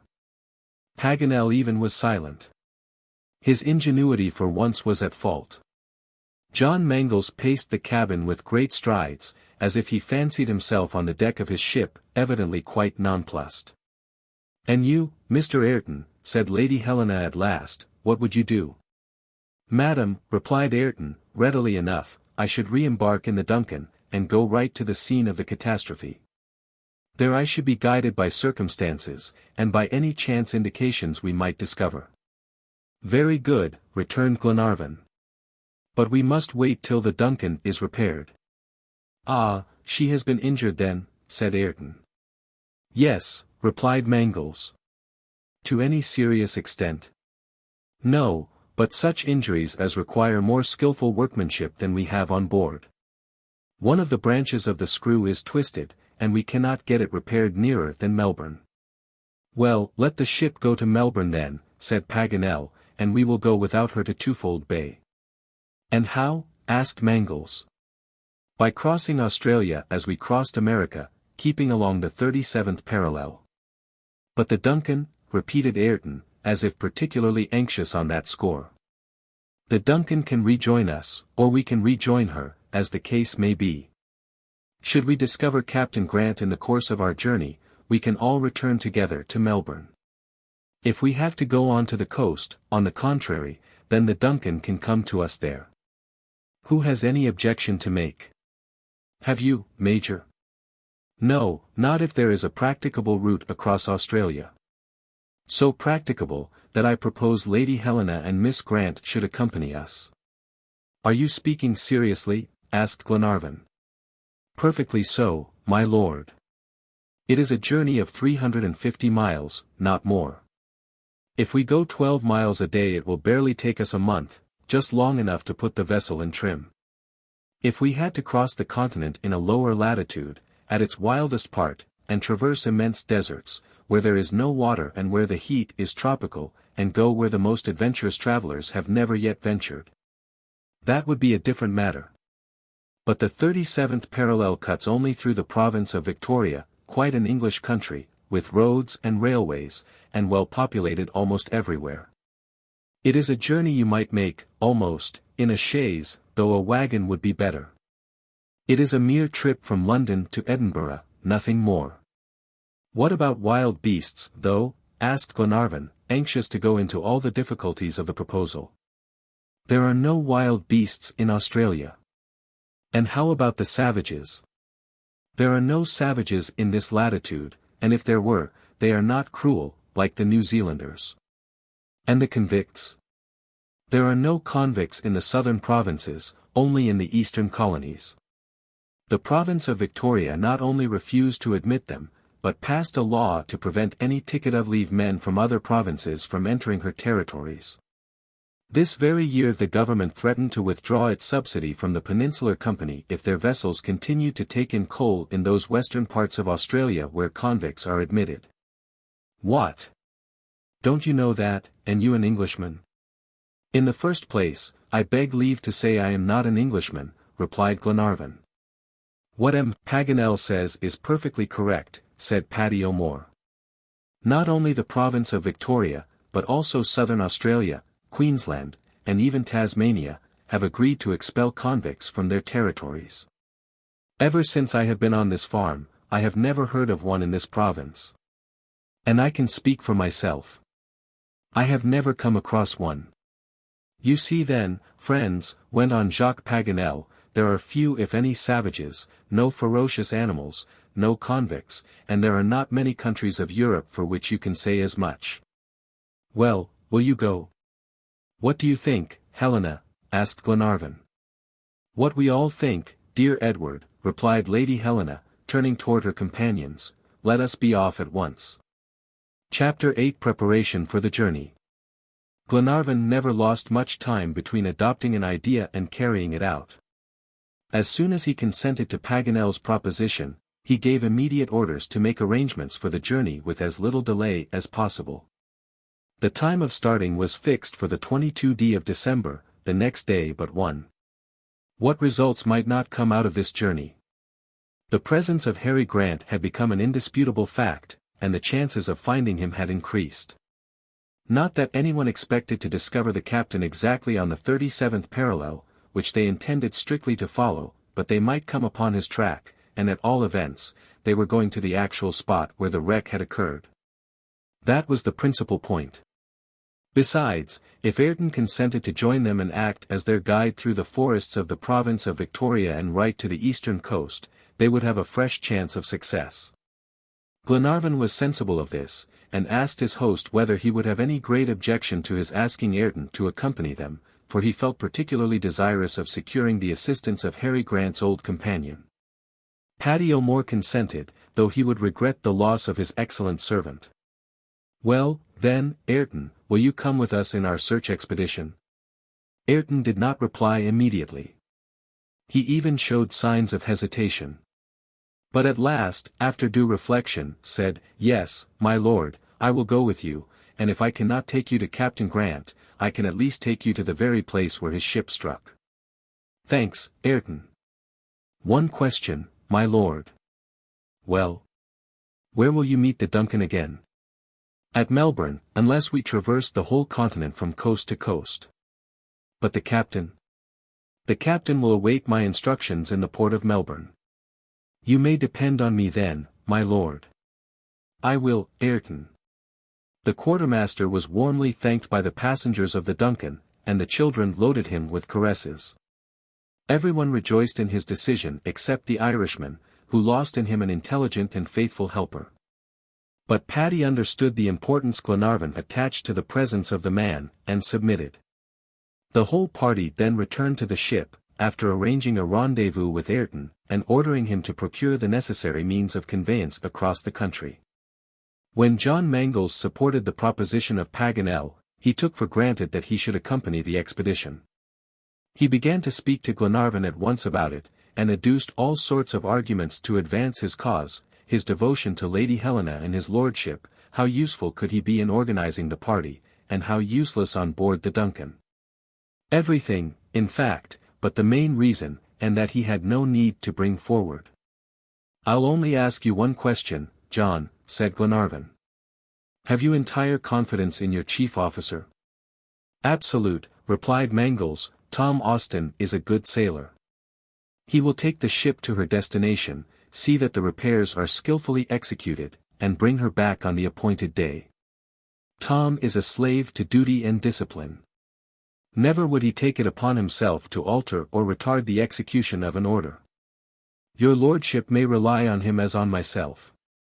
"Very well then, John," replied Glenarvan. "You shall go with us, for it would be advisable," he added, smiling, "that you should be there when we find Mary Grant's father." "Oh! Your lordship," murmured John, turning pale. He could say no more, but grasped Lord Glenarvan's hand. Next day, John Mangles and the ship's carpenter, accompanied by sailors carrying provisions, went back to Paddy O'Moore's house to consult the Irishman about the best method of transport. All the family met him, ready to give their best help. Ayrton was there, and gave the benefit of his experience. On one point both he and Paddy agreed, that the journey should be made in a bullock wagon by the ladies, and that the gentlemen should ride on horseback. Paddy could furnish both bullocks and vehicle. The vehicle was a cart 20 feet long, covered over by a tilt and resting on 4 large wheels without spokes or felloes, or iron tires, in a word, plain wooden discs. The front and hinder part were connected by means of a rude mechanical contrivance, which did not allow of the vehicle turning quickly. There was a pole in front 35 feet long, to which the bullocks were to be yoked in couples. These animals were able to draw both with head and neck, as their yoke was fastened on the nape of the neck, and to this a collar was attached by an iron peg. It required great skill to drive such a long, narrow, shaky concern, and to guide such a team by a goad, but Ayrton had served his apprenticeship to it on the Irishman's farm, and Paddy could answer for his competency. The role of conductor was therefore assigned to him. There were no springs to the wagon, and, consequently, it was not likely to be very comfortable, but, such as it was, they had to take it. But if the rough construction could not be altered, John Mangles resolved that the interior should be made as easy as possible. His first care was to divide it into 2 compartments by a wooden partition. The back one was intended for the provisions and luggage, and M. Albinet's portable kitchen. The front was set apart especially for the ladies, and, under the carpenter's hands, was to be speedily converted into a comfortable room, covered with a thick carpet, and fitted up with a toilet table and 2 couches. Thick leather curtains shut in this apartment, and protected the occupants from the chilliness of the nights. In case of necessity, the gentlemen might shelter themselves here, when the violent rains came on, but a tent was to be their usual resting place when the caravan camped for the night. John Mangles exercised all his ingenuity in furnishing the small space with everything that the 2 ladies could possibly require, and he succeeded so well that neither Lady Helena nor Mary had much reason to regret leaving their cozy cabins on board the Duncan. For the rest of the party, the preparations were soon made, for they needed much less strong horses were provided for Lord Glenarvan, Paganel, Robert Grant, McNabbs, and John Mangles. Also for the 2 sailors, Wilson and Mulready, who were to accompany their captain. Ayrton's place was, of course, to be in front of the wagon, and M. Albinet, who did not much care for equitation, was to make room for himself among the baggage. Horses and bullocks were grazing in the Irishman's meadows, ready to fetch at a moment's notice. After all arrangements were made, and the carpenter set to work, John Mangles escorted the Irishman and his family back to the vessel, for Paddy wished to return the visit of Lord Glenarvan. Ayrton thought proper to go too, and about 4 o'clock the party came over the side of the DUNCAN. They were received with open arms. Glenarvan would not be outstripped in politeness, and invited his visitors to stop and dine. His hospitality was willingly accepted. Paddy was quite amazed at the splendor of the saloon, and was loud in admiration of the fitting up of the cabins, and the carpets and hangings, as well as of the polished maple wood of the upper deck. Ayrton's approbation was much less hearty, for he considered it mere costly superfluity. But when he examined the yacht with a sailor's eye, the quartermaster of the Britannia was as enthusiastic about it as Paddy. He went down into the hold, inspected the screw department and the engine room, examining the engine thoroughly, and inquired about its power and consumption. He explored the coal bunkers, the storeroom, the powder store, and armory, in which last he seemed to be particularly attracted by a cannon mounted on the forecastle. Glenarvan saw he had to do with a man who understood such matters, as was evident from his questions. Ayrton concluded his investigations by a survey of the masts and rigging. "You have a fine vessel, my lord," he said after his curiosity was satisfied. "A good one, and that is best," replied Glenarvan. "And what is her tonnage?" 210 tons. "I don't think I am far out," continued Ayrton, "in judging her speed at 15 knots. I should say she could do that easily." "Say 17, put in John Mangles, and you've hit the mark." 17, exclaimed the quartermaster. "Why, not a man of war, not the best among them, I mean, could chase her." "Not one," replied Mangles. "The DUNCAN is a regular racing yacht, and would never let herself be beaten." "Even at sailing?" asked Ayrton. "Even at sailing." "Well, my lord, and you too, captain," returned Ayrton, "allow a sailor who knows what a ship is worth, to compliment you on yours." "Stay on board of her, then, Ayrton," said Glenarvan. "It rests with yourself to call it yours." "I will think of it, my lord," was all Ayrton's reply. Just then Albonnet came to announce dinner, and his lordship repaired with his guests to the saloon. "That Ayrton is an intelligent man," said Paganel to the major. "Too intelligent," muttered McNabbs, who, without any apparent reason, had taken a great dislike to the face and manners of the quartermaster. During the dinner, Ayrton gave some interesting details about the Australian continent, which he knew perfectly. He asked how many sailors were going to accompany the expedition, and seemed astonished to hear that only 2 were going. He advised Glenarvan to take all his best men, and even urged him to do it, which advice, by the way, ought to have removed the major's suspicion. "But," said Glenarvan, "our journey is not dangerous, is it?" "Not at all," replied Ayrton, quickly. "Well then, we'll have all the men we can on board. Hands will be wanted to work the ship, and to help in the repairs. Besides, it is of the utmost importance that she should meet us to the very day, at whatever place may be ultimately selected. Consequently, we must not lessen her crew." Ayrton said nothing more, as if convinced his lordship was right. When evening came, Scotch and Irish separated. Ayrton and Paddy O'Moore and family returned home. Horses and wagons were to be ready the next day, and 8 o'clock in the morning was fixed for starting. Lady Helena and Mary Grant soon made their preparations. They had less to do than Jacques Paganel, for he spent half the night in arranging, and wiping, and rubbing up the lenses of his telescope. Of course, next morning he slept on till the major's stentorian voice roused him. The luggage was already conveyed to the farm, thanks to John Mangles, and a boat was waiting to take the passengers. They were soon seated, and the young captain gave his final orders to Tom Austin, his chief officer. He impressed upon him that he was to wait at Melbourne for Lord Glenarvan's commands, and to obey them scrupulously, whatever they might be. The old sailor told John he might rely on him, and, in the name of the men, begged to offer his lordship their best wishes for the success of this new expedition. A storm of hurrahs burst forth from the yacht as the boat rowed off. In 10 minutes the shore was reached, and a quarter of an hour afterward the Irishman's farm. All was ready. Lady Helena was enchanted with her installation. The huge chariot, with its primitive wheels and massive planks, pleased her particularly. The 6 bullocks, yoked in pairs, had a patriarchal air about them which took her fancy.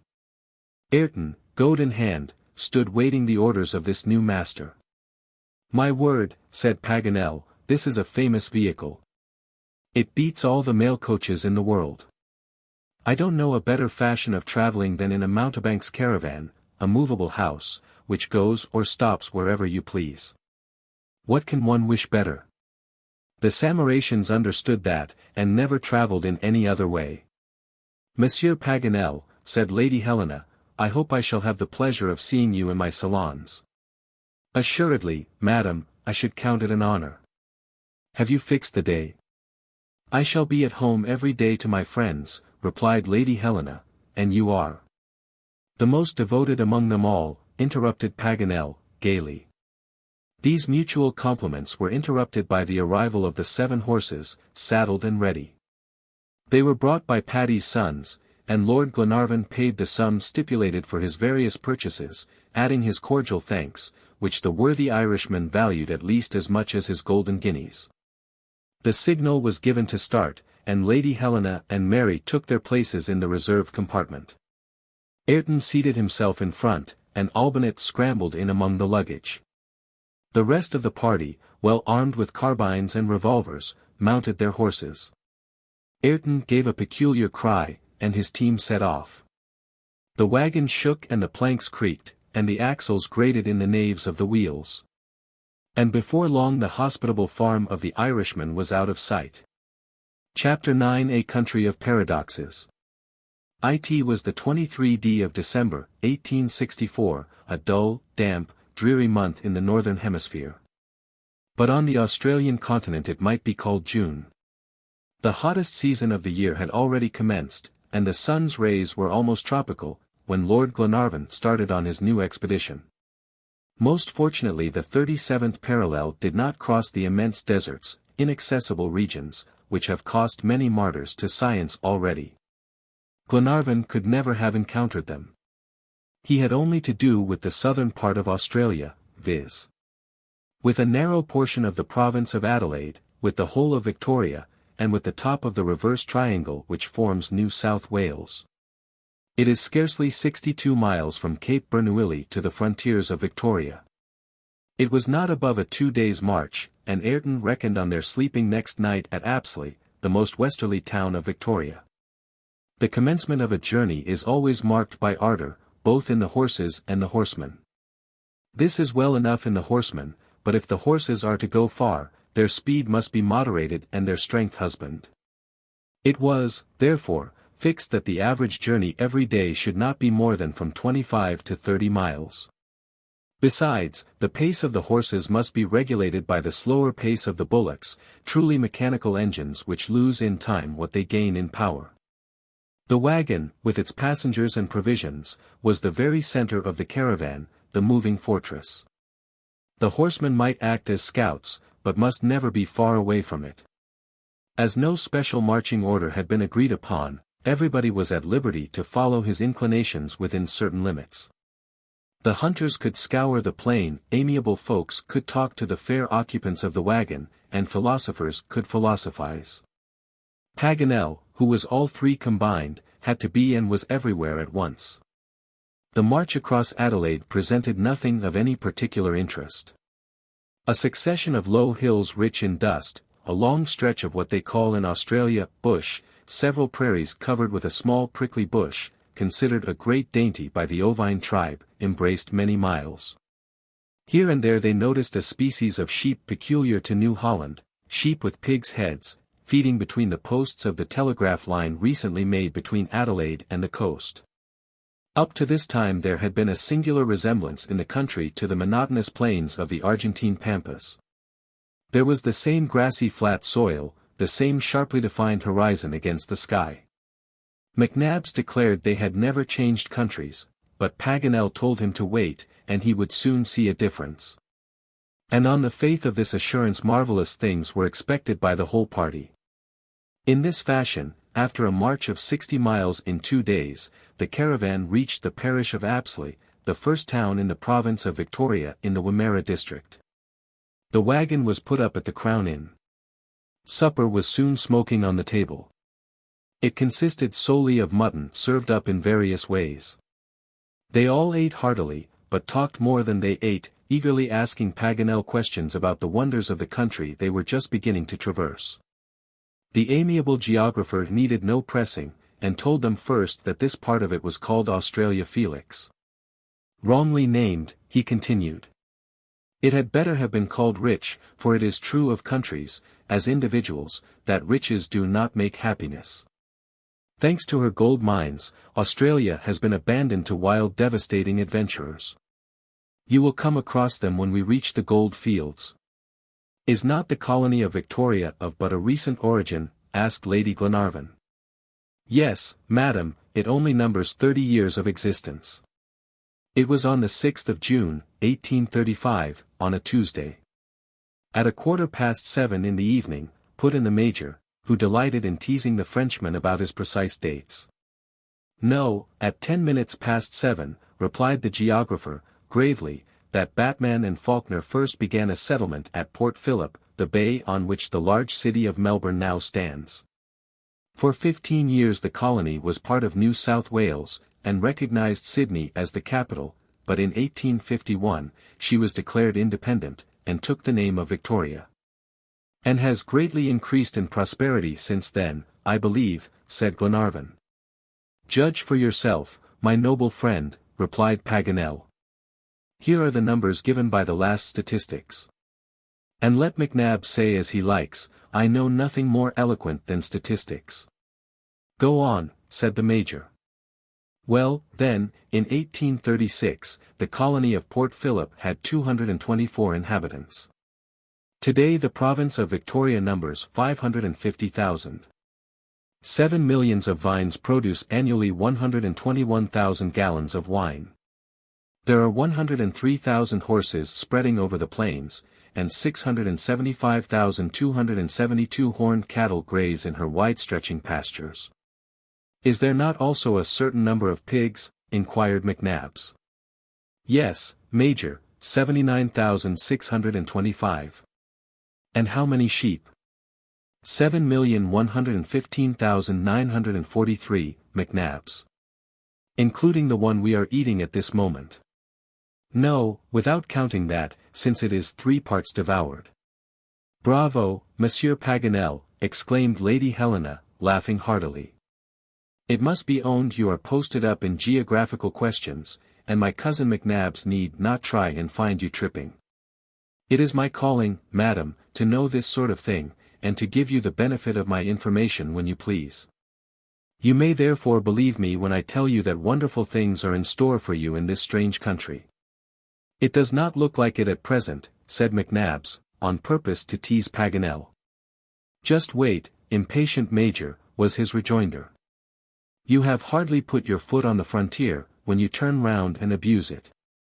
Well, I say and say again, and will always maintain that this is the most curious country on the earth. Its formation, and nature, and products, and climate, and even its future disappearance have amazed, and are now amazing, and will amaze, all the savants in the world. Think, my friends, of a continent, the margin of which, instead of the center, rose out of the waves originally like a gigantic ring, which encloses, perhaps, in its center, a sea partly evaporated, the waves of which are drying up daily. Where humidity does not exist either in the air or in the soil, where the trees lose their bark every year, instead of their leaves, where the leaves present their sides to the sun and not their face, and consequently give no shade. Where the wood is often incombustible, where good-sized stones are dissolved by the rain, where the forests are low and the grasses gigantic, where the animals are strange. Where quadrupeds have beaks, like the echidna, or ornithorhynchus, and naturalists have been obliged to create a special order for them, called monotremes, where the kangaroos leap on unequal legs, and sheep have pigs' heads. Where foxes fly about from tree to tree, where the swans are black, where rats make nests, where the bowerbird opens her reception rooms to receive visits from her feathered friends. Where the birds astonish the imagination by the variety of their notes and their aptness. Where one bird serves for a clock, and another makes a sound like a postilion cracking of a whip, and a third imitates a knife grinder, and a fourth the motion of a pendulum, where one laughs when the sun rises, and another cries when the sun sets. Oh, strange, illogical country, land of paradoxes and anomalies, if ever there was one on earth, the learned botanist Grimard was right when he said, there is that Australia, a sort of parody. Or rather a defiance of universal laws in the face of the rest of the world. Paganel's tirade was poured forth in the most impetuous manner, and seemed as if it were never coming to an end. The eloquent secretary of the Geographical Society was no longer master of himself. He went on, gesticulating furiously, and brandishing his fork to the imminent danger of his neighbors. But at last his voice was drowned in a thunder of applause, and he managed to stop. Certainly after such an enumeration of Australian peculiarities, he might have been left in peace, but the Major said in the coolest tone possible, "And is that all, Paganel?" "No, indeed not," rejoined the Frenchman, with renewed vehemence. "What?" exclaimed Lady Helena, "there are more wonders still in Australia?" "Yes, madam, its climate. It is even stranger than its productions." "Is it possible?" they all said. "I am not speaking of the hygienic qualities of the climate," continued Paganel, "rich as it is in oxygen and poor in azote. There are no damp winds, because the trade winds blow regularly on the coasts, and most diseases are unknown, from typhus to measles, and chronic affections." "Still, that is no small advantage," said Glenarvan. "No doubt. But I am not referring to that, but to one quality it has which is incomparable." "And what is that?" "You will never believe me." "Yes, we will," exclaimed his auditors, their curiosity aroused by this preamble. "Well, it is." "It is what?" "It is a moral regeneration." "A moral regeneration?" "Yes," replied the savant, in a tone of conviction. "Here metals do not get rust on them by exposure to the air, nor men. Here the pure, dry atmosphere whitens everything rapidly, both linen and souls. The virtue of the climate must have been well known in England, and they determined to send their criminals here to be reformed." "What? Do you mean to say the climate has really any such influence?" said Lady Helena. "Yes, madam, both on animals and men." "You are not joking, Monsieur Paganel?" "I am not, madam. The horses and the cattle here are of incomparable docility. You see it? It is impossible. But it is a fact. And the convicts transported into this reviving, salubrious air, become regenerated in a few years. Philanthropists know this. In Australia all natures grow better. But what is to become of you then, Monsieur Paganel, in this privileged country, you who are so good already?" said Lady Helena. "What will you turn out?" "Excellent, madam, just excellent, and that's all." Chapter 10 An Accident. The next day, the 24th of December, they started at daybreak. The heat was already considerable, but not unbearable, and the road was smooth and good, and allowed the cavalcade to make speedy progress. In the evening they camped on the banks of the White Lake, the waters of which are brackish and undrinkable.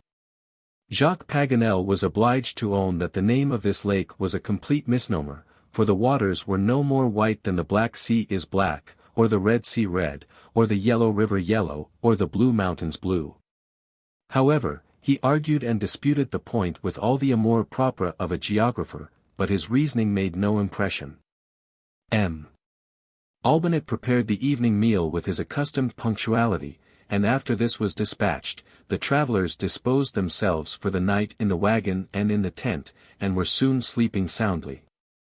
Notwithstanding the melancholy howling of the dingoes, the jackals of Australia. A magnificent plain, thickly covered with chrysanthemums, stretched out beyond the lake, and Glenarvan and his friends would gladly have explored its beauties when they awoke next morning, but they had to start. As far as the eye could reach, nothing was visible but one stretch of prairie, enameled with flower, in all the freshness and abundance of spring. The blue flowers of the slender-leaved flax, combined with the bright hues of the scarlet acanthus, a flower peculiar to the country. A few cassowaries were bounding over the plain, but it was impossible to get near them. The Major was fortunate enough, however, to hit one very rare animal with a ball in the leg. This was the jabiru, a species which is fast disappearing, the gigantic crane of the English colonies. This winged creature was 5 feet high, and his wide, conical, extremely pointed beak, measured 18 inches in length. The violet and purple tints of his head contrasted vividly with the glossy green of his neck, and the dazzling whiteness of his throat, and the bright red of his long legs. Nature seems to have exhausted in its favor all the primitive colors on her palette. Great admiration was bestowed on this bird, and the Major's spoil would have borne the honors of the day, had not Robert come across an animal a few miles further on, and bravely killed it. It was a shapeless creature, half porcupine, half anteater, a sort of unfinished animal belonging to the first stage of creation. A long glutinous extensible tongue hung out of his jaws in search of the ants, which formed its principal food. "It is an echidna," said Paganel. "Have you ever seen such a creature?" "It is horrible," replied Glenarvan. "Horrible enough, but curious, and, what's more, peculiar to Australia. One might search for it in vain in any other part of the world."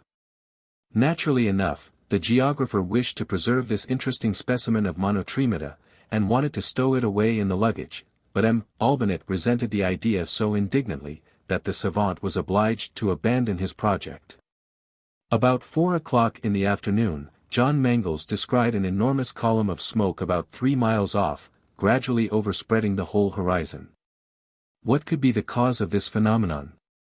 Paganel was inclined to think it was some description of meteor, and his lively imagination was already in search of an explanation, when Ayrton cut short all his conjecture summarily, by announcing that the cloud of dust was caused by a drove of cattle on the road. The quartermaster proved right, for as the cloud came nearer, quite a chorus of bleatings and neighings, and bellowings escaped from it, mingled with the loud tones of a human voice, in the shape of cries, and whistles, and vociferations. Presently a man came out of the cloud. This was the leader-in-chief of the 4-footed army. Glenarvan advanced toward him, and friendly relations were speedily established between them. The leader, or to give him his proper designation, the stock-keeper, was part owner of the drove. His name was Sam Matchell, and he was on his way from the eastern provinces to Portland Bay.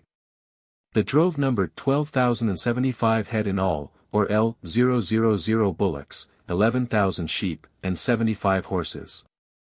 All these had been bought in the Blue Mountains in a poor, lean condition, and were going to be fatted up on the rich pasture lands of southern Australia, and sold again at a great profit. Sam Matchell expected to get £2 on each bullock, and tens on every sheep, which would bring him in £3,750. This was doing good business. But what patience and energy were required to conduct such a restive, stubborn lot to their destination, and what fatigues must have to be endured. Truly the gain was hardly earned. Sam Matchell told his history in a few words, while the drove continued their march among the groves of mimosas. Lady Helena and Mary and the rest of the party seated themselves under the shade of a wide-spreading gum tree, and listened to his recital. It was 7 months since Sam Matchell had started. He had gone at the rate of 10 miles a day, and his interminable journey would last 3 months longer. His assistants in the laborious task comprised 20 dogs and 30 men, 5 of whom were blacks, and very serviceable in tracking up any strayed beasts. 6 wagons made the rear guard. All the men were armed with stock whips, the handles of which are 18 inches long, and the lash 9 feet, and they move about among the ranks, bringing refractory animals back into order, while the dogs, the light cavalry of the regiment, preserved discipline in the wings. The travelers were struck with the admirable arrangement of the drove. The different stock were kept apart, for wild sheep and bullocks would not have got on together at all. The bullocks would never have grazed where the sheep had passed along, and consequently they had to go first, divided into 2 battalions. 5 regiments of sheep followed, in charge of 20 men, and last of all came the horses. Sam Matchell drew the attention of his auditors to the fact that the real guides of the drove were neither the men nor the dogs, but the oxen themselves, beasts of superior intelligence, recognized as leaders by their congenitors. They advanced in front with perfect gravity, choosing the best route by instinct, and fully alive to their claim to respect. Indeed, they were obliged to be studied and humored in everything, for the whole drove obeyed them implicitly. If they took it into their heads to stop, it was a matter of necessity to yield to their good pleasure, for not a single animal would move a step till these leaders gave the signal to set off. Sundry details, added by the stock keeper, completed the history of this expedition, worthy of being written, if not commended by Xenophon himself. As long as the troop marched over the plains it was well enough, there was little difficulty or fatigue. The animals fed as they went along, and slaked their thirst at the numerous creeks that watered the plains, sleeping at night and making good progress in the day, always obedient and tractable to the dogs. But when they had to go through great forests and groves of eucalyptus and mimosas, the difficulties increased.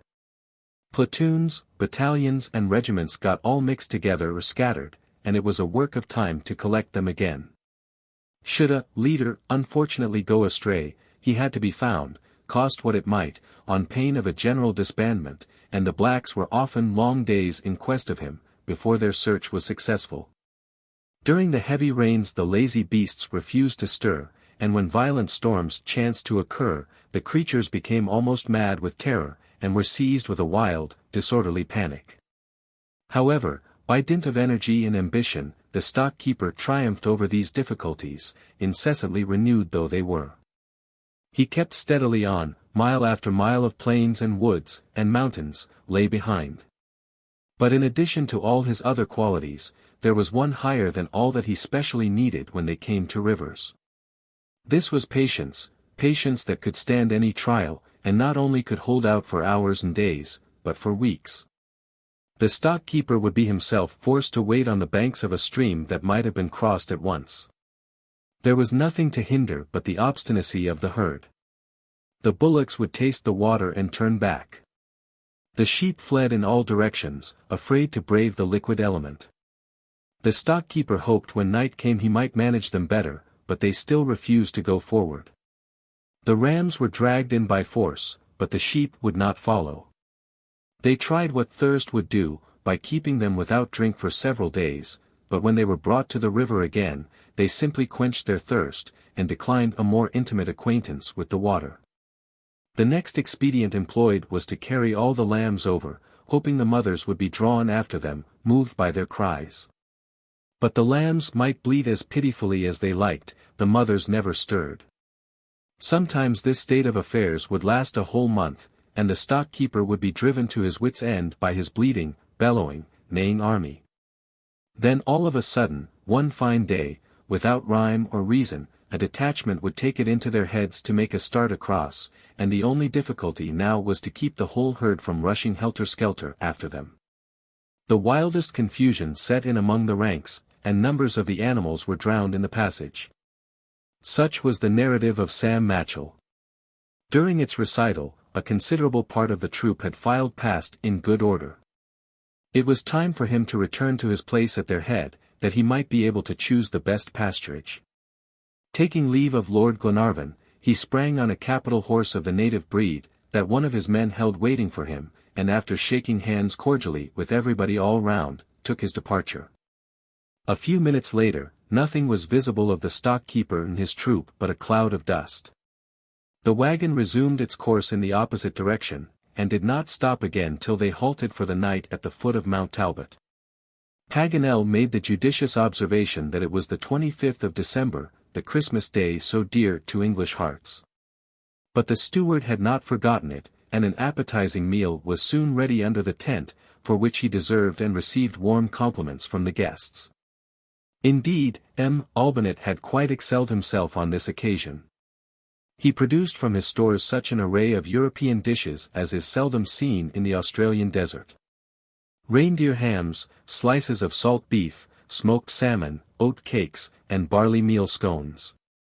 Tea ad libitum, and whiskey in abundance, and several bottles of port, composed this astonishing meal.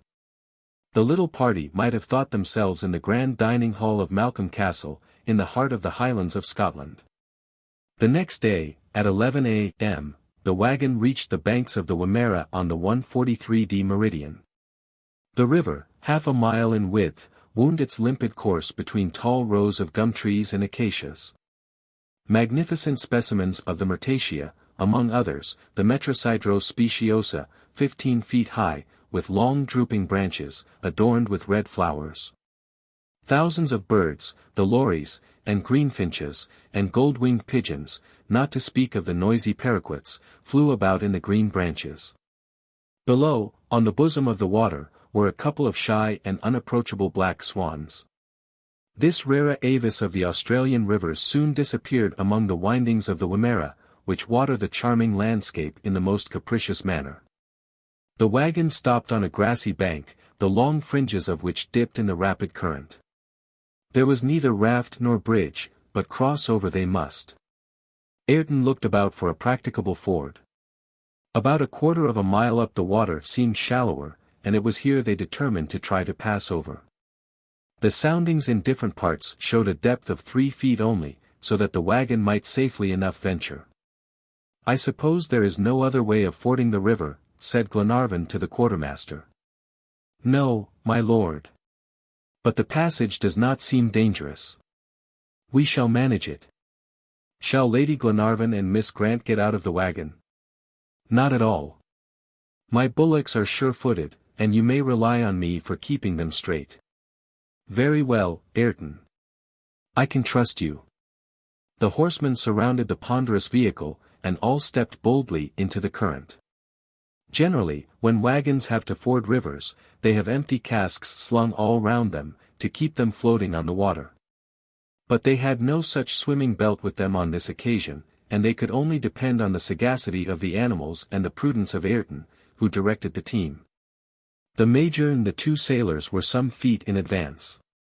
Glenarvan and John Mangles went at the sides of the wagon, ready to lend any assistance the fair travelers might require, and Paganel and Robert brought up the rear. All went well till they reached the middle of the Wimmera, but then the hollow deepened, and the water rose to the middle of the wheels. The bullocks were in danger of losing their footing, and dragging with them the oscillating vehicle. Ayrton devoted himself to his task courageously. He jumped into the water, and hanging on by the bullocks' horns, dragged them back into the right course. Suddenly the wagon made a jolt that it was impossible to prevent. A crack was heard, and the vehicle began to lean over in a most precarious manner. The water now rose to the ladies' feet, the whole concern began to float, though John Mangles and Lord Glenarvan hung on to the side. It was an anxious moment. Fortunately a vigorous effort drove the wagon toward the opposite shore, and the bank began to slope upward, so that the horses and bullocks were able to regain their footing, and soon the whole party found themselves on the other side, glad enough. Though wet enough too. The fore part of the wagon, however, was broken by the jolt, and Glenarvan's horse had lost a shoe. This was an accident that needed to be promptly repaired. They looked at each other hardly knowing what to do, till Ayrton proposed he should go to Black Point Station, 20 miles further north, and bring back a blacksmith with him. "Yes, go, my good fellow," said Glenarvan. "How long will it take you to get there and back?" "About 15 hours, replied Ayrton, "but not longer." "Start at once, then, and we will camp here, on the banks of the Wimmera, till you return." Chapter 11 Crime or Calamity. It was not without apprehension that the Major saw Ayrton quit the Wimmera camp to go and look for a blacksmith at the Black Point Station. But he did not breathe a word of his private misgivings, and contented himself with watching the neighborhood of the river. Nothing disturbed the repose of those tranquil glades, and after a short night the sun reappeared on the horizon. As to Glenarvan, his only fear was lest Ayrton should return alone. If they failed to find a workman, the wagon could not resume the journey. This might end in a delay of many days, and Glenarvan, impatient to succeed, could brook no delay, in his eagerness to attain his object. Ayrton luckily had lost neither his time nor his trouble. He appeared next morning at daybreak, accompanied by a man who gave himself out as the blacksmith from Black Point Station. He was a powerful fellow, and tall, but his features were of a low, brutal type, which did not prepossess anyone in his favor. But that was nothing, provided he knew his business. He scarcely spoke, and certainly he did not waste his breath in useless words. "Is he a good workman?" said John Mangles to the quartermaster.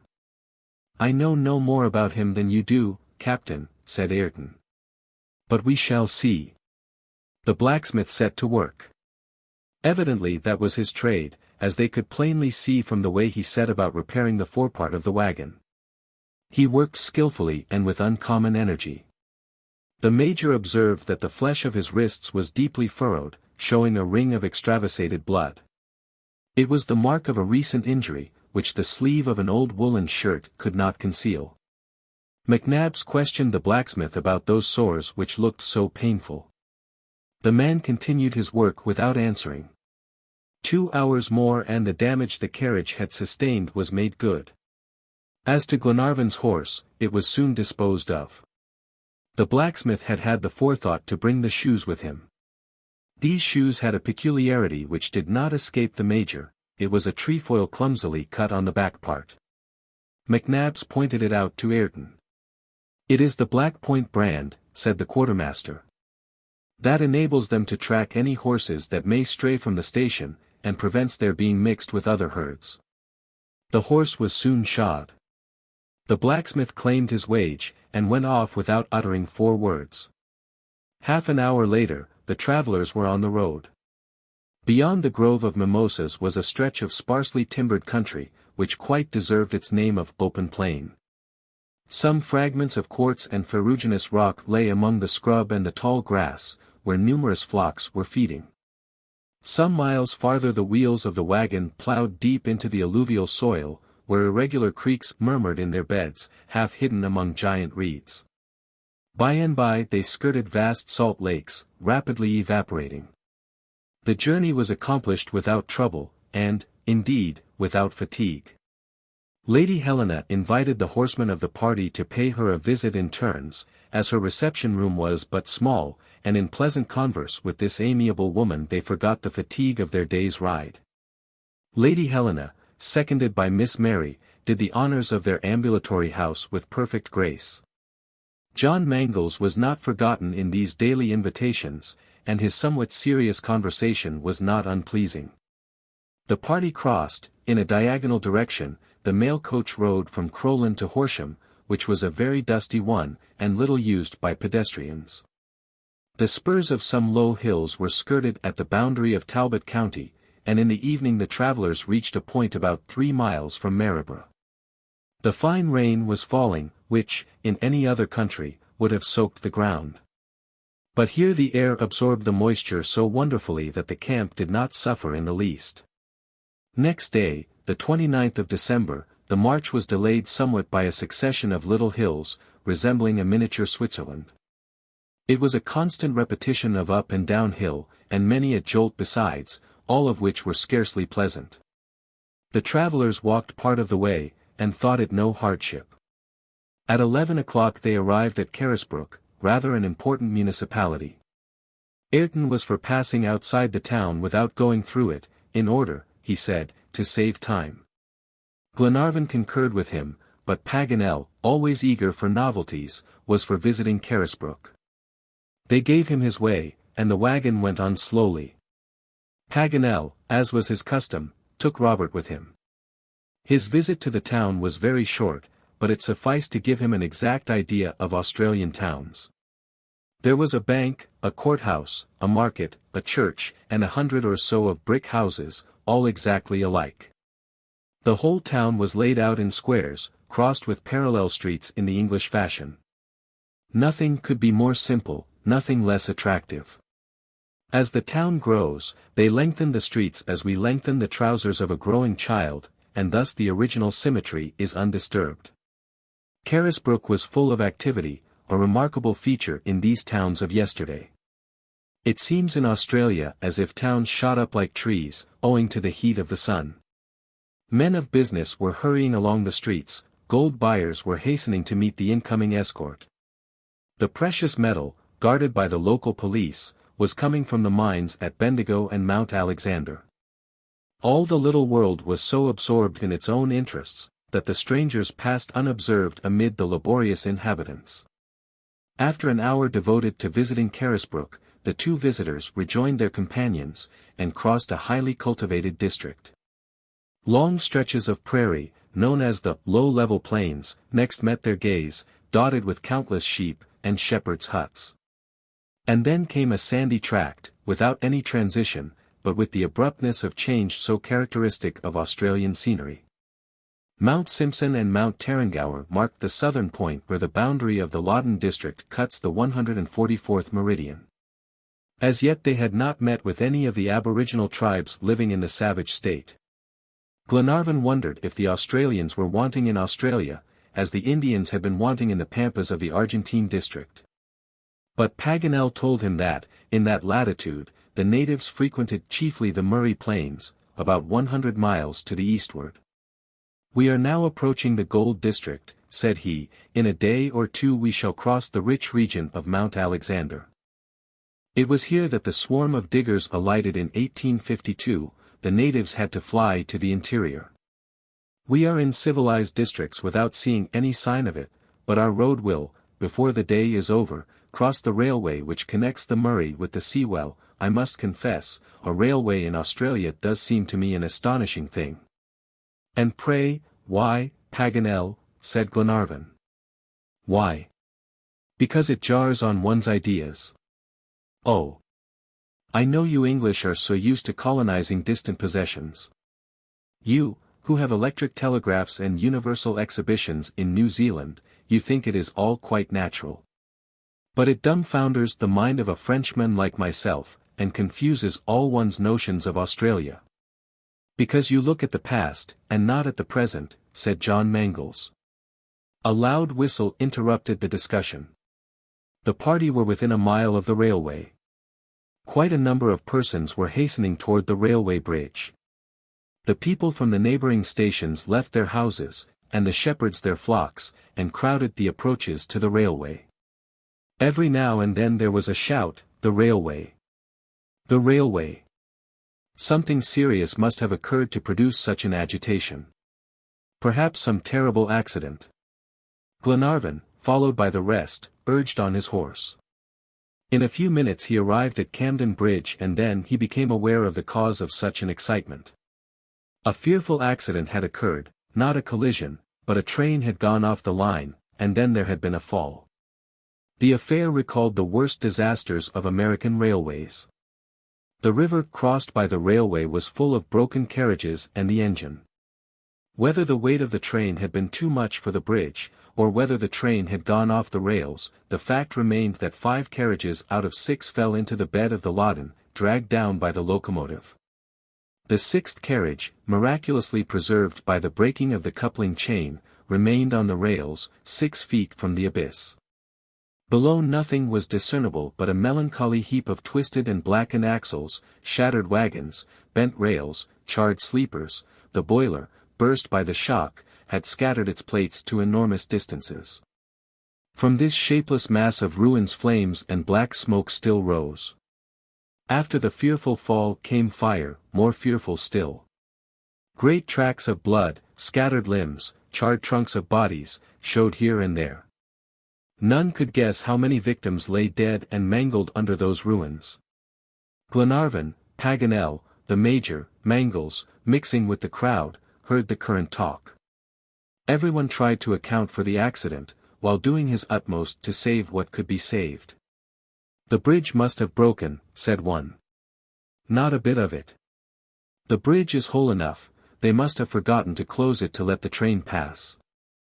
That is all." It was, in fact, a swing bridge, which opened for the convenience of the boats. Had the guard, by an unpardonable oversight, omitted to close it for the passage of the train, so that the train, coming on at full speed, was precipitated into the Loddon? This hypothesis seemed very admissible. For although one half of the bridge lay beneath the ruins of the train, the other half, drawn up to the opposite shore, hung, still unharmed, by its chains.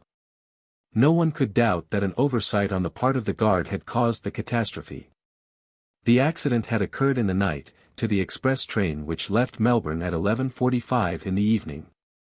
About 3:15 in the morning, 25 minutes after leaving Castlemaine, it arrived at Camden Bridge, where the terrible disaster befell. The passengers and guards of the last and only remaining carriage at once tried to obtain help.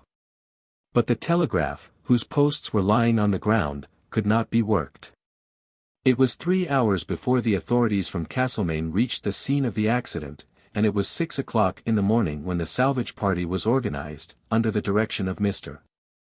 Mitchell, the Surveyor General of the colony, and a detachment of police, commanded by an inspector.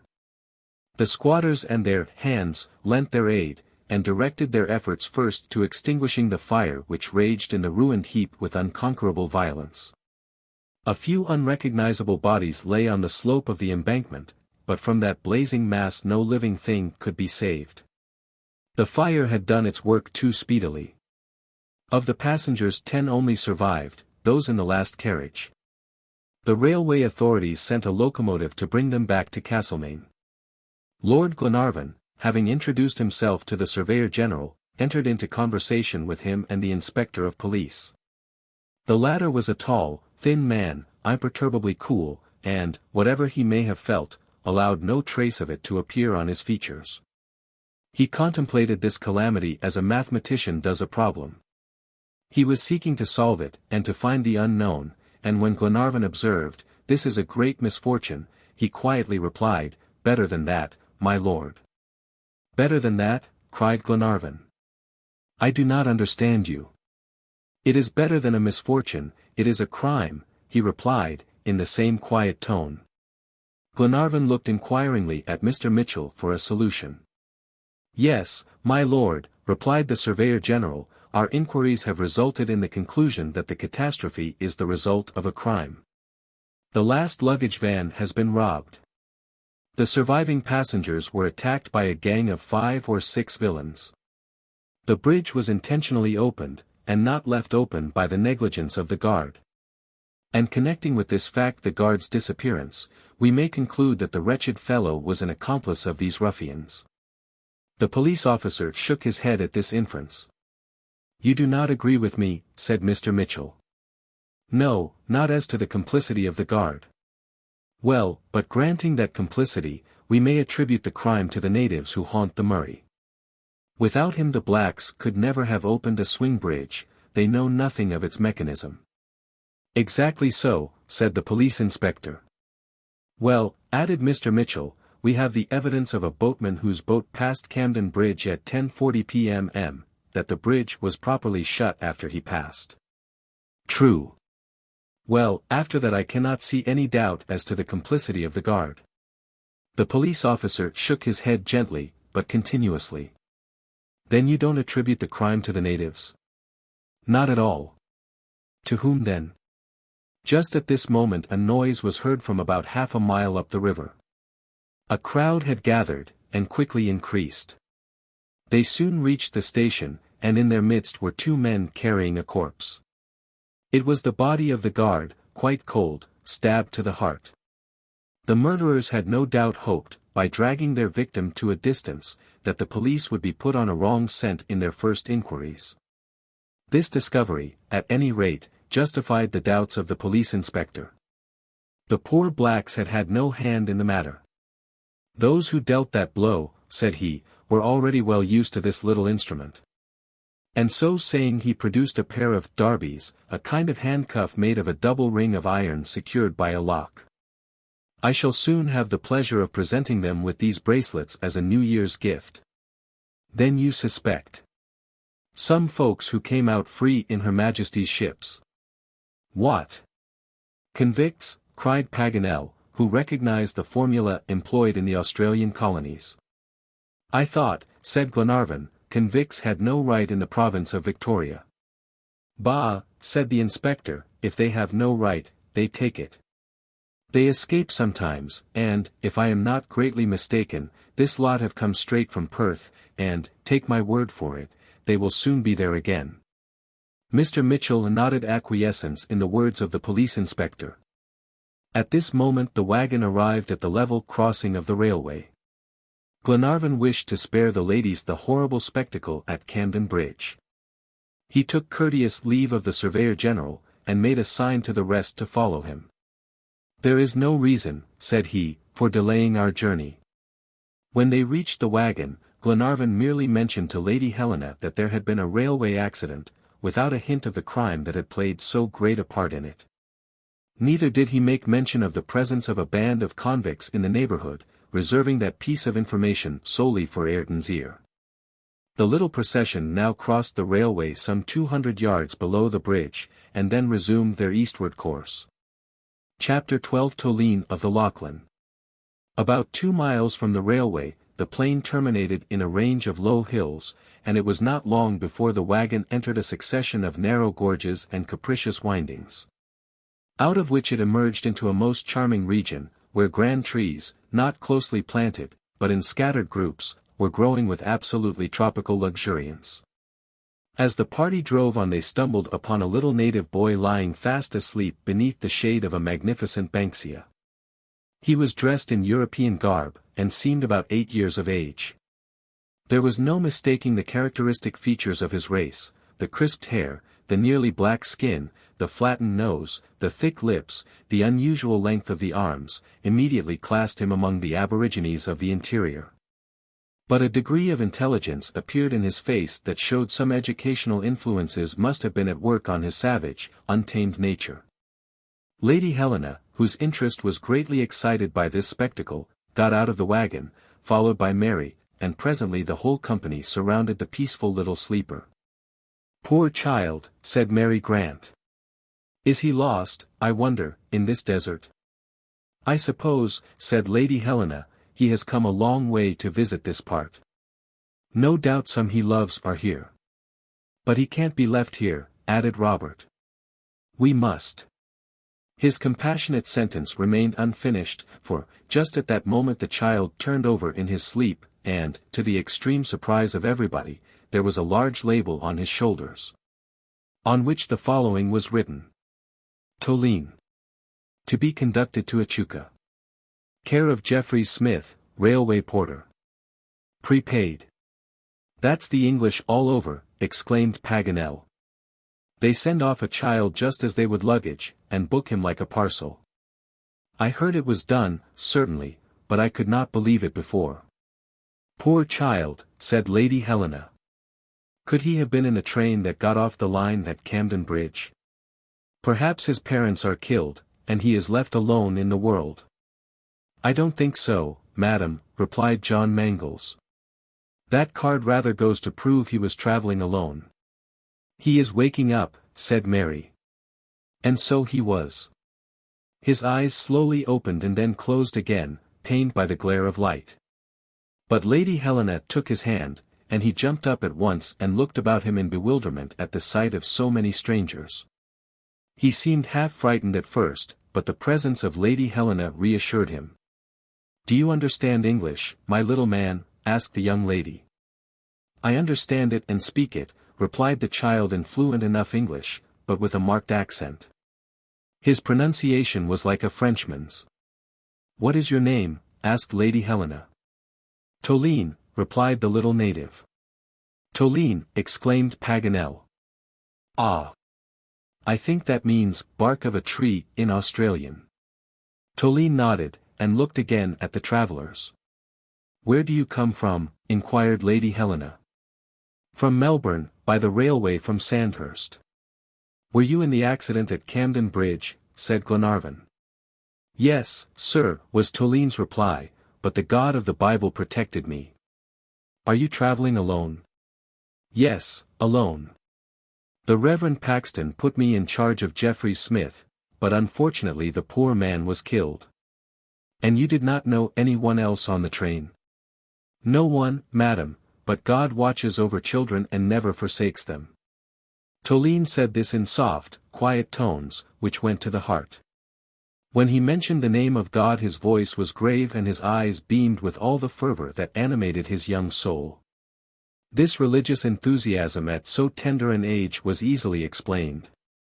The child was one of the aborigines baptized by the English missionaries, and trained by them in all the rigid principles of the Methodist Church.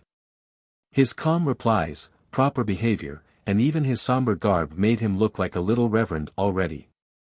But where was he going all alone in these solitudes, and why had he left Camden Bridge? Lady Helena asked him about this. "I was returning to my tribe in the Lachlan," he replied. "I wish to see my family again." "Are they Australians?" inquired John Mangles. "Yes, Australians of the Lachlan," replied Toline. "Have you a father and mother?" said Robert Grant. "Yes, my brother," replied Toline, holding out his hand to little Grant. Robert was so touched by the word brother that he kissed the black child, and they were friends forthwith. The whole party were so interested in these replies of the little Australian savage that they all sat round him in a listening group. But the sun had meantime sunk behind the tall trees, and as a few miles would not greatly retard their progress, and the spot they were in would be suitable for a halt, Glenarvan gave orders to prepare their camp for the night at once. Ayrton unfastened the bullocks and turned them out to feed at will. The tent was pitched, and Albinet got the supper ready. Toline consented, after some difficulty, to share it, though he was hungry enough. He took his seat beside Robert, who chose out all the tippets for his new friend. Toline accepted them with a shy grace that was very charming. The conversation with him, however, was still kept up, for everyone felt an interest in the child, and wanted to talk to him and hear his history. It was simple enough. He was one of the poor native children confided to the care of charitable societies by the neighboring tribes. The Australian Aborigines are gentle and inoffensive, never exhibiting the fierce hatred toward their conquerors which characterizes the New Zealanders, and possibly a few of the races of Northern Australia. They often go to the large towns, such as Adelaide, Sydney and Melbourne, and walk about in very primitive costume. They go to barter their few articles of industry, hunting and fishing implements, weapons, etc. And some of the chiefs, from pecuniary motives, no doubt, willingly leave their children to profit by the advantages of a gratuitous education in English. This was how Toline's parents had acted. They were true Australian savages living in the Lachlan, a vast region lying beyond the Murray. The child had been in Melbourne 5 years, and during that time had never once seen any of his own people. And yet the imperishable feeling of kindred was still so strong in his heart that he had dared to brave this journey over the wilds to visit his tribe once more, scattered though perchance it might be, and his family. Even should he find it decimated. "And after you have kissed your parents, are you coming back to Melbourne?" asked Lady Glenarvan. "Yes, madam," replied Toline, looking at the lady with a loving expression. "And what are you going to be some day?" she continued. "I am going to snatch my brothers from misery and ignorance. I am going to teach them, to bring them to know and love God. I am going to be a missionary." Words like those, spoken with such animation from a child of only 8 years, might have provoked a smile in light, scoffing auditors, but they were understood and appreciated by the grave Scotch, who admired the courage of this young disciple. Already armed for the battle. Even Paganel was stirred to the depths of his heart, and felt his warmer sympathy awakened for the poor child. To speak the truth, up to that moment he did not care much for a savage in European attire. He had not come to Australia to see Australians in coats and trousers. He preferred them simply tattooed, and this conventional dress jarred on his preconceived notions. But the child's genuine religious fervor won him over completely. Indeed, the wind-up of the conversation converted the worthy geographer into his best friend. It was in reply to a question Lady Helena had asked, that Toline said he was studying at the normal school in Melbourne, and that the principal was the Reverend Mr. Paxton. "And what do they teach you?" she went on to say. "They teach me the Bible, and mathematics, and geography." Paganel pricked up his ears at this, and said, "Indeed, geography." "Yes, sir," said Toline, "and I had the first prize for geography before the Christmas holidays." You had the first prize for geography, my boy. Yes, sir. Here it is, returned Toline, pulling a book out of his pocket. It was a Bible, 32 size, and well bound. On the first page was written the words, Normal School, Melbourne. First prize for geography. Toline of the Lachlan. Paganel was beside himself. An Australian well versed in geography. This was marvellous, and he could not help kissing Toline on both cheeks, just as if he had been the Reverend Mr. Paxton himself, on the day of the distribution of prizes. Paganel need not have been so amazed at this circumstance, however, for it is frequent enough in Australian schools. The little savages are very quick in learning geography. They learn it eagerly, and on the other hand, are perfectly averse to the science of arithmetic. Toline could not understand this outburst of affection on the part of the Frenchman, and looked so puzzled that Lady Helena thought she had better inform him that Paganel was a celebrated geographer and a distinguished professor on occasion. A professor of geography, cried Toline. Oh, sir, do question me. Question you? Well, I'd like nothing better. Indeed, I was going to do it without your leave. I should very much like to see how they teach geography in the Normal School of Melbourne. And suppose Toline trips you up, Paganel, said McNabbs. What a likely idea, exclaimed the geographer. Trip up the secretary of the Geographical Society of France. Their examination then commenced, after Paganel had settled his spectacles firmly on his nose, drawn himself up to his full height, and put on a solemn voice becoming to a professor. Pupil Toline, stand up.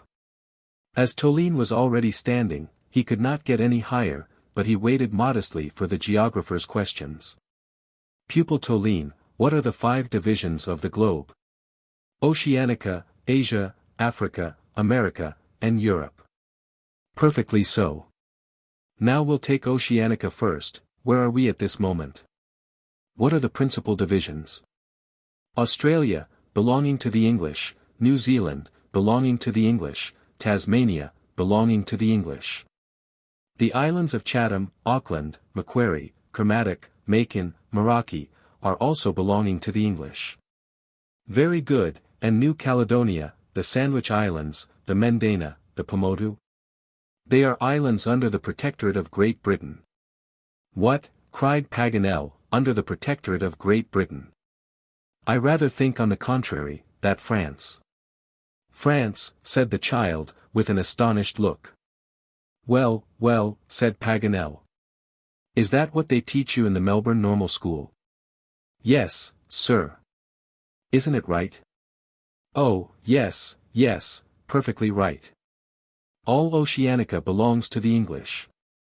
That's an understood thing. Go on. Paganel's face betrayed both surprise and annoyance, to the great delight of the Major. Let us go on to Asia, said the geographer. Asia, replied Toline, is an immense country. Capital, Calcutta. Chief towns, Bombay, Madras, Calicut, Aden, Malacca, Singapore, Pegu, Colombo, the Laccadive Islands, the Maldives, the Chagos, etc., belonging to the English. Very good, pupil Toline. And now for Africa. Africa comprises 2 chief colonies, the Cape on the south, capital Cape Town, and on the west the English settlements, chief city, Sierra Leone. Capital, said Paganel, beginning to enter into this perfectly taught but Anglo-colored fanciful geography. As to Algeria, Morocco, Egypt, they are all struck out of the Britannic cities. Let us pass on, pray, to America. It is divided, said Toline, promptly, into North and South America. The former belongs to the English in Canada, New Brunswick, New Scotland, and the United States, under the government of President Johnson. President Johnson, cried Paganel, the successor of the great and good Lincoln, assassinated by a mad fanatic of the slave party. Capital, nothing could be better. And as to South America, with its Guyana, its archipelago of South Shetland, its Georgia, Jamaica, Trinidad, etc., that belongs to the English, too. Well, I'll not be the one to dispute that point. But, Toline, I should like to know your opinion of Europe, or rather your professor's. Europe, said Toline, not at all understanding Paganel's excitement. Yes, Europe. Who does Europe belong to? Why, to the English, replied Toline, as if the fact was quite settled. I much doubt it, returned Paganel. But how's that, Toline, for I want to know that. England, Ireland, Scotland, Malta, Jersey and Guernsey, the Ionian Islands, the Hebrides, the Shetlands, and the Orkneys. Yes, yes, my lad, but there are other states you forgot to mention. What are they? Replied the child, not the least disconcerted. Spain, Russia, Austria, Prussia, France, answered Paganel. They are provinces, not states, said Toline. Well, that beats all, exclaimed Paganel, tearing off his spectacles. Yes, continued the child. Spain, capital, Gibraltar. Admirable. Perfect. Sublime. And France, for I am French, and I should like to know to whom I belong. France, said Toline, quietly, is an English province, chief city, Calais. Calais. Cried Paganel. So you think Calais still belongs to the English?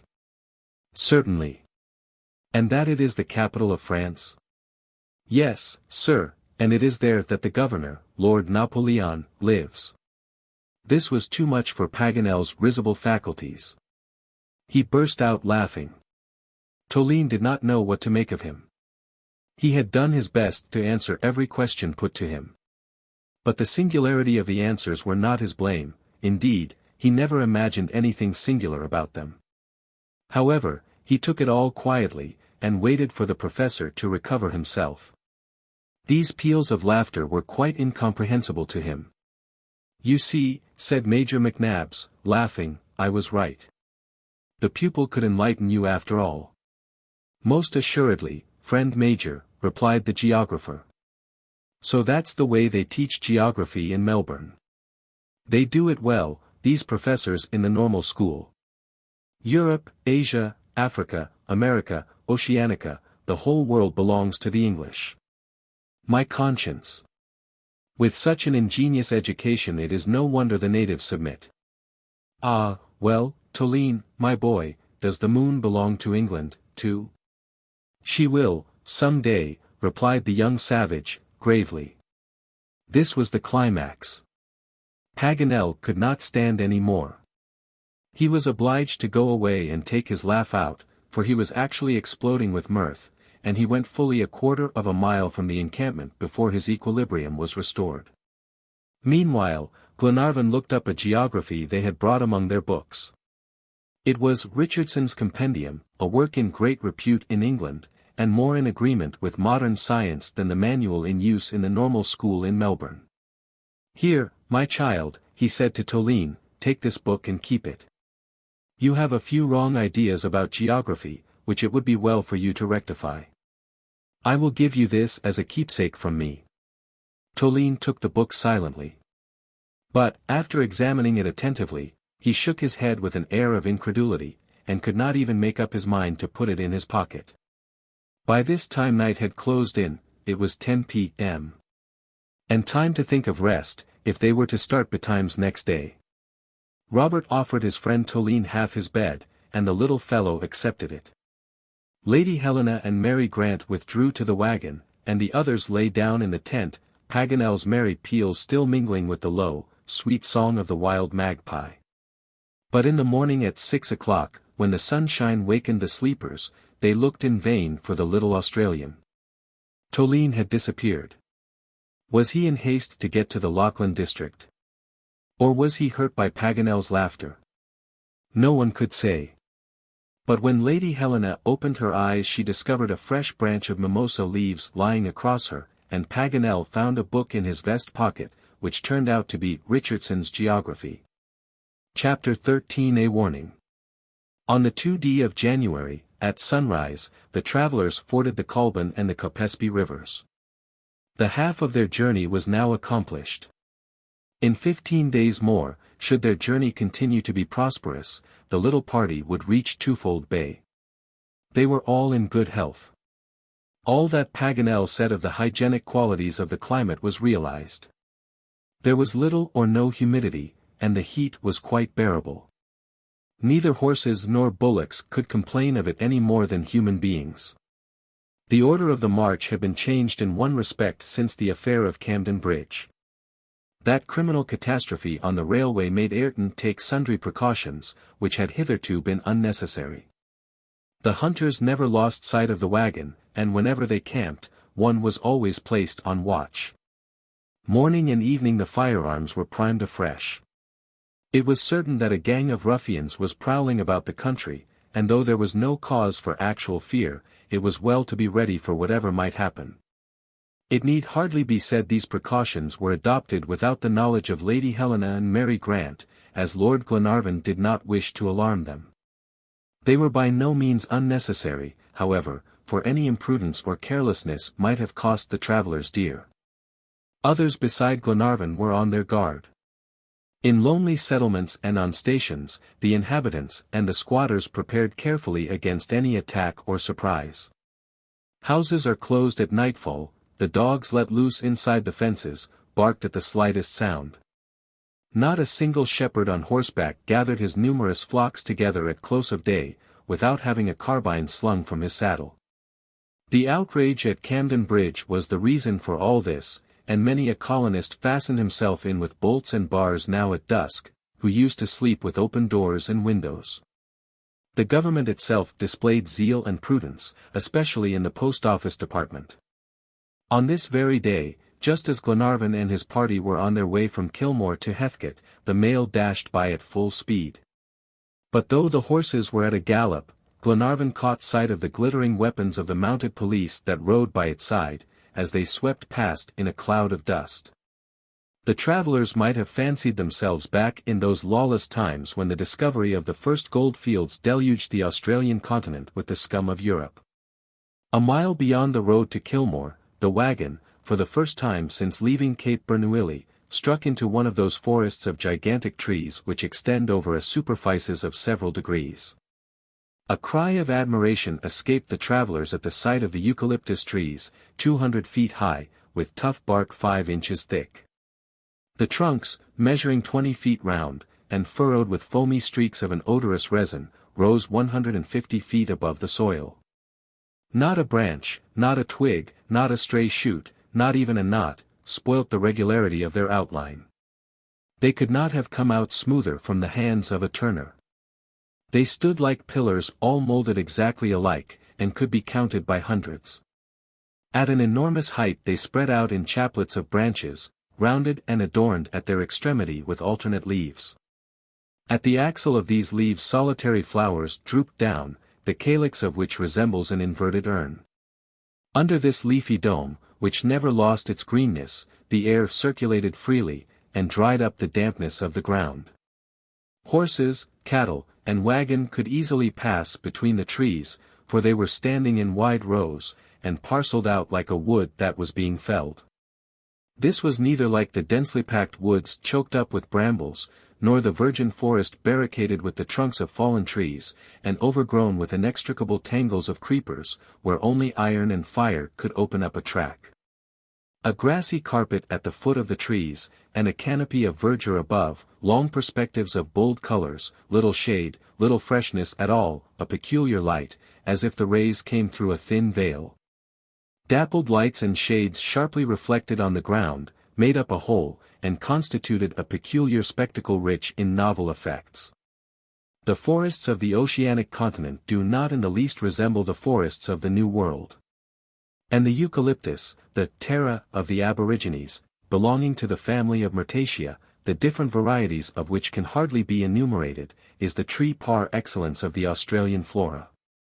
The reason of the shade not being deep, nor the darkness profound, under these domes of verdure, was that these trees presented a curious anomaly in the disposition of the leaves. Instead of presenting their broad surface to the sunlight, only the side is turned. Only the profile of the leaves is seen in this singular foliage. Consequently the sun's rays slant down them to the earth, as if through the open slants of a Venetian blind. Glenarvan expressed his surprise at this circumstance, and wondered what could be the cause of it. Paganel, who was never at a loss for an answer, immediately replied. What astonishes me is not the caprice of nature. She knows what she is about, but botanists don't always know what they are saying. Nature made no mistake in giving this peculiar foliage to the tree, but men have erred in calling them eucalyptus. What does the word mean? Asked Mary Grant. It comes from a Greek word, meaning I cover well. They took care to commit the mistake in Greek, that it might not be so self-evident, for anyone can see that the eucalyptus covers badly. I agree with you there, said Glenarvan. But now tell us, Paganel, how it is that the leaves grow in this fashion. From a purely physical cause, friends, said Paganel, and one that you will easily understand. In this country where the air is dry and rain seldom falls, and the ground is parched, the trees have no need of wind or sun. Moisture lacking, sap is lacking also. Hence these narrow leaves, which seek to defend themselves against the light, and prevent too great evaporation.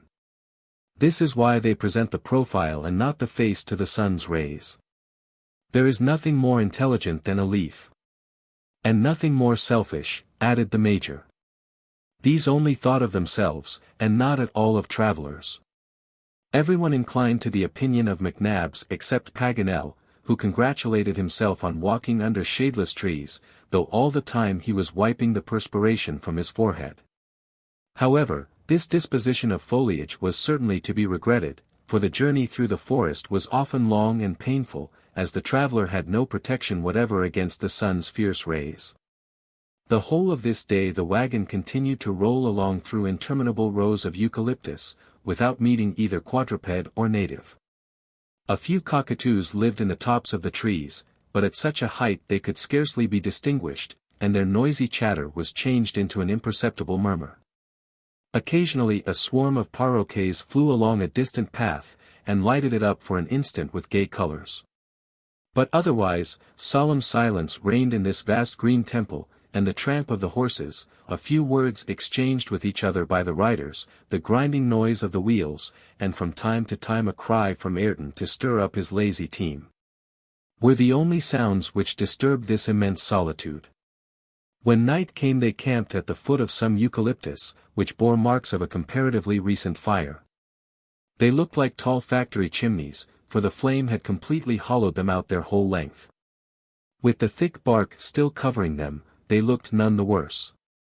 However, this bad habit of squatters or natives will end in the destruction of these magnificent trees, and they will disappear like the cedars of Lebanon, those world monuments burnt by unlucky camp fires. Olbinett, acting on Paganel's advice, lighted his fire to prepare supper in one of these tubular trunks. He found it drew capitally, and the smoke was lost in the dark foliage above. The requisite precautions were taken for the night, and Ayrton, Mulrady, Wilson and John Mangles undertook in turn to keep watch until sunrise. On the 3d of January, all day long, they came to nothing but the same symmetrical avenues of trees. It seemed as if they never were going to end. However, toward evening the ranks of trees began to thin, and on a little plain a few miles off an assemblage of regular houses. "Seymour," cried Paganel. "That is the last town we come to in the province of Victoria." "Is it an important one?" asked Lady Helena. "It is a mere village, madam, but on the way to become a municipality." "Shall we find a respectable hotel there?" asked Glenarvan. "I hope so," replied Paganel. "Very well, let us get on to the town, for our fair travelers, with all their courage, will not be sorry, I fancy, to have a good night's rest. My dear Edward, Mary and I will accept it gladly, but only on the condition that it will cause no delay, or take us the least out of the road." "It will do neither," replied Lord Glenarvan. "Besides, our bullocks are fatigued, and we will start tomorrow at daybreak." It was now 9 o'clock, the moon was just beginning to rise, but her rays were only slanting yet, and lost in the mist. It was gradually getting dark when the little party entered the wide streets of Seymour, under Paganel's guidance, who seemed always to know what he had never seen. But his instinct led him right, and he walked straight to Campbell's North British Hotel. The Major, without even leaving the hotel, was soon aware that fear absorbed the inhabitants of the little town. 10 minutes' conversation with Dixon, the loquacious landlord, made him completely acquainted with the actual state of affairs, but he never breathed a word to anyone. When supper was over, though, and Lady Glenarvan, and Mary, and Robert had retired, the Major detained his companions a little, and said, "They have found out the perpetrators of the crime on the Sandhurst Railroad." "And are they arrested?" asked Ayrton, eagerly. "No," replied McNabbs, without apparently noticing the empressement of the quartermaster, an empressment which, moreover, was reasonable enough under the circumstances. "So much the worse," replied Ayrton. "Well," said Glenarvan, "who are the authors of the crime?" "Read," replied the Major, offering Glenarvan a copy of the Australian and New Zealand Gazette, and you will see that the inspector of the police was not mistaken. Glenarvan read aloud the following message. Sydney, January 2, 1866. It will be remembered that on the night of the 29th or 30th of last December there was an accident at Camden Bridge, 5 miles beyond the station at Castlemaine, on the railway from Melbourne to Sandhurst. The night express, 11:45, dashing along at full speed, was precipitated into the Loddon River. Camden Bridge had been left open. The numerous robberies committed after the accident, the body of the guard picked up about half a mile from Camden Bridge, proved that this catastrophe was the result of a crime. Indeed, the coroner's inquest decided that the crime must be attributed to the band of convicts which escaped 6 months ago from the penitentiary at Perth, Western Australia, just as they were about to be transferred to Norfolk Island. The gang numbers 29 men. They are under the command of a certain Ben Joyce, a criminal of the most dangerous class, who arrived in Australia a few months ago, by what ship is not known, and who has hitherto succeeded in evading the hands of justice. The inhabitants of towns, colonists and squatters at stations, are hereby cautioned to be on their guard, and to communicate to the Surveyor General any information that may aid his search. J. P. Mitchell, S.G. When Glenarvan had finished reading this article, McNabbs turned to the geographer and said, "You see, Paganel, there can be convicts in Australia." "Escaped convicts, that is evident," replied Paganel, "but not regularly transported criminals. Those fellows have no business here." "Well, they are here, at any rate," said Glenarvan, "but I don't suppose the fact need materially alter our arrangements. What do you think, John?" John Mangles did not reply immediately. He hesitated between the sorrow it would cause the 2 children to give up the search, and the fear of compromising the expedition. "If Lady Glenarvan and Miss Grant were not with us," he said, "I should not give myself much concern about these wretches." Glenarvan understood him and added, "Of course I need not say that it is not a question of giving up our task. But would it perhaps be prudent, for the sake of our companions, to rejoin the DUNCAN at Melbourne, and proceed with our search for traces of Harry Grant on the eastern side? What do you think of it, McNabbs?" "Before I give my opinion," replied the Major, "I should like to hear Ayrton's." At this direct appeal, the quartermaster looked at Glenarvan, and said, "I think we are 200 miles from Melbourne, and that the danger, if it exists, is as great on the route to the south as on the route to the east. Both are little frequented, and both will serve us. Besides, I do not think that 30 scoundrels can frighten 8 well-armed, determined men. My advice, then, is to go forward." "And good advice too, Ayrton," replied Paganel. "By going on we may come across the traces of Captain Grant. In returning south, on the contrary, we turn our backs to them. I think with you, then, and I don't care a snap for these escaped fellows. A brave man wouldn't care a bit for them." Upon this they agreed with the one voice to follow their original program. "Just one thing, my lord," said Ayrton, when they were about to separate. "Say on, Ayrton." "Wouldn't it be advisable to send orders to the DUNCAN to be at the coast?" "What good would that be?" replied John Mangles. "When we reach Twofold Bay it will be time enough for that." If any unexpected event should oblige us to go to Melbourne, we might be sorry not to find the DUNCAN there. Besides, her injuries cannot be repaired yet. For these reasons, then, I think it would be better to wait. All right, said Ayrton, and forbore to press the matter further.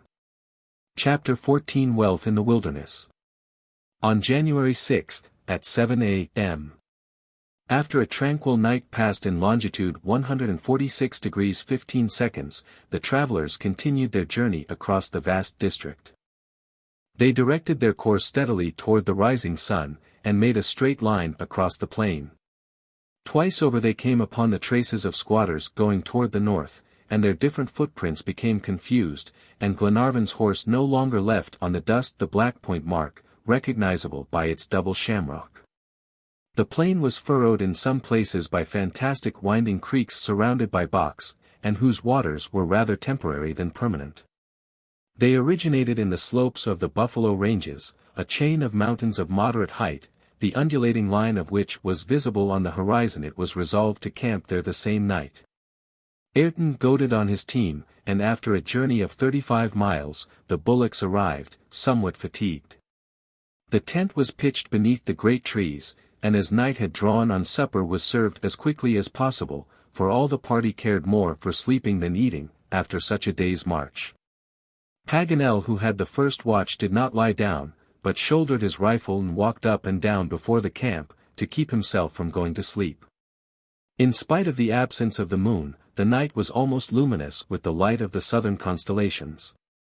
The savant amused himself with reading the great book of the firmament, a book which is always open, and full of interest to those who can read it. The profound silence of sleeping nature was only interrupted by the clanking of the hobbles on the horse's feet. Paganel was engrossed in his astronomical meditations, and thinking more about the celestial than the terrestrial world, when a distant sound aroused him from his reverie. He listened attentively, and to his great amaze, fancied he heard the sounds of a piano. He could not be mistaken, for he distinctly heard chords struck. "A piano in the wilds," said Paganel to himself. "I can never believe it is that." It certainly was very surprising, but Paganel found it easier to believe it was some Australian bird imitating the sounds of a flail or arrard, as others do the sounds of a clock or mill. But at this very moment, the notes of a clear ringing voice rose on the air. The pianist was accompanied by singing. Still Paganel was unwilling to be convinced. However, next minute he was forced to admit the fact, for there fell on his ear the sublime strains of Mozart's Il mio tesoro tonto, from Don Juan. "Well, now," said the geographer to himself, "let the Australian birds be as queer as they may, and even granting the paraquets are the most musical in the world, they can't sing Mozart." He listened to the sublime inspiration of the great master to the end. The effect of this soft melody on the still clear night was indescribable. Paganel remained as if spellbound for a time, the voice ceased and all was silence. When Wilson came to relieve the watch, he found the geographer plunged into a deep reverie. Paganel made no remark, however, to the sailor, but reserved his information for Glenarvan in the morning, and went into the tent to bed. Next day, they were all aroused from sleep by the sudden loud barking of dogs. Glenarvan got up forthwith. Two magnificent pointers, admirable specimens of English hunting dogs, were bounding in front of the little wood, into which they had retreated at the approach of the travelers, redoubling their clamor. "There is some station in this desert, then," said Glenarvan, "and hunters too, for these are regular setters." Paganel was just about to recount his nocturnal experiences, when two young men appeared, mounted on horses of the most perfect breed, true hunters. The two gentlemen, dressed in elegant hunting costume, stopped at the sight of the little group camping in gypsy fashion. They looked as if they wondered what could bring an armed party there, but when they saw the ladies get out of the wagon, they dismounted instantly, and went toward them hat in hand. Lord Glenarvan came to meet them, and, as a stranger, announced his name and rank. The gentlemen bowed, and the elder of them said, "My lord, will not these ladies and yourself and friends honor us by resting a little beneath our roof?" "Mr." began Glenarvan. Michael and Sandy Patterson are our names, proprietors of Hotham Station. Our house is scarcely a quarter of a mile distant. Gentlemen, replied Glenarvan, I should not like to abuse such kindly offered hospitality. My lord, returned Michael Patterson, by accepting it you will confer a favor on poor exiles, who will be only too happy to do the honors of the wilds. Glenarvan bowed in token of acquiescence. Sir, said Paganel, addressing Michael Patterson, if it is not an impudent question, may I ask whether it was you that sung an air from the divine Mozart last night?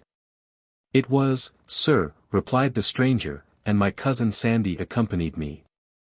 Well, sir, replied Paganel, holding out his hand to the young man, receive the sincere compliments of a Frenchman, who is a passionate admirer of this music. Michael grasped his hand cordially, and then pointing out the road to take, set off, accompanied by the ladies and Lord Glenarvan and his friends, for the station. The horses and the camp were left to the care of Ayrton and the sailors. Hotham Station was truly a magnificent establishment, kept as scrupulously in order as an English park. Immense meadows, enclosed in grey fences, stretched away out of sight. In these, thousands of bullocks and millions of sheep were grazing, tended by numerous shepherds, and still more numerous dogs. The crack of the stockwhip mingled continually with the barking of the collies, and the bellowing and bleating of the cattle and sheep. Toward the east there was a boundary of myalls and gum trees, beyond which rose Mount Hotham, its imposing peak towering 7,500 feet high. Long avenues of green trees were visible on all sides. Here and there was a thick clump of grass trees, tall bushes 10 feet high, like the dwarf palm, quite lost in their crown of long narrow leaves. The air was balmy and odorous with the perfume of scented laurels, whose white blossoms, now in full bloom, distilled on the breeze the finest aromatic perfume. To these charming groups of native trees were added transplantations from European climates. The peach, pear, and apple trees were there, the fig, the orange, and even the oak, to the rapturous delight of the travelers, who greeted them with loud hurrahs. But astonished as the travelers were to find themselves walking beneath the shadow of the trees of their own native land, they were still more so at the sight of the birds that flew about in the branches, the satin bird, with its silky plumage, and the king honeysuckers, with their plumage of gold and black velvet. For the first time, too, they saw here the lyre bird, the tail of which resembles in form the graceful instrument of Orpheus. It flew about among the tree ferns, and when its tail struck the branches, they were almost surprised not to hear the harmonious strains that inspired Amphion to rebuild the walls of Thebes. Paganel had a great desire to play on it. However, Lord Glenarvan was not satisfied with admiring the fairy-like wonders of this oasis, improvised in the Australian desert. He was listening to the history of the young gentleman. In England, in the midst of civilized countries, the newcomer acquaints his host whence he comes and whither he is going. But here, by a refinement of delicacy, Michael and Sandy Patterson thought it a duty to make themselves known to the strangers who were about to receive their hospitality. Michael and Sandy Patterson were the sons of London bankers. When they were 20 years of age, the head of their family said, "Here are some thousands, young men. Go to a distant colony, and start some useful settlement there. Learn to know life by labor. If you succeed, so much the better. If you fail, it won't matter much. We shall not regret the money which makes you men." The two young men obeyed. They chose the colony of Victoria in Australia, as the field for sowing the paternal banknotes, and had no reason to repent the selection. At the end of 3 years the establishment was flourishing. In Victoria, New South Wales, and Southern Australia, there are more than 3,000 stations, some belonging to squatters who rear cattle, and others to settlers who farm the ground. Till the arrival of the two Pattersons, the largest establishment of this sort was that of Mr. Jameson, which covered an area of 75 miles, with a frontage of about 8 miles along the Péronne, one of the affluents of the Darling. Now Hotham Station bore the palm for business and extent. The young men were both squatters and settlers. They managed their immense property with rare ability and uncommon energy. The station was far removed from the chief towns in the midst of the unfrequented districts of the Murray. It occupied a long wide space of 5 leagues in extent, lying between the Buffalo Ranges and Mount Hottam. At the 2 angles north of this vast quadrilateral, Mount Aberdeen rose on the left, and the peaks of High Barvan on the right. Winding, beautiful streams were not wanting, thanks to the creeks and affluents of the Ovens River, which throws itself at the north into the bed of the Murray. Consequently they were equally successful in cattle breeding and farming. 10,000 acres of ground, admirably cultivated, produced harvests of native productions and exotics, and several millions of animals fattened in the fertile pastures. The products of Hottam Station fetched the very highest price in the markets of Castlemaine and Melbourne. Michael and Sandy Patterson had just concluded these details of their busy life, when their dwelling came in sight, at the extremity of the Avenue of the Oaks. It was a charming house, built of wood and brick, hidden in groves of emerophilis. Nothing at all, however, belonging to a station was visible, neither sheds, nor stables, nor cart-houses. All these outbuildings, a perfect village, comprising more than 20 huts and houses, were about a quarter of a mile off in the heart of a little valley. Electric communication was established between this village and the master's house, which, far removed from all noise, seemed buried in a forest of exotic trees. At Sandy Patterson's bidding, a sumptuous breakfast was served in less than a quarter of an hour. The wines and viands were of the finest quality. But what pleased the guests most of all in the midst of these refinements of opulence, was the joy of the young squatters in offering them this splendid hospitality. It was not long before they were told the history of the expedition, and had their liveliest interest awakened for its success. They spoke hopefully to the young Grants, and Michael said, "Harry Grant has evidently fallen into the hands of natives, since he has not turned up at any of the settlements on the coast. He knows his position exactly, as the document proves, and the reason he did not reach some English colony is that he must have been taken prisoner by the savages the moment he landed." "That is precisely what befell his quartermaster, Ayrton," said John Mangles. "But you, gentlemen, then, have never heard the catastrophe of the Britannia, mentioned?" inquired Lady Helena. "Never, madam," replied Michael. "And what treatment, in your opinion, has Captain Grant met with among the natives?" "The Australians are not cruel, madam," replied the young squatter, "and Miss Grant may be easy on that score. There have been many instances of the gentleness of their nature, and some Europeans have lived a long time among them without having the least cause to complain of their brutality. King, among others, the sole survivor of the Burke expedition, put in Paganel. "And not only that bold explorer," returned Sandy, "but also an English soldier named Buckley, who deserted at Port Phillip in 1803, and who was welcomed by the natives, and lived 33 years among them.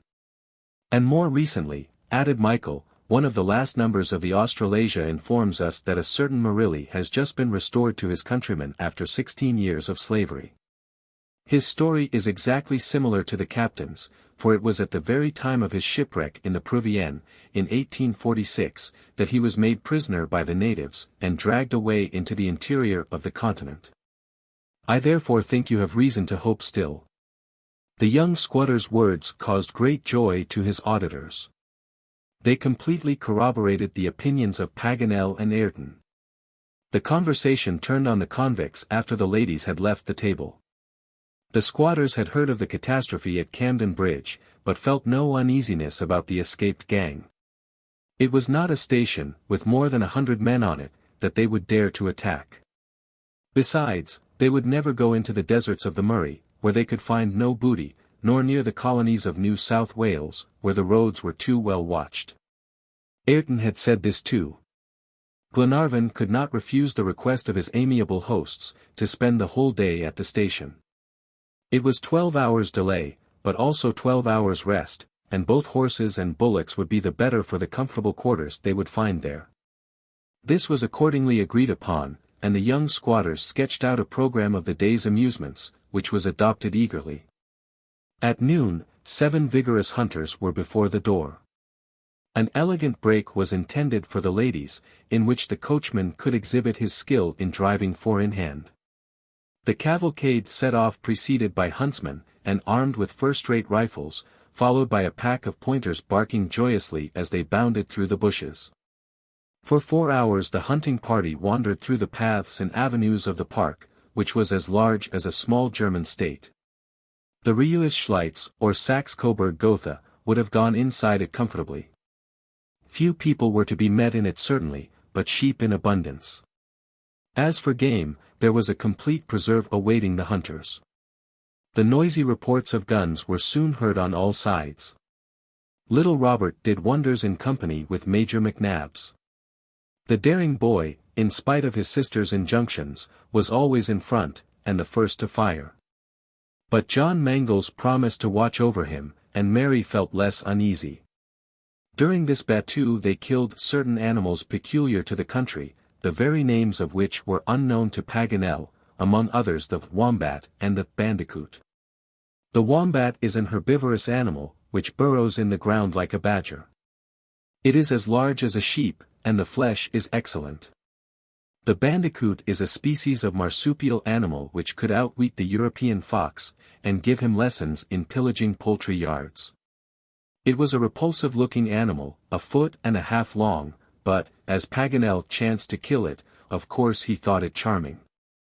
An adorable creature, he called it. But the most interesting event of the day, by far, was the kangaroo hunt. About 4 o'clock, the dogs roused a troop of these curious marsupials. The little ones retreated precipitately into the maternal pouch, and all the troop decamped in file. Nothing could be more astonishing than the enormous bounds of the kangaroo. The hind legs of the animal are twice as long as the front ones, and unbend like a spring. At the head of the flying troop was a male 5 feet high, a magnificent specimen of the Macropus giganteus, an old man, as the bushmen say. For 4 or 5 miles the chase was vigorously pursued. The kangaroos showed no signs of weariness, and the dogs, who had reason enough to fear their strong paws and sharp nails, did not care to approach them. But at last, worn out with the race, the troop stopped, and the old man leaned against the trunk of a tree, ready to defend himself. One of the pointers, carried away by excitement, went up to him. Next minute the unfortunate beast leaped into the air, and fell down again completely ripped up. The whole pack, indeed, would have had little chance with these powerful marsupia. They had to dispatch the fellow with rifles. Nothing but balls could bring down the gigantic animal. Just at this moment, Robert was well nigh the victim of his own imprudence. To make sure of his aim, he had approached too near the kangaroo, and the animal leaped upon him immediately. Robert gave a loud cry and fell. Mary Grant saw it all from the break, and in an agony of terror, speechless and almost unable even to see, stretched out her arms toward her little brother. No one dared to fire, for fear of wounding the child. But John Mangles opened his hunting knife, and at the risk of being ripped up himself, sprang at the animal, and plunged it into his heart. The beast dropped forward, and Robert rose unhurt. Next minute he was in his sister's arms. "Thank you, Mr. John, thank you," she said, holding out her hand to the young captain. "I had pledged myself for his safety," was all John said, taking her trembling fingers into his own. This occurrence ended the sport. The band of marsupia had disappeared after the death of their leader. The hunting party returned home, bringing their game with them. It was then 6 o'clock. A magnificent dinner was ready. Among other things, there was one dish that was a great success. It was kangaroo tail soup, prepared in the native manner. Next morning very early, they took leave of the young squatters, with hearty thanks and a positive promise from them of a visit to Malcolm Castle when they should return to Europe. Then the wagon began to move away, round the foot of Mount Hottam, and soon the hospitable dwelling disappeared from the sight of the travelers like some brief vision which had come and gone. For 5 miles further, the horses were still treading the station lands. It was not till 9 o'clock that they had passed the last fence, and entered the almost unknown districts of the province of Victoria. Chapter 15 Suspicious Occurrences. An immense barrier lay across the route to the southeast. It was the Australian Alps, a vast fortification, the fantastic curtain of which extended 1,500 miles, and pierced the clouds at the height of 4,000 feet. The cloudy sky only allowed the heat to reach the ground through a close veil of mist. The temperature was just bearable, but the road was toilsome from its uneven character. The extumescences on the plain became more and more marked. Several mounds planted with green young gum trees appeared here and there. Further on, these protuberances rising sharply, formed the first steps of the Great Alps. From this time their course was a continual ascent, as was soon evident in the strain it made on the bullocks to drag along the cumbrous wagon. Their yoke creaked, they breathed heavily, and the muscles of their huffs were stretched as if they would burst. The planks of the vehicle groaned at the unexpected jolts, which Ayrton with all his skill could not prevent. The ladies bore their share of discomfort bravely. John Mangles and his 2 sailors acted as scouts, and went about 100 steps in advance. They found out practical paths, or passes, indeed they might be called, for these projections of the ground were like so many rocks, between which the wagon had to steer carefully. It required absolute navigation to find a safe way over the billowy region. It was a difficult and often perilous task. Many a time Wilson's hatchet was obliged to open a passage through thick tangles of shrubs. The damp argillaceous soil gave way under their feet. The route was indefinitely prolonged owing to the insurmountable obstacles, huge blocks of granite, deep ravines, suspected lagoons, which obliged them to make 1,000 detours. When night came they found they had only gone over half a degree. They camped at the foot of the Alps, on the banks of the Creek of Cobangre, on the edge of a little plain, covered with little shrubs 4 feet high, with bright red leaves which gladdened the eye. "We shall have hard work to get over," said Glenarvan, looking at the chain of mountains, the outlines of which were fast fading away in the deepening darkness. The very name Alps gives plenty of room for reflection. "It is not quite so big as it sounds, my dear Glenarvan. Don't suppose you have a whole Switzerland to traverse. In Australia there are the Grampians, the Pyrenees, the Alps, the Blue Mountains, as in Europe and America, but in miniature." This simply implies either that the imagination of geographers is not infinite, or that their vocabulary of proper names is very poor. "Then these Australian Alps," said Lord Glenarvan, "are mere pocket mountains," put in Paganel. "We shall get over them without knowing it." "Speak for yourself," said the Major. "It would certainly take a very absent man who could cross over a chain of mountains and not know it." "Absent? But I am not an absent man now. I appeal to the ladies. Since ever I set foot on the Australian continent, have I been once at fault? Can you reproach me with a single blunder?" "Not one." "Monsieur Paganel," said Mary Grant, "you are now the most perfect of men." "Too perfect," added Lady Helena, laughing. "Your blunders suited you admirably." "Didn't they, madam? If I have no faults now, I shall soon get like everybody else. I hope then I shall make some outrageous mistake before long, which will give you a good laugh. You see, unless I make mistakes, it seems to me I fail in my vocation." Next day, the 9th of January, notwithstanding the assurances of the confident geographer, it was not without great difficulty that the little troop made its way through the Alpine Pass. They were obliged to go at a venture, and enter the depths of narrow gorges without any certainty of an outlet. Ayrton would doubtless have found himself very much embarrassed if a little inn, a miserable public house, had not suddenly presented itself. "My goodness," cried Paganel, "the landlord of this inn won't make his fortune in a place like this. What is the use of it here?" "To give us the information we want about the route," replied Glenarvan. "Let us go in." Glenarvan, followed by Ayrton, entered the inn forthwith. The landlord of the Bush Inn, as it was called, was a coarse man with an ill-tempered face, who must have considered himself his principal customer for the gin, brandy and whiskey he had to sell. He seldom saw any one but the squatters and rovers. He answered all the questions put to him in a surly tone. But his replies sufficed to make the route clear to Ayrton, and that was all that was wanted. Glenarvan rewarded him with a handful of silver for his trouble, and was about to leave the tavern, when a placard against the wall arrested his attention. It was a police notice, and announcing the escape of the convicts from Perth, and offering a reward for the capture of Ben Joyce of £100 sterling. "He's a fellow that's worth hanging, and no mistake," said Glenarvan to the quartermaster. "And worth capturing still more. But what a sum to offer! He is not worth it." "I don't feel very sure of the innkeeper though, in spite of the notice," said Glenarvan. "No more do I," replied Ayrton.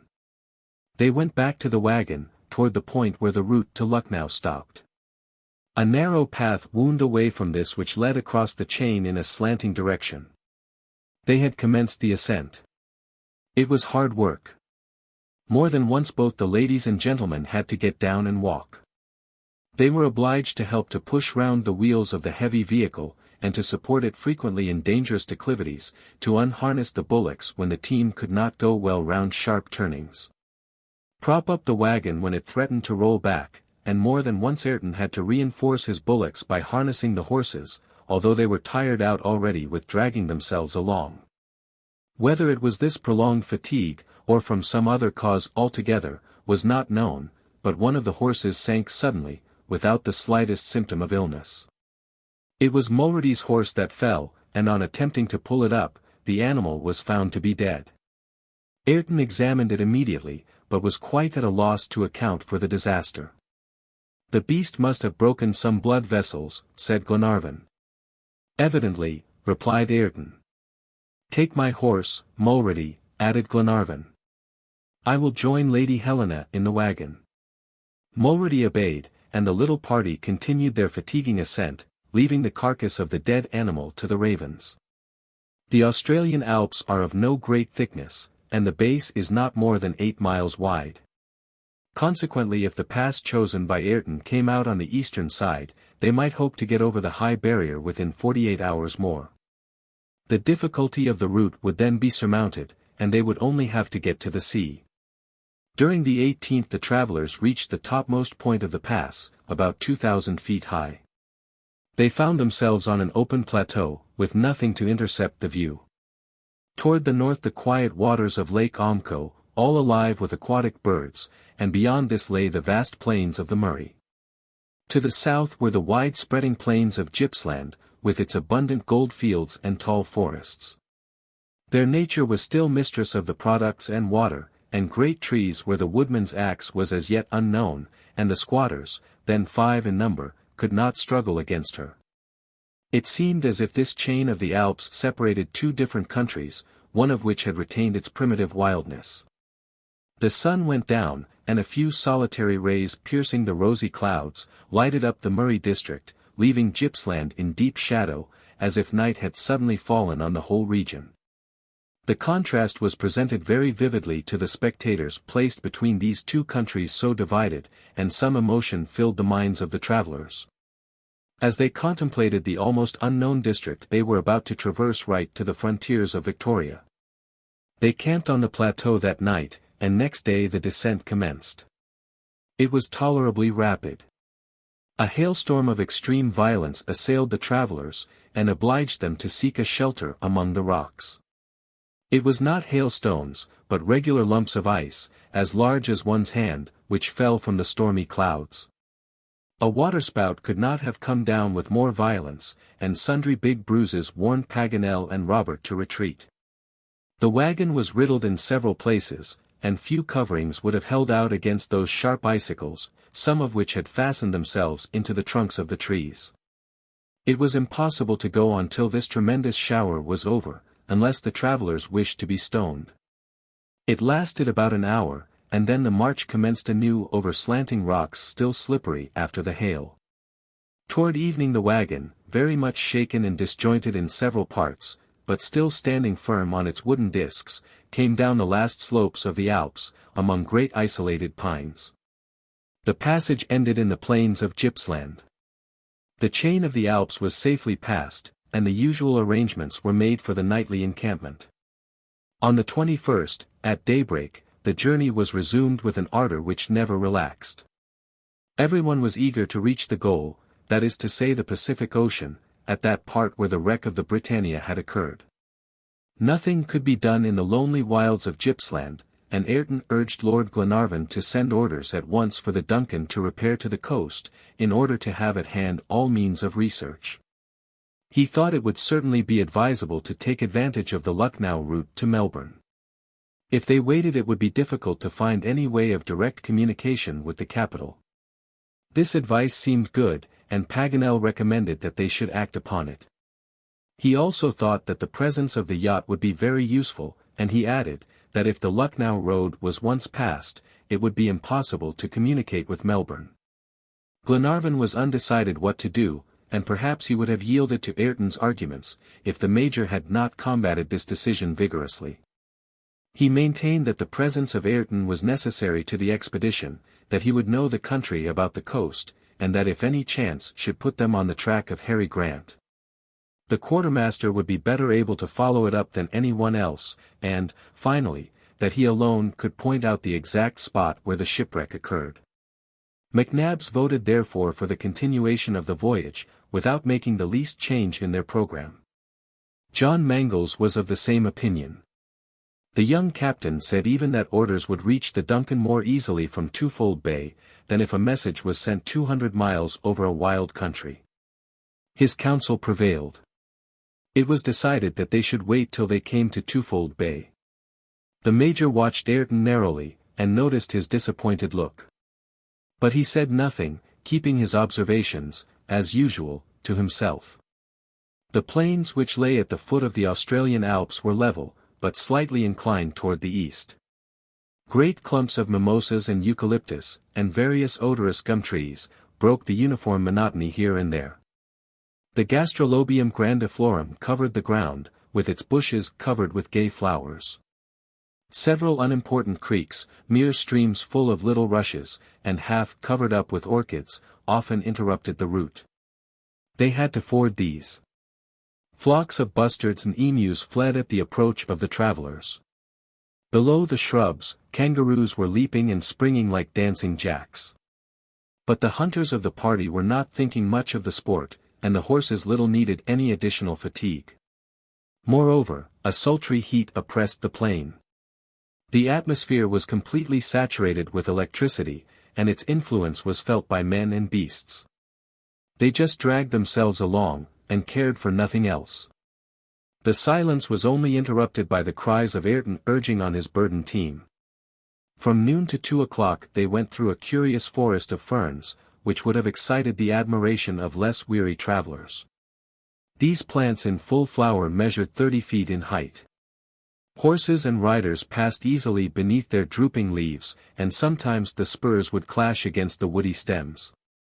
Beneath these immovable parasols there was a refreshing coolness which everyone appreciated. Jacques Paganel, always demonstrative, gave such deep sighs of satisfaction that the paraquets and cockatoos flew out in alarm, making a deafening chorus of noisy chatter. The geographer was going on with his sighs and jubilations with the utmost coolness, when his companions suddenly saw him reel forward, and he and his horse fell down in a lump. Was it giddiness, or worse still, suffocation, caused by the high temperature? They ran to him, exclaiming, "Paganel! Paganel! What is the matter?" "Just this. I have no horse, now," he replied, disengaging his feet from the stirrups. "What? Your horse? Dead like Mulready's, as if a thunderbolt had struck him." Glenarvan, John Mangles, and Wilson examined the animal, and found Paganel was right. His horse had been suddenly struck dead. "That is strange," said John. "Very strange, truly," muttered the Major. Glenarvan was greatly disturbed by this fresh accident. He could not get a fresh horse in the desert, and if an epidemic was going to seize their steeds, they would be seriously embarrassed how to proceed. Before the close of the day, it seemed as if the word epidemic was really going to be justified. A third horse, Wilson's, fell dead, and what was, perhaps equally disastrous, one of the bullocks also. The means of traction and transport were now reduced to 3 bullocks and 4 horses. The situation became grave. The unmounted horsemen might walk, of course, as many squatters had done already. But if they abandoned the wagon, what would the ladies do? Could they go over the 120 miles which lay between them and Twofold Bay? John Mangles and Lord Glenarvan examined the surviving horses with great uneasiness, but there was not the slightest symptom of illness or feebleness in them. The animals were in perfect health, and bravely bearing the fatigues of the voyage. This somewhat reassured Glenarvan, and made him hope the malady would strike no more victims. Ayrton agreed with him, but was unable to find the least solution of the mystery.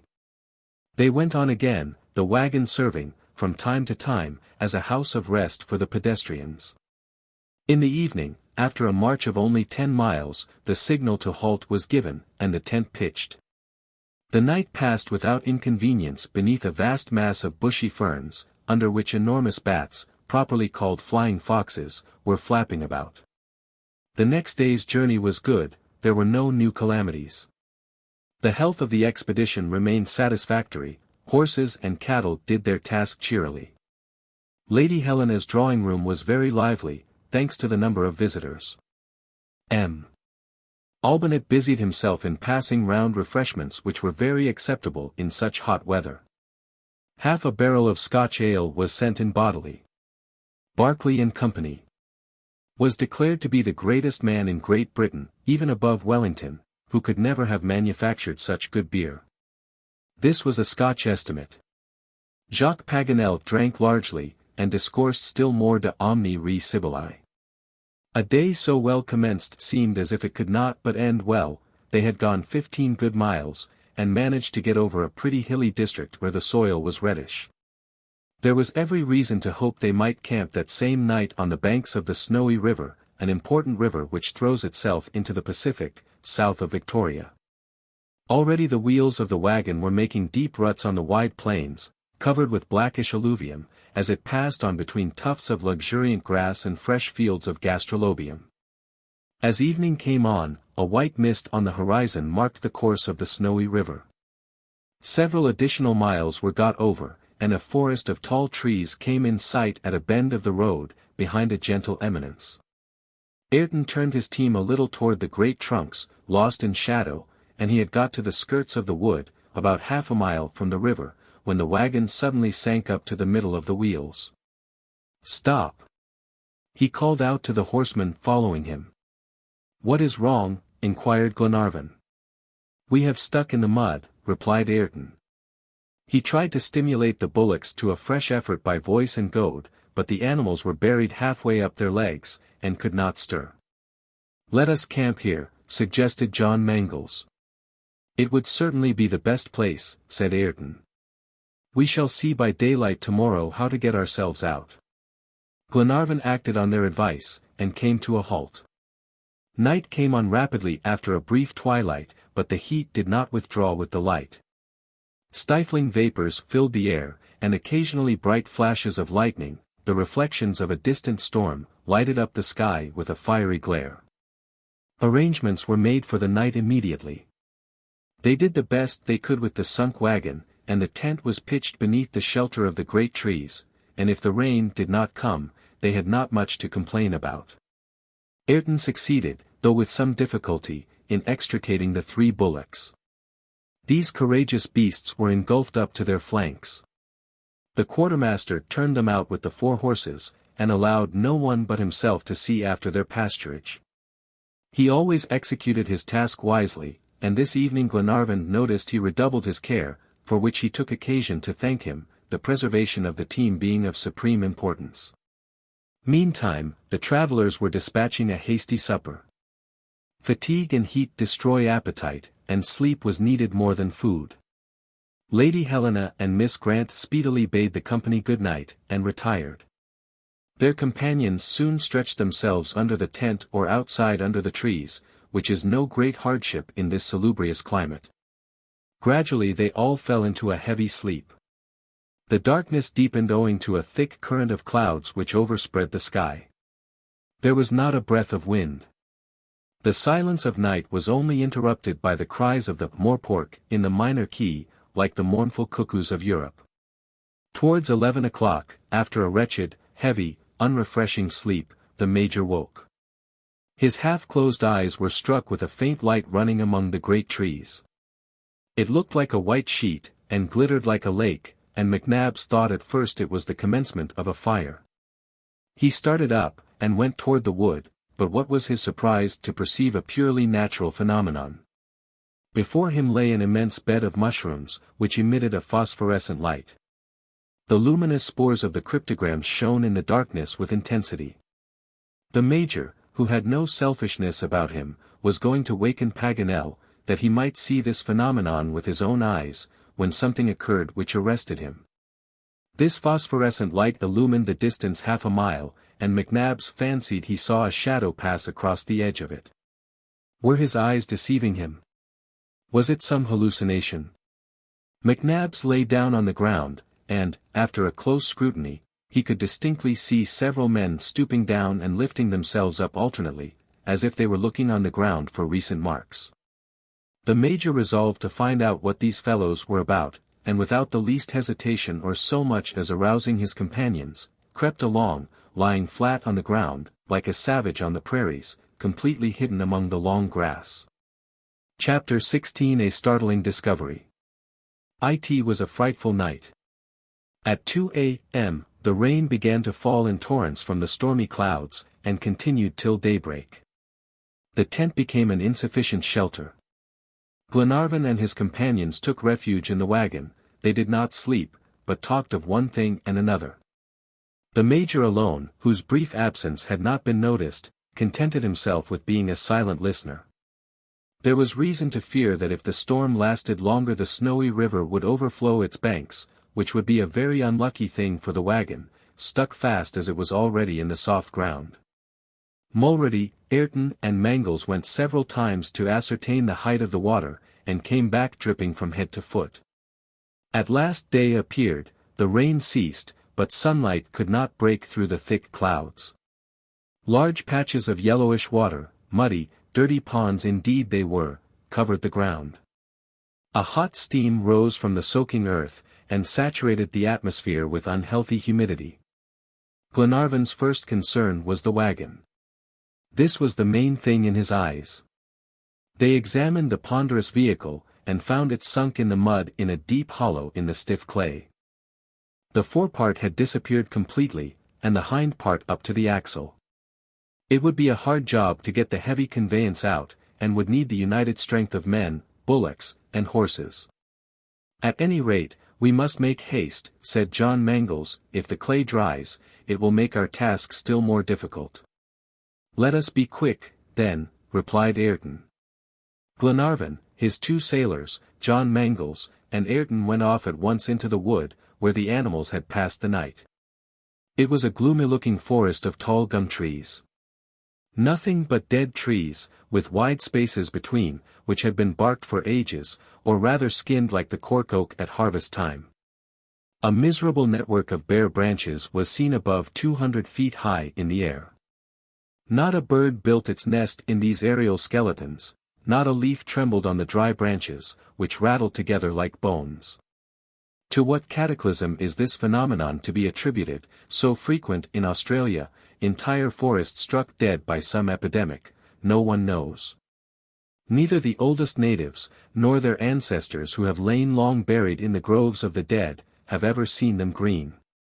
Glenarvan as he went along kept his eye fixed on the grey sky, on which the smallest branch of the gum trees was sharply defined. Ayrton was astonished not to discover the horses and bullocks where he had left them the preceding night. They could not have wandered far with the hobbles on their legs. They looked over the wood, but saw no signs of them, and Ayrton returned to the banks of the river, where magnificent mimosas were growing. He gave a cry well known to his team, but there was no reply. The quartermaster seemed uneasy, and his companions looked at him with disappointed faces. An hour had passed in vain endeavors, and Glenarvan was about to go back to the wagon, when a neigh struck on his ear, and immediately after a bellow. "They are there!" cried John Mangles, slipping between the tall branches of gastrolobium, which grew high enough to hide a whole flock. Glenarvan, Mulrady, and Ayrton darted after him, and speedily shared his stupefaction at the spectacle which met their gaze. 2 bullocks and 3 horses lay stretched on the ground, struck down like the rest. Their bodies were already cold, and a flock of half-starved-looking ravens croaking among the mimosas were watching the unexpected prey. Glenarvan and his party gazed at each other, and Wilson could not keep back the oath that rose to his lips. "What do you mean, Wilson?" said Glenarvan, with difficulty controlling himself. "Ayrton, bring away the bullock and the horse we have left. They will have to serve us now." "If the wagon were not sunk in the mud," said John Mangles, "these 2 animals, by making short journeys, would be able to take us to the coast, so we must get the vehicle out, cost what it may." "We will try, John," replied Glenarvan. "Let us go back now, or they will be uneasy at our long absence." Ayrton removed the hobbles from the bullock and Mulrady from the horse, and they began to return to the encampment, following the winding margin of the river. In half an hour they rejoined Paganel, and McNabbs, and the ladies, and told them of this fresh disaster. "Upon my honor, Ayrton," the Major could not help saying, "it is a pity that you hadn't had the shoeing of all our beasts when we forded the Wimmera." "Why, sir?" asked Ayrton. "Because out of all our horses only the one your blacksmith had in his hands has escaped the common fate." "That's true," said John Mangles. "It's strange it happened so."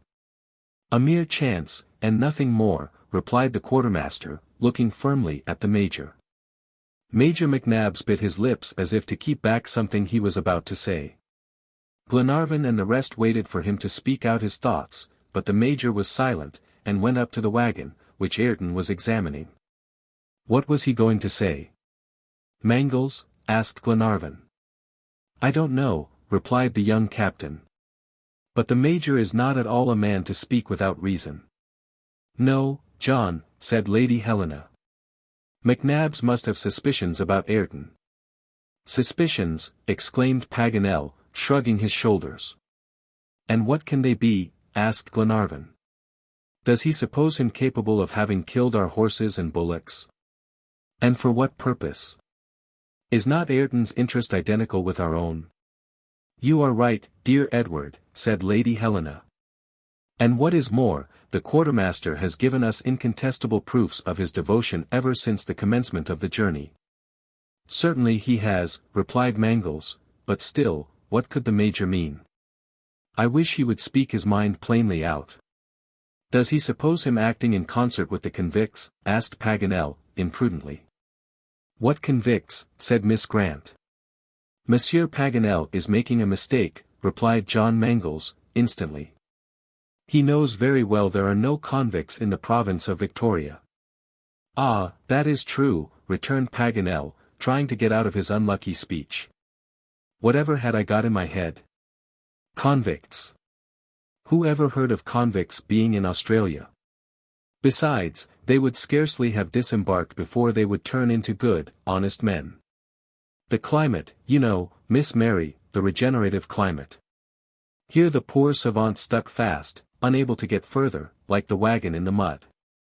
Lady Helena looked at him in surprise, which quite deprived him of his remaining sang-froid, but seeing his embarrassment, she took Mary away to the side of the tent, where Albinette was laying out an elaborate breakfast. "I deserve to be transported myself," said Paganel, woefully. "I think so," said Glenarvan. And after this grave reply, which completely overwhelmed the worthy geographer, Glenarvan and John Mangles went toward the wagon. They found Ayrton and the 2 sailors doing their best to get it out of the deep ruts, and the bullock and horse, yoked together, were straining every muscle. Wilson and Mulrady were pushing the wheels, and the quartermaster urging on the team with voice and goad, but the heavy vehicle did not stir. The clay, already dry, held it as firmly as if sealed by some hydraulic cement. John Mangles had the clay watered to loosen it, but it was of no use. After renewed vigorous efforts, men and animals stopped. Unless the vehicle was taken to pieces, it would be impossible to extricate it from the mud. But they had no tools for the purpose, and could not attempt such a task. However, Ayrton, who was for conquering this obstacle at all costs, was about to commence afresh, when Glenarvan stopped him by saying, "Enough, Ayrton, enough. We must husband the strength of our remaining horse and bullock. If we are obliged to continue our journey on foot, the one animal can carry the ladies and the other the provisions. They may thus still be of great service to us. Very well, my lord, replied the quartermaster, unyoking the exhausted beasts. Now, friends, added Glenarvan, let us return to the encampment and deliberately examine our situation, and determine on our course of action. After a tolerably good breakfast to make up for their bad night, the discussion was opened, and every one of the party was asked to give his opinion. The first point was to ascertain their exact position, and this was referred to Paganel, who informed them, with his customary rigorous accuracy, that the expedition had been stopped on the 37th parallel, in longitude 147 degrees 53 minutes. On the banks of the Snowy River. What is the exact longitude of Twofold Bay? Asked Glenarvan. 150 degrees, replied Paganel, 2 degrees 7 minutes distant from this, and that is equal to 75 miles. And Melbourne is? 200 miles off at least. Very good. Our position being then settled, what is best to do? The response was unanimous to get to the coast without delay. Lady Helena and Mary Grant undertook to go 5 miles a day. The courageous ladies did not shrink, if necessary, from walking the whole distance between the Snowy River and Twofold Bay. You are a brave traveling companion, dear Helena, said Lord Glenarvan. But are we sure of finding at the bay all we want when we get there? Without the least doubt, replied Paganel. Eden is a municipality which already numbers many years in existence, its port must have frequent communication with Melbourne. I suppose even at Delegete, on the Victoria frontier, 35 miles from here, we might revictual our expedition, and find fresh means of transport. And the Duncan? Asked Ayrton. Don't you think it advisable to send for her to come to the bay? What do you think, John? Said Glenarvan. I don't think your lordship should be in any hurry about it, replied the young captain, after brief reflection. There will be time enough to give orders to Tom Austin, and summon him to the coast. That's quite certain, added Paganel. You see, said John, in 4 or 5 days we shall reach Eden. 4 or 5 days, repeated Ayrton, shaking his head. Say 15 or 20, Captain, if you don't want to repent your mistake when it is too late. 15 or 20 days to go 75 miles, cried Glenarvan. At the least, my lord. You are going to traverse the most difficult portion of Victoria, a desert, where everything is wanting, the squatters say, plains covered with scrub, where is no beaten track and no stations. You will have to walk hatchet or torch in hand, and, believe me, that's not quick work. Ayrton had spoken in a firm tone, and Paganel, at whom all the others looked inquiringly, nodded his head in token of his agreement in opinion with the quartermaster. But John Mangles said, well, admitting these difficulties, in 15 days at most your lordship can send orders to the Duncan. I have to add, said Ayrton, that the principal difficulties are not the obstacles in the road, but the Snowy River has to be crossed, and most probably we must wait till the water goes down. Wait, cried John. Is there no ford? I think not, replied Ayrton. This morning I was looking for some practical crossing, but could not find any. It is unusual to meet with such a tumultuous river at this time of the year, and it is a fatality against which I am powerless. Is this Snowy River wide? Asked Lady Helena. Wide and deep, madam, replied Ayrton, a mile wide, with an impetuous current. A good swimmer could not go over without danger. Let us build a boat then, said Robert, who never stuck at anything. We have only to cut down a tree and hollow it out, and get in and be off. He's going ahead, this boy of Captain Grant's, said Paganel. And he's right, returned John Mangles. We shall be forced to come to that, and I think it is useless to waste our time in idle discussion. What do you think of it, Ayrton? Asked Glenarvan seriously. I think, my lord, that a month hence, unless some help arrives, we shall find ourselves still on the banks of the Snowy. Well, then, have you any better plan to propose? Said John Mangles, somewhat impatiently. Yes, that the Duncan should leave Melbourne, and go to the east coast. Oh, always the same story. And how could her presence at the bay facilitate our means of getting there? Ayrton waited an instant before answering, and then said, rather evasively, I have no wish to obtrude my opinions. What I do is for our common good, and I am ready to start the moment His Honor gives the signal. And he crossed his arms and was silent. That is no reply, Ayrton, said Glenarvan. Tell us your plan, and we will discuss it. What is it you propose? Ayrton replied in a calm tone of assurance, I propose that we should not venture beyond the Snowy in our present condition. It is here we must wait till help comes, and this help can only come from the Duncan. Let us camp here, where we have provisions, and let one of us take your orders to Tom Austin to go on to Twofold Bay. This unexpected proposition was greeted with astonishment, and by John Mangles with openly expressed opposition. Meantime, continued Ayrton, either the river will get lower, and allow us to ford it, or we shall have time to make a canoe. This is the plan I submit for your lordship's approval. Well, Ayrton, replied Glenarvan, your plan is worthy of serious consideration. The worst thing about it is the delay it would cause, but it would save us great fatigue, and perhaps danger. What do you think of it, friends? Speak your mind, McNabbs, said Lady Helena. Since the beginning of the discussion you have been only a listener, and very sparing of your words. Since you ask my advice, said the Major, I will give it you frankly. I think Ayrton has spoken wisely and well, and I side with him. Such a reply was hardly looked for, as hitherto the Major had been strongly opposed to Ayrton's project. Ayrton himself was surprised, and gave a hasty glance at the Major. However, Paganel, Lady Helena, and the sailors were all of the same way of thinking, and since McNabbs had come over to his opinion, Glenarvan decided that the quartermaster's plan should be adopted in principle. And now, John, he added, don't you think yourself it would be prudent to encamp here, on the banks of the river Snowy, till we can get some means of conveyance? Yes, replied John Mangles, if our messenger can get across the Snowy when we cannot. All eyes were turned on the quartermaster, who said, with the air of a man who knew what he was about, the messenger will not cross the river. Indeed, said John Mangles. He will simply go back to the Lucknow road which leads straight to Melbourne. Go 250 miles on foot, cried the young captain. On horseback, replied Ayrton. There is one horse sound enough at present. It will only be an affair of 4 days. Allow the Duncan 2 days more to get to the bay and 20 hours to get back to the camp, and in a week the messenger can be back with the entire crew of the vessel. The Major nodded approvingly as Ayrton spoke, to the profound astonishment of John Mangles, but as every one was in favor of the plan all there was to do was to carry it out as quickly as possible.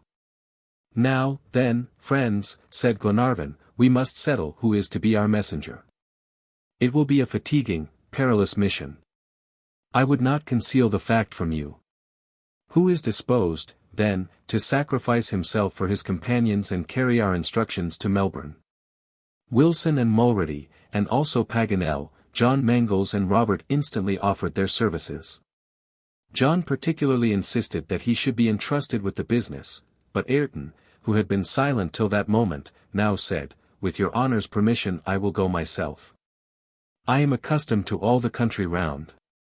Many a time I have been across worse parts. I can go through where another would stick. I ask then, for the good of all, that I may be sent to Melbourne. A word from you will accredit me with your chief officer, and in 6 days I guarantee the Duncan shall be in Twofold Bay. That's well spoken, replied Glenarvan. You are a clever, daring fellow, and you will succeed. It was quite evident the quartermaster was the fittest man for the mission. All the rest withdrew from the competition. John Mangles made this one last objection, that the presence of Ayrton was necessary to discover traces of the Britannia or Harry Grant. But the Major justly observed that the expedition would remain on the banks of the Snowy till the return of Ayrton, that they had no idea of resuming their search without him. And that consequently his absence would not in the least prejudice the captain's interests. Well, go, Ayrton, said Glenarvan. "Be as quick as you can, and come back by Eden to our camp." A gleam of satisfaction shot across the quartermaster's face. He turned away his head, but not before John Mangles caught the look and instinctively felt his old distrust of Ayrton revive. The quartermaster made immediate preparations for departure, assisted by the two sailors, one of whom saw to the horse and the other to the provisions. Glenarvan, meantime, wrote his letter for Tom Austin. He ordered his chief officer to repair without delay to Twofold Bay.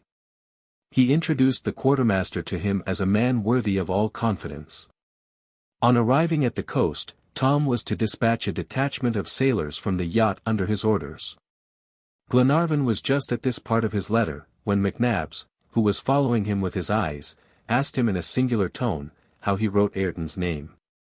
"Why, as it is pronounced, of course," replied Glenarvan. "It is a mistake," replied the Major quietly. "He pronounces it Ayrton, but he writes it Ben Joyce." Chapter 17 The Plot Unveiled. The revelation of Tom Ayrton's name was like a clap of thunder. Ayrton had started up quickly and grasped his revolver. A report was heard, and Glenarvan fell wounded by a ball. Gunshots resounded at the same time outside. John Mangles and the sailors, after their first surprise, would have seized Ben Joyce. But the bold convict had already disappeared and rejoined his gang scattered among the gum trees. The tent was no shelter against the balls. It was necessary to beat a retreat. Glenarvan was slightly wounded, but could stand up. "To the wagon, cried John Mangles, dragging Lady Helena and Mary Grant along, who were soon in safety behind the thick curtains. John and the Major, and Paganel and the sailors seized their carbines in readiness to repulse the convicts.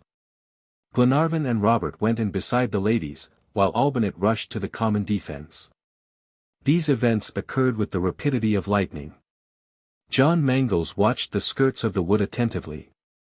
The reports had ceased suddenly on the arrival of Ben Joyce. Profound silence had succeeded the noisy fusillade. A few wreaths of white smoke were still curling over the tops of the gum trees. The tall tufts of gastrolobium were motionless. All signs of attack had disappeared. The Major and John Mangles examined the wood closely as far as the great trees. The place was abandoned. Numerous footmarks were there and several half-burned caps were lying smoking on the ground. The Major, like a prudent man, extinguished these carefully, for a spark would be enough to kindle a tremendous conflagration in this forest of dry trees. "The convicts have disappeared," said John Mangles. "Yes," replied the Major. "And the disappearance of them makes me uneasy. I prefer seeing them face to face. Better to meet a tiger on the plain than a serpent in the grass. Let us beat the bushes all round the wagon." The Major and John hunted all round the country, but there was not a convict to be seen from the edge of the wood right down to the river. Ben Joyce and his gang seemed to have flown away like a flock of marauding birds. It was too sudden a disappearance to let the travelers feel perfectly safe, consequently they resolved to keep a sharp lookout. The wagon, a regular fortress buried in mud, was made the center of the camp, and 2 men mounted guard round it, who were relieved hour by hour. The first care of Lady Helena and Mary was to dress Glenarvan's wound. Lady Helena rushed toward him in terror, as he fell down struck by Ben Joyce's ball. Controlling her agony, the courageous woman helped her husband into the wagon. Then his shoulder was bared, and the Major found, on examination, that the ball had only gone into the flesh, and there was no internal lesion. Neither bone nor muscle appeared to be injured. The wound bled profusely, but Glenarvan could use his fingers and forearm, and consequently there was no occasion for any uneasiness about the issue. As soon as his shoulder was dressed, he would not allow any more fuss to be made about himself, but at once entered on the business in hand. All the party, except Mulrady and Wilson, who were on guard, were brought into the wagon, and the Major was asked to explain how this denouement had come about. Before commencing his recital, he told Lady Helena about the escape of the convicts at Perth, and their appearance in Victoria, as also their complicity in the railway catastrophe. He handed her the Australian and New Zealand Gazette they had bought in Seymour, and added that a reward had been offered by the police for the apprehension of Ben Joyce, a redoubtable bandit, who had become a noted character during the last 18 months, for doing deeds of villainy and crime. But how had McNabbs found out that Ayrton and Ben Joyce were one and the same individual?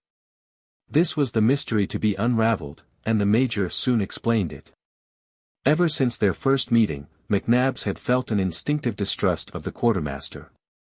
2 or 3 insignificant facts, a hasty glance exchanged between him and the blacksmith at the Wimmera River, his unwillingness to cross towns and villages, his persistence about getting the DUNCAN summoned to the coast, the strange death of the animals entrusted to his care, and, lastly, a want of frankness in all his behavior, all these details combined had awakened the Major's suspicions. However, he could not have brought any direct accusation against him till the events of the preceding evening had occurred. He then told of his experience.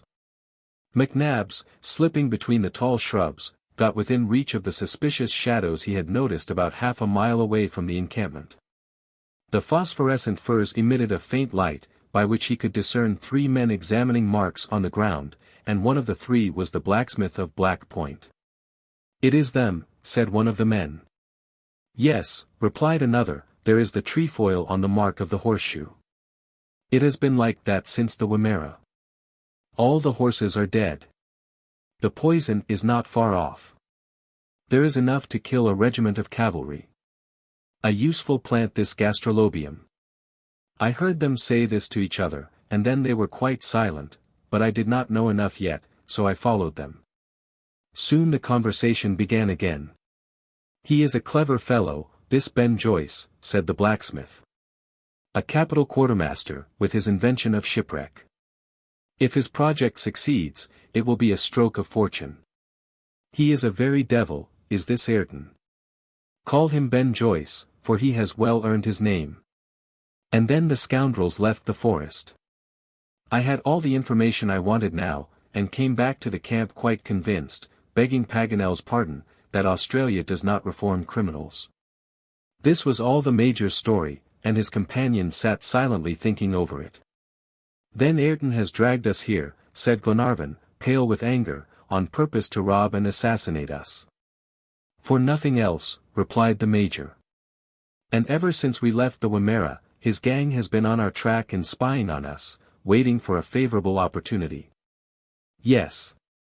Then the wretch was never one of the sailors on the Britannia. He had stolen the name of Ayrton and the shipping papers." They were all looking at McNabbs for an answer, for he must have put the question to himself already. "There is no great certainty about the matter," he replied, in his usual calm voice. "But in my opinion the man's name is really Ayrton. Ben Joyce is his nom de guerre. It is an incontestable fact that he knew Harry Grant, and also that he was quartermaster on the Britannia. These facts were proved by the minute details given us by Ayrton, and are corroborated by the conversation between the convicts, which I repeated to you. We need not lose ourselves in vain conjectures, but consider it as certain that Ben Joyce is Ayrton, and that Ayrton is Ben Joyce, that is to say, one of the crew of the Britannia has turned leader of the convict gang." The explanations of McNabbs were accepted without discussion. "Now, then," said Glenarvan, "will you tell us how and why Harry Grant's quartermaster comes to be in Australia?" "How, I don't know," replied McNabbs. "And the police declare they are as ignorant on the subject as myself." "Why, it is impossible to say, that is a mystery which the future may explain." "The police are not even aware of Ayrton's identity with Ben Joyce," said John Mangles. "You are right, John," replied the Major, "and this circumstance would throw light on their search." "Then, I suppose," said Lady Helena, "the wicked wretch had got work on Paddy O'More's farm with a criminal intent?" "There is not the least doubt of it. He was planning some evil design against the Irishman, when a better chance presented itself. Chance led us into his presence. He heard Paganel's story and all about the shipwreck, and the audacious fellow determined to act his part immediately. The expedition was decided on.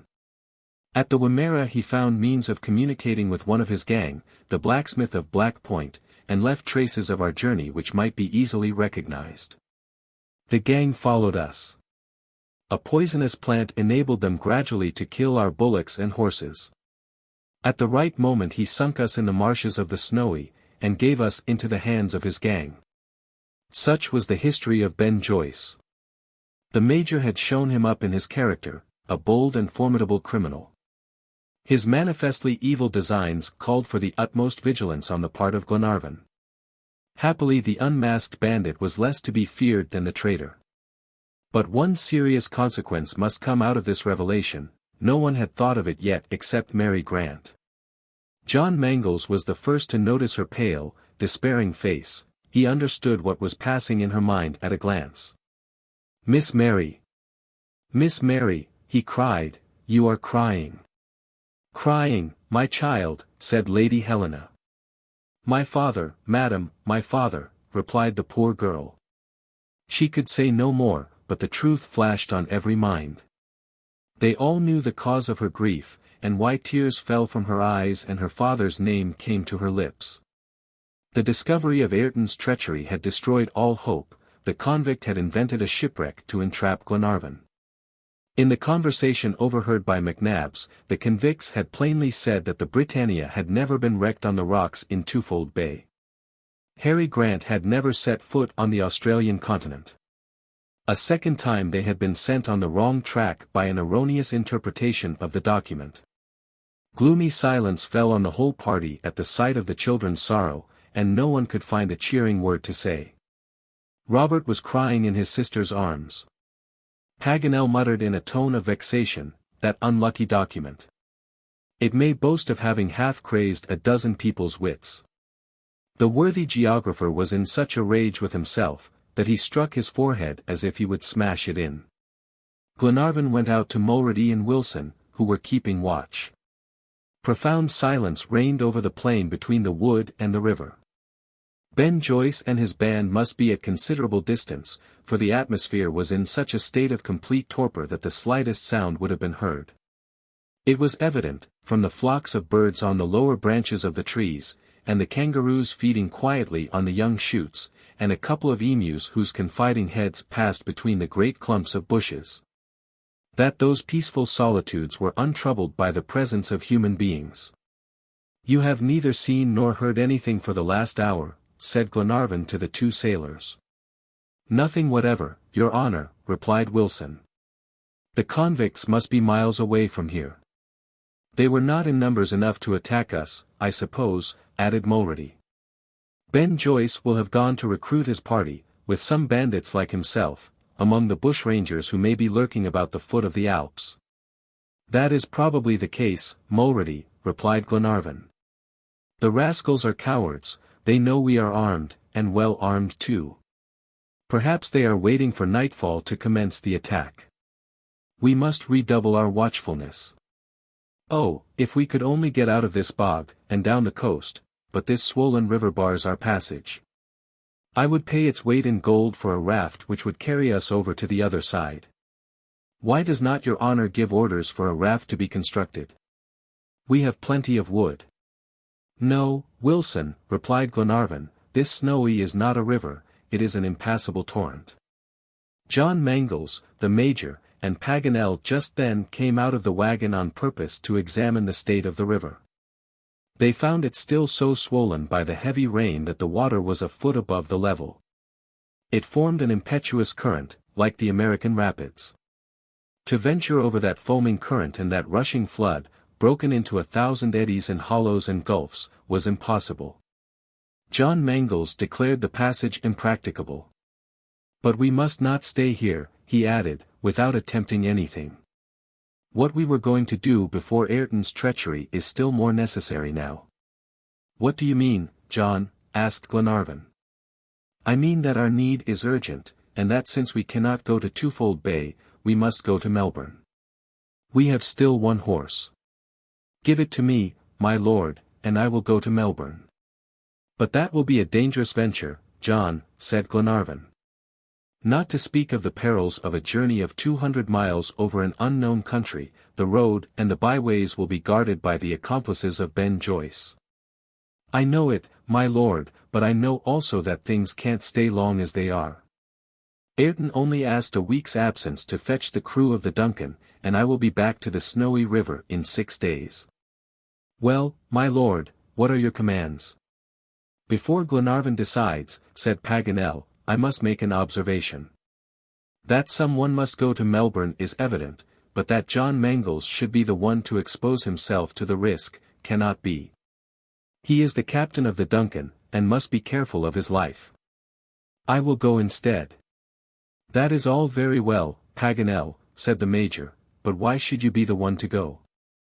Are we not here, said Mulrady and Wilson. And do you think, replied McNabbs, that a journey of 200 miles on horseback frightens me?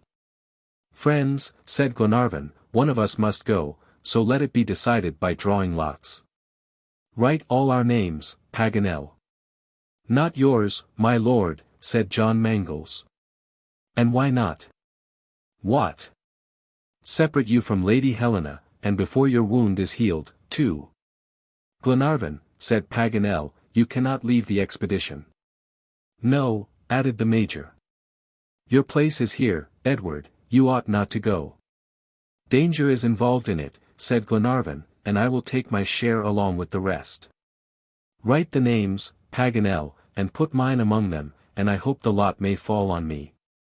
His will was obeyed. The names were written, and the lots drawn. Fate fixed on Mulrady. The brave sailor shouted hurrah! And said, my lord, I am ready to start. Glenarvan pressed his hand, and then went back to the wagon, leaving John Mangles and the Major on watch. Lady Helena was informed of the determination to send a message to Melbourne, and that they had drawn lots who should go, and Mulrady had been chosen. Lady Helena said a few kind words to the brave sailor, which went straight to his heart. Fate could hardly have chosen a better man, for he was not only brave and intelligent, but robust and superior to all fatigue. Mulrady's departure was fixed for 8 o'clock, immediately after the short twilight. Wilson undertook to get the horse ready. He had a project in his head of changing the horse's left shoe, for one off the horses that had died in the night. This would prevent the convicts from tracking Mulrady, or following him, as they were not mounted. While Wilson was arranging this, Glenarvan got his letter ready for Tom Austin, but his wounded arm troubled him, and he asked Paganel to write it for him. The savant was so absorbed in one fixed idea that he seemed hardly to know what he was about. In all this succession of vexations, it must be said the document was always uppermost in Paganel's mind. He was always worrying himself about each word, trying to discover some new meaning, and losing the wrong interpretation of it, and going over and over himself in perplexities. He did not hear Glenarvan when he first spoke, but on the request being made a second time, he said, "Ah, very well. I'm ready." While he spoke he was mechanically getting paper from his notebook. He tore a blank page off, and sat down pencil in hand to write. Glenarvan began to dictate as follows: order to Tom Austin, chief officer, to get to sea without delay, and bring the DUNCAN to. Paganel was just finishing the last word, when his eye chanced to fall on the Australian and New Zealand Gazette lying on the ground. The paper was so folded that only the last 2 syllables of the title were visible. Paganel's pencil stopped, and he seemed to become oblivious of Glenarvan and the letter entirely, till his friends called out, "Come, Paganel." "Ah!" said the geographer, with a loud exclamation. "What is the matter?" asked the Major. "Nothing, nothing," replied Paganel. Then he muttered to himself, "Allund. Allund. Allund." He had got up and seized the newspaper. He shook it in his efforts to keep back the words that involuntarily rose to his lips. Lady Helena, Mary, Robert, and Glenarvan gazed at him in astonishment, at a loss to understand this unaccountable agitation. Paganel looked as if a sudden fit of insanity had come over him. But his excitement did not last. He became by degrees calmer. The gleam of joy that shone in his eyes died away. He sat down again, and said quietly, "When you please, my lord, I am ready." Glenarvan resumed his dictation at once, and the letter was soon completed. It read as follows: Order to Tom Austin to go to sea without delay, and take the Duncan to Melbourne by the 37th degree of latitude to the eastern coast of Australia. Of Australia? Said Paganel. Ah yes. Of Australia. Then he finished the letter, and gave it to Glenarvan to sign, who went through the necessary formality as well as he could, and closed and sealed the letter. Paganel, whose hand still trembled with emotion, directed it thus: Tom Austin, chief officer on board the yacht Duncan, Melbourne. Then he got up and went out of the wagon, gesticulating and repeating the incomprehensible words. Allund Allund. Allund. Chapter 18. 4 Days of Anguish. The rest of the day passed on without any further incident. All the preparations for Mulready's journey were completed, and the brave sailor rejoiced in being able to give his lordship this proof of devotion. Paganel had recovered his usual sang-froid and manners. His look, indeed, betrayed his preoccupation, but he seemed resolved to keep it secret. No doubt he had strong reasons for this course of action, for the Major heard him repeating, like a man struggling with himself, "No, no, they would not believe it, and, besides, what good would it be? It is too late." Having taken this resolution, he busied himself with giving Mulready the necessary directions for getting to Melbourne, and showed him his way on the map.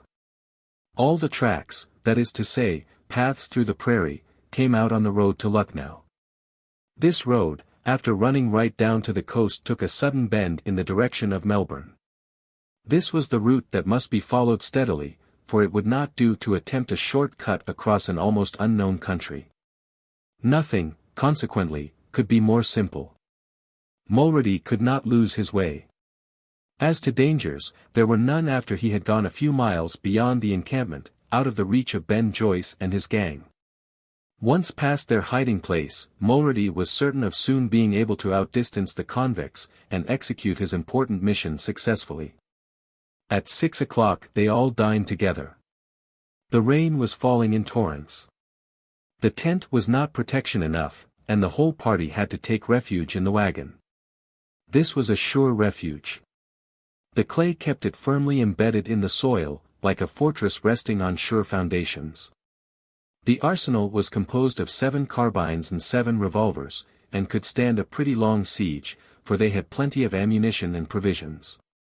But before 6 days were over, the Duncan would anchor in Twofold Bay, and 24 hours after her crew would reach the other shore of the Snowy River. And should the passage still remain impracticable, the convicts at any rate would be forced to retire before the increased strength. But all depended on Mulready's success in his perilous enterprise. At 8 o'clock it got very dark. Now was the time to start. The horse prepared for Mulready was brought out. His feet, by way of extra precaution, were wrapped round with cloths, so that they could not make the least noise on the ground. The animal seemed tired, and yet the safety of all depended on his strength and sure-footedness. The Major advised Mulready to let him go gently as soon as he got past the convicts. Better delay half a day than not arrive safely. John Mangles gave his sailor a revolver, which he had loaded with the utmost care. This is a formidable weapon in the hand of a man who does not tremble, for 6 shots fired in a few seconds would easily clear a road infested with criminals. Mulready seated himself in the saddle ready to start. "Here is the letter you are to give to Tom Austin," said Glenarvan. "Don't let him lose an hour. He is to sail for Twofold Bay at once. And if he does not find us there, if we have not managed to cross the Snowy, let him come on to us without delay. Now go, my brave sailor, and God be with you." He shook hands with him, and bade him good-bye, and so did Lady Helena and Mary Grant. A more timorous man than the sailor would have shrunk back a little from setting out on such a dark, raining night on an errand so full of danger, across vast unknown wilds. But his farewells were calmly spoken, and he speedily disappeared down a path which skirted the wood. At the same moment the gusts of wind redoubled their violence. The high branches of the eucalyptus clattered together noisily, and bough after bough fell on the wet ground. More than one great tree, with no living sap, but still standing hitherto, fell with a crash during this storm. The wind howled amid the cracking wood, and mingled its moans with the ominous roaring of the rain. The heavy clouds, driving along toward the east, hung on the ground like rays of vapor, and deep, cheerless gloom intensified the horrors of the night. The travelers went back into the wagon immediately Mulready had gone. Lady Helena, Mary Grant, Glenarvan and Paganel occupied the first compartment, which had been hermetically closed. The second was occupied by Olbinett, Wilson and Robert. The Major and John Mangles were on duty outside. This precaution was necessary, for an attack on the part of the convicts would be easy enough, and therefore probable enough. The two faithful guardians kept close watch, bearing philosophically the rain and wind that beat on their faces. They tried to pierce through the darkness so favorable to ambushes, for nothing could be heard but the noise of the tempest, the sough of the wind, the rattling branches, falling trees, and roaring of the unchained waters. At times the wind would cease for a few moments, as if to take breath. Nothing was audible but the moan of the snowy river, as it flowed between the motionless reeds and the dark curtain of gum trees. The silence seemed deeper in these momentary lulls, and the Major and John Mangles listened attentively. During one of these calms a sharp whistle reached them. John Mangles went hurriedly up to the Major. "You heard that?" he asked. "Yes," said McNabbs. "Is it man or beast?" "A man," replied John Mangles. And then both listened. The mysterious whistle was repeated, and answered by a kind of report, but almost indistinguishable, for the storm was raging with renewed violence. McNabbs and John Mangles could not hear themselves speak. They went for comfort under the shelter of the wagon. At this moment the leather curtains were raised and Glenarvan rejoined his two companions. He too had heard this ill-boding whistle, and the report which echoed under the tilt. "Which way was it?" asked he. "There," said John, pointing to the dark track in the direction taken by Mulready. "How far?" "The wind brought it. I should think, 3 or 4 miles, at least." "Come," said Glenarvan, putting his gun on his shoulder. "No," said the Major. "It is a decoy to get us away from the wagon.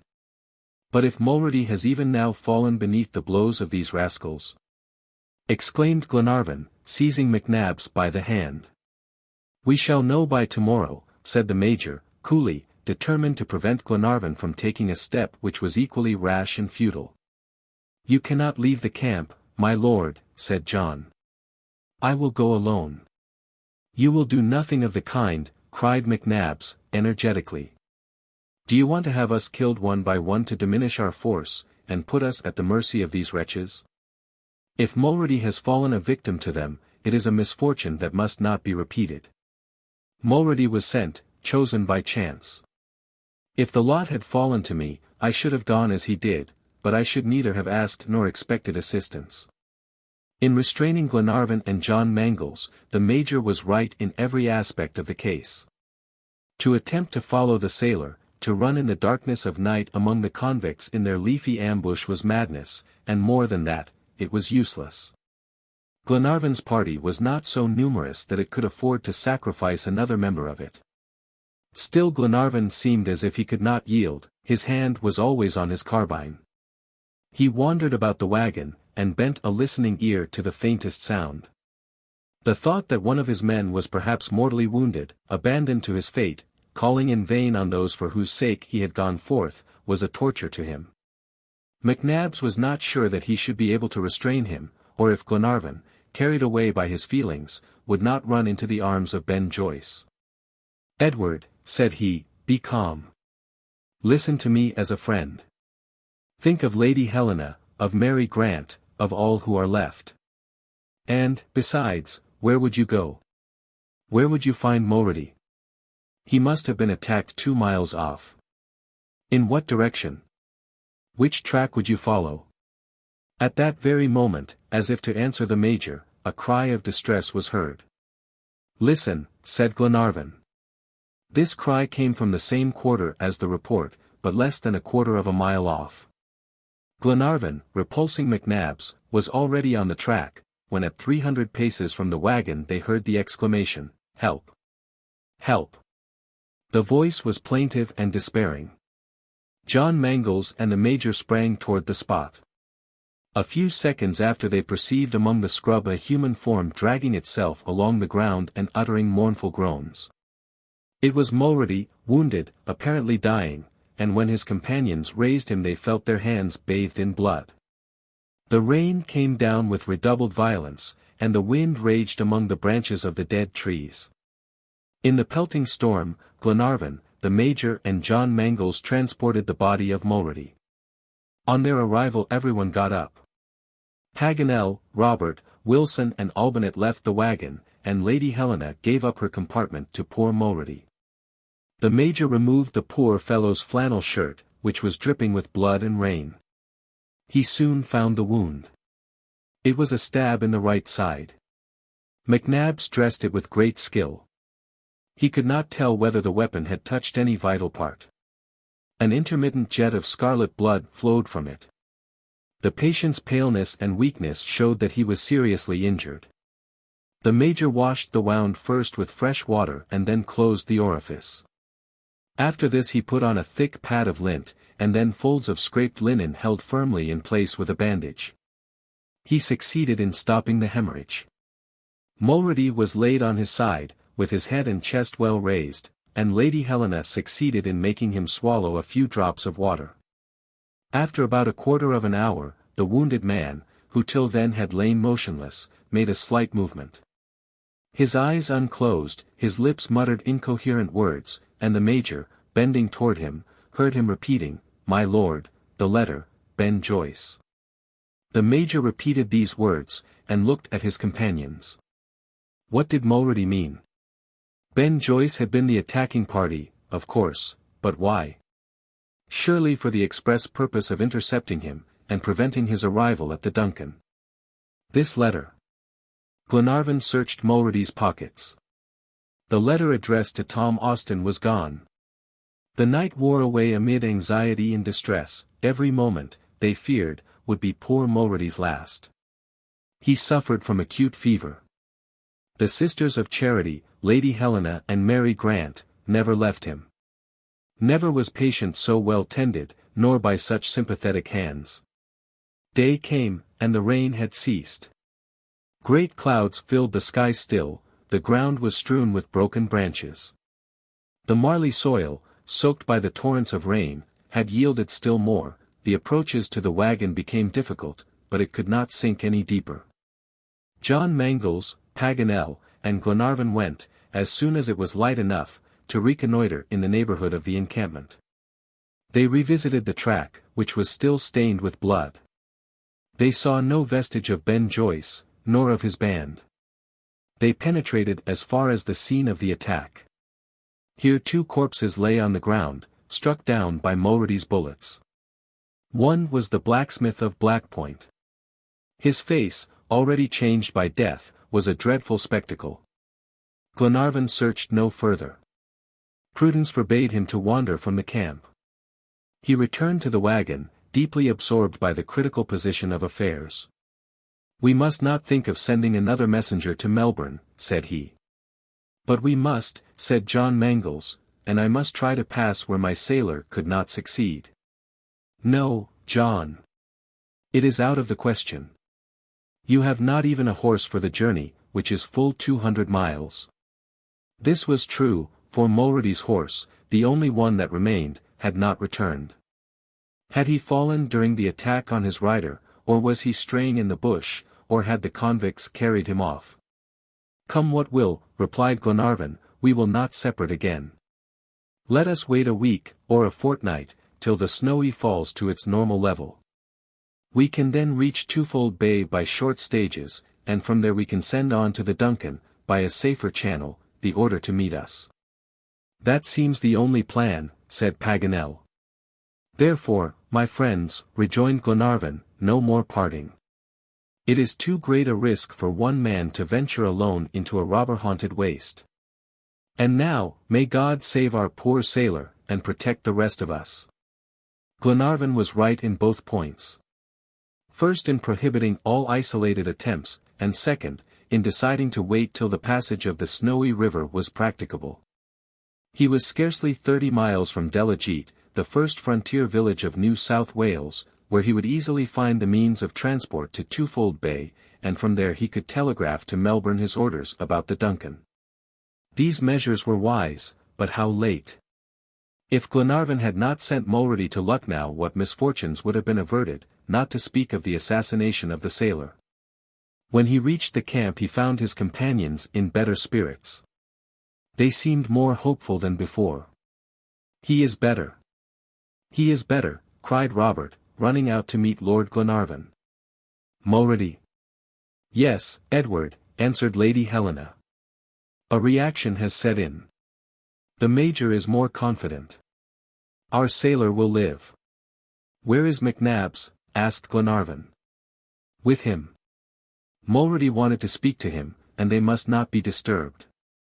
He then learned that about an hour since, the wounded man had awakened from his lethargy, and the fever had abated. But the first thing he did on recovering his memory and speech was to ask for Lord Glenarvan, or, failing him, the Major. McNabbs, seeing him so weak, would have forbidden any conversation. But Mulrady insisted with such energy that the Major had to give in. The interview had already lasted some minutes when Glenarvan returned. There was nothing for it but to await the return of McNabbs. Presently the leather curtains of the wagon moved, and the Major appeared. He rejoined his friends at the foot of a gum tree, where the tent was placed. His face, usually so stolid, showed that something disturbed him. When his eyes fell on Lady Helena and the young girl, his glance was full of sorrow. Glenarvan questioned him, and extracted the following information: when he left the camp Mulrady followed one of the paths indicated by Paganel. He made as good speed as the darkness of the night would allow. He reckoned that he had gone about 2 miles when several men, 5, he thought, sprang to his horse's head. The animal reared, Mulrady seized his revolver and fired. He thought he saw 2 of his assailants fall. By the flash he recognized Ben Joyce. But that was all. He had not time to fire all the barrels. He felt a violent blow on his side and was thrown to the ground. Still he did not lose consciousness. The murderers thought he was dead. He felt them search his pockets, and then heard one of them say, "I have the letter." "Give it to me," returned Ben Joyce, "and now the DUNCAN is ours." At this point of the story, Glenarvan could not help uttering a cry. McNabbs continued, "Now you fellows," added Ben Joyce, "catch the horse. In 2 days I shall be on board the DUNCAN, and in 6 I shall reach Twofold Bay. This is to be the rendezvous. My lord and his party will be still stuck in the marshes of the Snowy River. Cross the river at the bridge of Kemple Pier, proceed to the coast, and wait for me. I will easily manage to get you on board. Once at sea in a craft like the DUNCAN, we shall be masters of the Indian Ocean." "Hurrah for Ben Joyce," cried the convicts. Mulrady's horse was brought, and Ben Joyce disappeared, galloping on the Lucknow road, while the band took the road southeast of the Snowy River. Mulrady, though severely wounded, had the strength to drag himself to within 300 paces from the camp, whence we found him almost dead. "There," said McNabbs, "is the history of Mulrady. And now you can understand why the brave fellow was so determined to speak." This revelation terrified Glenarvan and the rest of the party. "Pirates! Pirates!" cried Glenarvan. "My crew massacred. My DUNCAN in the hands of these bandits." "Yes, for Ben Joyce will surprise the ship," said the Major, "and then—" "Well, we must get to the coast first," said Paganel. "But how are we to cross the Snowy River?" said Wilson. "As they will," replied Glenarvan.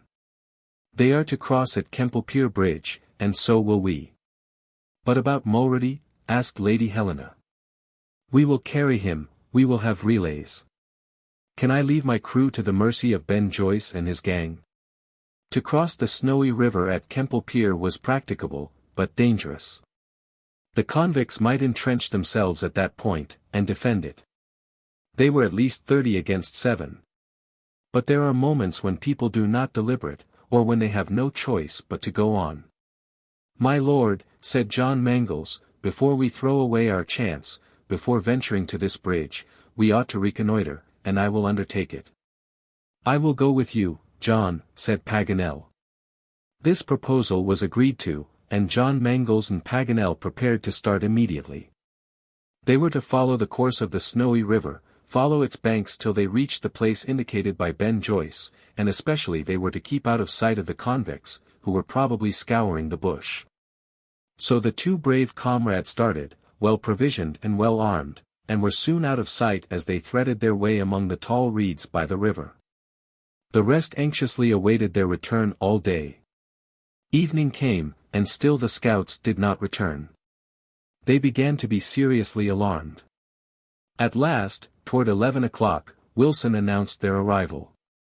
Paganel and John Mangles were worn out with the fatigues of a 10-mile walk. "Well, what about the bridge? Did you find it?" asked Glenarvan, with impetuous eagerness. "Yes, a bridge of supple-jacks," said John Mangles.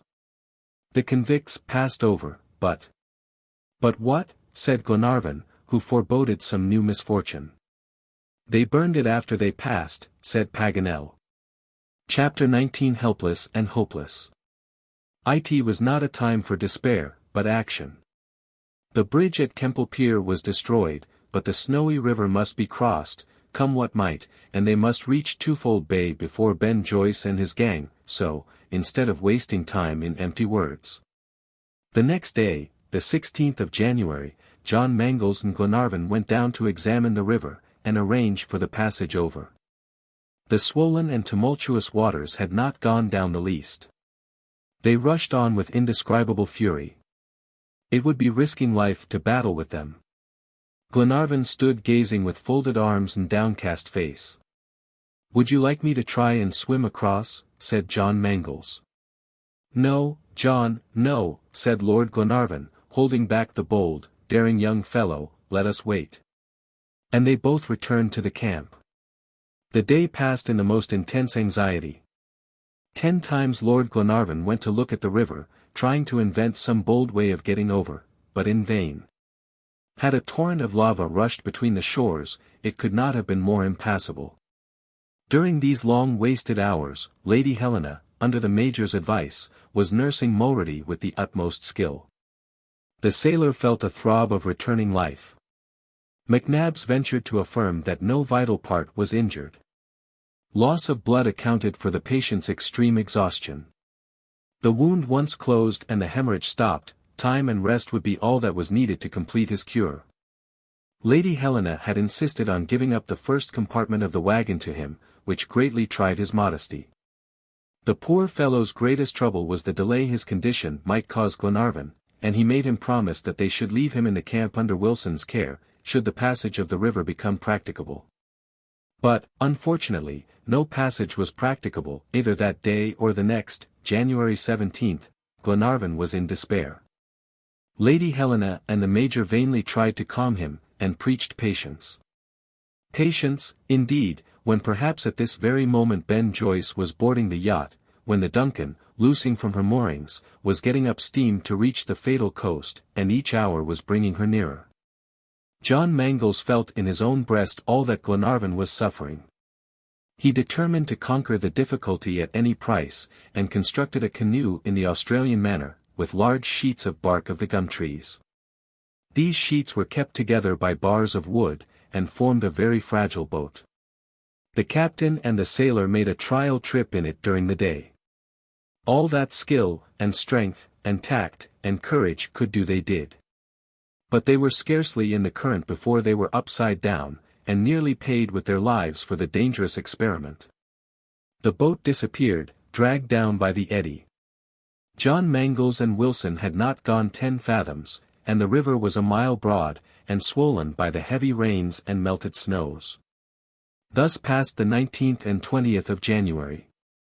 The Major and Glenarvan went 5 miles up the river in search of a favorable passage, but everywhere they found the same roaring, rushing, impetuous torrent.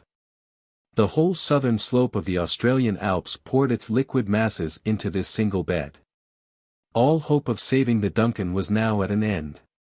5 days had elapsed since the departure of Ben Joyce.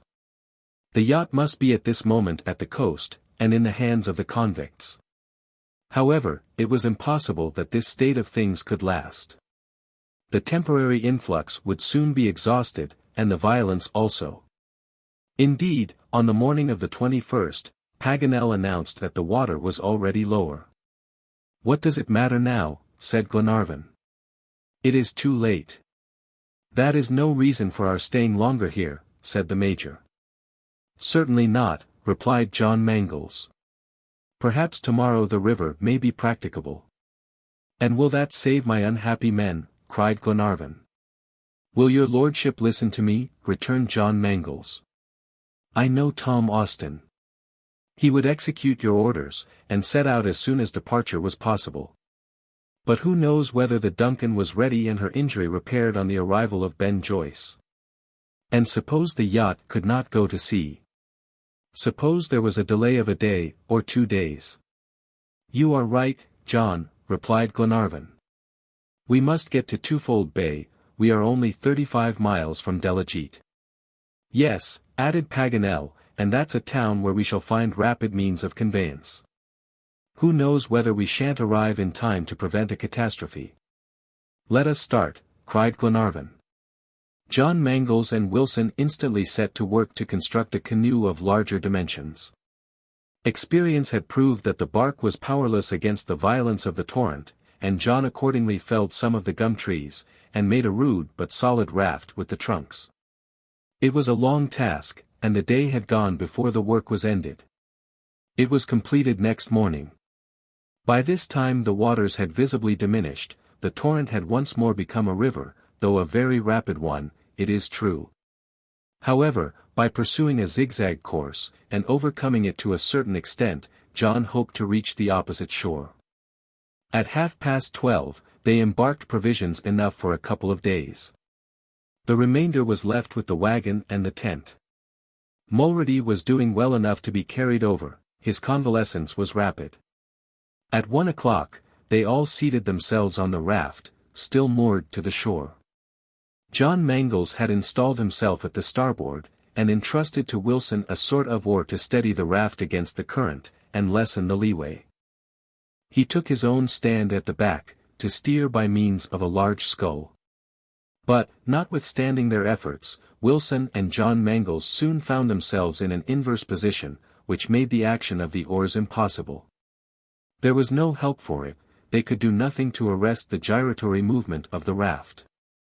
It turned round with dizzying rapidity, and drifted out of its course. John Mangles stood with pale face and set teeth, gazing at the whirling current. However, the raft had reached the middle of the river, about half a mile from the starting point. Here the current was extremely strong, and this broke the whirling eddy, and gave the raft some stability. John and Wilson seized their oars again, and managed to push it in an oblique direction. This brought them nearer to the left shore. They were not more than 50 fathoms from it, when Wilson's oar snapped short off, and the raft, no longer supported, was dragged away. John tried to resist at the risk of breaking his own oar, too, and Wilson, with bleeding hands, seconded his efforts with all his might. At last they succeeded, and the raft, after a passage of more than half an hour, struck against the steep bank of the opposite shore. The shock was so violent that the logs became disunited, the cords broke, and the water bubbled up between. The travelers had barely time to catch hold of the steep bank. They dragged out Mulrady and the 2 dripping ladies. Everyone was safe, but the provisions and firearms, except the carbine of the Major, went drifting down with the debris of the raft. The river was crossed. The little company found themselves almost without provisions, 35 miles from Delegete, in the midst of the unknown deserts of the Victoria frontier. Neither settlers nor squatters were to be met with. It was entirely uninhabited, unless by ferocious bushrangers and bandits. They resolved to set off without delay. Mulrady saw clearly that he would be a great drag on them, and he begged to be allowed to remain, and even to remain alone, till assistance could be sent from Delegete. Glenarvan refused. It would be 3 days before he could reach Delegete, and 5 the shore, that is to say, the 26th of January. Now, as the Duncan had left Melbourne on the 16th, what difference would a few days' delay make?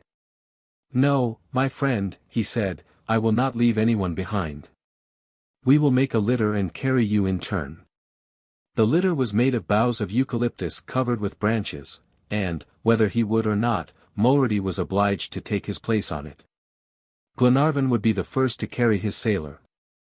He took hold of one end and Wilson of the other, and all set off.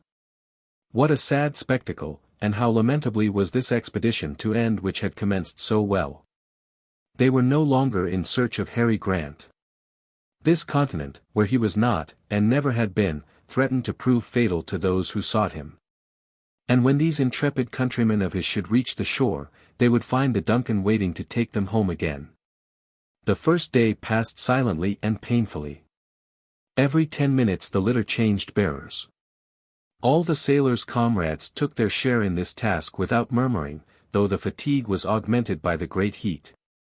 In the evening, after a journey of only 5 miles, they camped under the gum trees.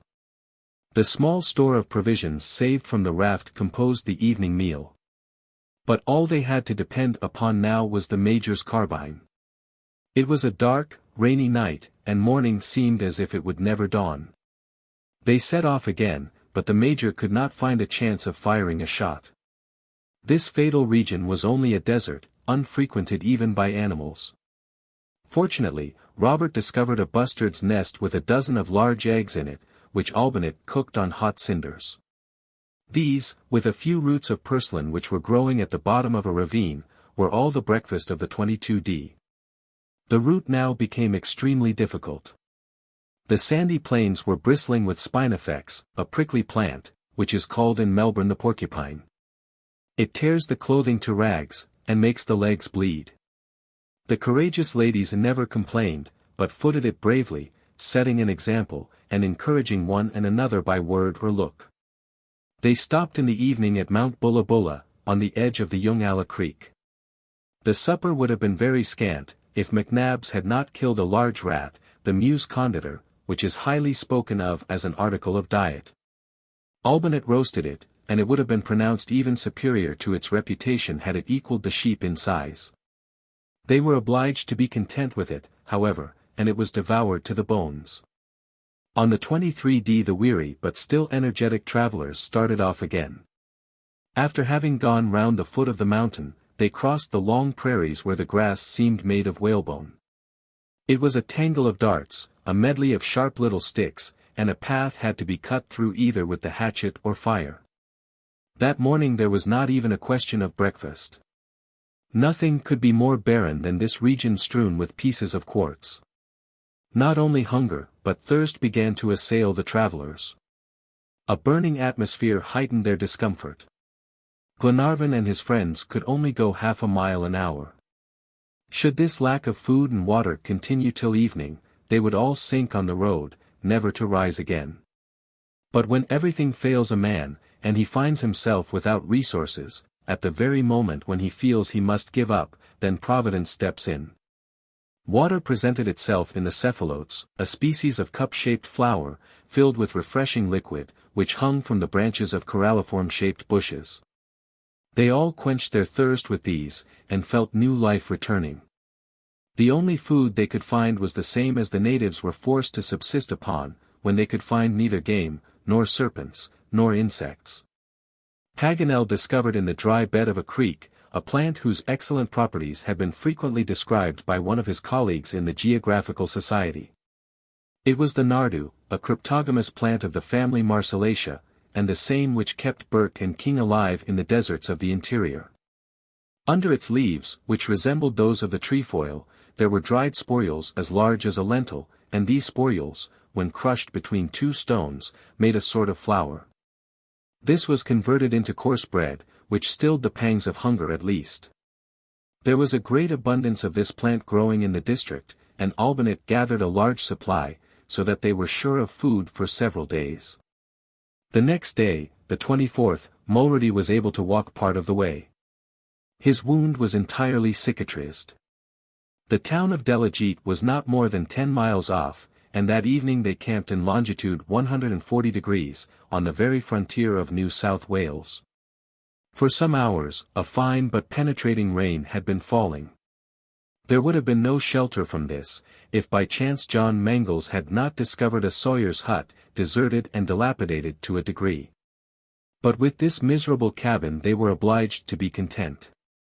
Wilson wanted to kindle a fire to prepare the nardo bread, and he went out to pick up the dead wood scattered all over the ground.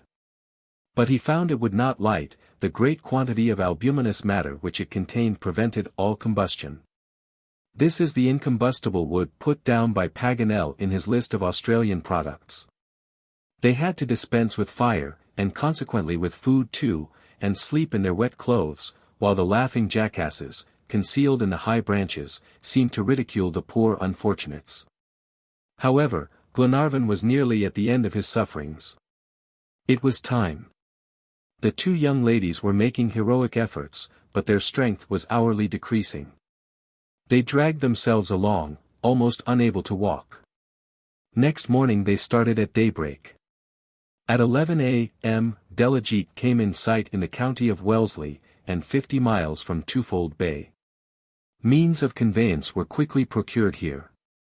Hope returned to Glenarvan as they approached the coast.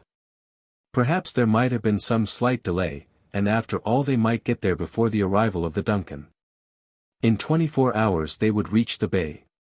At noon, after a comfortable meal, all the travelers installed in a mail coach, drawn by 5 strong horses, left Delegete at a gallop.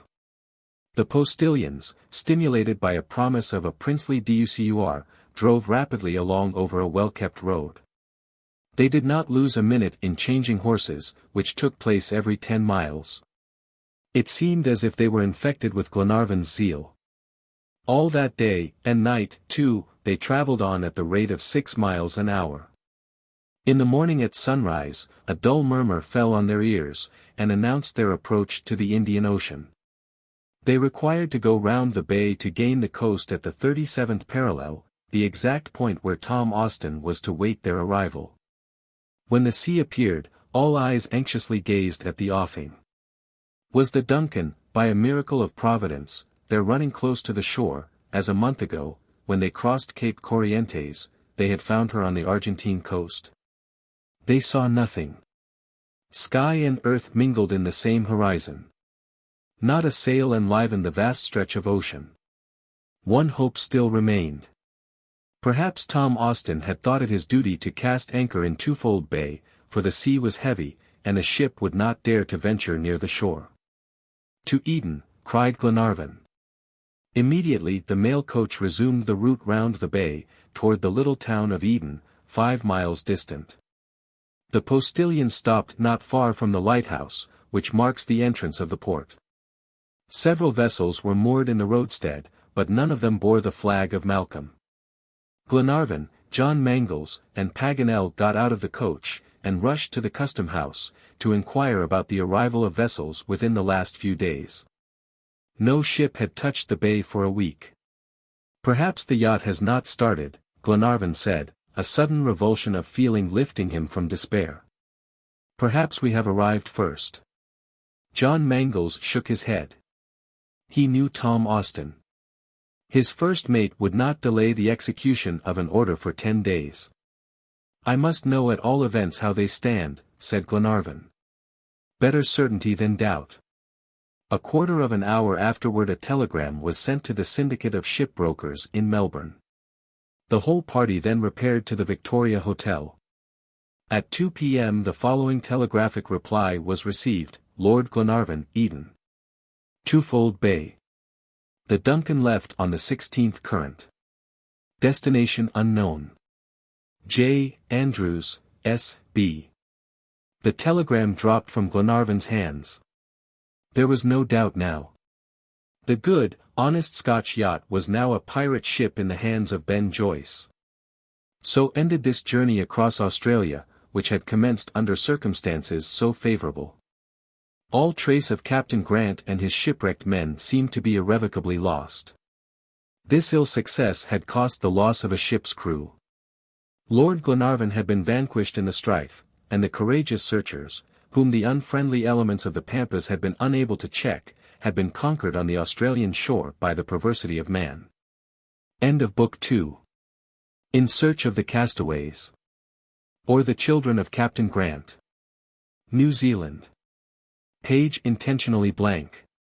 Chapter 1. A Rough Captain. If ever the searchers after Captain Grant were tempted to despair, surely it was at this moment when all their hopes were destroyed at a blow. Toward what quarter of the world should they direct their endeavors? How were they to explore new countries? The DUNCAN was no longer available, and even an immediate return to their own land was out of the question. Thus the enterprise of these generous Scots had failed. Failed. A despairing word that finds no echo in a brave soul. And yet under the repeated blows of adverse fate, Glenarvan himself was compelled to acknowledge his inability to prosecute his devoted efforts. Mary Grant at this crisis nerved herself to the resolution never to utter the name of her father. She suppressed her own anguish, when she thought of the unfortunate crew who had perished. The daughter was merged in the friend, and she now took upon her to console Lady Glenarvan, who till now had been her faithful comforter. She was the first to speak of returning to Scotland. John Mangles was filled with admiration at seeing her so courageous and so resigned. He wanted to say a word further in the captain's interest, but Mary stopped him with a glance, and afterward said to him, "No, Mr. John, we must think of those who ventured their lives. Lord Glenarvan must return to Europe." "You are right, Miss Mary," answered John Mangles, "he must. Beside, the English authorities must be informed of the fate of the DUNCAN. But do not despair. Rather than abandon our search I will resume it alone. I will either find Captain Grant or perish in the attempt." It was a serious undertaking to which John Mangles bound himself. Mary accepted, and gave her hand to the young captain, as if to ratify the treaty. On John Mangles' side it was a life's devotion, on Mary's undying gratitude. During that day, their departure was finally arranged. They resolved to reach Melbourne without delay. Next day John went to inquire about the ships ready to sail. He expected to find frequent communication between Eden and Victoria. He was disappointed. Ships were scarce. 3 or 4 vessels, anchored in Twofold Bay, constituted the mercantile fleet of the place. None of them were bound for Melbourne, nor Sydney, nor Point de Galle, at any of which ports Glenarvan would have found ships loading for England. In fact, the Peninsular and Oriental Company has a regular line of packets between these points and England. Under these circumstances, what was to be done? Waiting for a ship might be a tedious affair, for Twofold Bay is not much frequented. Numbers of ships pass by without touching.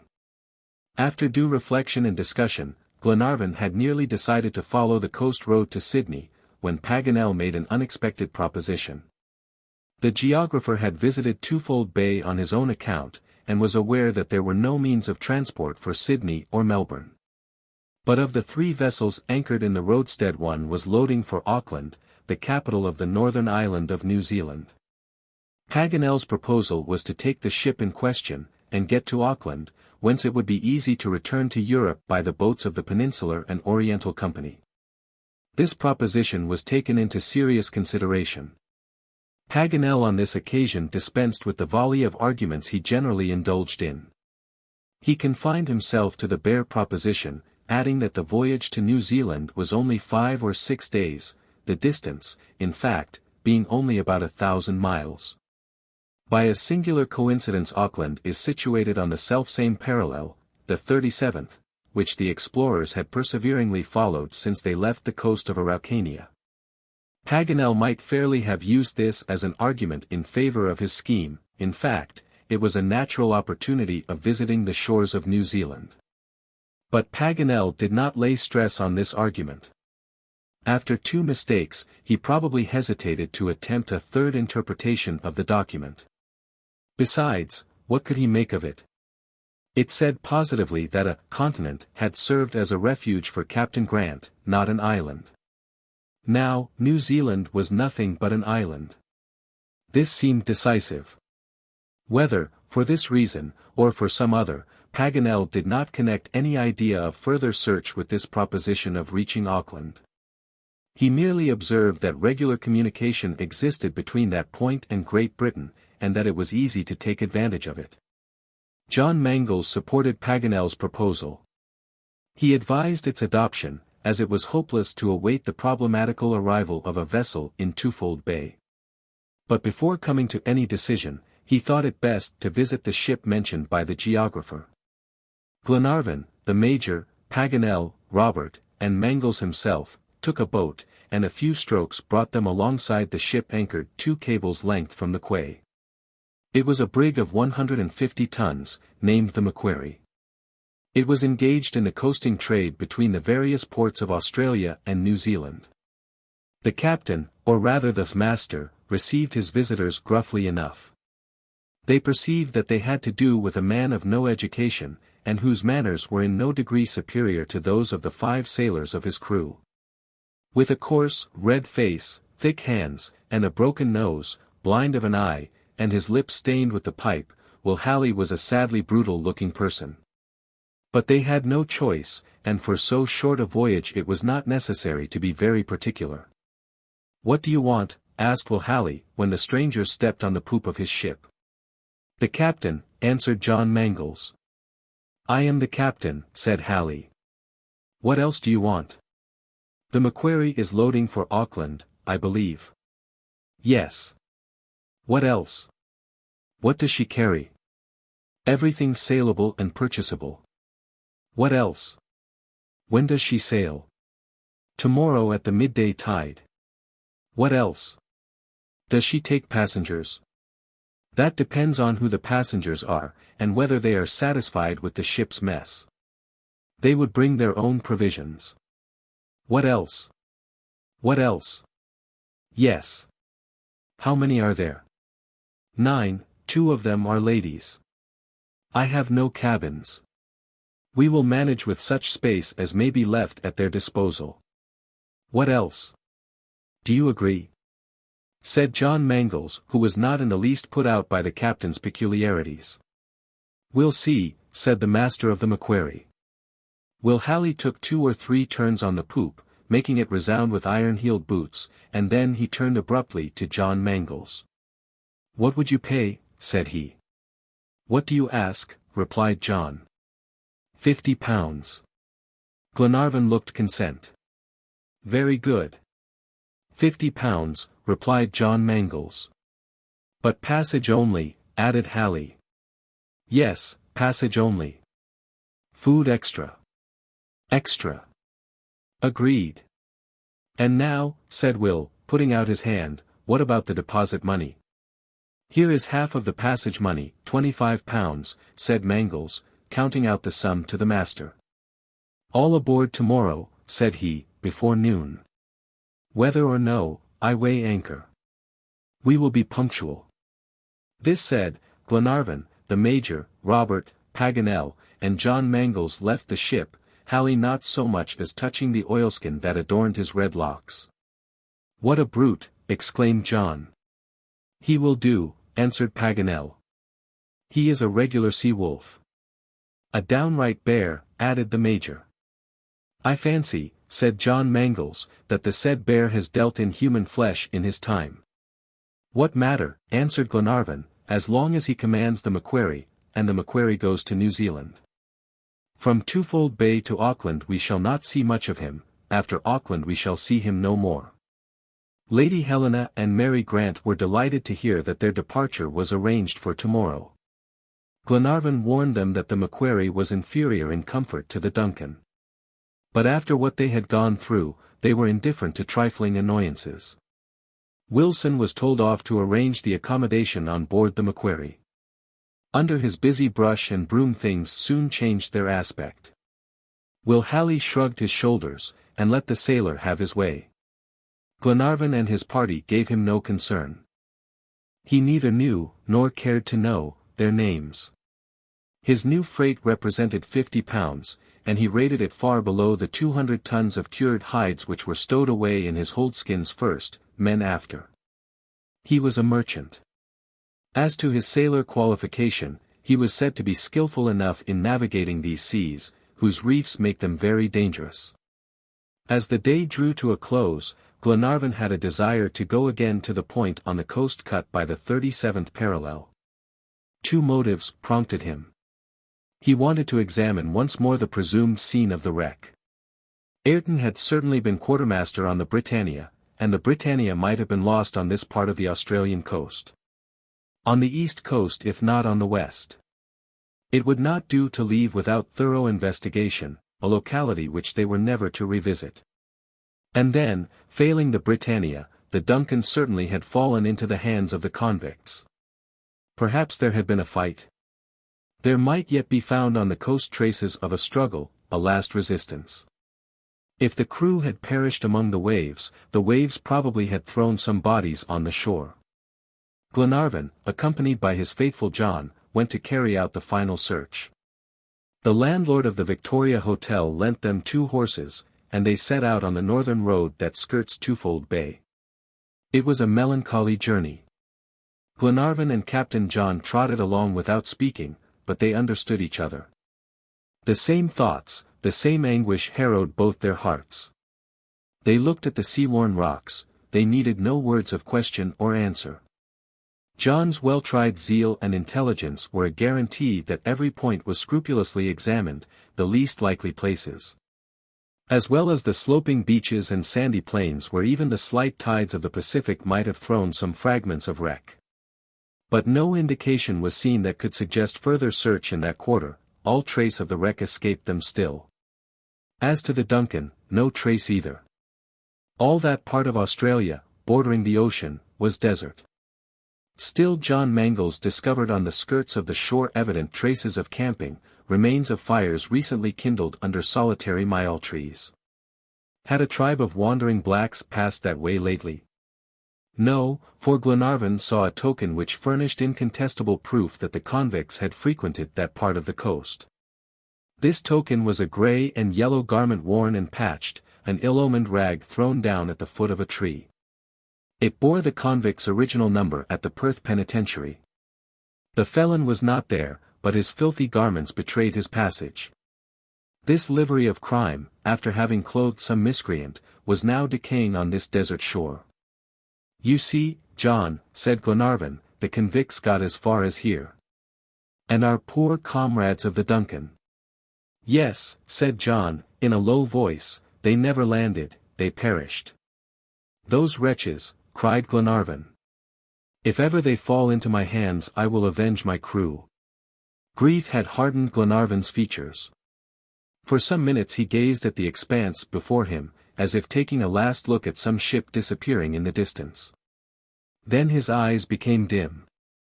He recovered himself in a moment, and without a word or look, set off at a gallop toward Eden. The wanderers passed their last evening sadly enough. Their thoughts recalled all the misfortunes they had encountered in this country. They remembered how full of well-warranted hope they had been at Cape Bernouilli, and how cruelly disappointed at Twofold Bay. Paganel was full of feverish agitation. John Mangles, who had watched him since the affair at Snowy River, felt that the geographer was hesitating whether to speak or not to speak. 1,000 times he had pressed him with questions, and failed in obtaining an answer. But that evening, John, in lighting him to his room, asked him why he was so nervous. "Friend John," said Paganel, evasively, "I am not more nervous tonight than I always am." "Mr. Paganel," answered John, "you have a secret that chokes you." "Well," cried the geographer, gesticulating, "what can I do? It is stronger than I." "What is stronger?" "My joy on the one hand, my despair on the other." "You rejoice and despair at the same time." "Yes, at the idea of visiting New Zealand." "Why?" "Have you any trace?" asked John, eagerly. "Have you recovered the lost tracks?" "No, friend John. No one returns from New Zealand, but still, you know human nature. All we want to nourish hope is breath. My device is Spiro Spiro, and it is the best motto in the world. Chapter 2 Navigators and Their Discoveries. Next day, the 27th of January, the passengers of the Macquarie were installed on board the brig. Will Halley had not offered his cabin to his lady passengers. This omission was the less to be deplored, for the den was worthy of the bear. At 12:30 the anchor was weighed, having been loosed from its holding ground with some difficulty. A moderate breeze was blowing from the southwest. The sails were gradually unfurled, the 5 hands made slow work. Wilson offered to assist the crew, but Halley begged him to be quiet and not to interfere with what did not concern him. He was accustomed to manage his own affairs, and required neither assistance nor advice. This was aimed at John Mangles, who had smiled at the clumsiness of some maneuver. John took the hint, but mentally resolved that he would nevertheless hold himself in readiness in case the incapacity of the crew should endanger the safety of the vessel. However, in time, the sails were adjusted by the 5 sailors, aided by the stimulus of the captain's oaths. The Macquarie stood out to sea on the larboard tack, under all her lower sails, topsails, topgallants, cross-jack, and jib. By and by, the other sails were hoisted. But in spite of this additional canvas the brig made very little way. Her rounded bow, the width of her hold, and her heavy stern, made her a bad sailor, the perfect type of a wooden shoe. They had to make the best of it. Happily, 5 days, or, at most, 6, would take them to Auckland, no matter how bad a sailor the Macquarie was. At 7 o'clock in the evening the Australian coast and the lighthouse of the Port of Eden had faded out of sight. The ship laboured on the lumpy sea, and rolled heavily in the trough of the waves. The passengers below suffered a good deal from this motion. But it was impossible to stay on deck, as it rained violently. Thus they were condemned to close imprisonment. Each one of them was lost in his own reflections. Words were few. Now and then Lady Helena and Miss Grant exchanged a few syllables. Glenarvan was restless, he went in and out, while the Major was impassive. John Mangles, followed by Robert, went on the poop from time to time, to look at the weather. Paganel sat in his corner, muttering vague and incoherent words. What was the worthy geographer thinking of? Of New Zealand, the country to which destiny was leading him. He went mentally over all his history. He called to mind the scenes of the past in that ill-omened country. But in all that history was there a fact, was there a solitary incident that could justify the discoverers of these islands in considering them as a continent? Could a modern geographer or a sailor concede to them such a designation? Paganel was always revolving the meaning of the document. He was possessed with the idea, it became his ruling thought. After Patagonia, after Australia, his imagination, allured by a name, flew to New Zealand. But in that direction, one point, and only one, stood in his way. Continent, he repeated, that must mean continent. And then he resumed his mental retrospect of the navigators who made known to us these 2 great islands of the Southern Sea. It was on the 13th of December, 1642, that the Dutch navigator Tasman, after discovering Van Diemen's Land, sighted the unknown shores of New Zealand. He coasted along for several days, and on the 17th of December his ships penetrated into a large bay, which, terminating in a narrow strait, separated the 2 islands. The northern island was called by the natives Economani, a word which signifies the fish of Mani. The southern island was called Tavaipaunamau, the whale that yields the green stones. Abel Tasman sent his boats on shore, and they returned accompanied by 2 canoes and a noisy company of natives. These savages were middle height, of brown or yellow complexion, angular bones, harsh voices, and black hair, which was dressed in the Japanese manner, and surmounted by a tall white feather. This first interview between Europeans and Aborigines seemed to promise amicable and lasting intercourse. But the next day, when one of Tasman's boats was looking for an anchorage nearer to the land, 7 canoes, manned by a great number of natives, attacked them fiercely. The boat capsized and filled. The quartermaster in command was instantly struck with a badly sharpened spear, and fell into the sea. Of his 6 companions 4 were killed, the other 2 and the quartermaster were able to swim to the ships, and were picked up and recovered. After this sad occurrence Tasman set sail, confining his revenge to giving the natives a few musket shots, which probably did not reach them. He left this bay, which still bears the name of Massacre Bay, followed the western coast, and on the 5th of January, anchored near the northernmost point. Here the violence of the surf, as well as the unfriendly attitude of the natives, prevented his obtaining water, and he finally quitted these shores, giving them the name Statenland or the Land of the States, in honor of the States General. The Dutch navigator concluded that these islands were adjacent to the islands of the same name on the east of Terra del Fuego, at the southern point of the American continent. He thought he had found the great southern continent.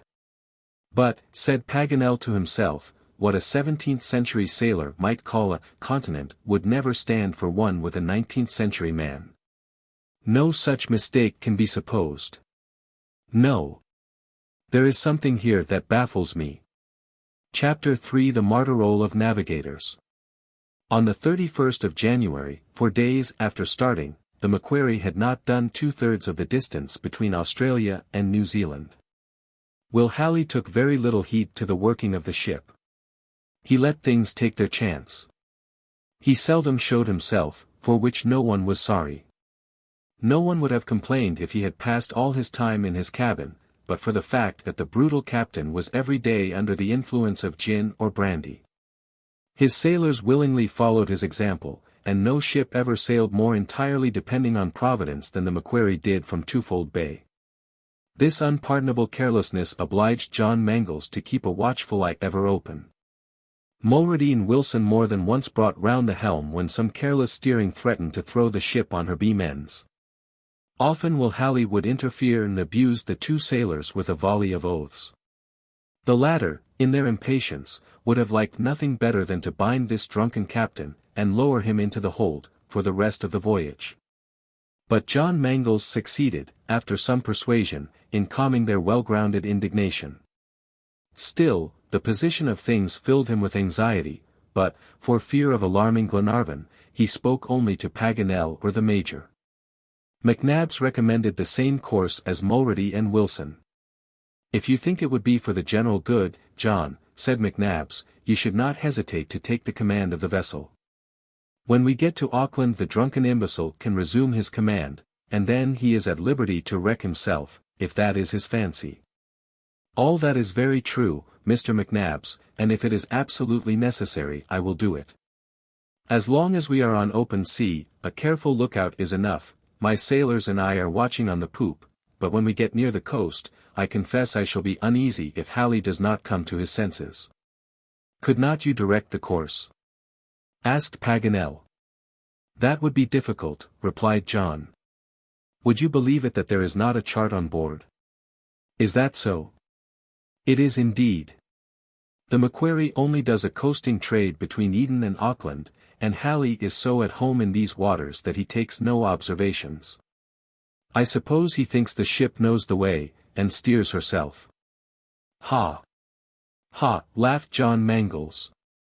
I do not believe in ships that steer themselves, and if Halley is drunk when we get among soundings, he will get us all into trouble. Let us hope, said Paganel, that the neighborhood of land will bring him to his senses. Well, then, said McNabbs, if needs were, you could not sail the Macquarie into Auckland? Without a chart of the coast, certainly not. The coast is very dangerous. It is a series of shallow fjords as irregular and capricious as the fjords of Norway. There are many reefs, and it requires great experience to avoid them. The strongest ship would be lost if her keel struck one of those rocks that are submerged but a few feet below the water. In that case those on board would have to take refuge on the coast. If there was time. A terrible extremity, said Paganel, for they are not hospitable shores, and the dangers of the land are not less appalling than the dangers of the sea. You refer to the Maoris, Monsieur Paganel? Asked John Mangles. Yes, my friend. They have a bad name in these waters. It is not a matter of timid or brutish Australians, but of an intelligent and sanguinary race, cannibals greedy of human flesh, man-eaters to whom we should look in vain for pity. Well, then, exclaimed the Major, if Captain Grant had been wrecked on the coast of New Zealand, you would dissuade us from looking for him. Oh, you might search on the coasts, replied the geographer, because you might find traces of the Britannia, but not in the interior, for it would be perfectly useless.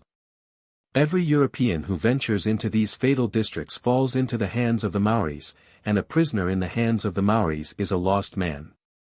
I have urged my friends to cross the Pampas, to toil over the plains of Australia, but I will never lure them into the mazes of the New Zealand forest. May heaven be our guide, and keep us from ever being thrown within the power of those fierce natives. Chapter 4 The Wreck of the Macquarie. Still this wearisome voyage dragged on. On the 2d of February, 6 days from starting, the Macquarie had not yet made a nearer acquaintance with the shores of Auckland. The wind was fair, nevertheless, and blew steadily from the southwest. But the currents were against the ship's course, and she scarcely made any way. The heavy, lumpy sea strained her cordage, her timbers creaked, and she labored painfully in the trough of the sea. Her standing rigging was so out of order that it allowed play to the masts, which were violently shaken at every roll of the sea. Fortunately, Will was not a man in a hurry, and did not use a press of canvas, or his masts would inevitably have come down. John Mangles therefore hoped that the wretched hull would reach port without accident. But it grieved him that his companions should have to suffer so much discomfort from the defective arrangements of the brig. But neither Lady Helena nor Mary Grant uttered a word of complaint, though the continuous rain obliged them to stay below, where the want of air and the violence of the motion were painfully felt. They often braved the weather, and went on the poop till driven down again by the force of a sudden squall. Then they returned to the narrow space, fitter for stowing cargo than accommodating passengers, especially ladies. Their friends did their best to amuse them. Paganel tried to beguile the time with his stories, but it was a hopeless case. Their minds were so distracted at this change of route as to be quite unhinged. Much as they had been interested in his dissertation on the Pampas, or Australia, his lectures on New Zealand fell on cold and indifferent ears. Besides, they were going to this new and ill-reputed country without enthusiasm, without conviction, not even of their own free will, but solely at the bidding of destiny. Of all the passengers on board the Macquarie, the most to be pitied was Lord Glenarvan. He was rarely to be seen below. He could not stay in one place. His nervous organization, highly excited, could not submit to confinement between four narrow bulkheads. All day long, even all night, regardless of the torrents of rain and the dashing waves, he stayed on the poop, sometimes leaning on the rail, sometimes walking to and fro in feverish agitation. His eyes wandered ceaselessly over the blank horizon. He scanned it eagerly during every short interval of clear weather. It seemed as if he sought to question the voiceless waters, he longed to tear away the veil of fog and vapor that obscured his view. He could not be resigned, and his features expressed the bitterness of his grief. He was a man of energy, till now happy and powerful, and deprived in a moment of power and happiness. John Mangles bore him company, and endured with him the inclemency of the weather. On this day Glenarvan looked more anxiously than ever at each point where a break in the mist enabled him to do so. John came up to him and said, "Your lordship is looking out for land." Glenarvan shook his head in dissent. "And yet," said the young captain, "you must be longing to quit this vessel. We ought to have seen the lights of Auckland 36 hours ago." Glenarvan made no reply. He still looked, and for a moment his glass was pointed toward the horizon to windward. "The land is not on that side, my lord," said John Mangles. "Look more to starboard." "Why, John," replied Glenarvan. "I am not looking for the land." "What then, my lord?" "My yacht." "The DUNCAN," said Glenarvan, hotly. "It must be here on these coasts, skimming these very waves, playing the vile part of a pirate." "It is here, John, I am certain of it, on the track of vessels between Australia and New Zealand. And I have a presentiment that we shall fall in with her. God keep us from such a meeting." "Why, John?" "Your lordship forgets our position. What could we do in this ship if the DUNCAN gave chase? We could not even fly." "Fly, John." Yes, my lord, we should try in vain. We should be taken, delivered up to the mercy of those wretches, and Ben Joyce has shown us that he does not stop at a crime. Our lives would be worth little. We would fight to the death, of course, but after that. Think of Lady Glenarvan, think of Mary Grant. Poor girls, murmured Glenarvan. John, my heart is broken, and sometimes despair nearly masters me. I feel as if fresh misfortunes awaited us, and that heaven itself is against us. It terrifies me. You, my lord? Not for myself, John, but for those I love, whom you love, also. Keep up your heart, my lord, said the young captain. We must not look out for troubles. The Macquarie sails badly, but she makes some way nevertheless. Will Halley is a brute, but I am keeping my eyes open, and if the coast looks dangerous, I will put the ship's head to sea again. So that, on that score, there is little or no danger. But as to getting alongside the DUNCAN, God forbid. And if your lordship is bent on looking out for her, let it be in order to give her a wide berth.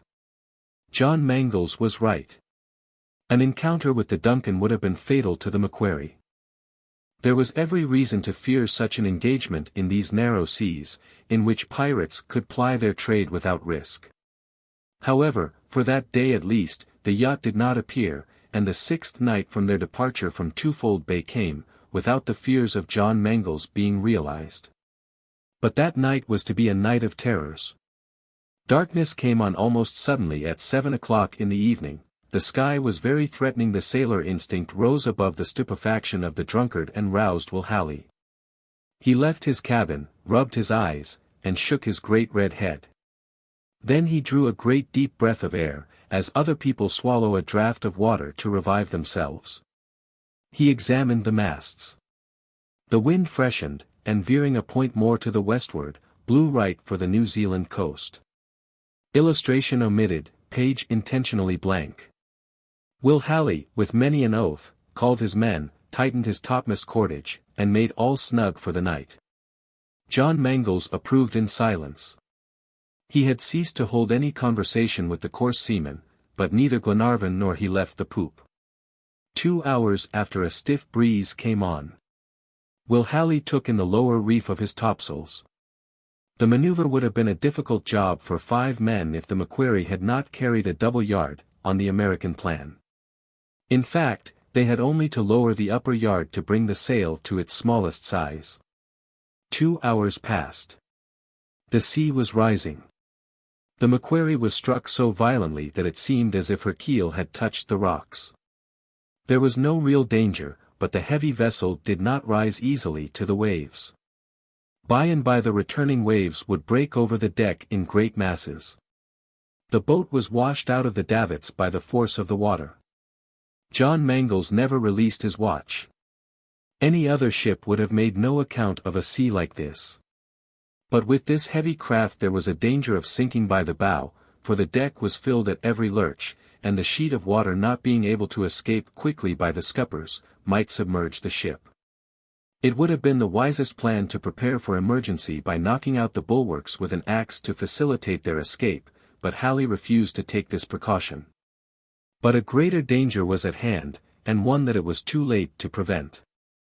About 11:30, John Mangles and Wilson, who stayed on deck throughout the gale, were suddenly struck by an unusual noise. Their nautical instincts awoke. John seized the sailor's hand. "The reef," said he. "Yes," said Wilson. "The waves breaking on the bank. Not more than 2 cables' length off. At farthest? The land is there." John leaned over the side, gazed into the dark water, and called out, "Wilson, the lead." The master, posted forward, seemed to have no idea of his position. Wilson seized the lead line, sprang to the forechains, and through the lead, the rope ran out between his fingers. At the 3rd knot the lead stopped. 3 fathoms, cried Wilson. "Captain," said John, running to Will Halley, "we are on the breakers." Whether or not he saw Halley shrug his shoulders is of very little importance. But he hurried to the helm, put it hard down, while Wilson, leaving the line, hauled at the main topsail brace to bring the ship to the wind. The man who was steering received a smart blow, and could not comprehend the sudden attack. "Let her go. Let her go," said the young captain, working her to get away from the reefs.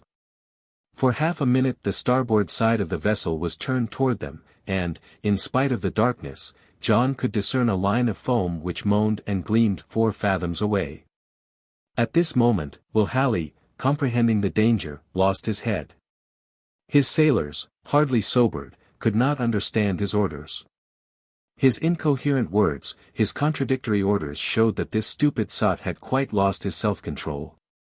He was taken by surprise at the proximity of the land, which was 8 miles off, when he thought it was 30 or 40 miles off.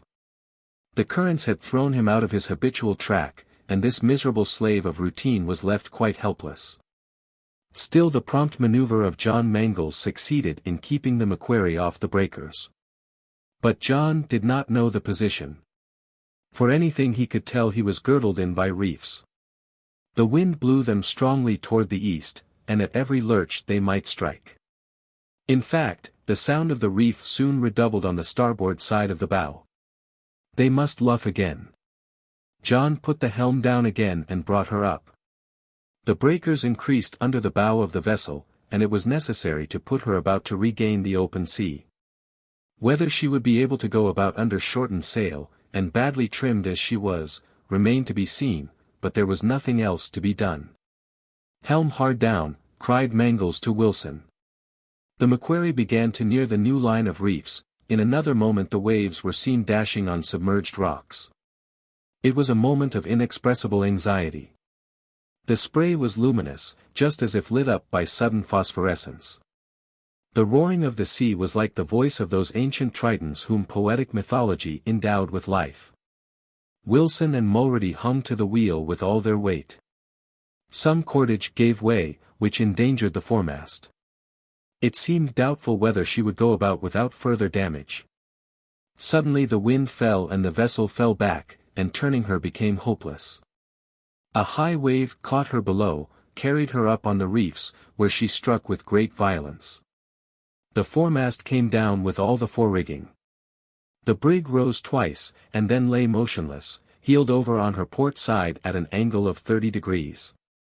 The glass of the skylight had been smashed to powder. The passengers rushed out. But the waves were sweeping the deck from one side to the other, and they dared not stay there. John Mangles, knowing the ship to be safely lodged in the sand, begged them to return to their own quarters. "Tell me the truth, John," said Glenarvan, calmly. "The truth, my lord, is that we are at a standstill. Whether the sea will devour us is another question, but we have time to consider. It is midnight." "Yes, my lord, and we must wait for the day. Can we not lower the boat? In such a sea, and in the dark, it is impossible. And, besides, where could we land? Well, then, John, let us wait for the daylight." Will Halley, however, ran up and down the deck like a maniac. His crew had recovered their senses, and now broached a cask of brandy, and began to drink. John foresaw that if they became drunk, terrible scenes would ensue. The captain could not be relied on to restrain them. The wretched man tore his hair and wrung his hands. His whole thought was his uninsured cargo. "I am ruined. I am lost," he would cry, as he ran from side to side. John Mangles did not waste time on him. He armed his 2 companions, and they all held themselves in readiness to resist the sailors who were filling themselves with brandy, seasoned with fearful blasphemies. "The first of these wretches that comes near the ladies, I will shoot like a dog," said the Major, quietly. The sailors doubtless saw that the passengers were determined to hold their own, for after some attempts at pillage, they disappeared to their own quarters. John Mangles thought no more of these drunken rascals, and waited impatiently for the dawn. The ship was now quite motionless. The sea became gradually calmer. The wind fell. The hull would be safe for some hours yet. At daybreak John examined the landing place.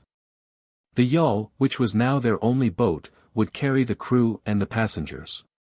It would have to make 3 trips at least, as it could only hold 4. As he was leaning on the skylight, thinking over the situation of affairs, John Mangles could hear the roaring of the surf. He tried to pierce the darkness. He wondered how far it was to the land they longed for no less than dreaded. A reef sometimes extends for miles along the coast.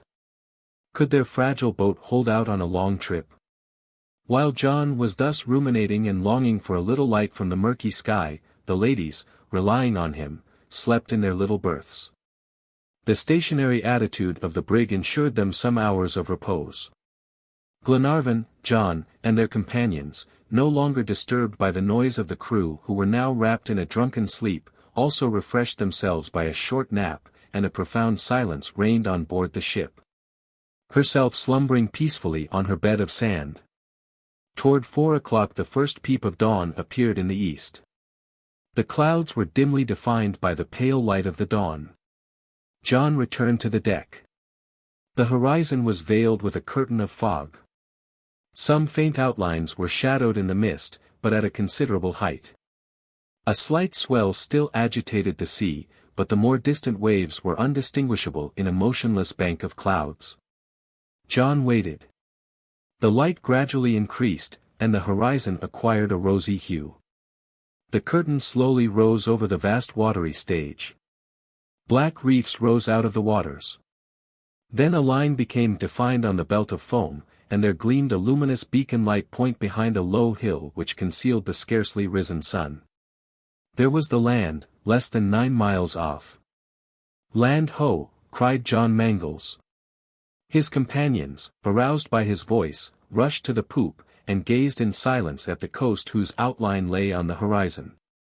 Whether they were received as friends or enemies, that coast must be their refuge. "Where is Halley?" asked Glenarvan. "I do not know, my lord," replied John Mangles.